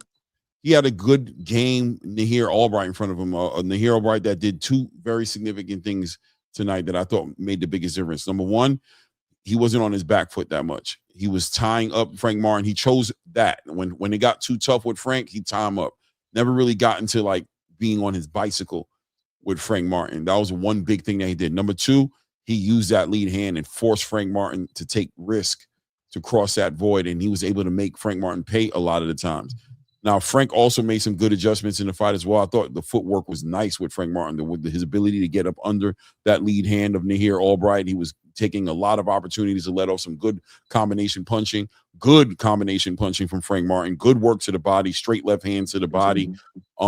He had some moments in there, you know what I'm saying? But Nahir Albright was just a game opponent tonight. He was just somebody who was not only about skills, not only about all the physical attributes, but he also had a game mentality tonight that just made the difference to where he was fighting Frank Martin all night long. You know what I mean? He put himself in position, and that's why that big overhand left landed for him. It's because he was in position. He never retreated. He always held his position. He always let those hands go after those flurries by Frank Martin. He let that big left go. He let that big right go. And sometimes it would hit nothing but air. But when it did connect, it was significant. And obviously we saw what happened in that final round where Frank was, where Frank got rocked. And also Frank did a good job, I think, of tying him up, of not allowing that situation to get worse than it was. Shout out to Nahir Albright. Shout out to your dentist. Work on that. Get your mouth guard put together right. You might have legitimately tricked yourself out of a win tonight. I think there's an argument there to say that the mouthpiece lost in that fight. A knockdown would have made a big difference for you tonight, brother. But earn the respect of the whole boxing game without a doubt. I think the space is going to respect Nahir Albright on a whole nother level right now at 140 pounds for sure. So did you score it as a draw or how'd you call it? Yeah, I scored it a draw. I scored it a draw. Yeah, I'm actually at work, so I ain't even get to score it. I'd have been on the channel if I ain't go to work tonight. But right. Man, I'm just telling you, scored a draw, man. It was a what y'all think about the Gary Russell fight, man? So I heard you say homie got robbed. You think Gary lost that joint? Facts. Yeah. Even with the point deduction? Even with the point deduction. So I thought he gave up too many rounds early on in the fight. You know what I mean? He closed it very well though. He closed the fight very well, but I don't know. I don't know. Mid-fifth round, Heroka took over that fight, bro. Yeah. He took that fight over.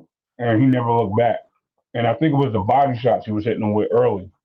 And when he hit him in the fourth round, hit him with that body shot. You seen Gary backing up, and you even heard Junior telling him like, "Yo, man, you gotta go in there, you gotta stand in there." Up, spamming the chat. I can't block it, Clay. I'm on my phone. I can't do both. Somebody get that dude out of here. But yeah, man, that Gary, he showed his ability, but he shows he's able to get hurt, man. In the way he's fighting, he went back almost to that style. He started off boxing, then he went back into that like aggressive style, and he got caught, and then he was backing up. Then Heroka stayed on the jab, and he took his opportunities he took the opportunity to hit him on combos in pieces of that fight. You eat round by round, it was just dominant. Unfortunately, he lost that fight. But I said, Clay, he had enough time to rest. He coming from Japan to Las Vegas. That's West Coast, bro. That's a 12-hour fight, or maybe a little longer. 16 hours at least, right? That's not flying from New York to Japan or Japan to New York. So I said that's a big difference. He gets a rest. He's gonna be rested. He showed us that kid is game, bro. He's a future champion in that division for real. For sure. Yeah, I'm watching. My bad. I was listening to Shakur and Terrence Crawford right now, doing their little interview right now. Shakur did a great job tonight commentating. By the way, I thought he was pretty honest. He gave Gary Antoine Russell the win over Heroka. He felt like he dominated a lot of those. He felt like Heroka had moments, but Gary Antoine was controlling the fight more. I don't know, man. You listen, man. People, I saw even in the chat. Yo, Clay's froze. I'm frozen. Nah, I see you. You good money. Okay. That's somebody to get their Wi-Fi fixed. All right, cool. At the end of the day, I guess is what you're looking at. You know what I'm saying? I thought that Heroka was doing a great job working that body, man. He really was. He was digging in there and he was hitting with some good shots. I think Gary Antoine Russell was showing frustration in the fight. I mean, outside of the low blow he got hit with, you know what I mean? He was showing some frustration in the fight. Heroka was turning up, was walking down the ring generalship. I thought Heroka was showing ring generalship, walking down Gary Antoine Russell in the second half of that fight. I don't know, man. I just feel like Gary Antoine lost that fight, man. But look, more importantly, he won the fight. And I'm excited to see him in the unification fights, in the big fights, in the division. Think he gonna get him? Everybody ducking him, and we know Shakur about to run up to 47 real quick. So we know Africa. We gonna get on Africa later when we get a chance. But let me show some respect to Gary Antoine Russell. Love the guy. I think he's a great fighter. But I never thought anybody was ducking him. I just think they keep him inactive. He always calls for the fights that he knows he's not going to get. He tries for them. I just think that PBC's not moving a certain way, and look how long it took for this fight to marinate, almost a whole year. Um, so he has to move to different platforms to get these fights in the show because two of these fights were on different platforms, including this one, and the one with the Jake Paul card was on a different platform. He's got to get more active, and I think activity is everything, and that's why I think even Andy Heroka has been out for almost 2 years. Came in there looking sharp, and this activity thing is a big problem in boxing, man, and especially with Antoine Russell, because every time he's out for a long time, he puts up a fart. I'm gonna say it like that. I ain't gonna say we on the internet, so we use that word. And but it is what it is, man. I ain't here to take anything away from him. He won his title, he kept his title, and he did his thing, But he just has to stay active, and I don't think it's ducking though. We'll see. We'll see how this moves. I only say is I feel like Africa would, I feel like he would tell Gary Antoine Russell, "Oh, you need to get your name up, but you'll sign up to fight Jermaine Ortiz. You'll sign up to fight Duarte. Like, don't hit me with that excuse that Gary don't got a big enough name, but fight lesser names with no belts. That's why I personally called it ducking. I'm not saying he's scared of him, but it's just like don't say it's the name thing, but you fight Jermaine Ortiz or you'll fight Duarte. That's all I was saying, but I totally agree. The inactivity do be hurting him sometimes. I still want him to go get that. What's the bro name he lost to again? Not Matias. Who? Puello. Yeah. Yeah, I still want him to go get that back. You know what I mean? And he still said he want that back. So I don't know. We got to see. Well, Dalton Smith and Puello is what's up next. That's what's happening next Right. for both those guys. So if Puello wins it makes even more sense. Right. Makes even more sense for Gary Antoine, but he's got to look forward. He's got to, Ray said it best, the activity. He has to find a solution. His last fight he had was March 1st of last year. March 1st is in a few days. And he looked wonderful, you feel me? But like you said, that inactivity, a ring rust will kill you. No matter how you think he looked tonight, just know he would look that much better if he was active. You know what I'm That's trying to say? Like, no matter how he looks, the activity benefits somebody like Gary Antoine Russell, especially when you're talking about slick fighters who operate off cadence, timing, reading shots. They need that ring time. Power punchers who just like coming forward punching, they can come back and get back to it. Power's the last thing that goes. But your legs, you know what I'm saying? You got to keep them things moving so you can be who you are.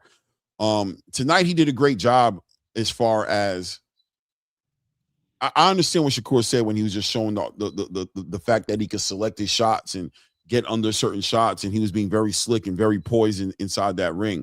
But he didn't pull the trigger the way I think he would have if he'd have been more comfortable being inside that ring. And you get comfortable by the activity. Gary Antoine Russell needs to be in the ring 3 times a year. 2 times. I was just about to say how many more joints you think he got this year. I would say a good 2. You feel me? That makes even if it's a tune-up, you feel me? Like people like kind of so anti-tune-up now. Everybody want all the big money. Everybody want the big Riyadh cards. Everybody want the Ring magazine cards. Like it ain't always gonna be like that for everybody, bro. Like grab you a tune-up real quick, then you can go for the big money joint. You know what I mean? The unification. I agree with that 100%. And I think in a way, Gary Antoine he needs to get out that mentality that he's just about to stop everybody. Not saying that's his mentality, but what his first 17 joints was he stopped everybody. You know what I mean? Until he lost. Then he went all 12 with Rayo, even though he shut Rayo out. And now this, I feel like he might be mentally spoiled, thinking he could just stop everybody. And and he can box. We know the Russells. They can box. So I just feel like once he gets out of that mindset, he always I don't kiss and tell. I don't man. Listen, knock it off. Smart. You said that's a fact, and I even I pay homage to a few fighters. A lot of these guys when they come up the ranks, Malinga, Virgil Ortiz, all these guys knockout artists, and all they win is by knockouts. And as soon as they get in championship competition, you start seeing their skill sets are on par. they're not the fighters that everybody think they are, and then Mm-hmm. they go these distances, or they're looking like they were spoiled in all these fights, and it shows 100%. It shows, and now you're starting to see that they're human. They're not who they are, but in their mind, like Berlinga, they think that they can just knock everybody out no matter what, and then they go into these fights, and then they end up either getting slain by the swordsman, the dragon gets slain, or they just go in there and they put on poor performances because they get outboxed or outpointed in certain situations, and then they get the frustration happening because they're not able to dominate like they're a kid used to and accustomed to. So you're right on that, man, 100%. What did y'all think about his shape? Y'all, did he look like he was in good shape? That's the shape, man. Who? That's Gary how Ball Antoine. looks.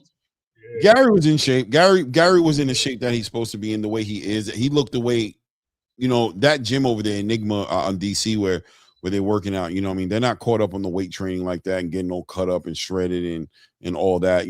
They're about being in fight shape. And he was in Okay. fight shape. He was in fight shape tonight. Gary Antoine Russell is just he's about the sport.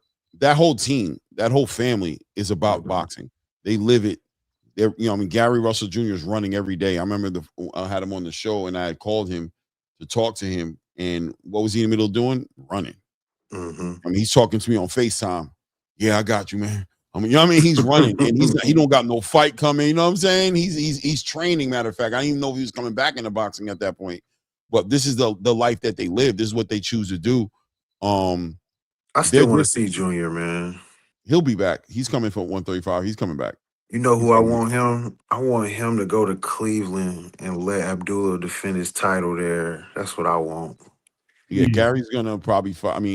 Abdul's probably gonna fight Joe Cordina, get that defense in, and then I think he has like one or two more fights left before I see that man going to 140. I ain't gonna lie. Right, I think that boy growing quick. Yeah, yeah, it's about time for him. I say he chases down Raymond Moritaya maybe, or chase down a Floyd Schofield Jr. if he picks up that 135-pound WBA title, unify, see if he can get a lineal title in the division. But worst case scenario, move up to 140 and get in this conversation, because there's one going on at 140.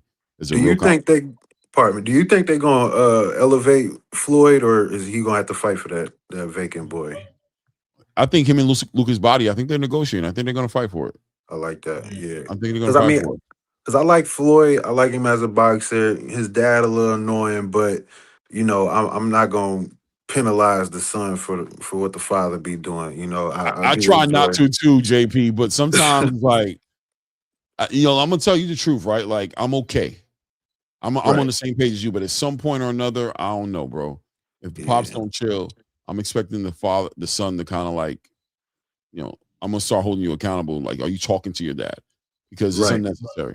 It's unnecessary, especially when it comes to the Riyadh accusations and the way you're moving. You know what I mean? The clout chasing you're doing with. There's a lot of weird stuff going on. Shout out to JR Sprock in the building. I appreciate that. Says Claymore, I've been making the rounds through the boxing space these past few weeks, and let me tell you, Clay, your league's ahead of the competition. Keep killing it. Great things are coming, man. I appreciate you, man. Thank you, man. That means a lot. And salute to you, bro. For sure, man. I see you doing your thing, bro. You one of my favorites. Oh, wow. Thank you. Salute to you, my dog. I appreciate you, man. I appreciate you. We're working. We're trying to get better. We all trying to get better, man. We trying to do so many things to be better. So I appreciate all the support that I get from the space, man. It's such the YouTube space is so toxic, bro. It's hard, you know what I mean?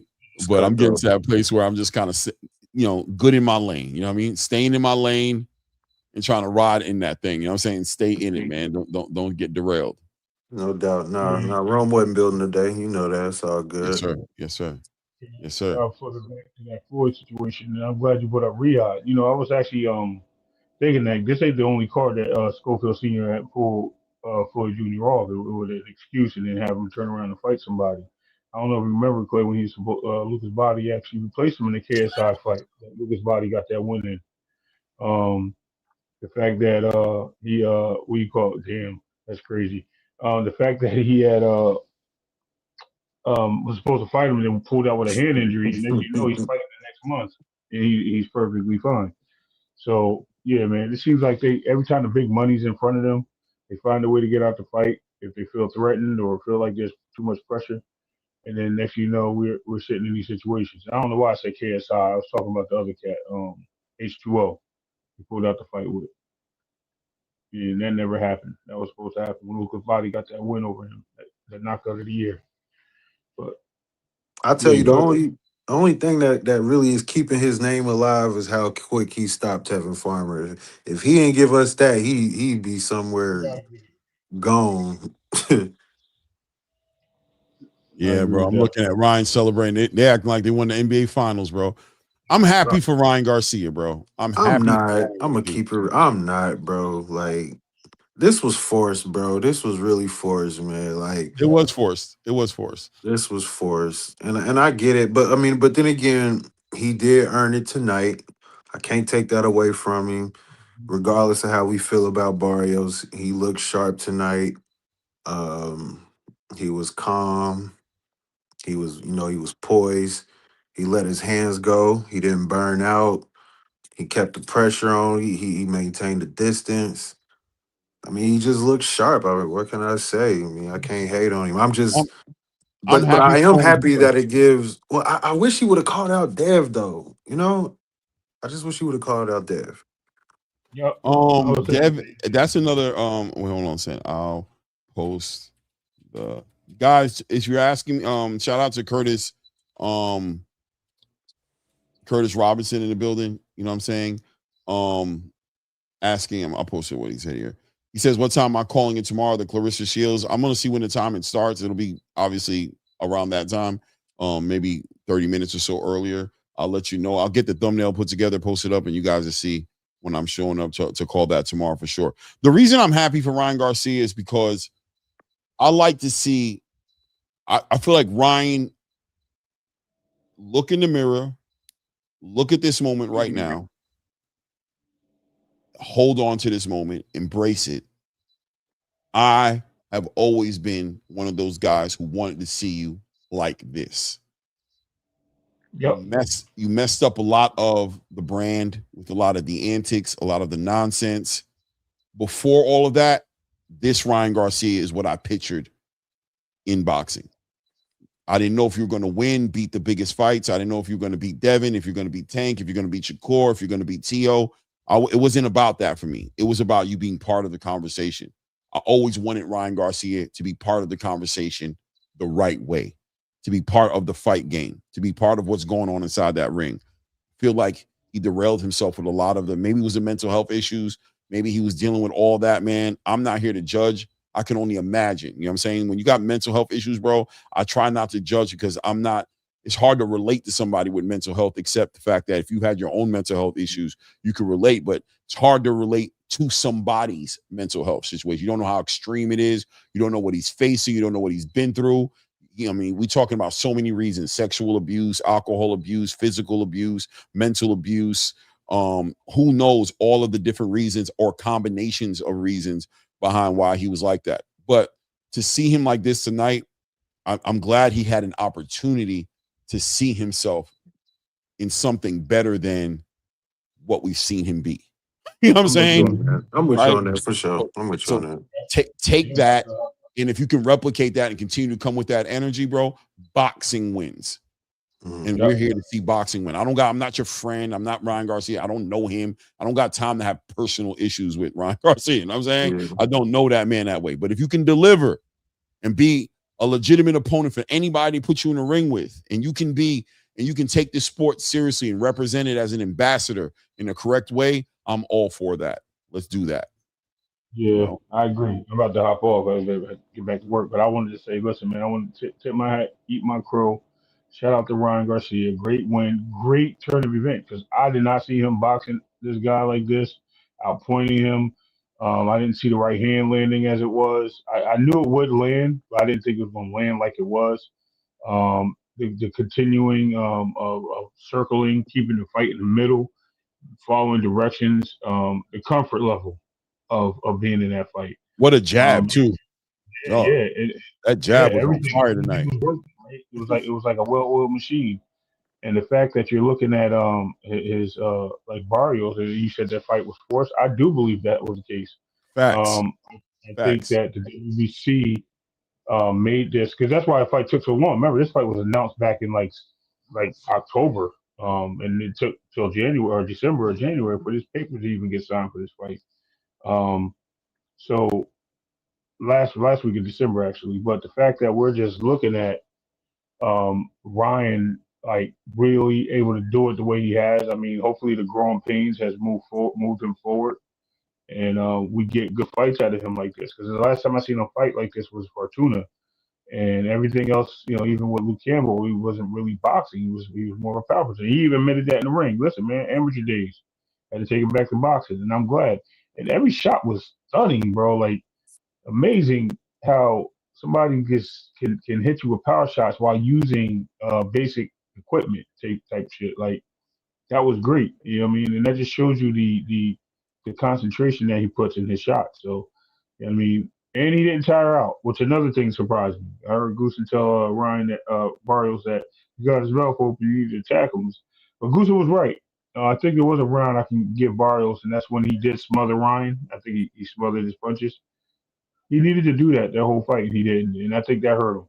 I think that hurt Barrios. He was afraid to get the licks, and he didn't like what he was receiving, and put him on his back leg. And like I said, shout out to Ryan Garcia, Henry Garcia, the Garcia family, the team, um, and let's see him defend his belts and be a great champion, man. I'm all for it.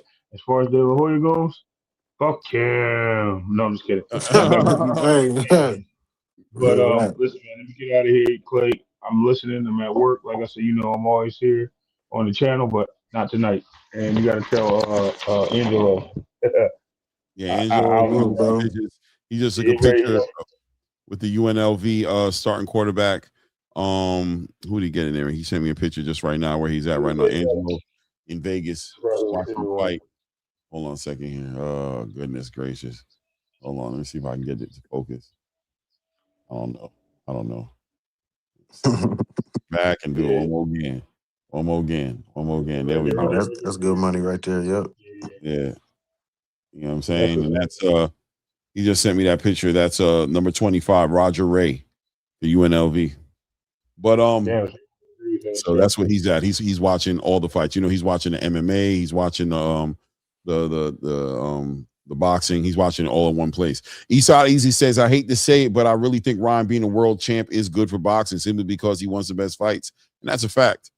That's a fact, man. Ryan is always, I never had a problem with Ryan wanting to make fights. I just, I feel like there was some self-confidence issues with him with that mental health thing. And I think he just had a hard time selling himself, convincing himself that he was like that.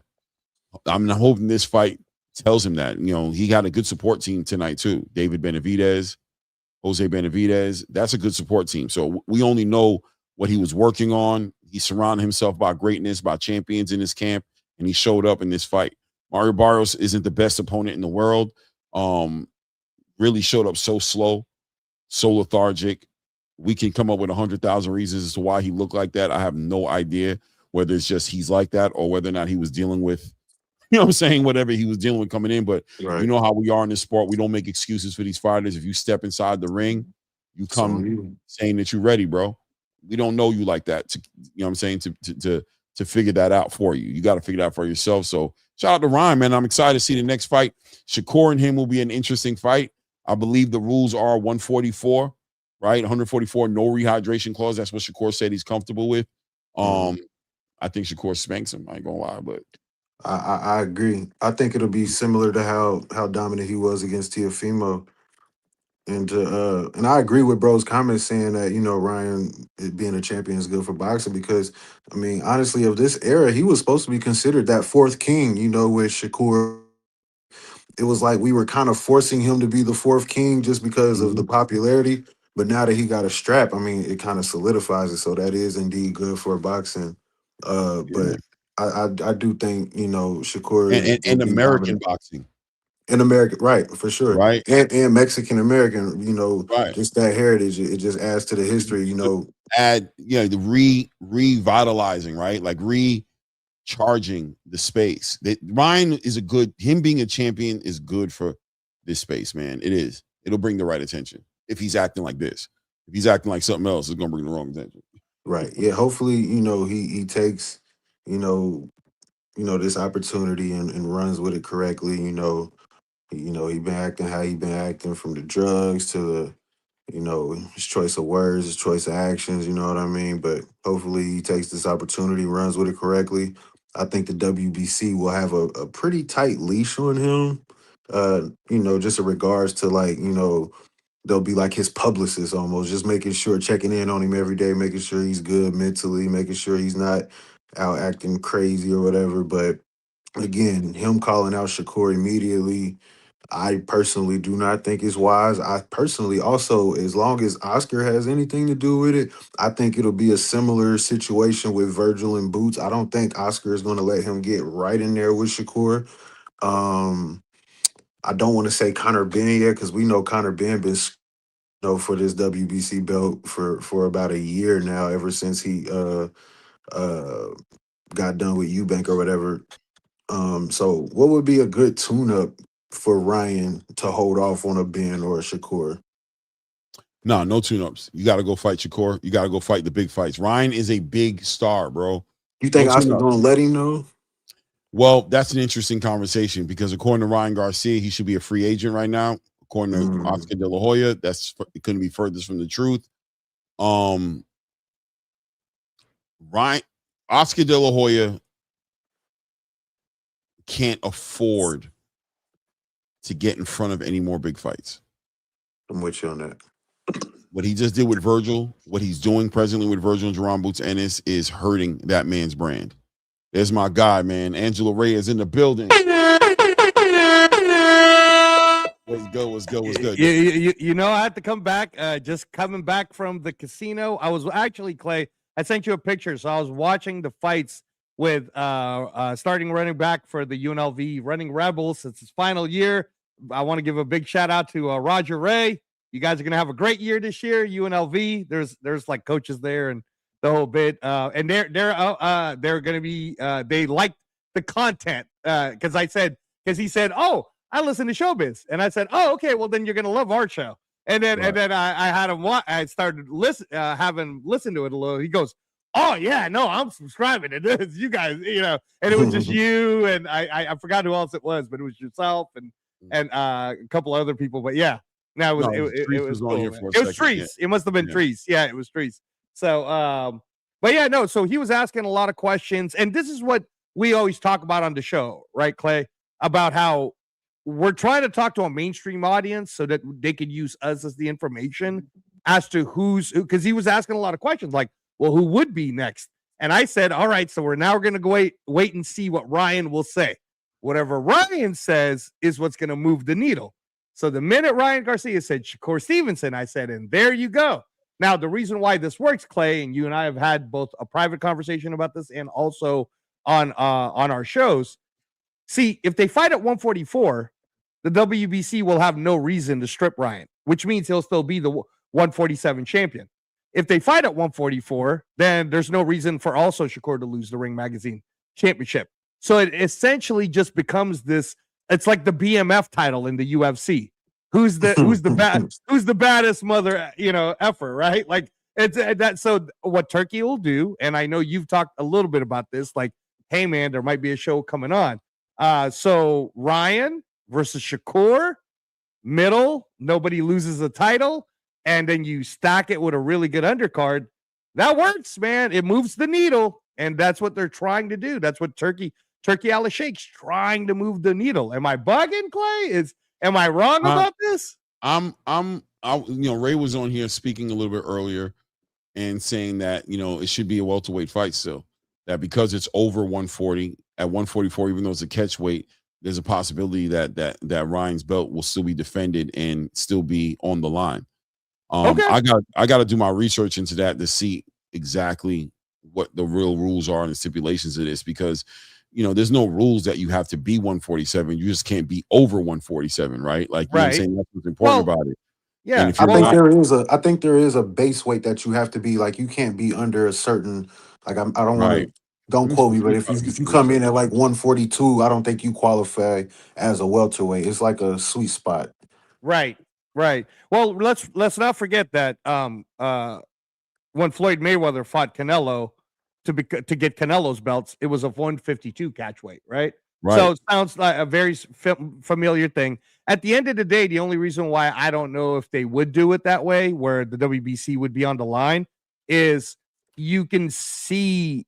I mean, unless you guys aren't reading the room, you can see that they're trying to really make 2026 all about the Ring Magazine belt. And there's nothing in it for Shakur to get it. I mean, he doesn't even really want to work with the WBC Yeah, at listen, this point. the lower practical limit is 140 pounds. That's the lowest weight you can be. 140. For 140 is the lowest to compete for a 147 title. For 7 belt. Yeah. Yeah. So But 144, I think. well, the only way it would matter is if it's Ryan Garcia versus Shakur Stevenson, 144, but the winner gets the Ring Magazine 147 title. That's the only way I can see really Shakur, because I don't think Shakur cares about the WBC belt now. No, I think Shakur is very adamant about rising in the pound for pound rankings though. So I do think he will want this to be a title shot. I don't think he will waste his time. I think he will want this to be a title shot. Right. Yeah, I think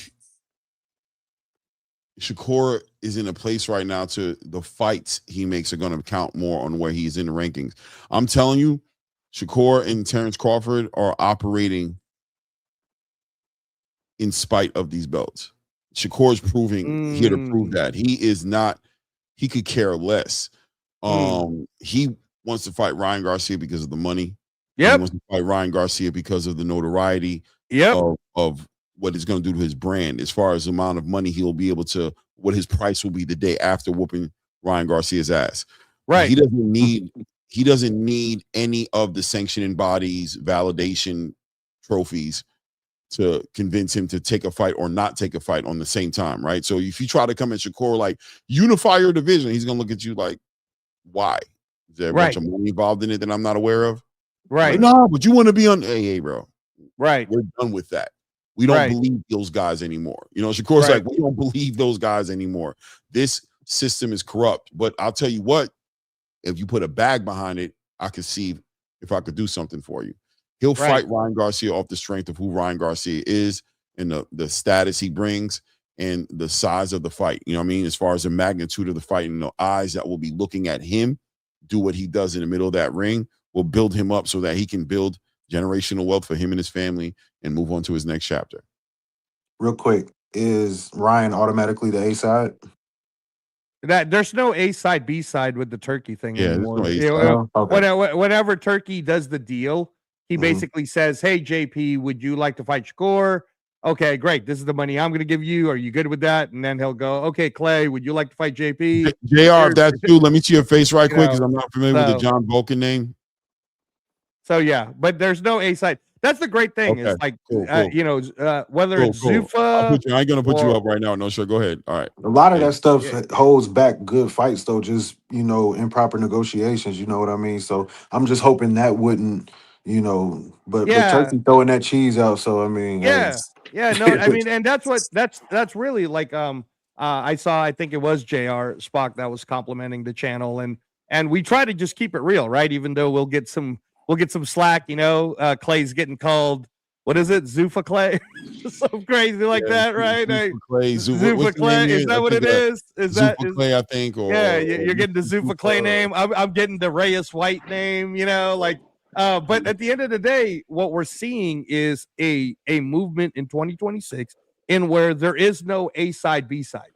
It's just boxing. It's just, hey, do you want to fight? So Conor Benn is a classic example of, he just got signed, and there'll be a premiere dropping real soon about that. Would be in Claymore explaining it all, but you're not going to pay a guy $15 million and then say, and you're going to go fight some nobody. Exactly, right? Shout out to Julian Rodriguez. He said nobody. I didn't mean using nobody, but right. No, it's not. It's not so much. It's not so much a nobody, but it's like, you have to have hit a certain level of a name, right, in order for you to be recognized in the global population. And also with boxing, it's marketing, right? So it's all regions. So Conor Benn supposedly is fighting May 31st. That's what we're hearing. May 31st, Sky Sports will be involved. It'll be a global boxing platform because it'll be on Paramount Plus, CBS. It's most likely going to be in the UK. So if you're having Conor Benn fight in the UK on May 31st, who's the best name to use? Now, I've said this to Clay, and I know he would love it if this happened, but I don't think, we don't know if it will or not. Devin Haney. What do you think about Devin Haney versus Conor Benn? Right? I like it. It's a style clash. Styles make fights. I don't think Conor Benn is. I don't think he's experienced enough to rock with Devin Haney. Devin Haney is a champion. He's faced Hall of Famers. He's a future Hall of Famer, pound for pound. But it would be exciting. We know Conor Benn's not a punk. So especially if they do it in UK, like Devin doesn't mind going to another guy's crib and bumping with him. So I think it'll be a good bout. Right. And then the name that keeps floating around, which is why when Clay triggered some people when he said this on other shows, but we're just being truthful that Shakur's the money man at this point, right? Because everybody seems to want to fight Shakur, and Conor Benn said, I will do the rehydration clause if I could fight you next. So is Shakur Stevenson Conor Benn May 31st in the UK. Because Shakur said he'd love to fight a stadium show in the UK. What do you think about that? I think anything is possible, but I think I'm not going to look past what Shakur and Ryan Garcia said tonight and what happened tonight. I'm not going to look past that. You know what I'm saying? I'm not going to look past what both those guys seem to be focused on doing, and Turkey seemed to be Turkey was salivating at what Ryan was doing in the ring. He was out of his seat multiple times in this fight. He was like, boy, I've been waiting on this Ryan Garcia for years. Right. Boy, he was like, he might be thinking like, before I even sleep and let this one, I'm going to get it while it's hot. I'm going to take it right up the grill, bro. This is the Ryan. This is the performance. This is the momentum. He's got the attention. He's a champion. Everybody's looking at him. Let's make this happen. You know what I mean? I think the big thing with the Ryan situation is going to be Oscar. I think Oscar De La Hoya is a legitimate, almost a cancer on the I was sport. about to say cancer, bro. Yeah. Yes. He's legitimately an issue. And people can say whatever they want to say. That man is an issue. However anybody wants to feel about it. I don't really give a care. You know what I mean? Ramadan Mubarak to all my Muslims, you know what I'm saying? All my Akis, man. We're not gonna do like that. We ain't gonna give it that kind of energy. But at the end of the day, he's a problem. And he may be something that gets in the way, something like this, as he's tying up Virgil Ortiz in court right now. I hope he wouldn't tie up Ryan Garcia in court as well if he decides to put his foot down about this. So if that happens, then yeah, Conor Benn, Shakur Stevenson becomes a lot more realistic, a lot more likely. Outside of Shakur, though, who would we want to see Conor Benn in the ring with in the UK that would make a big enough fight to make sense with this big investment? Who would it be? This is a perfect segue. There was a guy next to Turkey that he was dressed in all white tonight. What was he doing there? Mr. Terrence Crawford. Yes. What is he doing there? Thought he's retired. No, Terrence Crawford's not coming back. No, Terrence ain't doing not that. for no Conor Benn. No.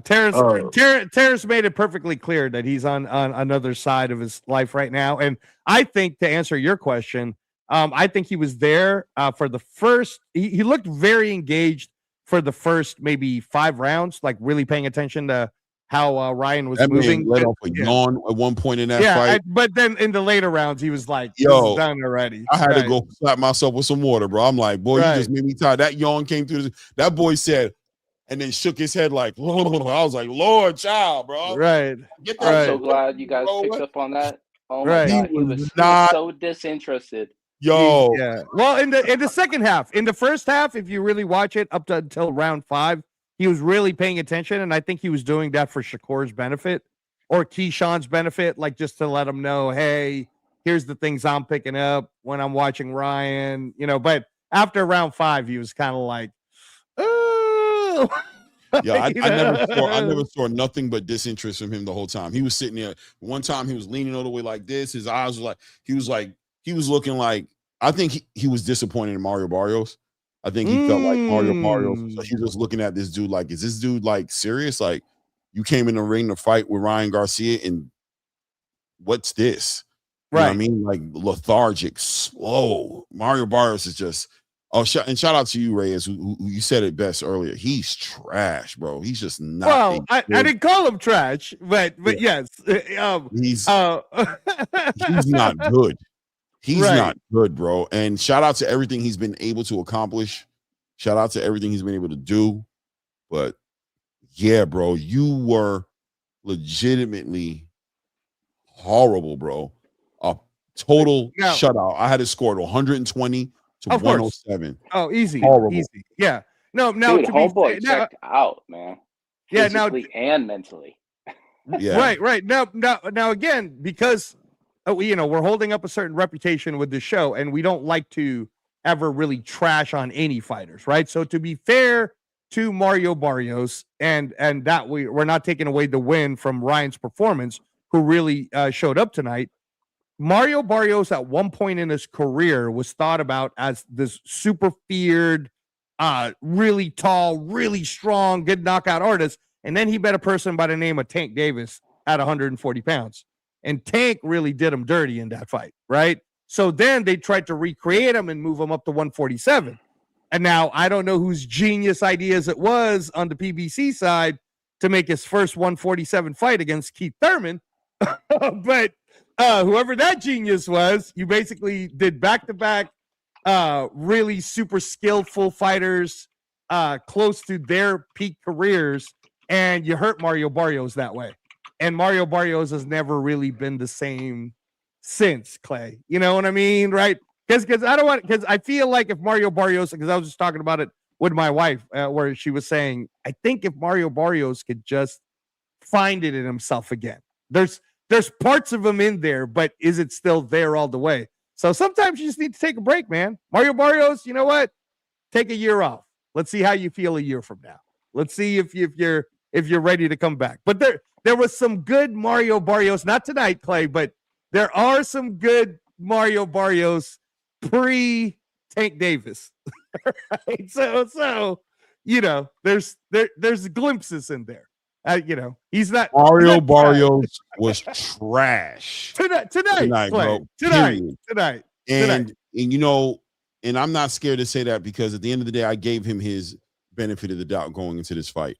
I gave him a chance to win this fight, but that man was basura in that ring tonight, bro. He was horrible, bro. He was legit horrible. It was embarrassing. Right. It was embarrassing for the division to know that was 147 champion, a 147 pound division champion. Right. Weakest link completely validates everybody's idea of the PBC hiding this guy away, refusing to let him come out and play. We completely see why, and it was a legitimate light on what's wrong with boxing, because Mario Barrios shouldn't have been allowed to be champion as long as he was. Now, yes, that's true. He should have been beat on. Yes. And that belt taken off his waist. And the fact that Ryan gets to come in, I give him his respect for beating Mario Barrios to become a champion. But yeah, bro, it seems like they held him with that belt until they found the right person they wanted that belt to be around the waist of. And then they put Ryan Garcia in position. And I'm saying Mauricio Suleiman. The fact that man held that belt that way and you guys weren't activating mandatories, you guys weren't doing the work that you were supposed to be doing to put Mario Barrios in the ring and to fight a championship fight.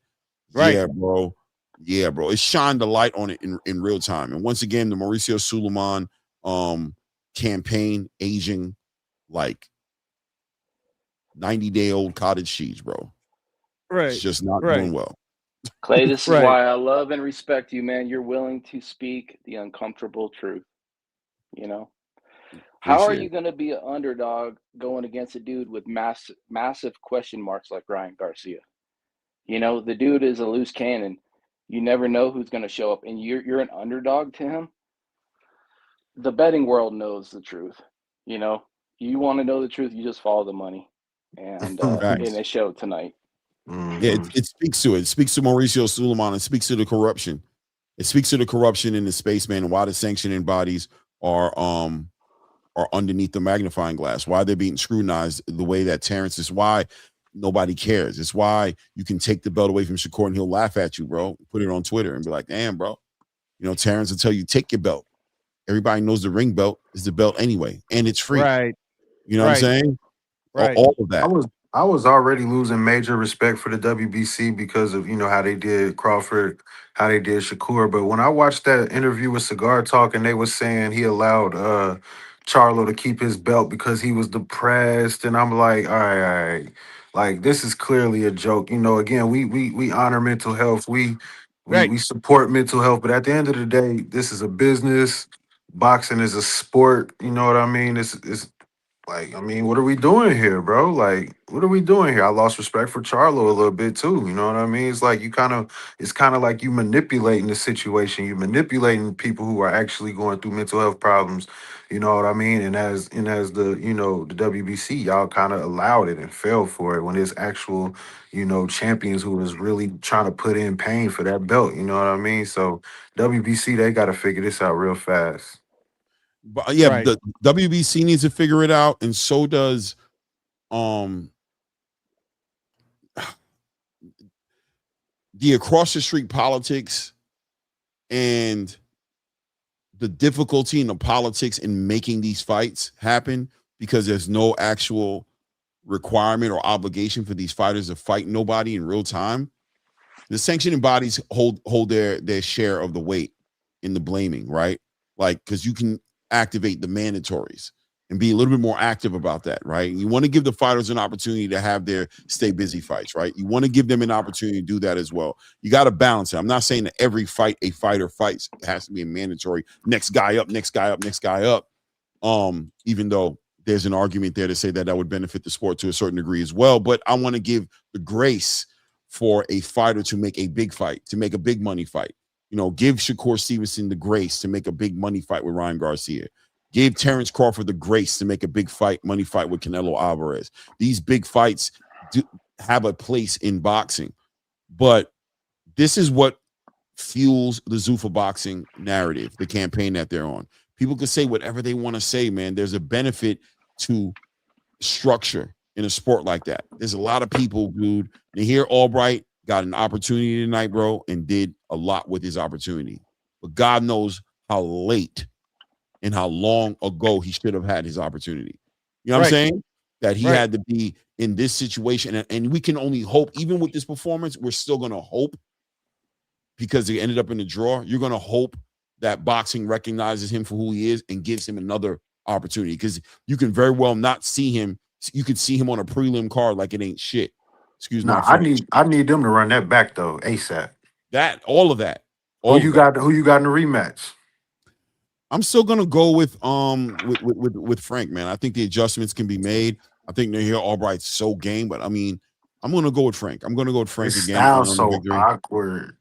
Yeah. He just a gangster though. You feel Yeah, me? Yeah. He a Philly gangster. Clay, can I get a little credit for saying that I thought Nahir Albright could actually beat Frank Martin? I just want to throw that out there. Remember, we were having the conversation. A lot yesterday. of people said Nahir Albright was game, and a lot of people. Greg Hackett actually called it out for a draw. Shout out to Greg Hackett. Greg Hackett's been on them draws, man. He's been calling them draws. Pause. Yeah. He's been calling those draws. Greg Hackett has been calling a lot of these draws, bro. People don't know. You know what I'm saying? He's been calling them. Like, it's kind of crazy. Like, I want to give him a call tomorrow and be like, yo, so bro, he's been calling these. He called this one. He thought it was going to be a draw between Frank Martin and Nahir Albright. Nahir Albright's a fighter who's been getting his flowers every time he gets in the ring. You see him and you recognize the talent that he has. I thought Frank Martin was just going to be somebody who could, just level up on him with the athleticism and find those shots. But like I said earlier, man, shout out to Nahir Albright, who did two very significant special things, bro. Number one, he didn't go backwards. He smothered instead. When Frank Martin got a little too exciting, he snatched that boy up and tied him up and didn't allow that to be the narrative. And number two, he came in with that will. He came in ready to fight. He stood and fought and did not get on his bicycle and move around the ring too much and make it too easy for Frank to stalk him. He did a great job, but I also think Frank Martin did a great job tonight. I know people want to sleep on him. I see somebody in here asking about him saying, is Frank overrated? No, bro. He did a great job tonight. Nihir Albright's just like that, bro. He's just like that, bro. He was in there with a real good fighter, but man, Frank, man, with the footwork, the movement, getting up under the shots, combination punches, that straight left hand to the body, he had a lot of great things in that fight to as a foundation. Him and Buddy McGirt, only their second fight together, first full fight camp with Buddy McGirt. Oh no, Frank Martin is not a hype drop. So I don't think Frank Martin's overrated. I think his name is bigger than what his skill set Does he have a is big show. name? I mean, like I said earlier, like when people was like trying to take, oh, every time Nair steps up, he gets beat. Again, I don't think this was a step up. We only know Frank Martin for getting stopped, essentially. You know what I mean? I don't think that's fair. I think Frank Martin's been known for some good things. What he did with the Ali looking dude, what he did with Haratunian. Frank Martin was always because we're boxing novices. We're talking about just to the average fan. You know what I mean? That's just my opinion. Yeah, the average fan probably knows him for getting knocked out by Tank. You know what I'm saying? but Frank Martin was a step up in competition for Nihir, I believe. I believe he was. You know what I mean? A step up from Kelvin, at least, not a step up from Keyshawn. Well, I'm about to say, yeah, I don't think that because he dude got Keyshawn on the and he did well against Keyshawn. That's a fact. That's a fact. You know what I mean? I mean, excited to see him come back. We'll see. Yeah, and with Frank Martin, again, this is where the whole politics of boxing can really get in the way, because I'd like to see Frank Martin a lot more active, right? But with PBC, man, I mean, look at how active Gary Antoine has been. And Gary Antoine should have already fought a lot more times than he has been fighting, right? Like when we talk about that conversation, what do you think is next for for Gary Antoine? But hold on, let me put the caveat into the question. Knowing that it's going to be moved by PBC and not by Turkey. So what's next for Gary Antoine? Activity. Another year on the shelf. He needs to figure out. Yeah, he got to figure out. Yeah, man. Yeah, JR, man. But he needs to figure out. We can't do that. We can't do that. We brought it up earlier. This is a perfect segue. We gotta address Africa, man.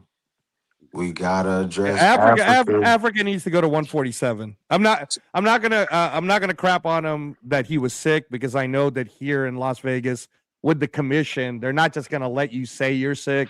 There's gonna need to be some kind of proof. So maybe they did a test, and I don't know what the whole details is. You can't just say, "Hey, I don't feel like fighting," like that because you'll get banned for that. So yeah, I'm not saying.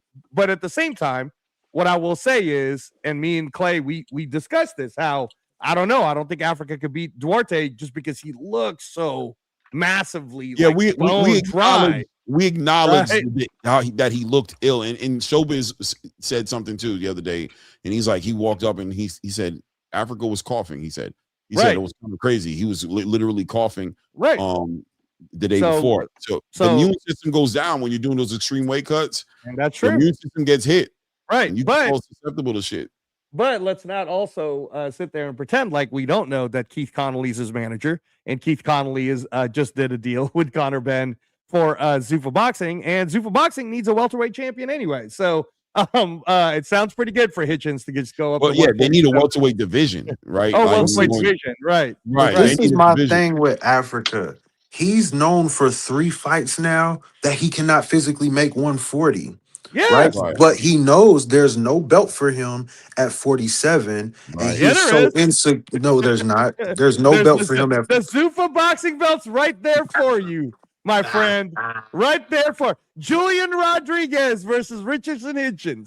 See, this is my thing though. Like, he knows there's no belt for him at 47, so that strap at 40 is the only thing that validates him. So he's been holding it hostage, right? And then everybody wants to say, "Oh, Gary Antoine Russell, he's inactive." No, Gary Antoine Russell has been calling Richardson Hitchins for a while now, on interviews.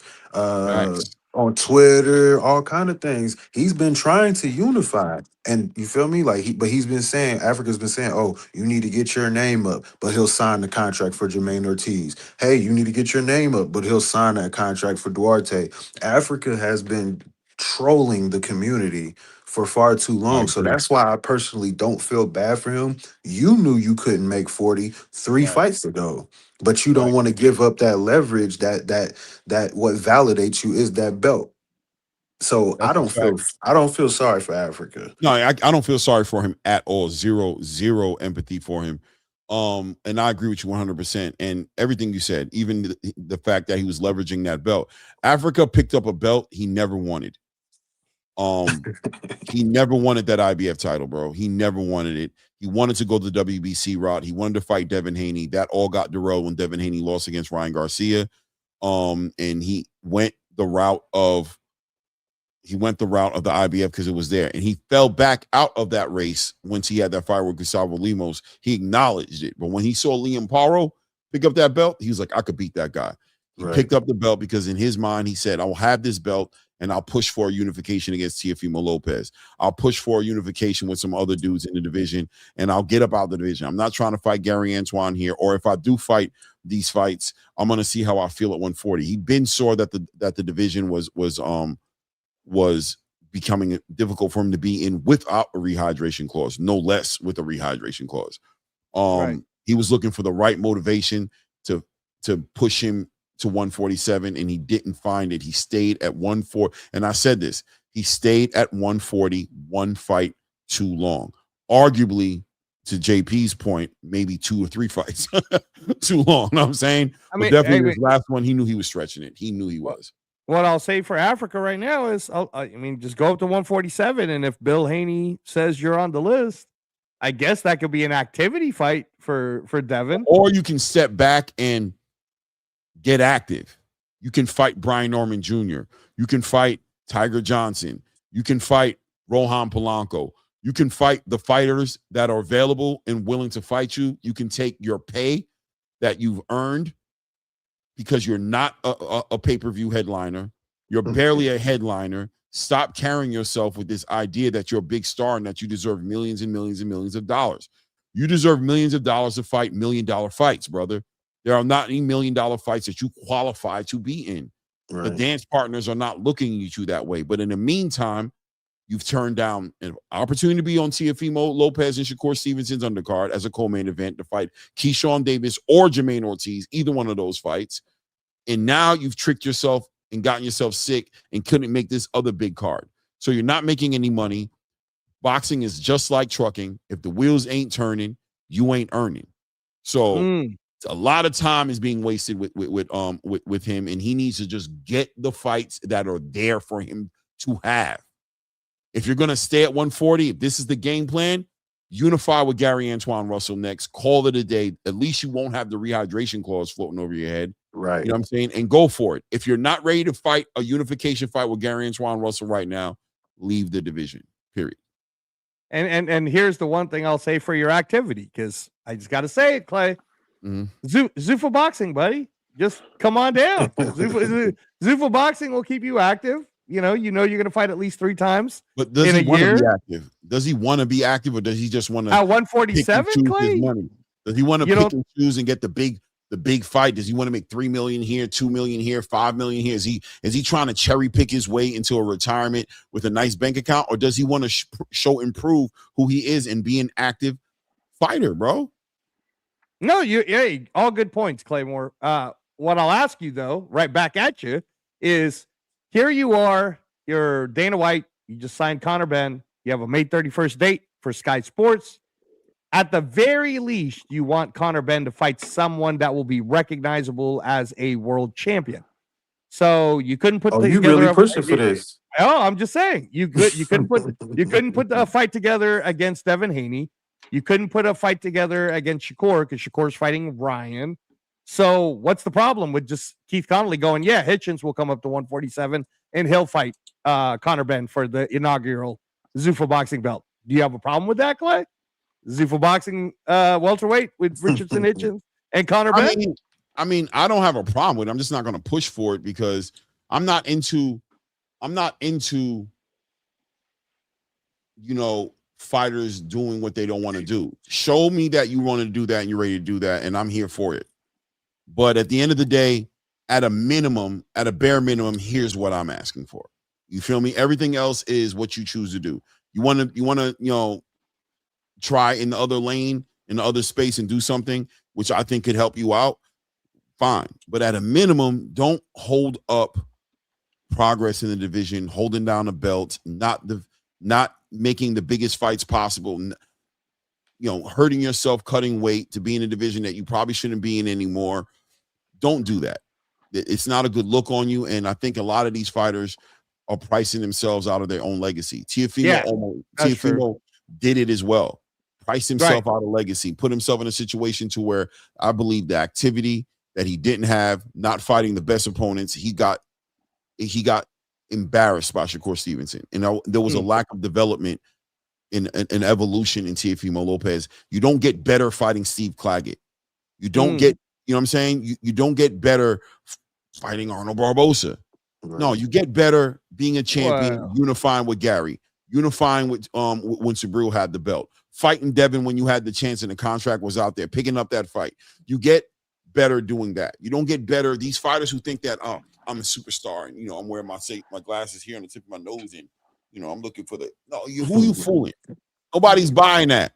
Get up out of here with that shit. Pack that shit up and get it up out of here, bro.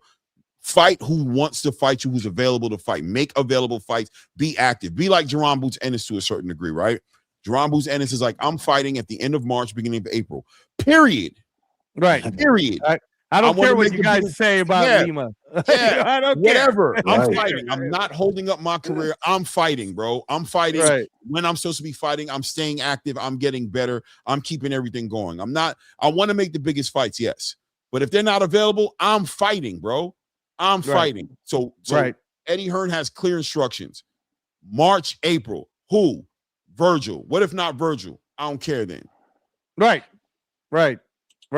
Put me in the ring. That's where I make money at. That's what I do for a living.